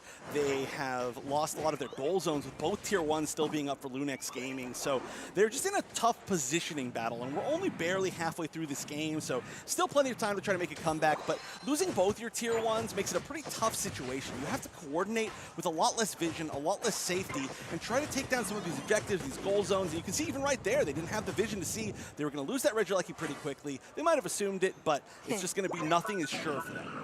Yeah, it's not much like them being in an ambush on that bush as well. They have to use a Revolving Ruin here from the side of Root Dignitas, and they manage to take the Metagross down once again. That is also the reason that it forces out the Bright Future Meteor Storm. That hasn't really come to that much damage.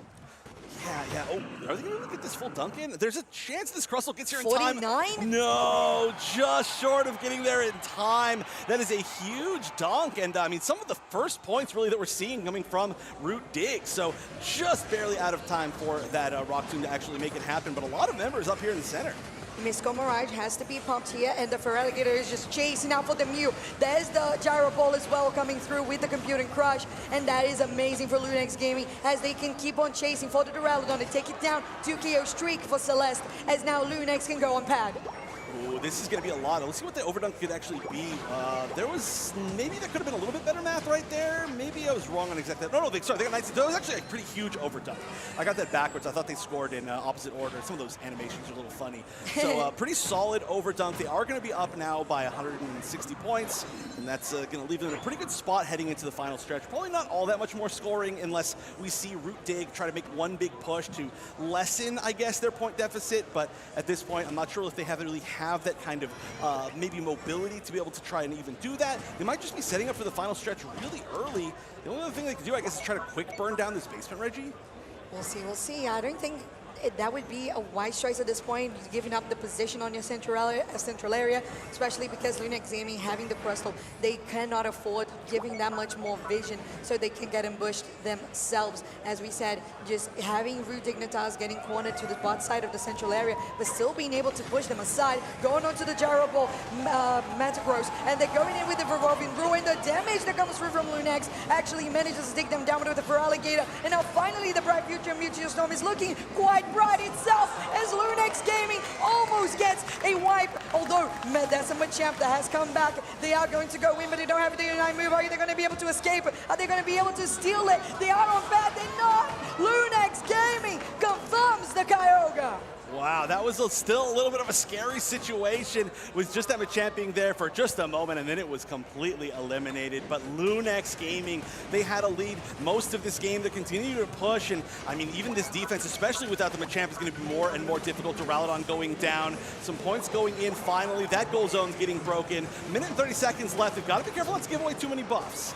It's true. Submission here on the Feraligatr, boosted auto from the Mew, and they get taken down. But like you said, 386 to 129. It's 1 minute and 15 seconds. Gyro Ball onto the Blaziken, put a crush, and there's a lot of damage from this Metagross. Lunex Gaming is able to continue that push and really solidify that there's no way for Root Dignitas to come back. And at this point, yeah, I do really think it's going to be nearly impossible for this to be a comeback. There's still a decent amount of time on the respawns, still 12 seconds left on this Machamp, and by the time they respawn and run all the way across the map, they are going to have to somehow pick up, 50 points and then dunk those 50 points, then stop all these other points from spawning. And on top of that, we're bringing everybody to the party, everybody back over to the home goal zone of Root Dig. So Lunex celebrating a little bit early here, just making sure that they say, you know what, you won that first game, you stole away that objective from us, but we're not letting that happen again. We're still in this fight as we're going to go 1 apiece after this. 1-1 is looking to be the record for this best of 5, 15 seconds to go, Chef. And Lunex Gaming, like you said, having a good lead, maintaining that and planning and just playing very strategically around that Kyogre. So nicely done. 1-1 is your record now for Lunex Gaming. A huge turnaround, honestly. Well, I wouldn't even almost say a huge turnaround. Obviously, they did really well in game number 1 as well, but they just played so much more solid, didn't give any opportunities. And I suppose there was still the opportunity, like I said, the Machamp could have potentially stolen something away. That would have been, I can't even imagine if both games in a row we saw a steal on the objective away from Lunex Gaming. But I do kind of feel like Root Dig are the ones who have to answer. They looked a lot more shut down in that game than in the fact that they won the first game, if that makes any sense. And that was a little bit more of like a hard-fought win. This one, just Lunex had their number. I, again, have been very pleased by the Metagross plays we've seen today and yesterday. This NAIC has been very eye-opening to me in regards to this Pokemon. It's doing a lot of damage. It can survive really well. The Gyro Ball is awesome. Honestly, I feel like it could be a point of contention between both teams. Wherever actually Root Dig decides to go, if it's going to be a map selection or a side selection. I think that either way, both teams have been able and shown that they can navigate draft really, really well. Well, I mean, we gotta say it. The Duraludon, I'm not saying that it looks terrible, but this is Toon Slim we're talking about, and it kind of feels like if you're Toon Slim on a team, you have to kind of, I don't know, choose something that's super impactful, right? I mean, that's really kind of the reason. And oh my goodness, almost 100,000 damage from Celeste. You know, I was talking earlier about how there's only one player that was able to equal up to some of the average damage of the Brazilian teams in the online league. and it was Celeste. So we've got some nice damage numbers to back it up, though. I mean, you can see even 50,000 damage, basically, from Frank on even the Hoopa, and then, of course, Flareon. So, like I said, them adding those two players is just damage, damage, damage. It is, and like you said too, just the aggression that we know that is only rivaled by the Brazilian teams is also rivaled by Celeste, and it really showed in this Metagross game. Again, it's a pick that I'm excited to see much more of, but I'm also concerned if this is supposed to be a pick to be led through. Yeah, the draft, I feel like it has to change pretty significantly. I do feel like the first two games, especially again reminding that this is a 3 out of 5 set, I do feel like the first two games are a pretty good time to kind of test the waters. However, there's only so much you can test the waters, right? As far as like choosing some interesting picks, trying to see if any of the specific targeted bans are going to make a lot of sense. And they have been changing their bans on the set of Root Dig quite consistently, especially on who they're going to be targeting, specifically whether it's Frank, and now it looks like maybe even Flareon's could be a little bit of a target there. So we'll see what they've kind of locked down to, because there's not going to be that many more chances. It's not quite yet match point here for either team, but they're getting there. It's true. It's so close. We are on game 3 of the best of 5. Lunex Gaming now on the purple side. Root Dig on the orange, actually just the same that we had in game 2. And the bans are looking slightly similar with the addition of a Latias that we actually saw in the previous series. Interesting. Yeah, we saw it in the previous series, however, it didn't necessarily win. So that is going to be interesting as a final ban of the game. I wonder if that's intentional, if there's something that we just don't know about it, but who knows? It looks like they're continuing to draft, and the Feraligatr being the first pick is going to be a repeat of the last game that we saw. Not surprising, that is a very strong Pokemon right now. But what will we change on the other side? Yes, I do feel like you have to do this. You have to take the Duck away from Frank one way or another. It's not banned out, so they pick it instead, giving that to Inder, and that makes a lot of sense. Otter as well on the meter. Exactly, and it's also because of the fact that when you see the Espeon on the bench for Root Dignitas, you know that they're going to get the Mew for themselves, because Flareon is such a big Espeon player, and they need to take the opportunity to go for Mew and the Psyduck, heavy priority picks in the meta at the moment. Lunex Gaming with a Blastoise plus the Feraligatr, now with a Moltres added to the scene, which is one of the different picks that was coming through on game 2. There was a ban for Moltres from Lunex, now they pick it. Moltres has been extremely powerful over the course of this weekend, and also just basically ever since it's released, which is not that long ago, honestly, one of the newer Pokemon. But that's going to be a very scary choice. I'm curious if that's actually going to stay on Celeste. That would be a really interesting player to play the Moltres, but there obviously are some chances to switch things around, and we'll see what they choose. The Crustle has been looking quite strong. We did get to see some nice plays from it, and the Mimikyu is a... Whoa, okay, hold on a minute. Not talking about the Mimikyu, this is a different one. Well, we made fun of someone hovering that, myself and Kelly, from this previous series, and that is the actual pick on your screen right now. Sableye for Lunex Gaming alongside a Miraidon pick. Now, Root Dignitas will wrap up their draft with a Mimikyu and a Leafeon. So quite a lot of good momentum that can be built by this team in the early game. So, of course, some pretty good picks on both sides, but we got to talk about this. Frank on the Sableye is not a pick that I've seen before, and that might just be me not having seen the games they've played it, but Frank usually does go to a little bit more of a damage-dealing option, and Sableye in general is a Pokemon that we saw a lot more previously, but not recently. So, I guess for anybody who hasn't really seen it, it's a very disruptive Pokemon. It does tend to invade a lot. It roams, it becomes invisible, it can knock Eos energy away from you, it can trick you. There's just so many different things. It can even send you back to base at points. So a very, very aggressive Pokemon. However, we don't usually see a roaming strategy from Frank. I'm curious how they're going to play it. Will it be a little bit more in path? Will it be completely invading the entire time? Just everything in general. It's very interesting. That's what I'm wondering as well. When you think Sableye, you're thinking of invading, you're thinking of backcapping, being a nuisance, and just trying to get flanks all around. So we'll see if Frank is going to take that path. It could be just something that they have been practicing that we are not yet aware of. So it could be a brand new, fresh look on this player on Lunex Gaming as we are on the Groudon map for Game 3. Look at that, appeared as soon as you said the name. Love that. That's right, Groudon. So no Rayquaza stuff going on as we go into game number 3 here of our 3 out of 5 semifinals. Both teams tied at 1 apiece. Lunex on the left, Root Dig on the right. Root Dig. I said on the right, more Western than the Root Dig. It is in fact a Rudig.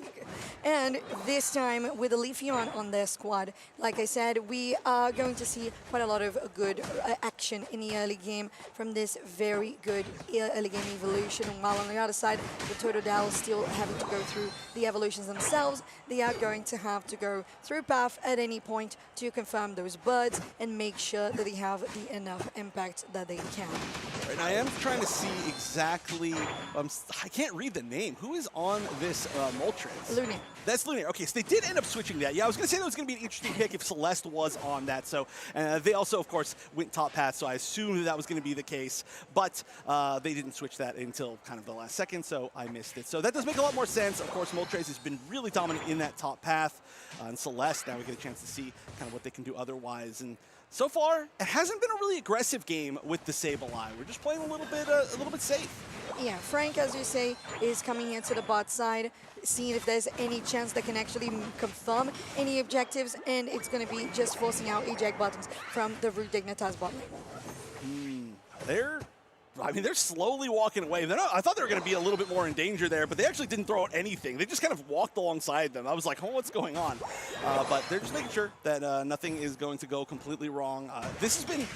Oh, okay. Well, I was about to say, until this exact moment, I was saying this is a very passive game, especially considering these teams and what we've been seeing in all of our previous sets. I was surprised at how passive it was. Even still, I mean, even with this little annoyance, this is like a defensive play from a Sableye.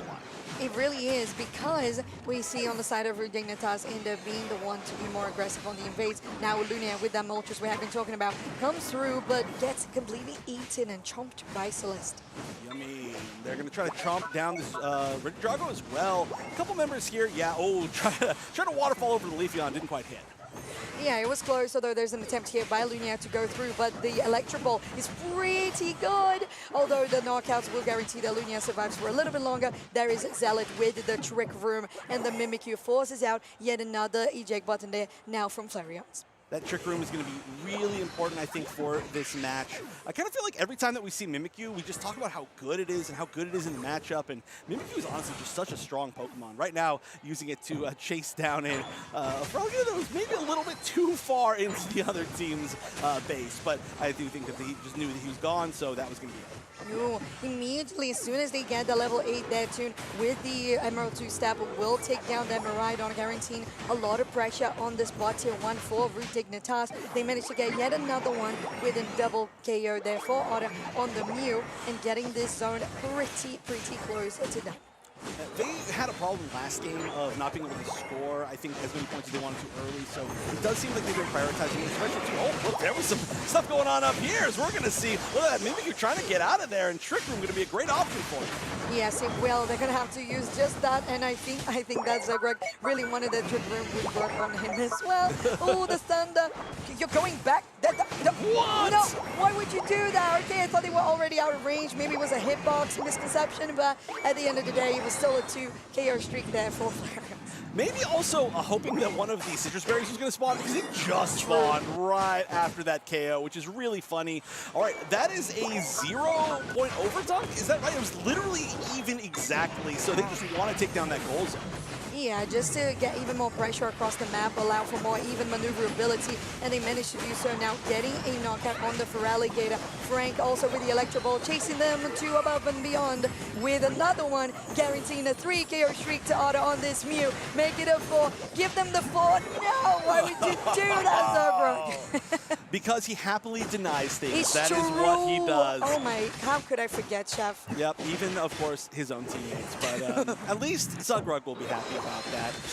No, a lot of experience, though, going to a lot of the attackers now on the side of Root Dig. There was some pretty good fights overall. And right now, a weird little fight. The Sableye trying to fight the Crustle, who's very low on life, and realizing it's maybe not going to come into play. And so far, I do have to take a look at kind of the state of the game. And usually when you have a Sableye, you want to be ahead a lot in points or have been able to really shut down a lot of the levels of the other side. That is the opposite of what we're seeing right here. I want to be positive, but it's not looking good to me for Lunex so far. Yeah, it's a pretty tricky situation for them. Rambo two-step immediately taking down that Moltres and going back to pad. They don't want to overexpose themselves too much, although in the there with a nice side kick will get Oblivion into a bad position, although surfing away another side kick will land on the Blastoise and Rudik takes 2 KOs. As usual, Psyduck, one of the strongest just attackers in the game as a support. Ooh, pulls in the Miraidon as well, but it doesn't look like they're going to be able to catch too many members. Oh, they use the, was that the Unite, I think, to make them back up for the side? Did. Yeah, just managed to stay alive. They do, in fact. 10 seconds for the bottom Reggie to spawn, and Rudignita's in a great position in control of the map to do just that, while Lunex Gaming is positioning for a trade of objectives on top lane. Yeah, this is going to be relatively free on all directions. The only thing that's going to be happening here soon, Raging Drago is going to be spawning in center. But again, not necessarily sure that that is going to be something that is prioritized. Crustle as well was testing the waters to try to see if there's any way to push forward on bottom, maybe to see who's going to be defending. But they've already got that path cleared. So if there's any aggression, it might end up being on the top path on Lunex's tier 1 that's still available. As Rudig, they're ahead in pretty much everything except for score, which is obviously very close, but they would love to have a big lead in about a minute and 45 seconds. It's true. Celeste gets the night there with that waterfall, with the Hydro Typhoon here just at the edge of how long you can do that before that final stretch. And it looks like 1-for-1 becomes a 2-for-1 for Rudignitas, as now the play rough is on Lunia as they are trying to get away. The 3 KO streak for the Mimikyu, and they keep on pushing, but look at the damage from the Miraidon. Are they able to commit to this one? Electro Ball will conform, and it's Otter once again coming out on top. We were really close to Zugrug stealing that, by the way. That was like 1 inch away from that Rock Tomb taking it. But again, they're fighting. Now we're at the 3-minute mark, so they're just trying to catch everybody who was still around, I think. I think that last fight was mostly just, hey, we got to use our Unites one last time before the final, stretch, before we can get it back. So I'm not sure there's going to be all that much more fighting now that Psyduck's been caught out. Wow, very aggressive pushing here from Lunex Gaming. I wonder if that is a wise choice. They get caught up here in the Rock Tomb. Celeste will take quite some damage, and Mimikyu has arrived as well, which is so dangerous from the side of Rudignitas. Charge Beam, though, from Lunex on this Miraidon has been accomplishing a very good position for them, as now Feraligatr reaches level 13 as well. We do see a nice little retreat, I guess, from Lunex Gaming. So that could have been a worse situation. This is an awkward timing for this spawn of this objective up top. We are going to have a good amount of Lunex going up here just to try and see maybe if anybody's going to be there. They'd have to burn it down really quickly if they do actually want it, but already Root Dig just sitting, pre-positioning in this center area. They know that they're going to have a team fight advantage in this moment just because of the Sableye, who's actually throwing around these little kind of vision wards, basically, that allow you to see around.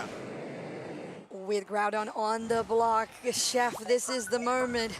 The teams are just 10 odd points different from each other. Night Psychic on that Blastoise will make him use the Hydro Typhoon. The Crustle gets knocked out, and the Meteor Storm actually does some good in zoning them out. Lunex Gaming has the numbers advantage, 5v4, but there's the backline as well with the Mimikyu from the side of Rudig. But Lunex Gaming isolates that Speedster, and now they are coming out on top with numbers once again. Jump on that Psyduck, make it Peking Duck, but it's not going to be the case this far, as finally he gets confirmed, even though it's not from the Feraligatr. They started with the Electro Ball. We know how dangerous that can be. Moltres on low HP. Focus Band has been popped. Dex Scissor into that Rock Tomb, but they're still focusing on Groudon. They're standing. Oblivion is there with that Blastoise. The objective is still standing in. It's Rudignitas who takes this one. Otter once again and make it another KO into Celeste. Otter, what a player. This isn't over yet, but we've got less than a minute left, and that is going to be a nice buff at least. But Otter just has to be checked before you go for that flip. That's the lesson to take away from this. We are going to see some pretty high amount of points, I would say, in pockets from Rudig, mostly on the bottom side, on the south side, but they've taken down a tier 1. They've got the advantage. There's 30 seconds left. This is a really difficult choice to make. There's not a lot of points left on this goal. goal zone, 14 points, but I mean, a little bit more than a hundo burger is going to be the difference between one team or the other team being in the lead. They're going to try to score up top, and in the meantime, there's a push on bottom as well. We'll see. Many numbers on the bot side. Otter is not able to score this one, but Zagreb is. Now the hundo burger comes through. 457 for Root Dignitas. The fight's still going here, and it's still them who come out on top. They have the numbers. They have it. A 2-1 is the record of this best of 5 in favor of Root Dignitas. Wow, I mean, I looked actually like that was going to go kind of the other direction for a moment, but they truly clutched that out, and by they, I mean Otter, who I think everybody has him, to... nobody else, just him, alone, 1v9. No, this one, okay, it was Otter 1v9 in game number 1. I'm going to give it that one. This one, not nearly as much, but still, obviously, always great to see that happen, and it's really, again, it's a lesson. You have to check a strong player that knows how to use all of their secure options before you go for that flip. Sometimes you just feel like you can be a little bit more confident with the numbers advantage, but so far, I mean, it's been proven that 2 games have been lost, essentially, by Lunex because they were not able to check that Mew. And I do wonder if the Mew is going to be answered in a little bit of a different way next time because it's been a pretty big deal. But altogether, I do have to say, once again, not trying to be overly negative here, I don't think that the Sableye pick worked out in the way that Lunex wanted it to. Unfortunate for them, and I agree with you, Chef. It didn't really do what you would expect of this role of a Pokemon to do with invades, being a nuisance, and getting back caps. There you go. And unfortunately for them, if the playstyle is like that, you need to get even more of a lead. But what we saw all throughout the game was 10, 5, 3 points differential between both teams. And great, by the way, as well, to see right there, one of the big reasons why Otter, our MVP, was able to secure that final hit on the objective was that Zagreb was happily denying Floraligator from even being close with an X-Scissor, and that did change a whole lot of how that played out. But Otter, our MVP, 71,000 damage dealt, and pretty high damage game, I would say, in general, across the board from everybody. However, it really came down, obviously, into those final moments. It did. With a KFA of 10, 1, and 7, almost getting knocked out. One time, Otter really showing that they could participate of almost every single knockout of this game for Root Dignitas. And again, like you said, the Mew, such a priority here. But the problem also is Otter also plays other attackers so incredibly well. So how do you deal with this?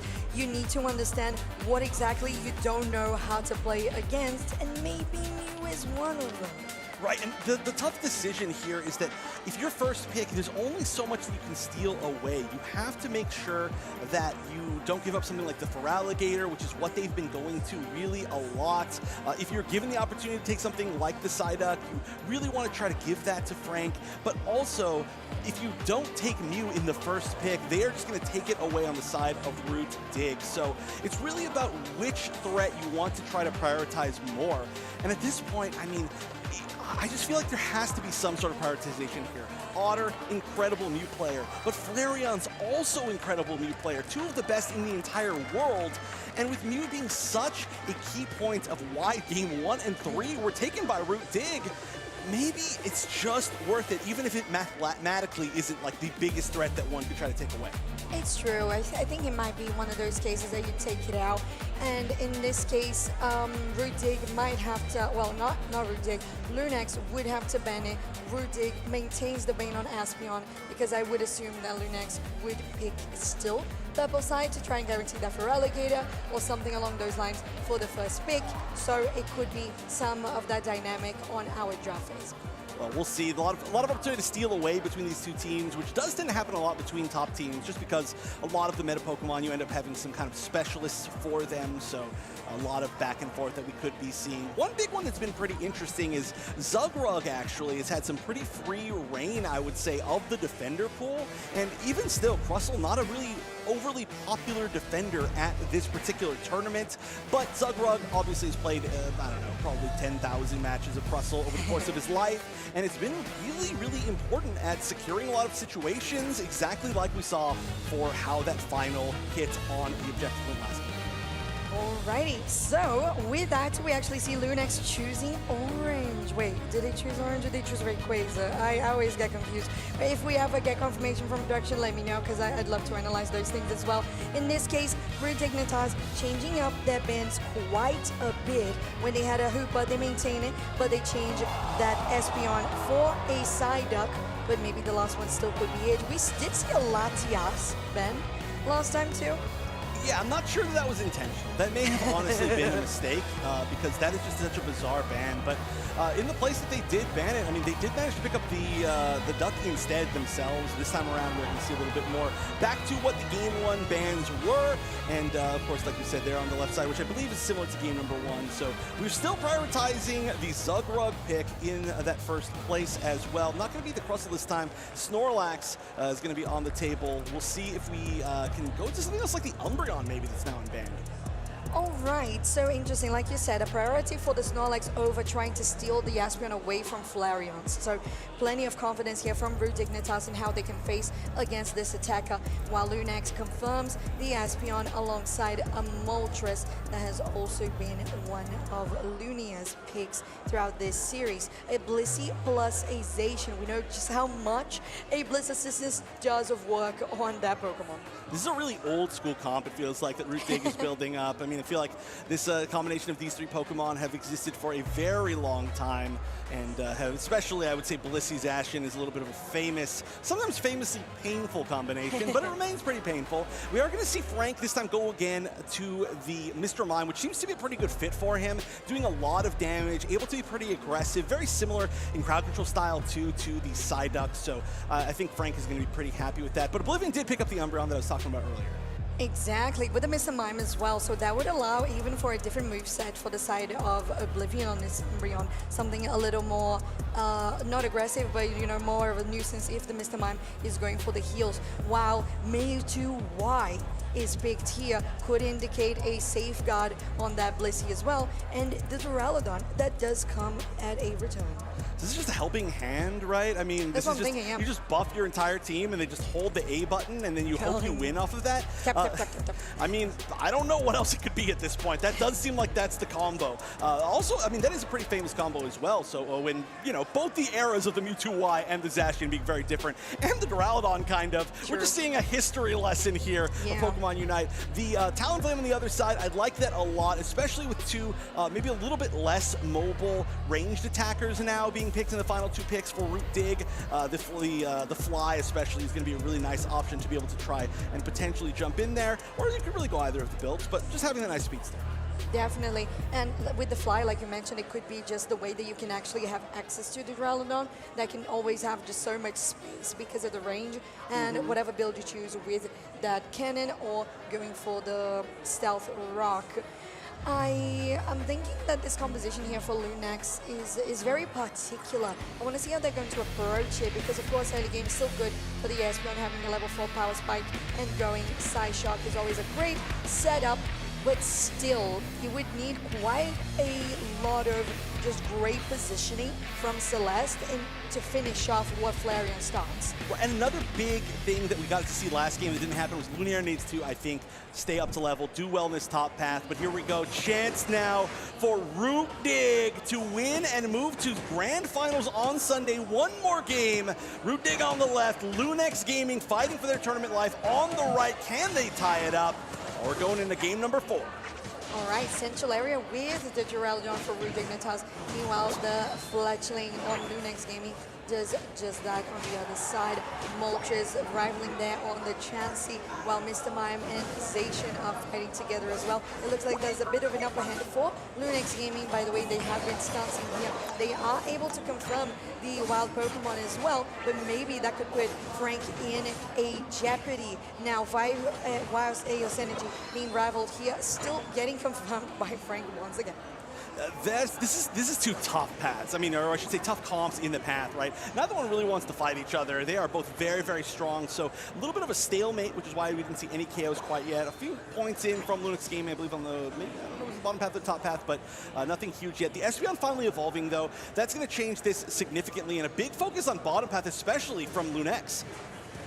4 members here against 3 of Dignitas. They managed to take the Swablotaria, but the Duraludon does guarantee a knockout on for themselves on that Mr. Mime. There's a rotation from the Blissey towards the top side, or actually, Blissey was already there with the Zacian. Oops, never mind. There is no rotation there. We actually see the Fletchling now going back into Central, as you would expect, to try to collect as much XP as possible. We're playing a pretty passive game once again, and it's so funny these teams are going between these hyper-aggressive games into these passive games, these safe games. See if we can actually finally chase something down. Looks like Frank might be the sacrifice here to make sure that Lunaire gets away. Ooh, good light screen there by Frank, just making sure that they escape.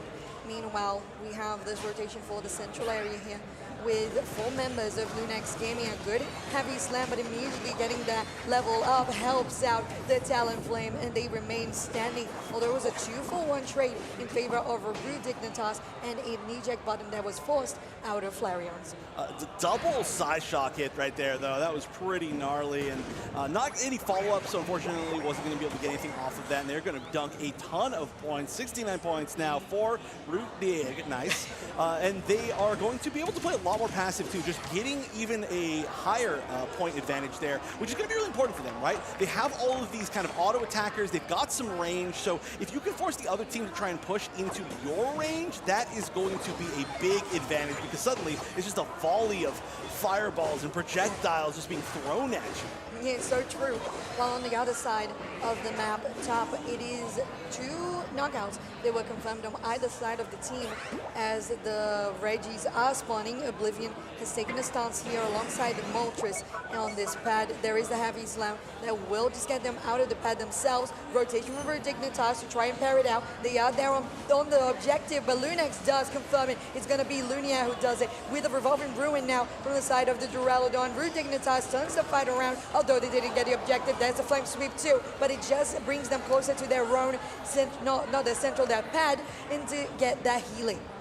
Ooh, so low, and the Brave Bird will actually not be able to KO. Manages to escape, and they get the reverse KO with the Mega Mewtwo. I cannot believe that did not KO Zugrug. That is unbelievable. What a tank. Happily denied the KO, of course, once again, but that was a huge turnaround from Root Dig. Just even those final moments, it felt like the fight was over, but then one little, I guess, bad math moment right there meant everything. And a nice secure, by the way, kind of uncontested, but here they come in to fight for it. Yeah, there's going to be a 3v3 here, but they are just gauging if it's a good call, considering, of course, Flareon's with the side shock doing so much damage. They need to understand that they only go in if the side shock has already been used.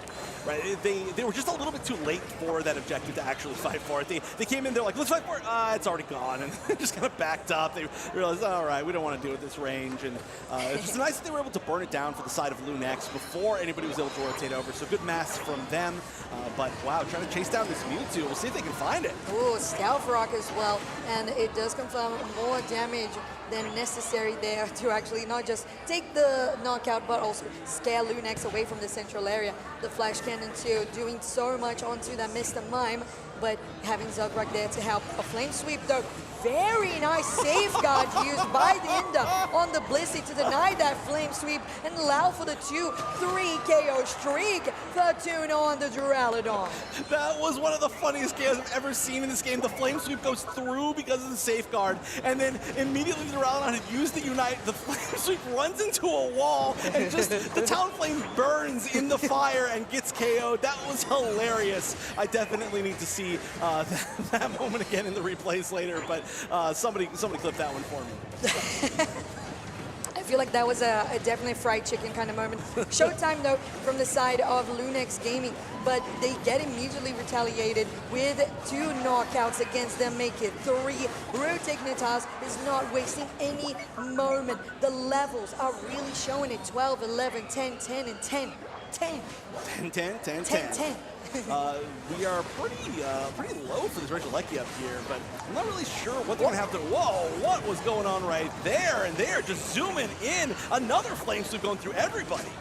Well, that was a little unfortunate. Maybe it could have hit, but the mean look did just change that trajectory, so we'll see.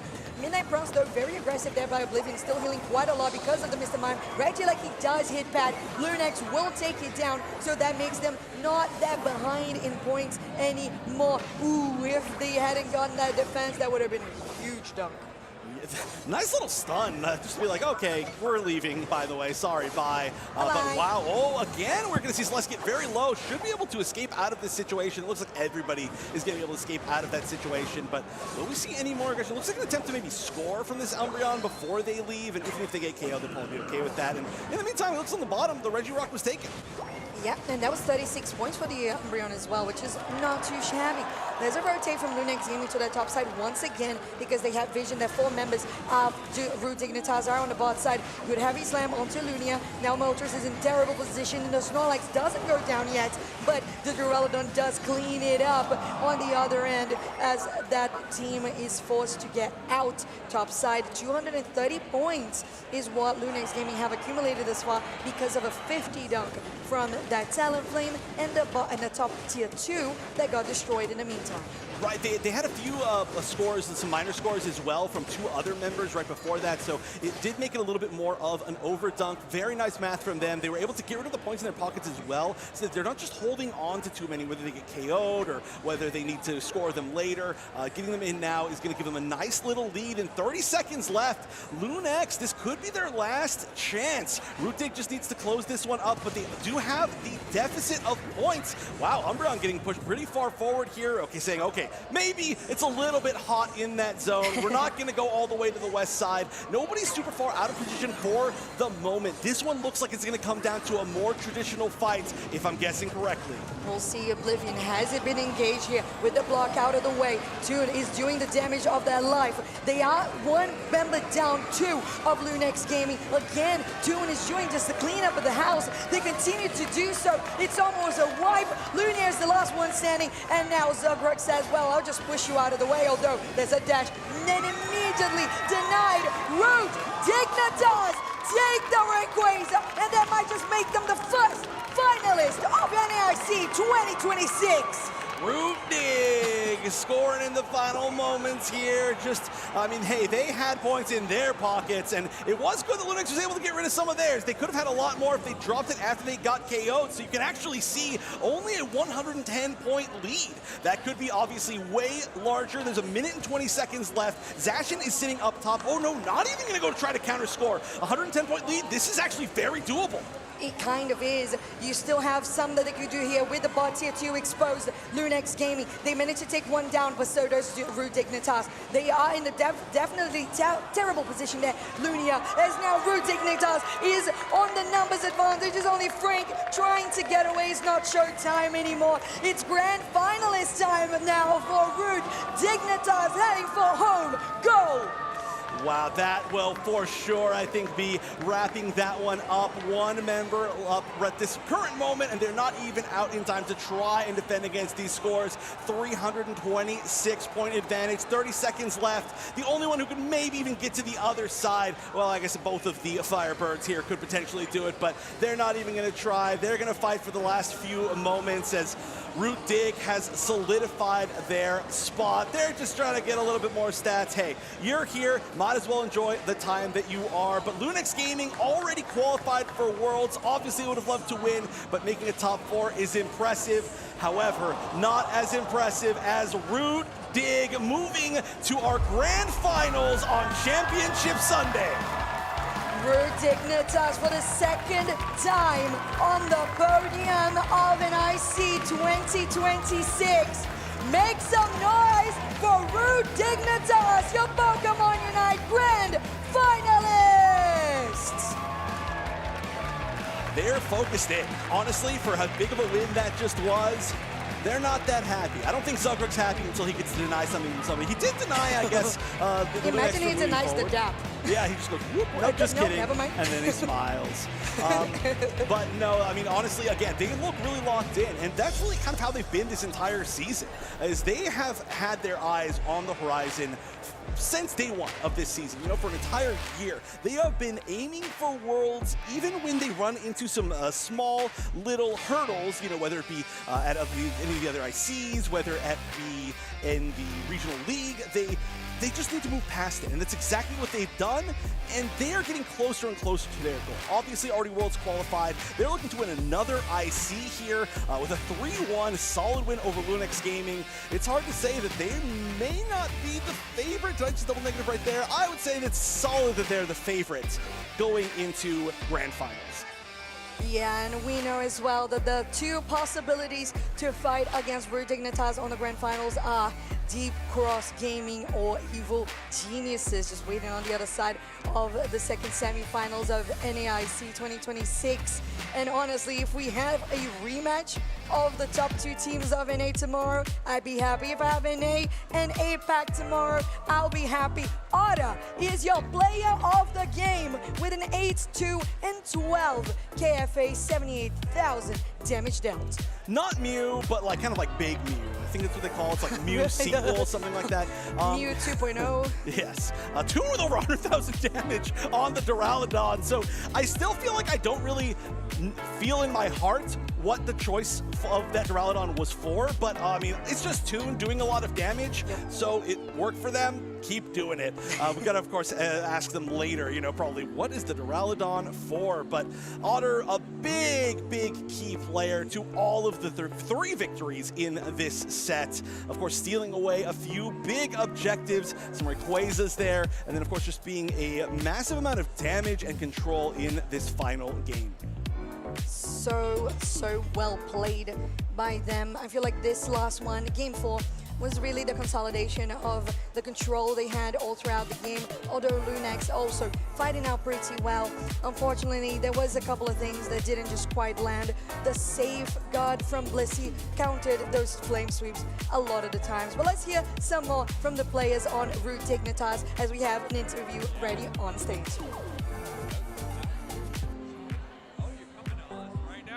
Hey, here we are up on the big stage. Congratulations, your winner, Otter from Dignitas. Amazing, incredible. You're heading to Championship Sunday. You and I were just talking, you're heading to Championship Sunday against someone you were just on a team with and against someone who won this last year. Yeah, it's exciting. It's nice to, one of us at least gets to hold the throne from last year. I think that's what really matters, but I know it's going to be me, so. Okay, amazing. Which team would you rather face? You have to pick one. Honestly, I think for the NA fans, they'd really like to see us versus EG in the grand finals, but playing against the Asian team as well would be really fun here too. Tell me a little, first off, a legendary B-press, I guess, with Mew, just like a basic. Is that what got it? I don't even know. There were so many. I was just throwing the balls, getting the objective, cheering about it.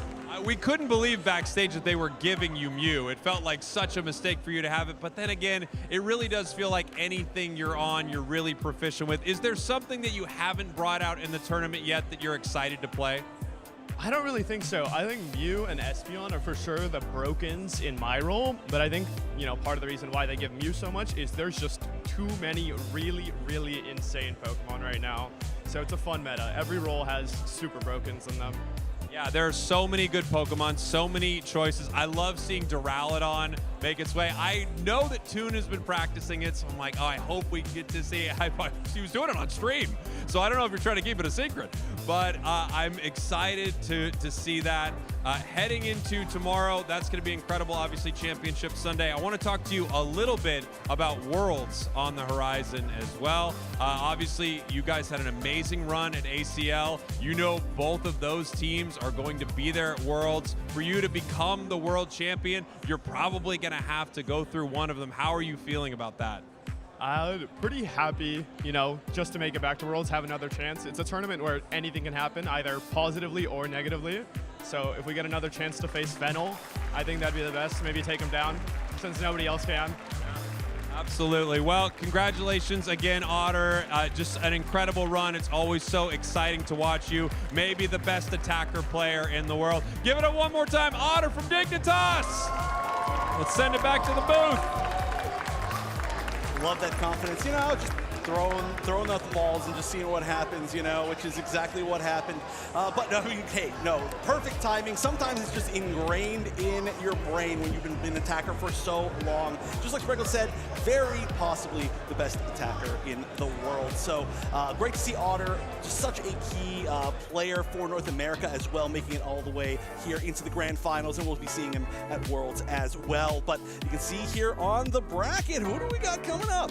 Well, it's that Deep Cross Gaming versus Evil Geniuses semi-finals. This goes in Ottawa. We're just talking about both teams with players that have played with Ottawa before, and we know too that they are very much excited to see what's going to be the vibes, because they are all qualified for Worlds. Yeah, we get to. It's so cool. I mean, either we get to see the kind of rival match that Otter just alluded to between Evil Geniuses and Root Dig, or we get to see the end of the Slash boss rush, right? At the end of the game, the extra level that Slash ends up getting after already qualifying for Worlds. But only one more match here today on Saturday to see who will qualify for Championship Sunday tomorrow, and we're going to see who that is right after this with Deep Cross Gaming and Evil Geniuses.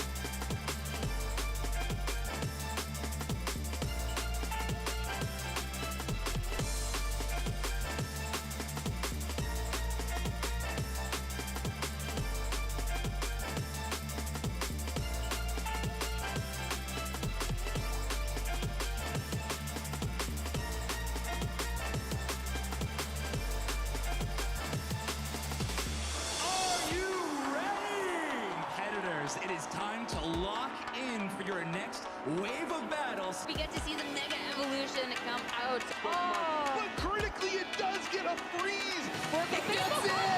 He gets the double protect. Team it up, and there it is. That is the match. The double KO was more than enough to secure it.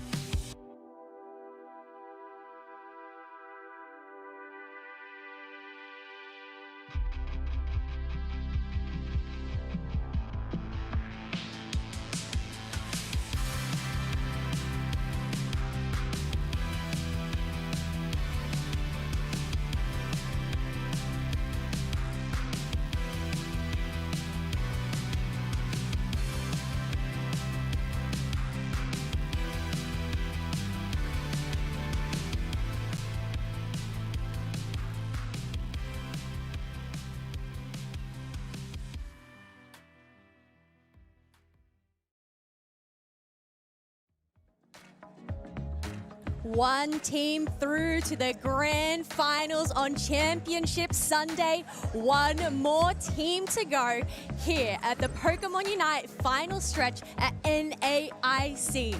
On a scale of 1 to 10, Zoinks, how excited are you for this next matchup? 30 to 50, somewhere in that range. I cannot contain my excitement. This event has been so fun all the way through, and our Final Four is incredible. We had such a good best-of-5 set between our last two teams, and now we got such a fun one. North America versus APAC East, Kyrios versus Slash. I mean, we could not write this one better if we tried, and only one of these teams can make it into the grand finals for that Championship Sunday match. Yeah, I think that is the really interesting storyline going on into this next set. Kyrios and Slash, former teammates, now going up against each other head-to-head to fight for another chance at getting back-to-back wins as NAIC champs. But the thing is, only one of these teams can make it through this next best-of-5. Yeah, I mean, Deep Cross Gaming on one hand, so happy with their performance in the tournament already because they have that World Champions invite. On the other side, Evil Genius is anything but satisfied. This is a team where an IC win has been eluding them all season long. This is their last chance to do so in the 2026 season. So Evil Geniuses forging ahead. They're going to lead into this game number 1 in that first pick side, banning away the Comfy and the Feraligatr. Deep Cross Gaming being one of the best Feraligatr teams by far that we have seen at this NAIC event. Yeah, 100%, especially considering how tricky it is to maneuver that Feraligatr. I feel like they have definitely made it look incredible to be worthy of a ban there. Otherwise, we do have that Mega Charizard White, Moltres, and Snorlax taken away from Deep Cross Gaming. All right, well, Pokemon like Mew and Espeon are still available. Roll It Down does pick up that Hoopa, though. Does end up playing that Portal Hoopa, something that Dukes Next has brought up quite a bit. This support Pokemon, we're seeing so much Trick Phantom Force from the field. However, when it comes down to rolling, they are a master of mobility with those big portals. But here we go, Deep Cross Gaming picking up some power options. Yeah, especially considering we have seen Ducky play a fair bit of Mamoswine here today. We've seen both Vin and Kyrios pick up the Espeon, so taking those picks away from them, I think is a good call from Deep Cross Gaming. But also just the crowd control that this pair can bring. Yeah, and combo-centric as well, right? You're talking about the crowd control. You're picked up in an Ice Fang. That makes Z-Ray's job hitting those skill shots on the Espeon that much easier. Lines them up for some huge special attack damage. Christmas is going to go to the Mega Lucario. It has been probably their most frequent picked Pokemon outside of the Zacian, and with their own team banning it, they are going to lock that one up, prevent Deep Cross Gaming from getting it. We'll have to see what the top pathway leads to, and it looks like 94 wants to take the Garchomp. Yeah, and I know we've seen some incredible Garchomp plays here today. We didn't really see it much during day one, but we have seen a lot of it here. But you know what? We're talking about crowd control and the Psyduck, I feel like that is just another combination into the mix that is going to be tricky to do. It's a great combo. One more note on the Garchomp, too, that I love into the Evil Geniuses composition is its counterplay into Blastoise. Blastoise's Unite move is talked about so often as one of the best teamfight Unite moves for endgame. It makes it really hard for melee Pokemon to get within range of major objectives. Well, Garchomp's Unite move does give that unstoppable for a whole long time. You can avoid that big Unite. They're going to round things out with Greninja, but Evil Geniuses picking up some really interesting options to round out their draft that we have not seen from this team quite yet. E.g. picking up the Mega Charizard X as well as the Zapdos. Curious to see if we'll see Vin and Kyrios swap those at all, but currently Vin is going to be holding that attacker type and Kyrios with the all-rounder with the Mega Charizard X. I guess that's the brilliance when it comes down to Evil Geniuses, just the versatility between the roles that the players are able to pick on up, depending on what vibe they're going with, but also what the opposite team are going to go with. It looks like as we head into these final preparations, they are going to stick with these lock-ins, so Vin is going to be on that Zapdos. I like the lineup of Evil Geniuses into this enemy composition due to a lot of the special conditions they can affect. Zapdos with some paralysis effects, of course, and then Mega Charizard X leaving those marks to enhance their own damage. There's very little healing supports, and even past that, and you get a cleansing abilities that can kind of remove these conditions. It'll be lasting effects for EG. now we can see we are roaming the Day of Sky Ruins. Every single game won so far in our event has been this Rayquaza map. No exception for our best of 5 as we are getting set for game number 1. Evil Geniuses, Deep Cross Gaming. This could be a preview of a World Championship match as both these teams are headed for San Francisco. Let's see which one of these squads heads to day number 3 and Championship Sunday. Yes, but obviously there is a tall mountain to climb as we head into game number 1 there. Evil Geniuses on the purple side, Deep Cross Gaming over on the orange. Looks like we are going to send that Charmander into that central area along with this Froakie. All right, so Curios taking that role of central area on the Mega Charizard, at least for that first clear, potentially multiple if they need to get to that evolution quicker. The job won't be done so easily, though, as Slash on this Swinub is making a roam, but Ducky, the master of that strategy, is going to cut them off the pass with this Squirtle. Yeah, he can't beat them at their own tricks. They are definitely aware of what Slash was attempting to do there. So blocking him off, otherwise up in the top path, waiting for this Bonnetway to come in, but also great stun coming in from that side up. Yeah, I mean, great backup for a Pokemon like Gibble, who doesn't have amazing last hit secure. A Pokemon like Psyduck giving them a lot of backup is phenomenal. You gotta be worried about Gibble more so in terms of team fights, though. That early game for the Pokemon can be unassuming, but is powerful. We are waiting for the birds to spawn on in at the 8:50-minute mark. Nobody is going to move from that tall grass just yet, as here we go. They're going to pop on in. Gibble is there to start them off. Yeah, good play by Christmas, though, with that Meteor Mash pushing back all the wild Pokemon to their side, making that wild Pokemon even easier to KO for their team. And, of course, by that metric, difficult for Deep Cross Gaming. They're going to lose out on a lot of that early EXP, and that will be 94 held at the Gibble stage. Oh, but I guess Slash may have not been able to make an early invade that time around. Instead, they're going to continue for put on the pressure, but it's a 2v1. But they are still quite healthy going into this.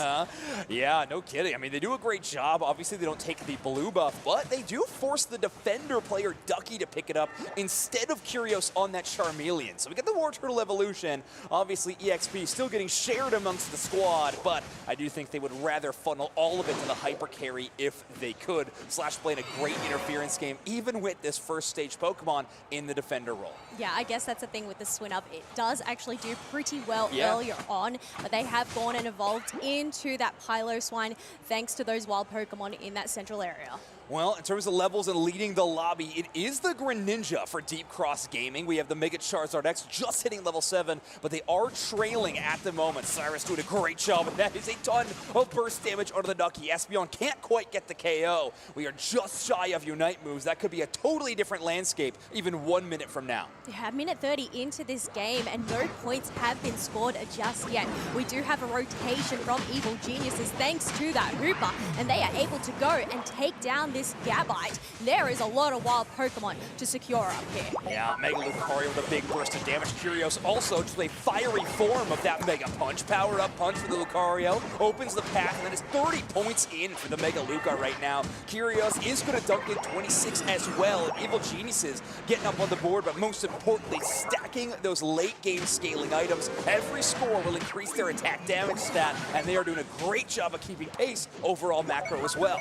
Not much of an overdunk up in the top half by Evil Geniuses, but this Regieleki, as they go and secure, is going to pressure that tier 2 pad. So they're not going to worry about that, especially considering they can make quick rotations if needed. But that tier 1 pad for them has actually been depleted. Yeah, this is going to be all the way to tier 2, and if anything, it's going to provide a lot of vision for Evil Geniuses. Regieleki is effectively a member of their team right now, so on the mini-map, they are aware of 3 enemy Pokemon all the way there, and they know this Greninja doesn't have a lot of backup. A ton of damage, but good rotation by Deep Cross Gaming to bail out of danger. Yeah, they have to bail out of danger back to just trying to get these wild Pokemon that are slowly spawning on in. But I'm looking at how many Unite moves we have on Deep Cross Gaming. They have a total of 4, whereas currently Evil Geniuses only have that Mega Charizard Unite move available. Yeah, that bottom path is going extremely well for DCG. Slash able to ignore that surf damage, but the Mousewine is going to take a bunch of bursts.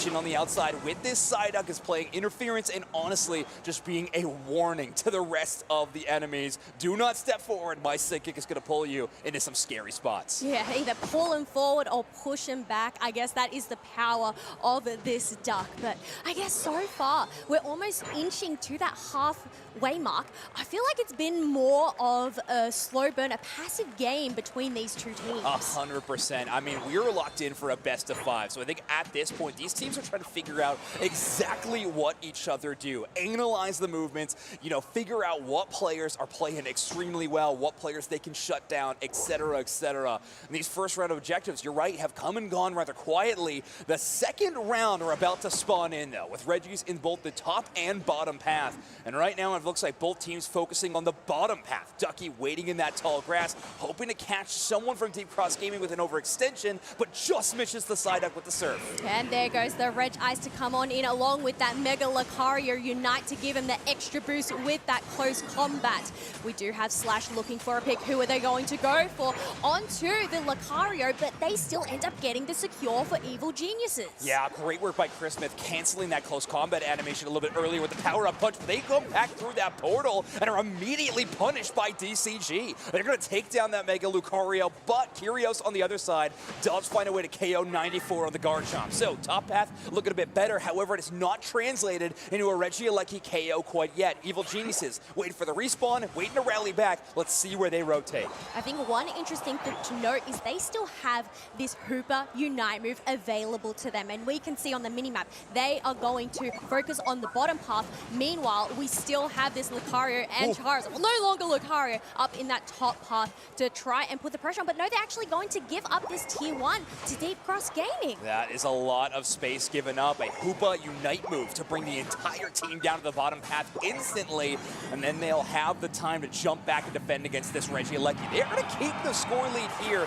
That is very important. However, that is concerning with how quick that Mega Lucario was KO'd. An X-Attack Greninja is doing absurd amounts of damage. That red pulsating light beneath them, every time, it means their damage is boosted so much. And that Greninja showcasing exactly what that looks like with an instant KO on the Mega Lucario. Yeah, I feel like despite these teams not really engaging in a lot of all-committing team fights throughout this match so far, they're both keeping up in parity in terms of these points. It's pretty close, but also in terms of these levels. The only thing to note, I suppose, is the Greninja has unlocked both of those plus movements, coming on closer to this final stretch. Yeah, it's a great point, Kello. The back and forth has been interesting to watch. Neither team getting a super strong lead, or at least if any team has a big advantage in terms of play, the other team has an instant response. We'll see how long that carries out as we are 30 seconds away from our final stretch. But another set of Reggies are spawning in. A damage buff Registeel has appeared on the bottom of Thea Sky Ruins. Yeah, and that would be definitely juicy for whichever team is able to secure it. Mamoswine trying to lock onto the Lucario,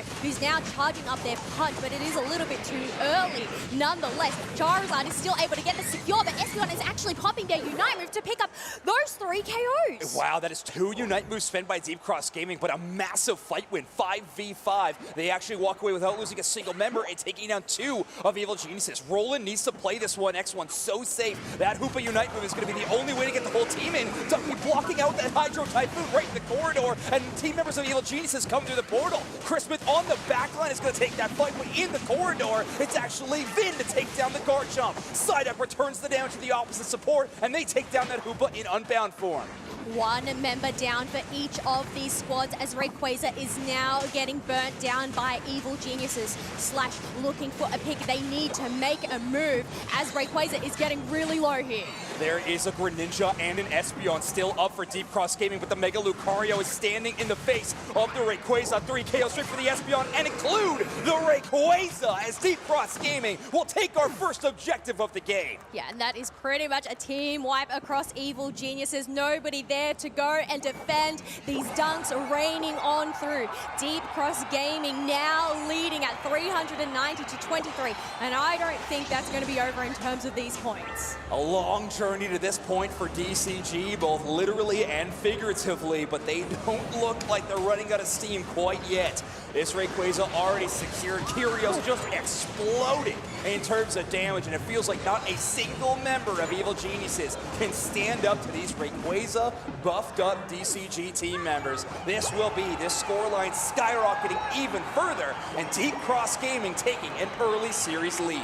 Yes, and that is going to definitely be a great boost and morale going into this best of 5 set to take that first win, especially up against one of NA's Titans. Yeah, I mean, Deep Cross Gaming has forged their way to a World Championship spot. I asked them if they think they could even play for the championship title, and they thought they could. This is game 1 of the best of 5, and Deep Cross Gaming is posing in the middle of the map. If that's not confidence, I don't know what is. That, so far, has been a tournament-winning celebration exclusive. DCG showcasing they're going to start early and often. Look, you got to celebrate every single win, okay? Totally. So, hey, you've got to go posing there. Maybe they're trying to use their just manifestation, that future sight, to keep that momentum going. Exactly. Yeah, some psychic abilities surely afoot for DCG, or manifest destiny. Whatever it is, it started them off on the right foot. 1-0 against EG in what was relatively a quiet game. Extremely measured from both these teams. It felt like any team fight was never a sure win one way or the other, at least in terms of scoring across the map. But when the final battle actually kicked off here right before this 2-minute mark, Deep Cross Gaming taking out 3 members of Evil Geniuses, felt like the writing was on the wall. Yo, yeah, that's the thing. Throughout this whole match, it felt like there was never the 10 members all together at one team fight. It was very split depending on where these objectives were, but it wasn't until that 2-minute 30 mark, that Reggie Steele, where all members were accounted for. Yeah, it was really interesting. Kind of coming out of that Hoopa portal, you saw Evil Geniuses sort of won that mini skirmish, right? They take down the Espeon. The Greninja was also removed from the equation. You got a few Mega Evolutions, but when Cyros and Z-Ray come back into the team fight, that just spelled disaster for Evil Geniuses. We are going to give that MVP award to the Greninja. 11 KOs and 6 assists in this game. The damage carry for a reason, dealing out 63,000 damage done as well. But I think what's really interesting across the board in terms of this KFA is the fact that 4 members from Deep Cross Gaming didn't faint at all. Yeah, okay. Well, we were talking about this one being back and forth. You know, I don't know if the stats are going to be backing that one up whatsoever. Deep Cross Gaming is seemingly immortal in this game number 1, but it is a long series. We'll see if Evil Geniuses can kind of muster up a bit of a response. I like what they were doing in the drafting phase. We'll see if things change up at all, especially because we are getting a map change. Mandatory in our best of 5s. The first 3 maps will be Rayquaza, Kyogre, and Groudon in that order. Let's head to Thea Wet Ruins, unfortunately, with the Kyogre. Unfortunate in name. I actually liked the map, but here we go. Evil Genius is going to ban away the Comfort. It just doesn't roll off the tongue as easily as Thea Dry Ruins or Thea Sky Ruins. I guess why it's not the official name. No, obviously, but yeah. Yeah, good call. Hey, good call not making that one the official name, whoever's in charge of that. Yeah, heads up play there. But Deep Cross Gaming, ooh, anti-defender draft so far with both Snorlax and Mamoswine bans. Curious where Ducky is going to go. Hasn't played a ton of Umbreon in this tournament, but has pulled it out every now and again. Let's see if Slash wants to double ban defenders and first pick one to really throw a wrench in Evil Genius's plan.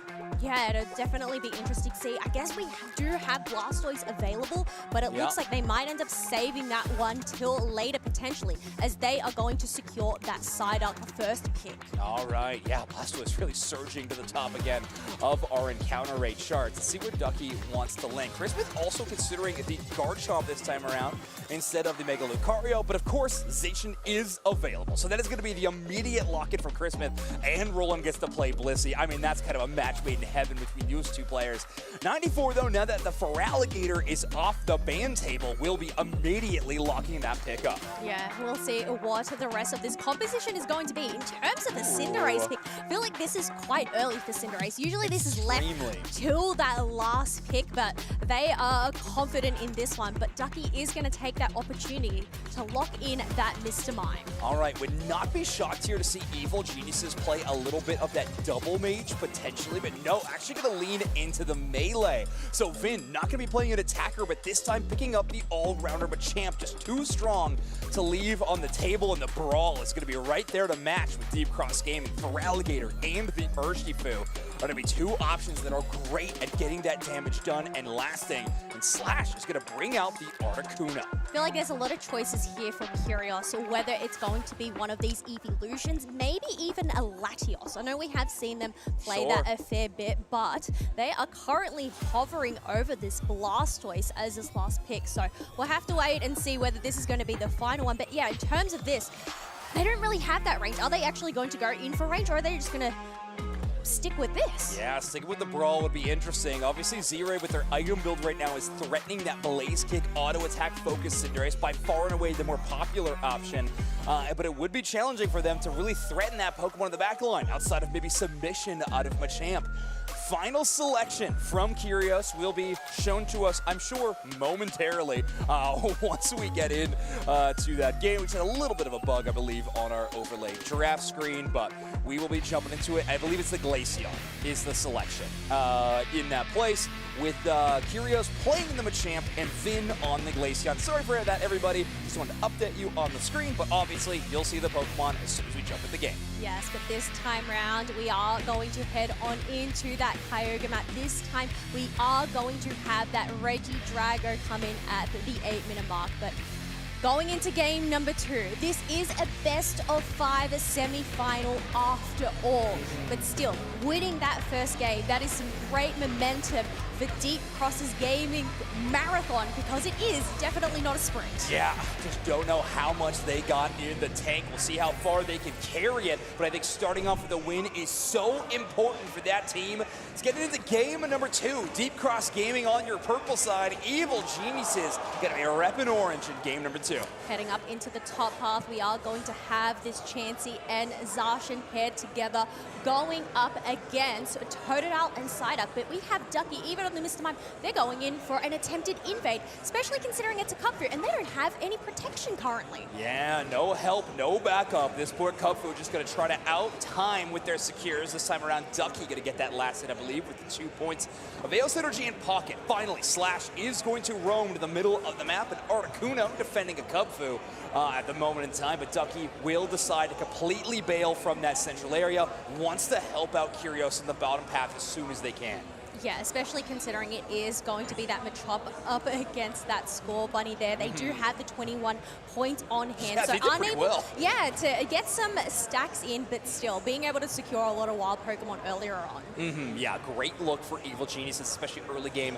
In this bottom path with Deep Cross Gaming, when they lose in one spot, they gain in another. We've seen that all game long. You see Z-Ray picking up a lot of those wild Pokemon in the middle of the map. Slash gets a freeze effects. Ducky having a tough time making it back to the goal zone, but that Mr. Mime does have a lot of defensive stats. Doesn't matter, though, for that Water Bear. Flux Zone or not, Siras is going to be chasing it out at the ends of the earth. But this really just demonstrates the strength that Articuno brings, just being able to go and freeze and slow down your opponents, meaning that it's so hard to go and escape from them. Otherwise, we are going to pivot up into the top path here as Zacian's charging on in, straight onto that Psyduck.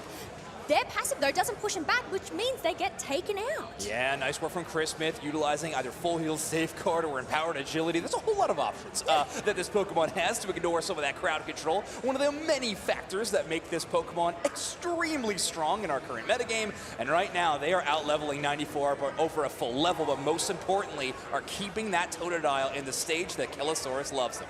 Yes, the Kelligator.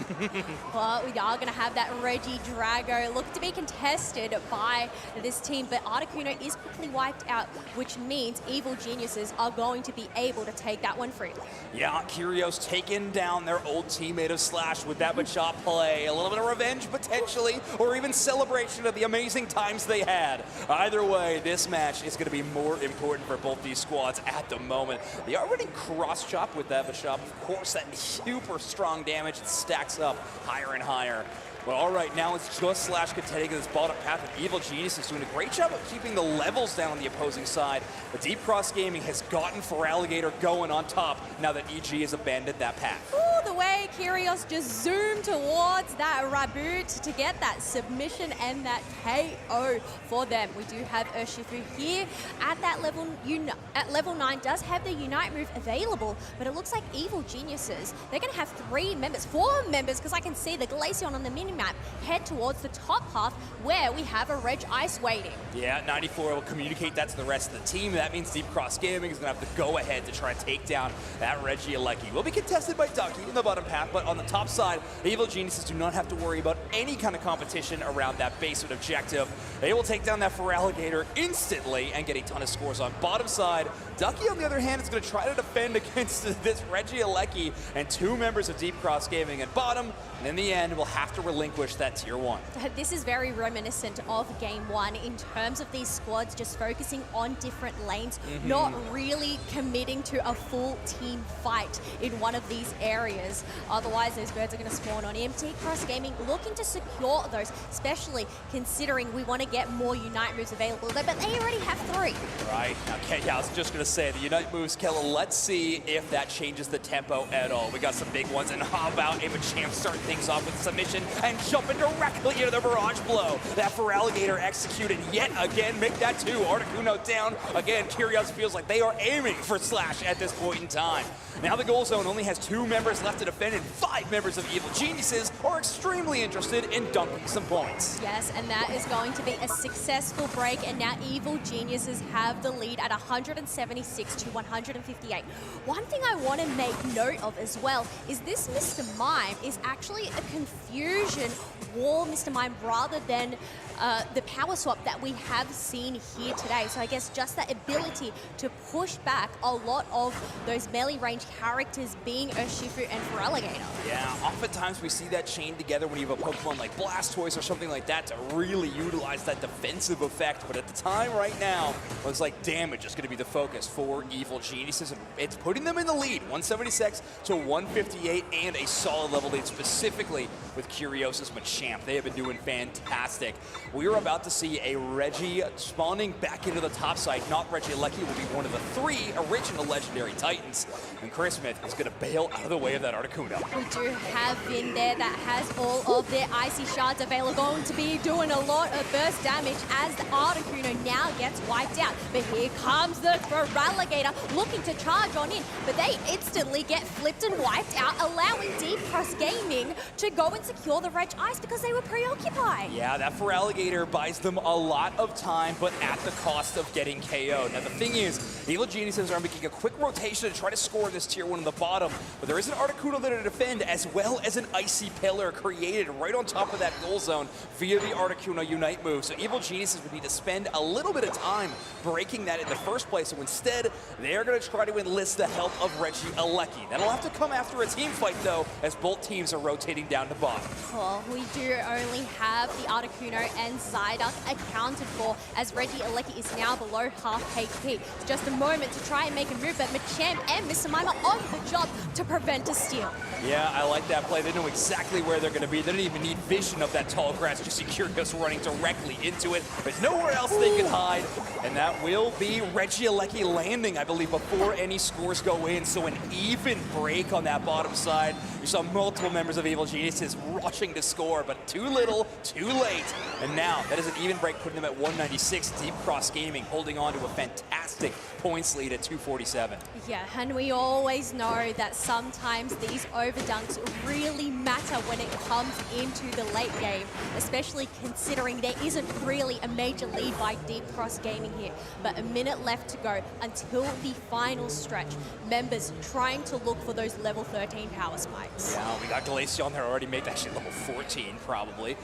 Chris Smith hanging on the top side is only at level 12, but there's not too much wild Pokemon experience to take down, especially when Machamp needs it. So they're going to clear all those Indeedys, and it looks like Evil Geniuses do want to fight over this topside Reggie. I don't know if they've been able to take down a single one so far this game. Deep Cross Gaming have been doing an awesome job out securing them, even in space. Chris Smith is pulled in by that Psychic, but Safeguard just barely get a pulverization out of danger. Safeguard saving the day for that Zacian, which means they're able to take that ship back home get some HP, but that does mean they have to go and give up this top Reggie and find some positioning because Kyogre is almost here. Yeah, price you're going to pay for that is Zoshin is going to be taking this next team fight only at level 12. You can see they're not even close to that level 3 benchmark right now, and Kyogre is going to enter the map. Final stretch has begun for Alligator roaming around on the top side, lurking in that tall grass as Cinderace already starts doing damage into a check button over the wall, and then Mr. Mime chases him down. Yeah, it is showtime from this Mr. Mime as they chase him down. Cinderace has been eliminated. There goes the flip straight onto the Articuno, and now they have also been sent back to home base. 3 members of Deep Cross Gaming are up. Evil Geniuses have all members accounted for, but here comes the Feraligatr out of the water. Yeah, and backed up as well by that Urshifu. Unite move channeling towards the Machamp. They will get that KO, but in turn themselves go down. Feraligatr, the lone member of Deep Cross Gaming, going to try to out-secure the Kyogre, and they will not. Evil Geniuses with 3 Kyogre buffs to their name, and they only need to make up around 50 points. And this is their chance to go and overtake the lead, but we have some protection here from Cinderace. It's just a matter of whether they can hold their ground. But it looks like Evil Geniuses are aware of this. Instead, they're going to retreat and wait for more members to come for a push. Yeah, benefit of knowing when you had those knockouts, you know that no one from Deep Cross Gaming is going to have the time to roam to the opposite side and counter score. So they can wait for the backup, probably send these members without the Kyogre buffs in first as a distraction to open up space and allow this Kyogre buff to increase your scoring speed and give you an advantage. There goes the Machamp towards the Cinder, and they pull him up into the air. Yeah, even with the Fang, they do manage to make an escape. No dunks from Evil Geniuses just yet as Deep Cross Gaming is putting up a great defense. But there goes the Blissey with the Hundo dunk, which means EG now have the lead. Less than 30 seconds left to go. Deep Cross Gaming need to make their way across the map. Yeah, Zacian was able to score a little bit as well, so that extends the point lead over 100 points. Deep Cross Gaming will need to get multiple scores in. Plus, we have Vin on the Glaceon about to dunk a Hundo Burger in uncontested, and the Articuno will not recall in time. So, Evil Geniuses extend their lead even further, ensuring them this game number 2 win, and ensuring that we get a fantastic series in our semi-final. We're all tied up 1-1. Wow, what an incredible game to see there.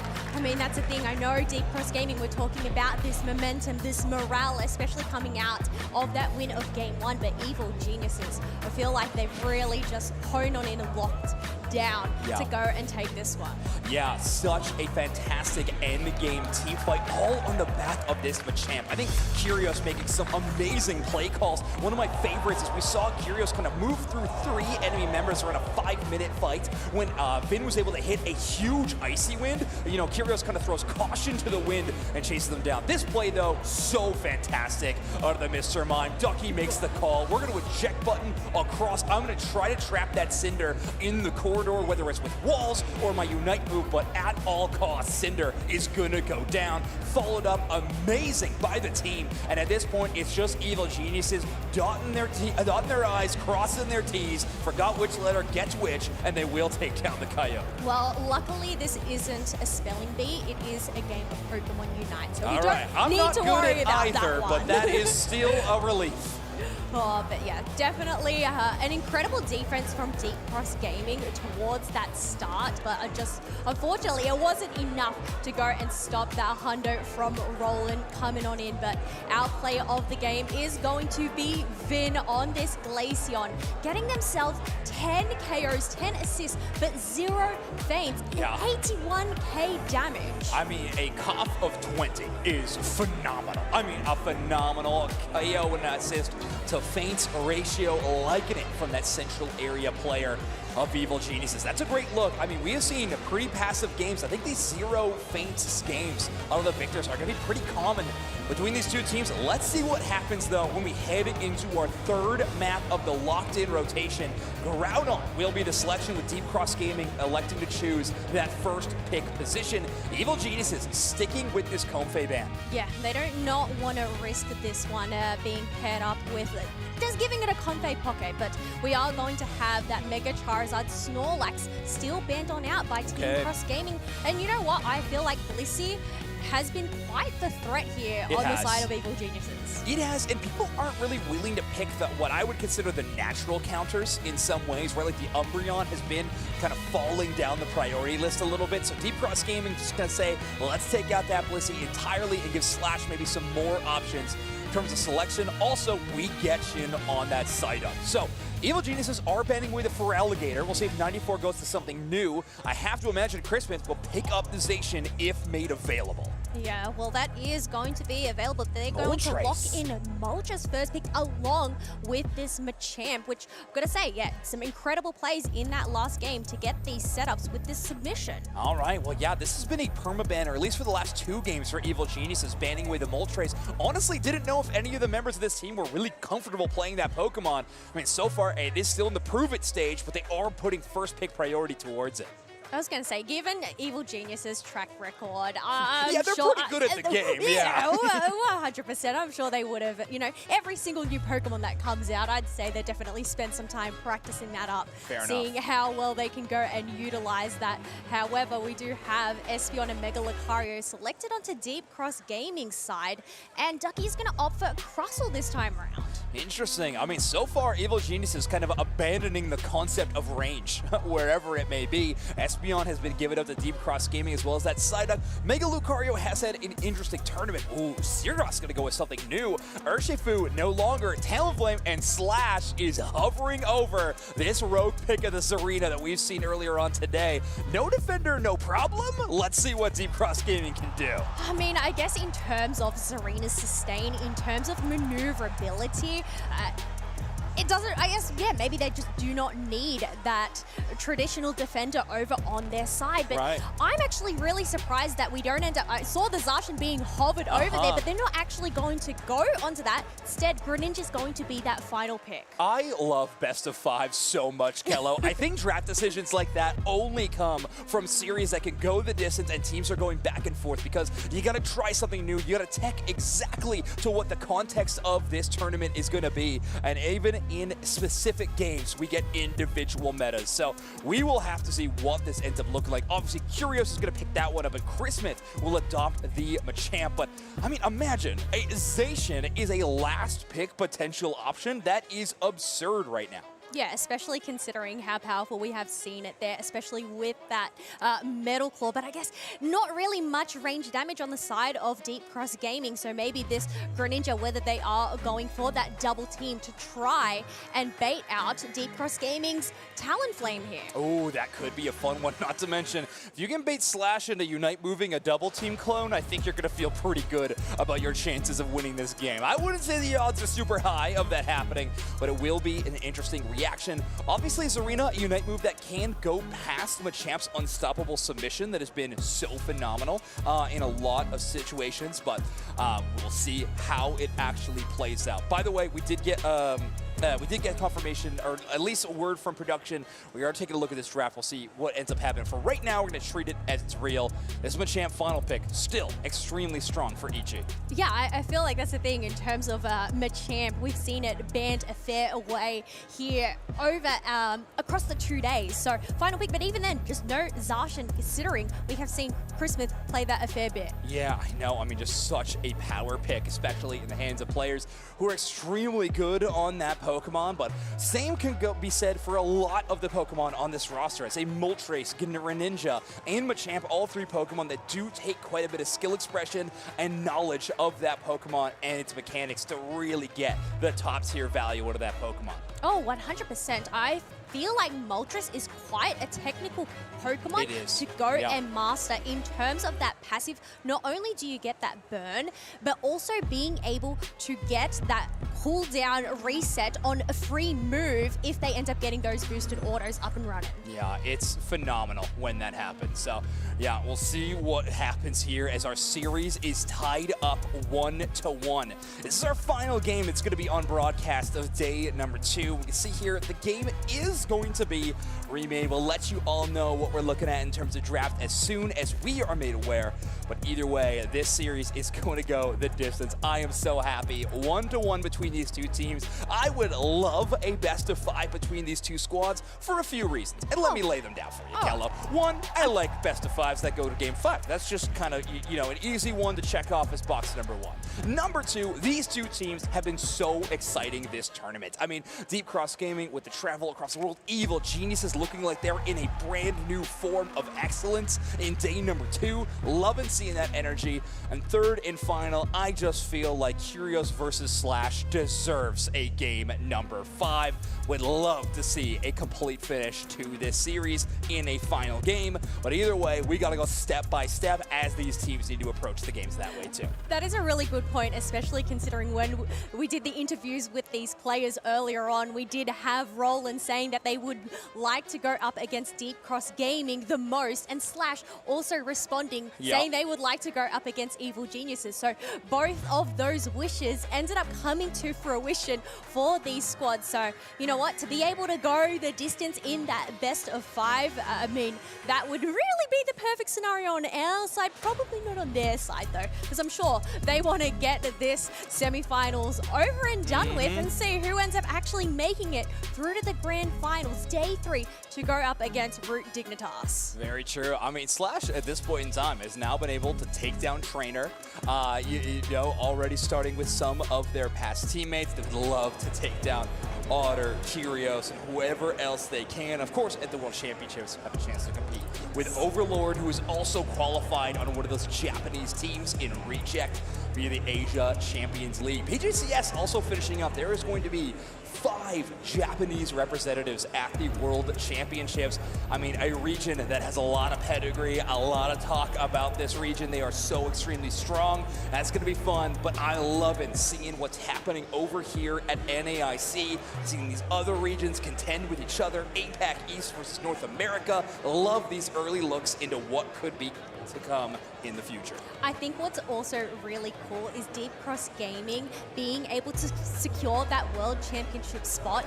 That is actually the first time that we are going to have 2 teams from Taiwan and Hong Kong progress on through and be able to compete against each other. That is so exciting. Yeah. I love that. Let's hope Group Draw is kind to these 2 teams for when that happens for the World Championships, but I am real excited. There is a part of me that would love to see them compete against each other, but that's okay. I already saw it happen in the online event leading up to it, so hopefully does not end up being the case for the World Championships. But this is gonna be real fun. Like I said, these semifinals, of course the grand finals tomorrow on Championship Sunday, are so amazing because of just how good the matches at NAIC always are. But of course there is the extra effects of having the chance to see early looks at World Champion level teams competing against one another. Oh, 100%, and that's the thing. In terms of what's at stake, yes, obviously there is that grand final spot, but that also means a bigger share of our $50,000 prize pool that we do have here at NAIC, but also one step closer to not only earning the title, but one step closer to also getting that trophy. Yeah, I mean, a very coveted trophy here at NAIC. A lot of teams making their way towards that Sunday final, but only 2 can actually lock in that spot. It's been a long journey. I mean, right, like these teams have had to take down incredible squads. They've had missteps. I mean, honestly, the story between Deep Cross Gaming and Evil Geniuses being pretty similar, right? Taking a loss in the group stage they probably regret, but then once day 2 hits, early on in that bracket, they looked incredible. I mean, both these squads proving to be day 2 teams. Let's see who is the stronger one when it comes to this final showing here on day number 2 of NAIC. Yeah, you can definitely say they have made a deep run into day 2, coming in with that 2nd seed for both of these squads. But we are going to have that redraft coming on in here as we are going to lock in these bans. So Mega Charizard, Y, like we expected, along with this Comfey. Okay, yeah, pretty similar bans that we were seeing. Obviously, I think we're going to be following the script for a bit here. That Hoopa ban, very interesting. Evil Genius is a great player enrolling on that Pokemon. The Feraligatr going to show up yet again. Let's see where this draft actually ends up going. I imagine it's going to be pretty similar, but let's just sort of treat it as a new game. Why not? It's on our screen. First pick going to be that Psyduck. Yeah, we just flash clear the memories, okay? Right. It's a brand new draft, but Yeah, we're trying to I've remember. never I think seen I said I'm this. like bad at spelling or something. I don't know. It was a whole thing. Here we go. There we go. Our first change, I think. No, it wasn't. I don't know. Espeon picked up a champ, of course, in that first pick position, and Roland is going to select that Eldegoss. Yes, looking that in, and we can see that Slash is going to be hovering over that Zarina. That final pick that we ended up seeing with Talonflame, but no, it looks like they wanted to go and pick up this Sizzle Scyther. I'm guessing it's going to be Scyther here. Yeah, I have to imagine that's going to be the option. We see a weakness policy equipped or something like that, maybe. Who knows? We saw Mystical Fire Delphox earlier today, right? And oh my word, I thought we almost were going to see it again. But no, Kyrios is going to lock in the Latios. Very few players playing this Pokemon in this tournament. As far as I'm aware, the only broadcasted one was Kyrios on this Pokemon. Of course, the attacker type that is so strong, the more they can scale. Knockouts on wild Pokemon or damage done to playable Pokemon. This Latios gets incredibly powerful as that Eon power increases. Yeah, but I guess that is going to be pivotal, right? Getting that level 5 ASAP. That way they can start getting that Eon energy. So I'd say we're probably going to see them head on into that central area. So this is where, are we going to potentially see an invade maybe from Chin on this Cider?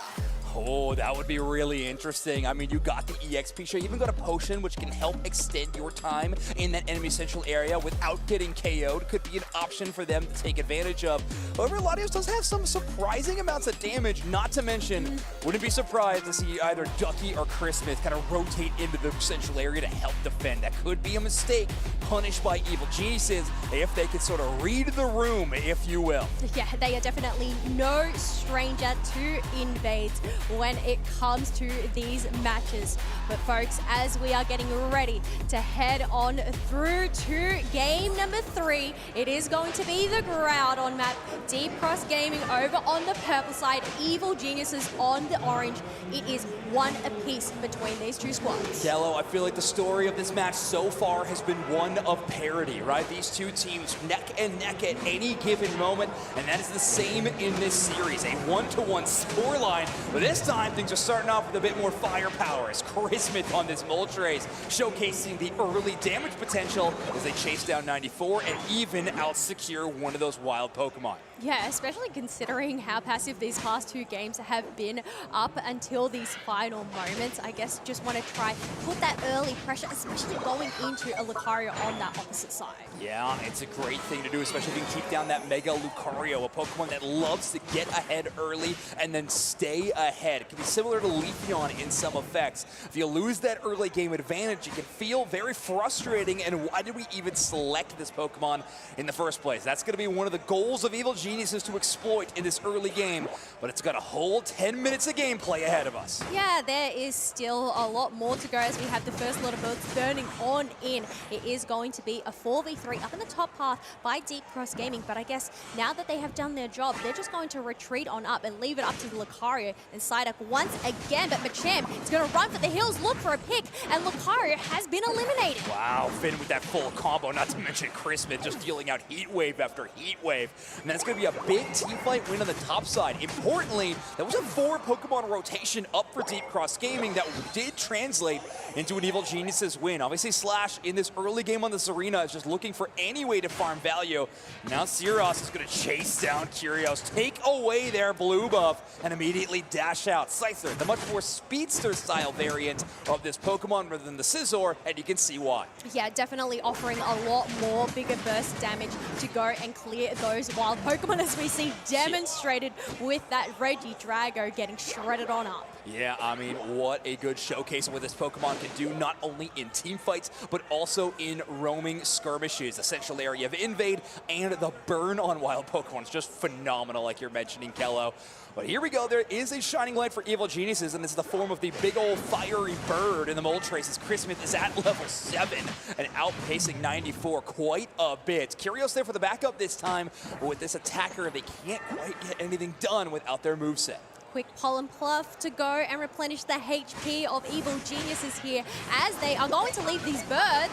Moltres diving straight for this Psyduck, but there is a berry there to go and save the day. Yeah, opening up a little bit of space for Curios on this Latios. You can see they're doing a bit of damage to the opposing Pokemon with this Dragon Pulse, making sure that they get even more of these points stacked up. And right now, we are going to be looking at a very early Tier 1 break as the Reggie has spawned in. Moltres looking for even more. Crispin with this level advantage is going so far into enemy lines as they are actually taking Indeedee off the opposite side. I mean, not only do they have the level advantage, but also the numbers advantage with Roland right by their side. But they're going to go pivot their efforts over to Reggie Alecki, not really fearing this Psyduck with the steal. This could be an important Reggie Alecki. Topside has been Evil Genius's home base to actually play out of because Deep Cross Gaming have gotten so much ground on the bottom side of the map. This Scyther getting knockout after knockout, and finally Slash getting up to level at level 8. So they even had a chance to break that bottom Tier 1.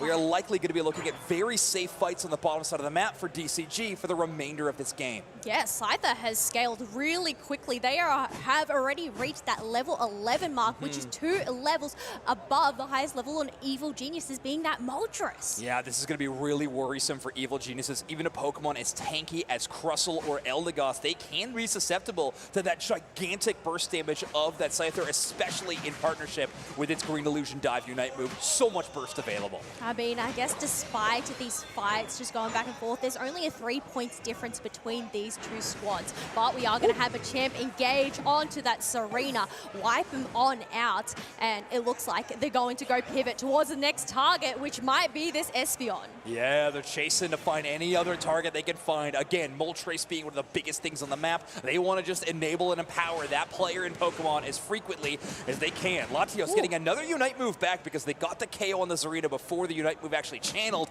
And now Scyther in a scary spot. It's level 11, has to full heal away from submission, but no one gets away from Vin's forearms. I mean, I still feel like that bought Deep Cross Gaming some time, especially considering we could see them going and dunking a ton of Eos energy in the top path. But Evil Geniuses, knowing they have the numbers advantage, are just going to even it up by getting some more dunks in Tier 1 themselves. Yeah, and I mean, look at this, a 218-point scoreline when they haven't even broken this bottom Tier 1, just showcasing how powerful overdunks on the top side can be when made available. Now, that's a Registeel going to go in their favor. I was talking about how Deep Cross Gaming would have easy fights on the bottom side of the map, and Evil Geniuses actually flipping that script a little bit and taking that one down without the help of a Tier 1 to retreat to. I think, interestingly enough, despite having this Registeel buff with the boosted attack and special attack, once again, they're just going to pivot away, focus on getting these wild Pokemon instead of pressuring that Tier 1 pad. Yeah, I mean, with teams that are this strong, it feels like any mistake could actually be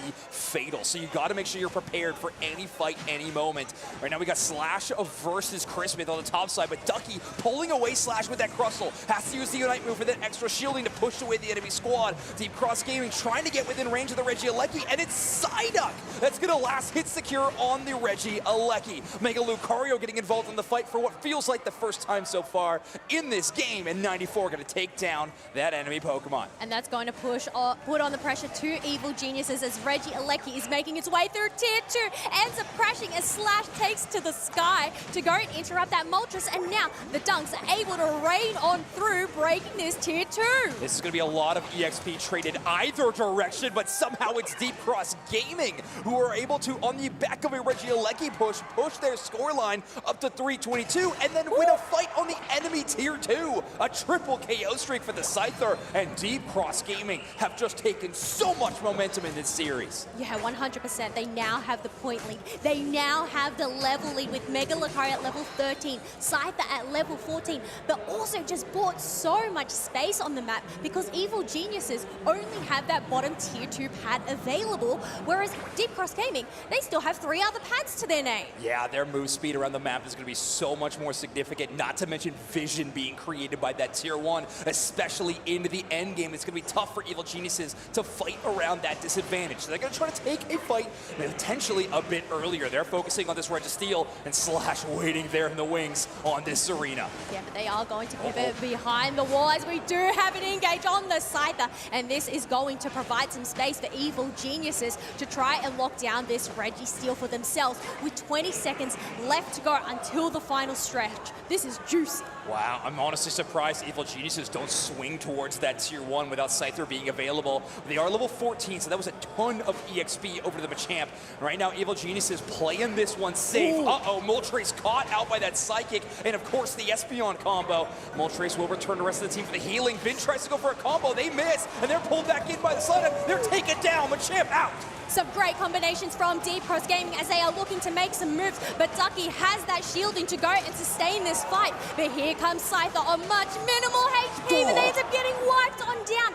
Two members of either side are now eliminated, but look at this, Deep Cross Gaming, they're going to start the Groudon. Well, they have more HP to work with potentially. This Mega Lucario is over half HP, and every one of these close combats is back at the bump. Extension with that power-up punch finds that low HP Latios. A check button combo looks so clean. And Mega Lucario takes out one of the bigger threats, but Champ Unite move is not enough as Z-Ray is safe on the other side of the Groudon pit, and they are going to secure that objective. What a play from Vin, but cut short by Z-Ray. Not only getting the objective, but also getting a team wipage on Evil Geniuses means they are unable to go and defend the points that come on through. But the thing is, there's still a minute left to go. If Evil Geniuses are able to pick up a KO, they might be able to steal some of these Groudon buffs. Yeah, I mean, 94 actually getting a little dangerously close to being KO'd by the Latios there.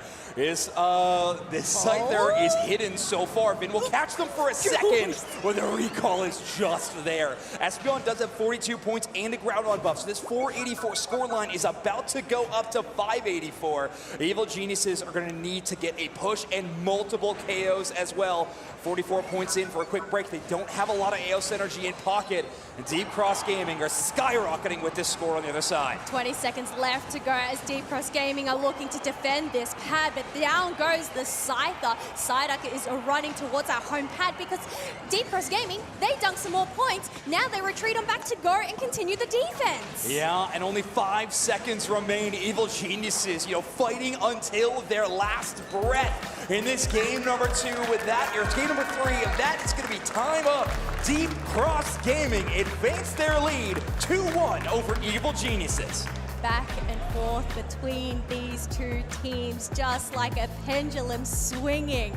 Deep Cross Gaming getting game 1, Evil Geniuses game 2, but back to Deep Cross Gaming. I know we've said we would love to see this go the distance, but I've got to say, Scyther though, Srias being able to just pop out so much damage, they ended up reaching that power spike so early on. Yeah, I think we were watching that top path a lot, and from that point of view, I think Evil Geniuses was crushing it, but Deep Cross Gaming, where they really surged ahead multiple moments in this match, was in that bottom path. You see there, that catch out on the Machamp, so strong. The Eldegoss Unite move just not there to save them, tried to save the rest of the team instead.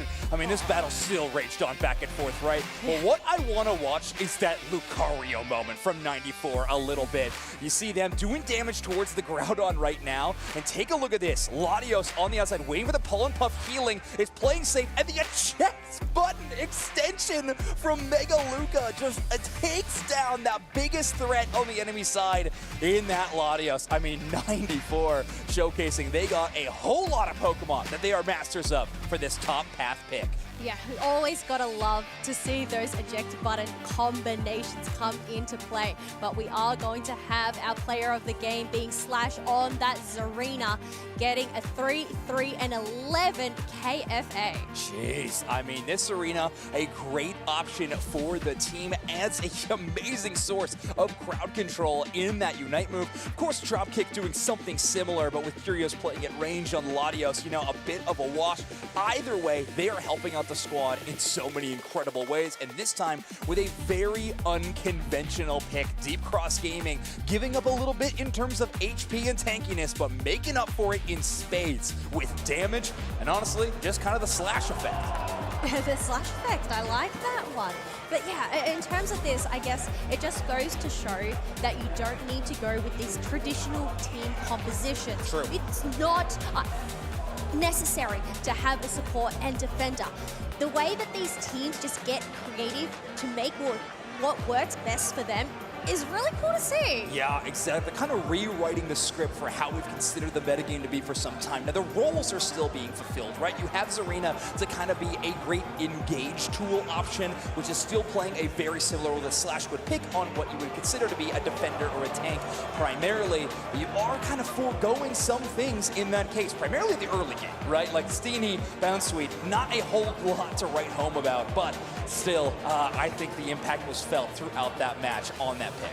Oh yeah, 100%. Also, being able to utilize that Unite move, to be able to hone in on one target as well, lock them out momentarily, but also ends up gaining that unstoppable while the fights rain on through.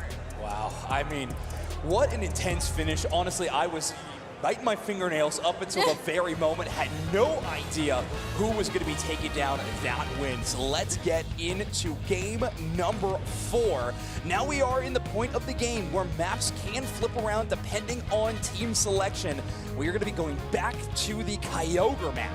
Deep Cross Gaming to lead things off, then making Charizard Y-Band, Evil Geniuses to follow up with Comfey, Deep Cross Gaming next step with the Blissey Band.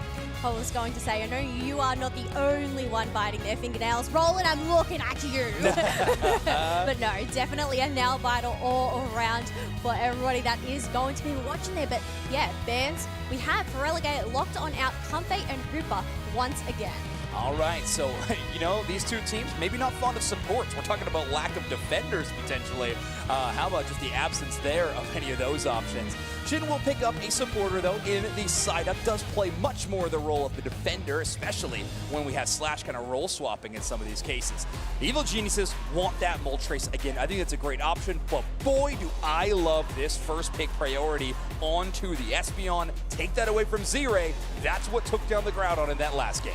Yeah, 100%. I think just that ability to get that stun with that side shock, but also being able to utilize that Unite move to catch out multiple opponents if they can head up with that eject button. But okay, because Espeon has been selected by Evil Geniuses, Z-Ray is actually going to pivot over to this Mew. Now, I know we saw incredible Mew plays from Monster Otter from Brute Dignitas in that previous set.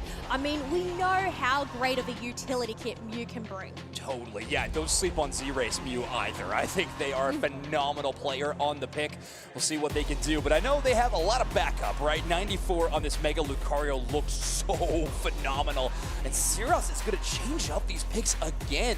Scyther previously and is now going to pick up the Typhlosion. So we'll see. I mean, we've seen the Feraligatr banned now. Last pick for Evil Geniuses. Curios trying to think about what they want to bring to the table. You already have an attacker. You got an all-rounder. Curios, the master of flexing between melee and range. And how about we just only melee we give is a Blaze Kick. Cinderace going to be the final pick for EG. Yeah, we did see that Cinderace being picked on up. I'm wondering what moves that they're going to see here. Is it going to be that faint Blaze Kick that we saw previously? But also, we have Slash pivoting over to this Umbreon. Are we going to see a Wish Umbreon here? I have to imagine, especially since we're rocking the attack weight for the Umbreon, I think we would be going with that attack damage healing combination that Pokemon brings, but we will see. Sometimes we see the Rocky Helmet when we are pivoting away from that option. But Curios does not want any bit of that crowd control of the Psyduck or the Umbreon. Instead, they want to play at range as much as possible with this Cinder and just dish out that auto attack damage. Yeah, I guess that's really going to be key to try and power up that Cinderace ASAP. That way they can go and get their attack speed boosted on up. But, I mean, Deep Cross Gaming, they are one game away from getting that final spot in Day 3 Grand Finals. I mean, the opponent waiting in the wings is Root Dignitas, one of the strongest teams that we've seen potentially worldwide, playing in so many international events. And now they are awaiting their opponent for yet another one, APAC East or North America rival. Which one will it be as Deep Cross Gaming is on match point? 2-1 over Evil Geniuses so far.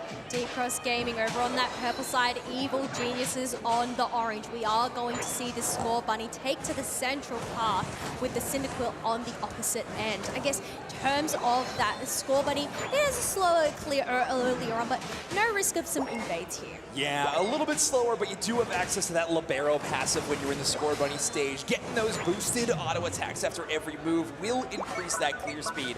And yeah, already we got Curios finishing it up. Chris Smith, after such a phenomenal Moltres game in game number 3, I suppose it was, let's see what they can do in game number 4. This time, it's going to be Ducky backing them up on the top side. Yeah, they are going to be on that pilot line once again to go and utilize those freezes. That way they are able to go and secure those Natus for themselves. Yeah, you can see 94 kind of roaming all over the top side of this map, seeing if there's any wild Pokemon that Evil Geniuses have not gobbled up quite yet. The answer is most commonly no, as EG is doing a great job of sweeping through the enemy wild Pokemon with their early game advantage. Yes, and that is going to include these birds that spawn on in, but we have a rotation from that Umbreon as Flame Wheel is going to be utilized. No KOs just yet on either side, though. Okay. I mean, I love Deep Cross Gaming's energy so far, running the classic strategy of just run at them. One of my favorite strategies in Pokemon Unite. Typhlosion, a master at doing just that. That Fire Spin leaping into the opposite side, or that Flame Wheel, rather.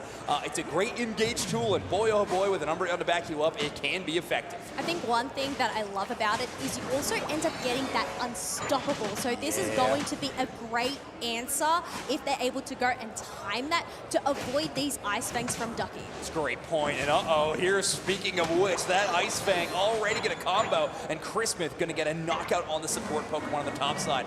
94's got a tough decision to make. They try to defend this goal zone, but in doing so, you might potentially give up a KO. Not a Cirrus can say anything about it, as the fully evolved Typhlosion has joined the fight. Ducky going to make it out of danger with Earthquake, but end up falling to a Psyduck Mew combo. And now it is going to be that 4v3 up in the top path, but we can see Kremi on the mini-map. No, it looks like they're going to actually change their position there. Regidrago, though, is going to receive some love from Typhlosion, and they're going to solo that one down themselves. Yeah, I mean, Eruption plus that Flame Wheel. Typhlosion will make quick work of that Regidrago, increase their scoring speed, but most importantly, give that team-wide EXP. Curios and Ducky with a great combo and rolling it down, going to take the last hits here as Evil Geniuses pivot out of the top path for the first time in this game and have a big push on bot. Yeah, but even then, this is something that we have seen across these 3 games. Either of these teams focusing on one lane, not really engaging with each other earlier on. Yeah, I mean, it's been the story of this series for sure, but when we stop trading paths, we do start seeing some big team fights. I think that's going to be coming up quick, Kello, with a lot of these high-level Pokemon with access to Unite moves. Nasty combo showcase right there, by the way. Ice Fanging them away from the safe zone of the goal zone, and then Blaze kicking them even farther. Every time Cinderace lands with that kick, you push the opponent slightly and even extend that stun. Now, meanwhile, Evil Geniuses do successfully break that tier 1 pad, but because there was nobody there to defend up in that top half, Regieleki does end up crashing into that tier 2. But Deep Cross Gaming, they don't have enough Eos energy on hand to actually go and break it. Mew is going to utilize their Mew Unite move there to get safely back to home base. Yeah, no one else is going to have access to that option, though, as Psyduck is obliterated in that top Elbush as the jump pad was utilized by members of Evil Geniuses. One of my favorite objects on the map. I wonder if we can track how many jump pad stats we got still. I don't. Is that a stat that we got before? Oh yeah, I was tracking that one, Hello. Don't you worry, it was my #1 stat.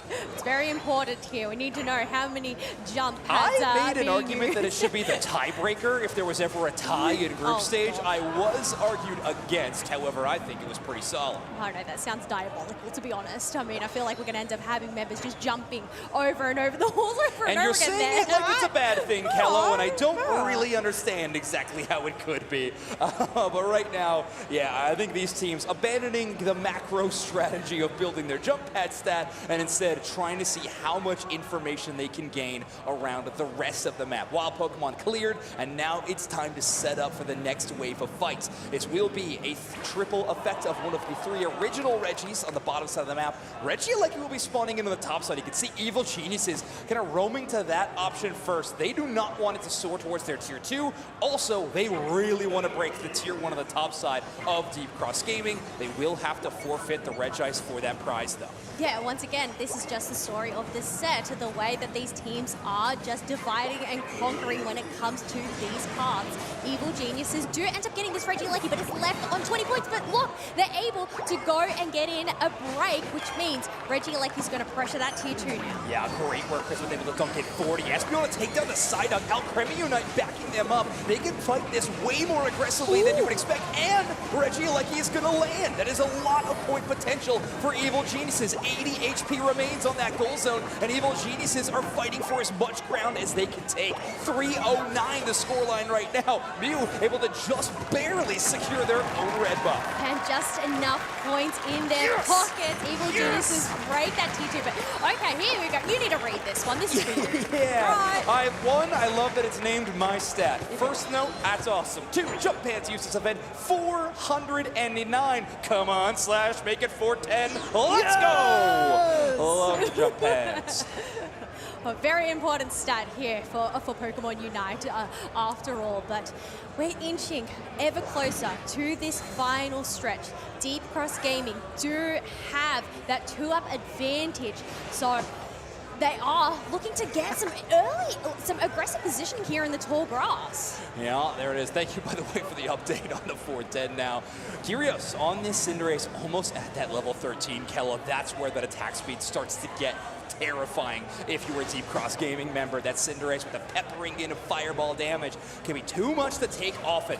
But Deep Cross Gaming has set themselves up in a pretty defensive position. 94 needs to immediately abandon that as a full combo from Espeon lands on the side of Vin Diesel. Great shot, calling out where that enemy Pokemon likely was, and I mean, yeah, that gamble paid off. Yeah, I mean, they are going to retreat on back and go and focus on these birds that do end up spawning, but next up, we have another Regieleki. This is a major threat for Deep Cross Gaming, considering they do not have that tier 2 buffer.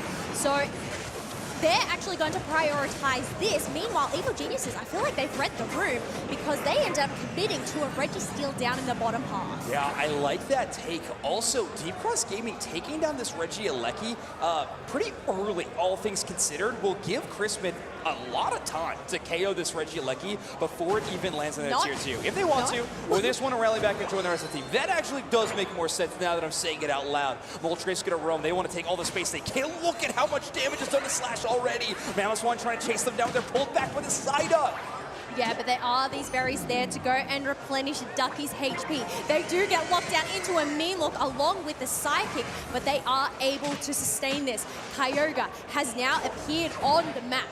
All right, this could be the final moment. Deep Cross Gaming at match point. The Psyduck is going to be the first target with the Sai-Ai. Keeps them up momentarily. Wish and an Umbreon Buddy Barrier. Alcremie Unite moves, heads up the cake, and everyone tries to rally and defend against around it. However, the Mega Lucario is going to be the first one to take a KO with Typhlosion to follow up. Curious' Cinderace is down. Roland's support is gone, but Chris Smith on this Moltres is still up in the fight. Heat Wave does land onto the Typhlosion as they are chasing down multiple members of Deep Cross Gaming. It's a 2v3, make it a 2v2 as Chris Smith turns the tides. But look at this Psyduck, it is at such low HP, and now Vinning, Chris Smith go and get the KO, but Kyogre ends up getting a KO of their own.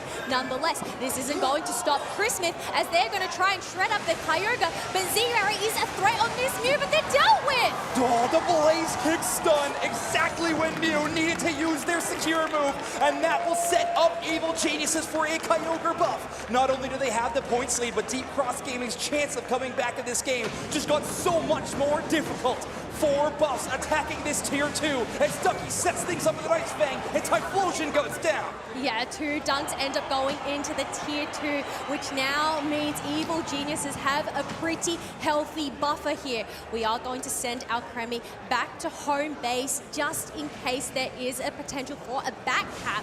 But Deep Cross Gaming seems like the rest of them are lurking about. And I believe I'm about to get one of my wishes granted, Kello.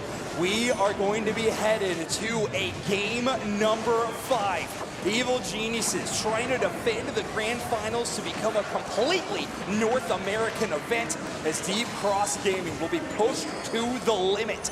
This series is tied up 2-2 as Evil Geniuses take game 4. Wow, the Genie has gone and granted those 3 wishes. Not only did Cross Gaming's wish to go up against Evil Geniuses wish to go up against Team Cross Gaming, but your wish to have it go to that round 5.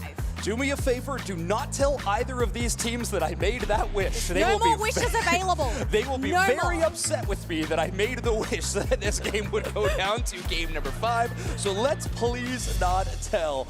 Now, we're going to take a look at the replay package. I really hope we got Chris Smith Moltres in the MVP situation with 11 KOs. We'll have to see how that one turned out. But I love that we are seeing this in the replay package, by the way. Shout out, Bob. I think Reggie Alecki, one of the most important factors into this game number 4. I mean, it opened up so much of the way for Evil Geniuses. They headed into this final fight with a small score lead, but still a score lead for one of the first times in the series, and really put them in a great spot. Awesome engage by Ducky. Sets up that Psyduck, takes down a lot of resources. Look at that Psyduck and Umbreon Unite move just to try to keep them in the fight. Umbreon Unite move kind of used for very little effect in that situation.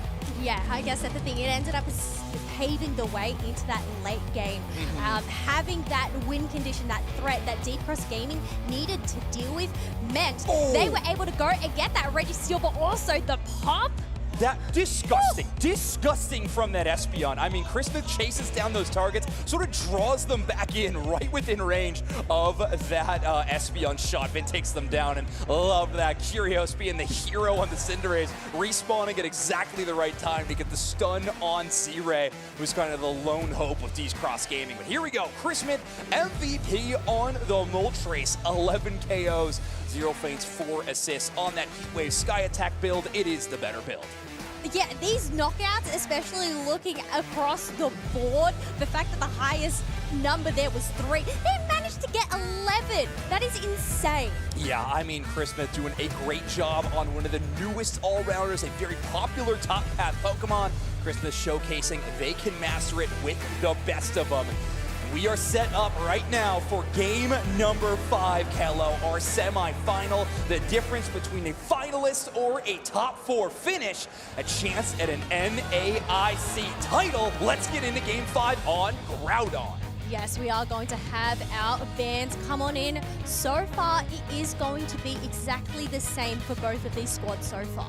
All right, yeah, I mean, at this point, we've kind of solved what this game is about to be, right? In terms of counters, we might see them fall a little bit later in the picking stage, but in the bands, both of these teams deciding now, when it's all in the line, to play it safe. Blissey for Alligator, yeah, this is according to the plan. There's no more safe anymore. This is the last There's chance. no more safe! No more, there's no more buffer. This is game number 5. Wow, I mean, I gotta imagine, I am so happy I am in this position. I am not envious of either of these teams sitting across from each other. Or maybe I am, because then I would be really good at Pokémon Unite. But 94 picking up that Moltres first pick. Kello, Chris Smith, probably gonna have to pivot over to the Zacian, but still, that Moltres taken by Deep Cross Gaming. You say good at Pokemon Unite. I just say just don't play Inteleon. Oh, okay, great. Well, hey, that's a great note. Well, Zoinks, mate. Yeah, no Inteleon there, but we are going to have the Machamp and Espeon first pick for Evil Geniuses. I feel like this is a great combination that we have seen over and over again. But there we go. No first pick for this Psyduck, but they're still able to pick it on DCG. I actually was curious if we were going to see it show up. Oh, Mimikyu pick is going to be interesting, especially after the Espeon is already locked in. We have seen Evil Geniuses pick up Double Mage in the past. However, I have to imagine Curious is be going with a melee option this time around with the threat of that Trick Room Mimikyu.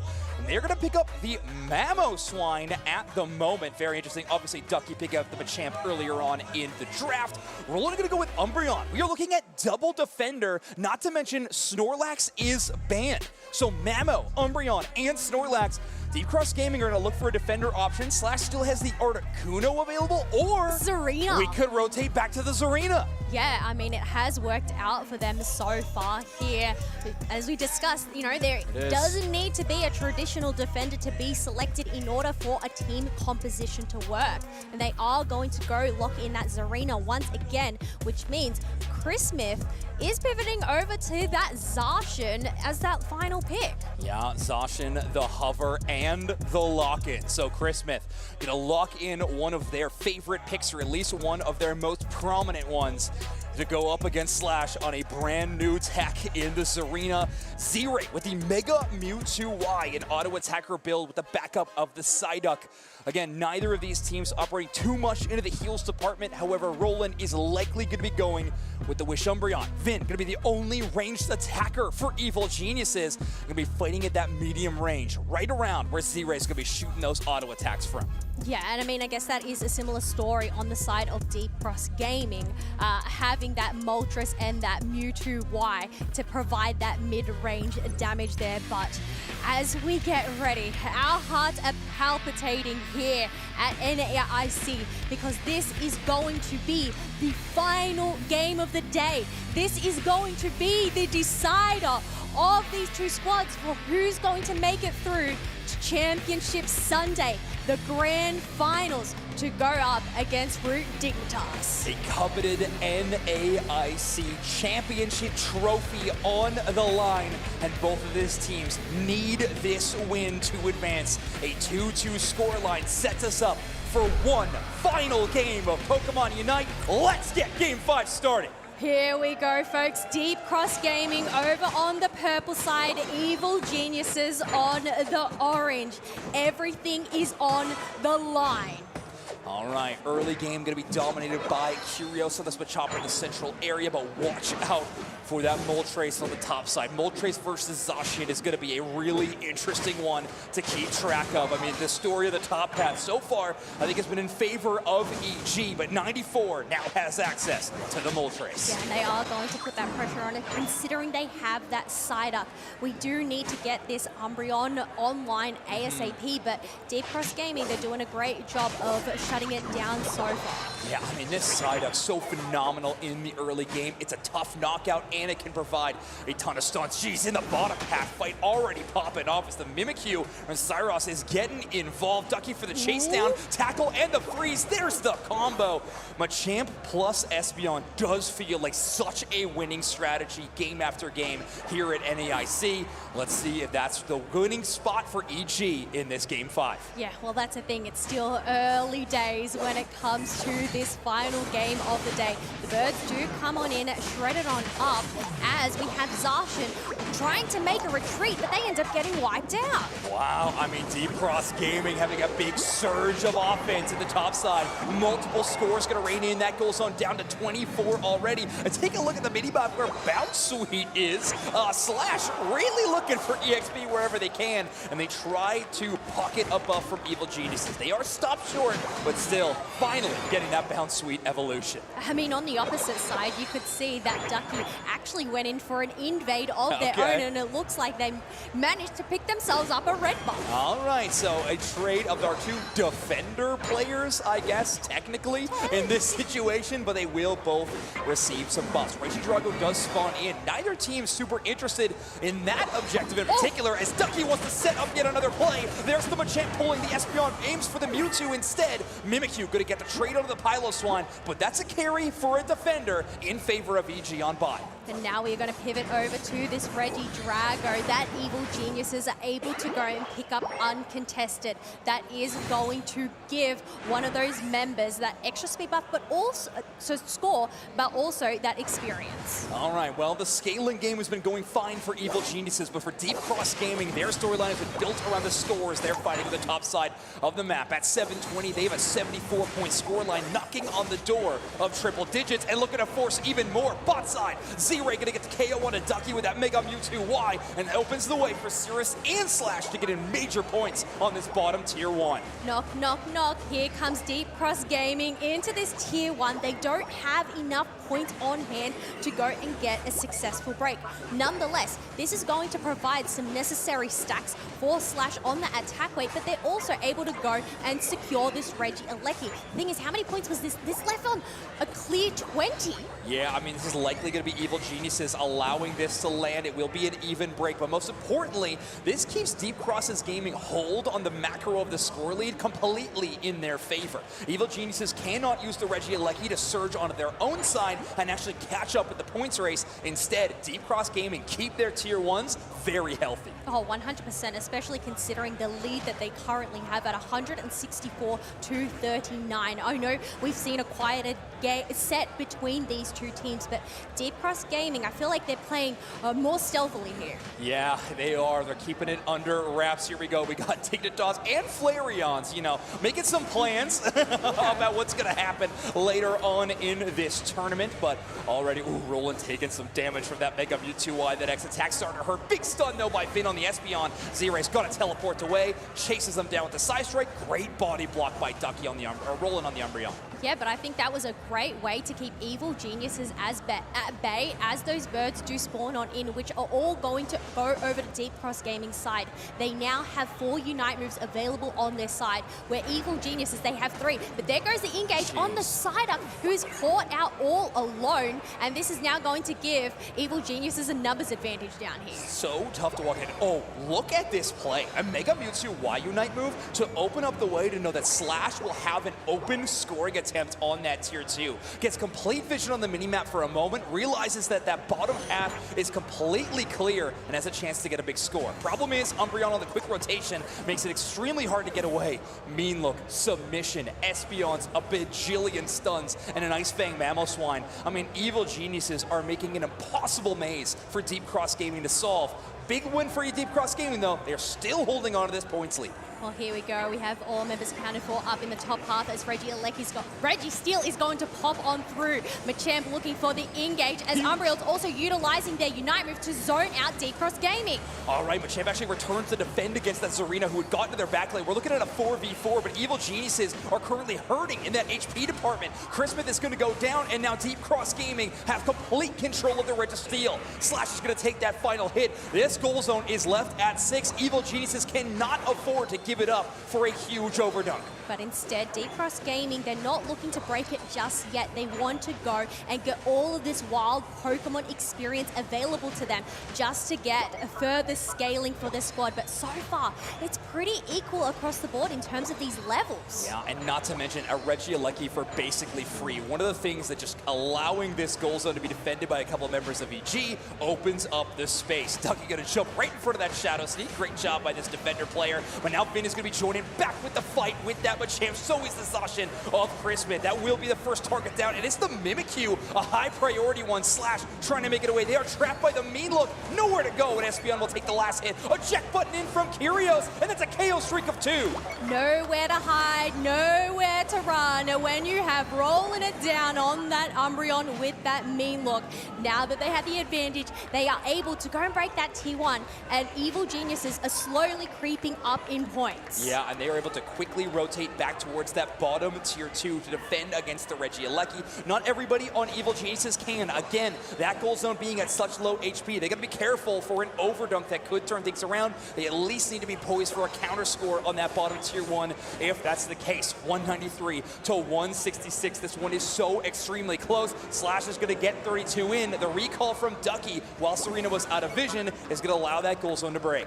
Yeah, and that is actually going to give them as that extra space up in that top path as we have another objective spawning in 20 seconds. We can see that rotation from Evil Geniuses as they come on up because there are no more wild Pokemon down in that bottom. Yeah, all that is left to do is fight. We are 40 seconds away from the final stretch. Any one of these battles will be extremely risky. That's Serena caught out. Mewtwo Unite move for the cover. They want to make sure that Pokemon is stunned and is nowhere to go.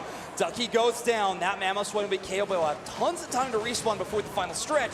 But again, a Registeel buff for the side of Deep Cross Gaming at the price of a Mewtwo Unite move. But I feel like this Registeel buff is going to be benefiting Deep Cross Gaming so much with that boosted attack and special attack. The thing is, they need to play their cards carefully because Evil Geniuses are not here to play. Exactly. Ice Fang's going to start this one out from Ducky. Big engage. That side of caught and immediately taken down. No Sayaya Unite move available, and Groudon is just getting shredded. It's ripped down, and it's Mamoswine to take down the Groudon. Ducky of Evil Geniuses is going to secure the objective. Moltres in the backline, and not for long. Mimikyu down. All 5 members of Deep Cross Gaming KO, and Evil Geniuses race to the goal zone. This just clears the path to get in these dunks, take over the lead at 444 points.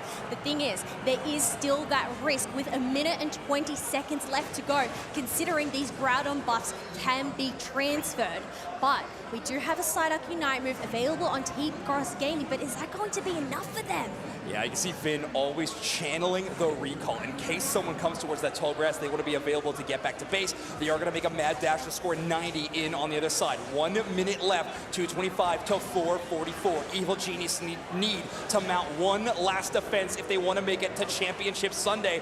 This will be a double score in. This can be afforded with the back half of the Espeon. 3:21 to 5:34. Evil Geniuses on their last stand defense. Deep Cross Gaming making their way towards that top tier 2 as Ducky ends up getting caught on out and wiped out. That is actually huge for Deep Cross Gaming as one of those frontliners is gone and they're able to get in some more points. 435 to 534. This is their chance to try and take a comeback. All right, Sasha's going to try to defend 602 thanks to the back up of Curios. 473, 495. The points are raining in from Deep Cross Gaming, but they got nothing left in pockets. All 5-0. Evil Geniuses biding their time. I don't know if there's 100 points worth of Eos energy amidst the wild Pokemon right now. Deep Cross Gaming has got to throw everything they can at the goal zone, but I think it is an impossible scenario. Evil Geniuses hold on to the defense. They're going to wait for the score line.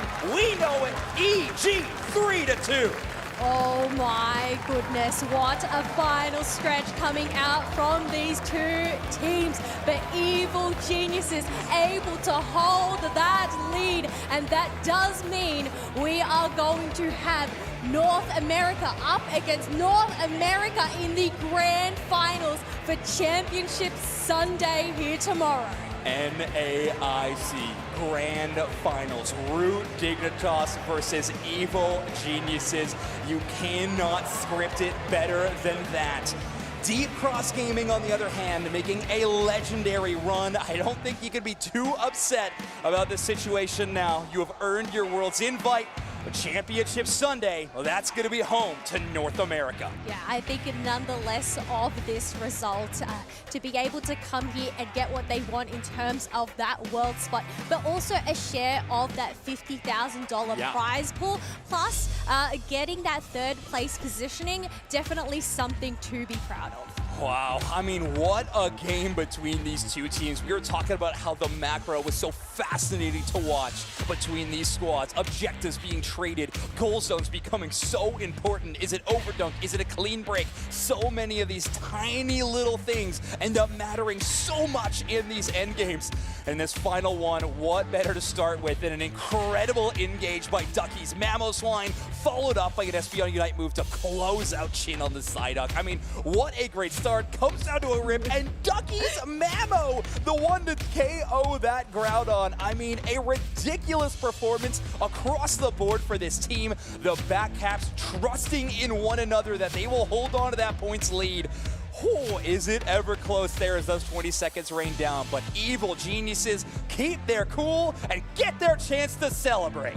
Yes, they do, going in and giving those hugs, definitely something to be proud of. But I think in terms of this season long, I mean, the story for the regional leagues, Root Dignitas up against Evil Geniuses there. They get to go in with another matchup. But first, we need to focus in on our stats here as Curios is going to earn themselves Player of the Game name on that Machamp. Yeah, I mean, a Pokemon that we often see way heavier in the assist department, by the way, actually picking up 9 KOs all on their lonesome.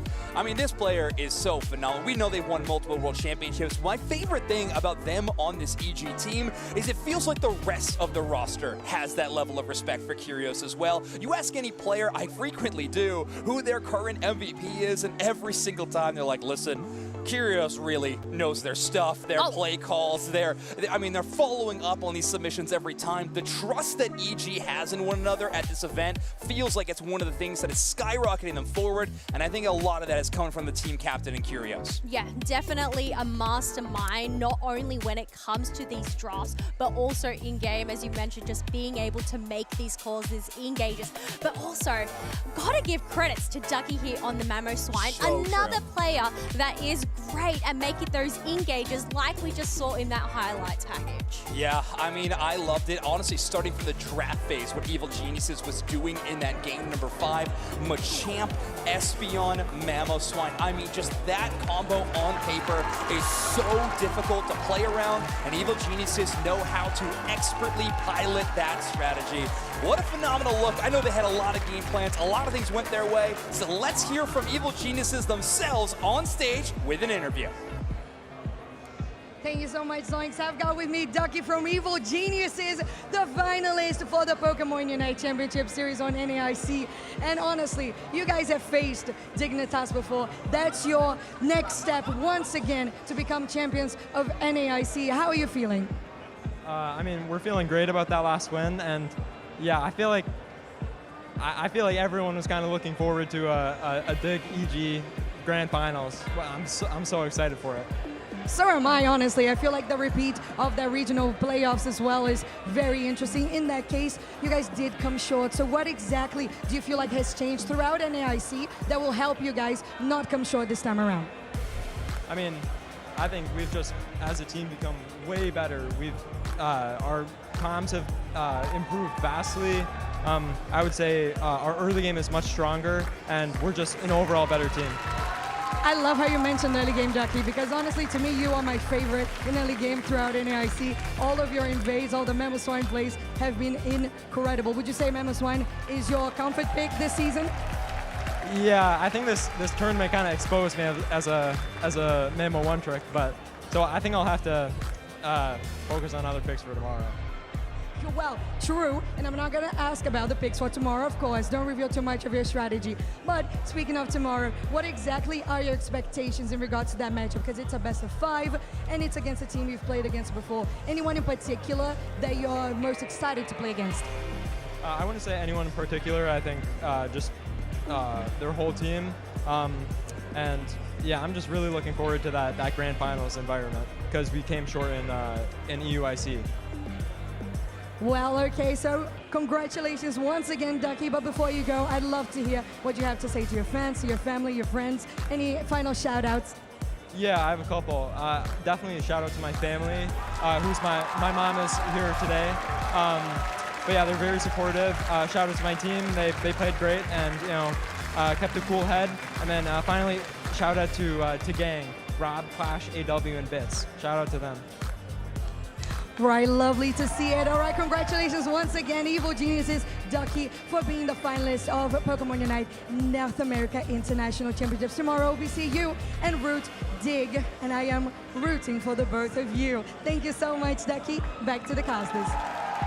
Thank you so much, Soph. It is always so lovely to be able to hear from Ducky. But Ducky, I feel like you need to give yourself more credit. You are not only a one-trick Mamoswine. It sure did look good, though. Hey, I'm not going to complain about that Mamoswine play. Also, I love the shout-outs, of course, to friends and family, but shout out other North American teams as well into Gang. There's a lot of North American love going around at this event, but there might be some love lost in the North America Grand Finals that is going to be happening tomorrow. An all-NA Championship Sunday, rivals until the bitter end of NAIC between between Root, Dignitas, and Evil Geniuses. A match that, I think Ducky said it, one that we have all been waiting for. But it's been a long road to get to this point. Let's take a look at our bracket that we have seen so many incredible games from, right? Root, Dignitas, Lunex Gaming, Goofy Goobers, and Fulcrum all starting in that top 8 position, but only a few teams forging towards the end of the event. Yeah, but we can see Evil Geniuses run there. Starting off the day, they ended up having that 2-1 victory up against Tuzi Esports. Next up, 2-0 against Fulcrum, but all the way to that Game 5 situation and winning against Deep Cross Gaming 3-2. Like, they have definitely had a long marathon of a run, so definitely deserve some rest before the grand finals against Root Dignitas tomorrow. Yeah, I mean, I'm so excited. These two teams have had to go through some incredibly strong teams. I mean, Root Dignitas versus Lunex Gaming is a very strong rivalry match as well. Evil Geniuses now with over Deep Cross Gaming and had to beat Tuzi even earlier on today, right? So many rivalry matches, and we're going to get one more on Championship Sunday, which of course is starting tomorrow. Make sure to tune in at the time zones you can say below, 4 a.m. Eastern time, I believe. So we will have even more Pokemon Unite action. Make sure to follow us, of course, down below, Pokemon.com/broadcast for anything that you would like to watch. But that is going to be it for Kello and I in the booth. We'll see you tomorrow, though, to celebrate Championship Sunday Grand Finals, North America versus North America. We'll see you there tomorrow. Round of applause.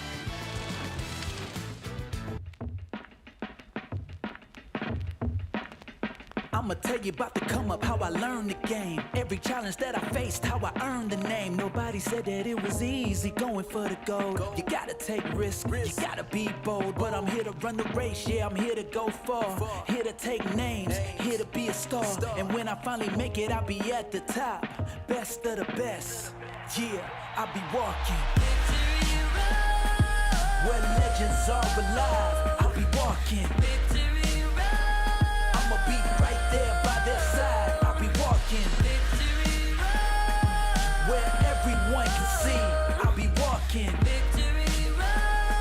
That I'm the best to ever be. Forging my path, just a matter of time. You better get yours, cause you ain't getting mine. Learned every lesson in the hardest way, but that's the path that I chose, that's the hero's way. Yeah, they said I couldn't do it, but I proved them wrong. At the top of the mountain, right where I belong. And now I finally made it, yeah, I'm at the end. Best of the best, yeah, I'll be walking. Where legends are alive, I'll be walking. I'ma be right there by their side, I'll be walking. Where everyone can see, I'll be walking. That I'm the best to ever be. I'ma walk the road with pride. I'ma hold my head up high. Make them stop and stare. You can find me there with my finger pointed to the sky. I'll be electric, and I'll never grow old. Here on Victory Road,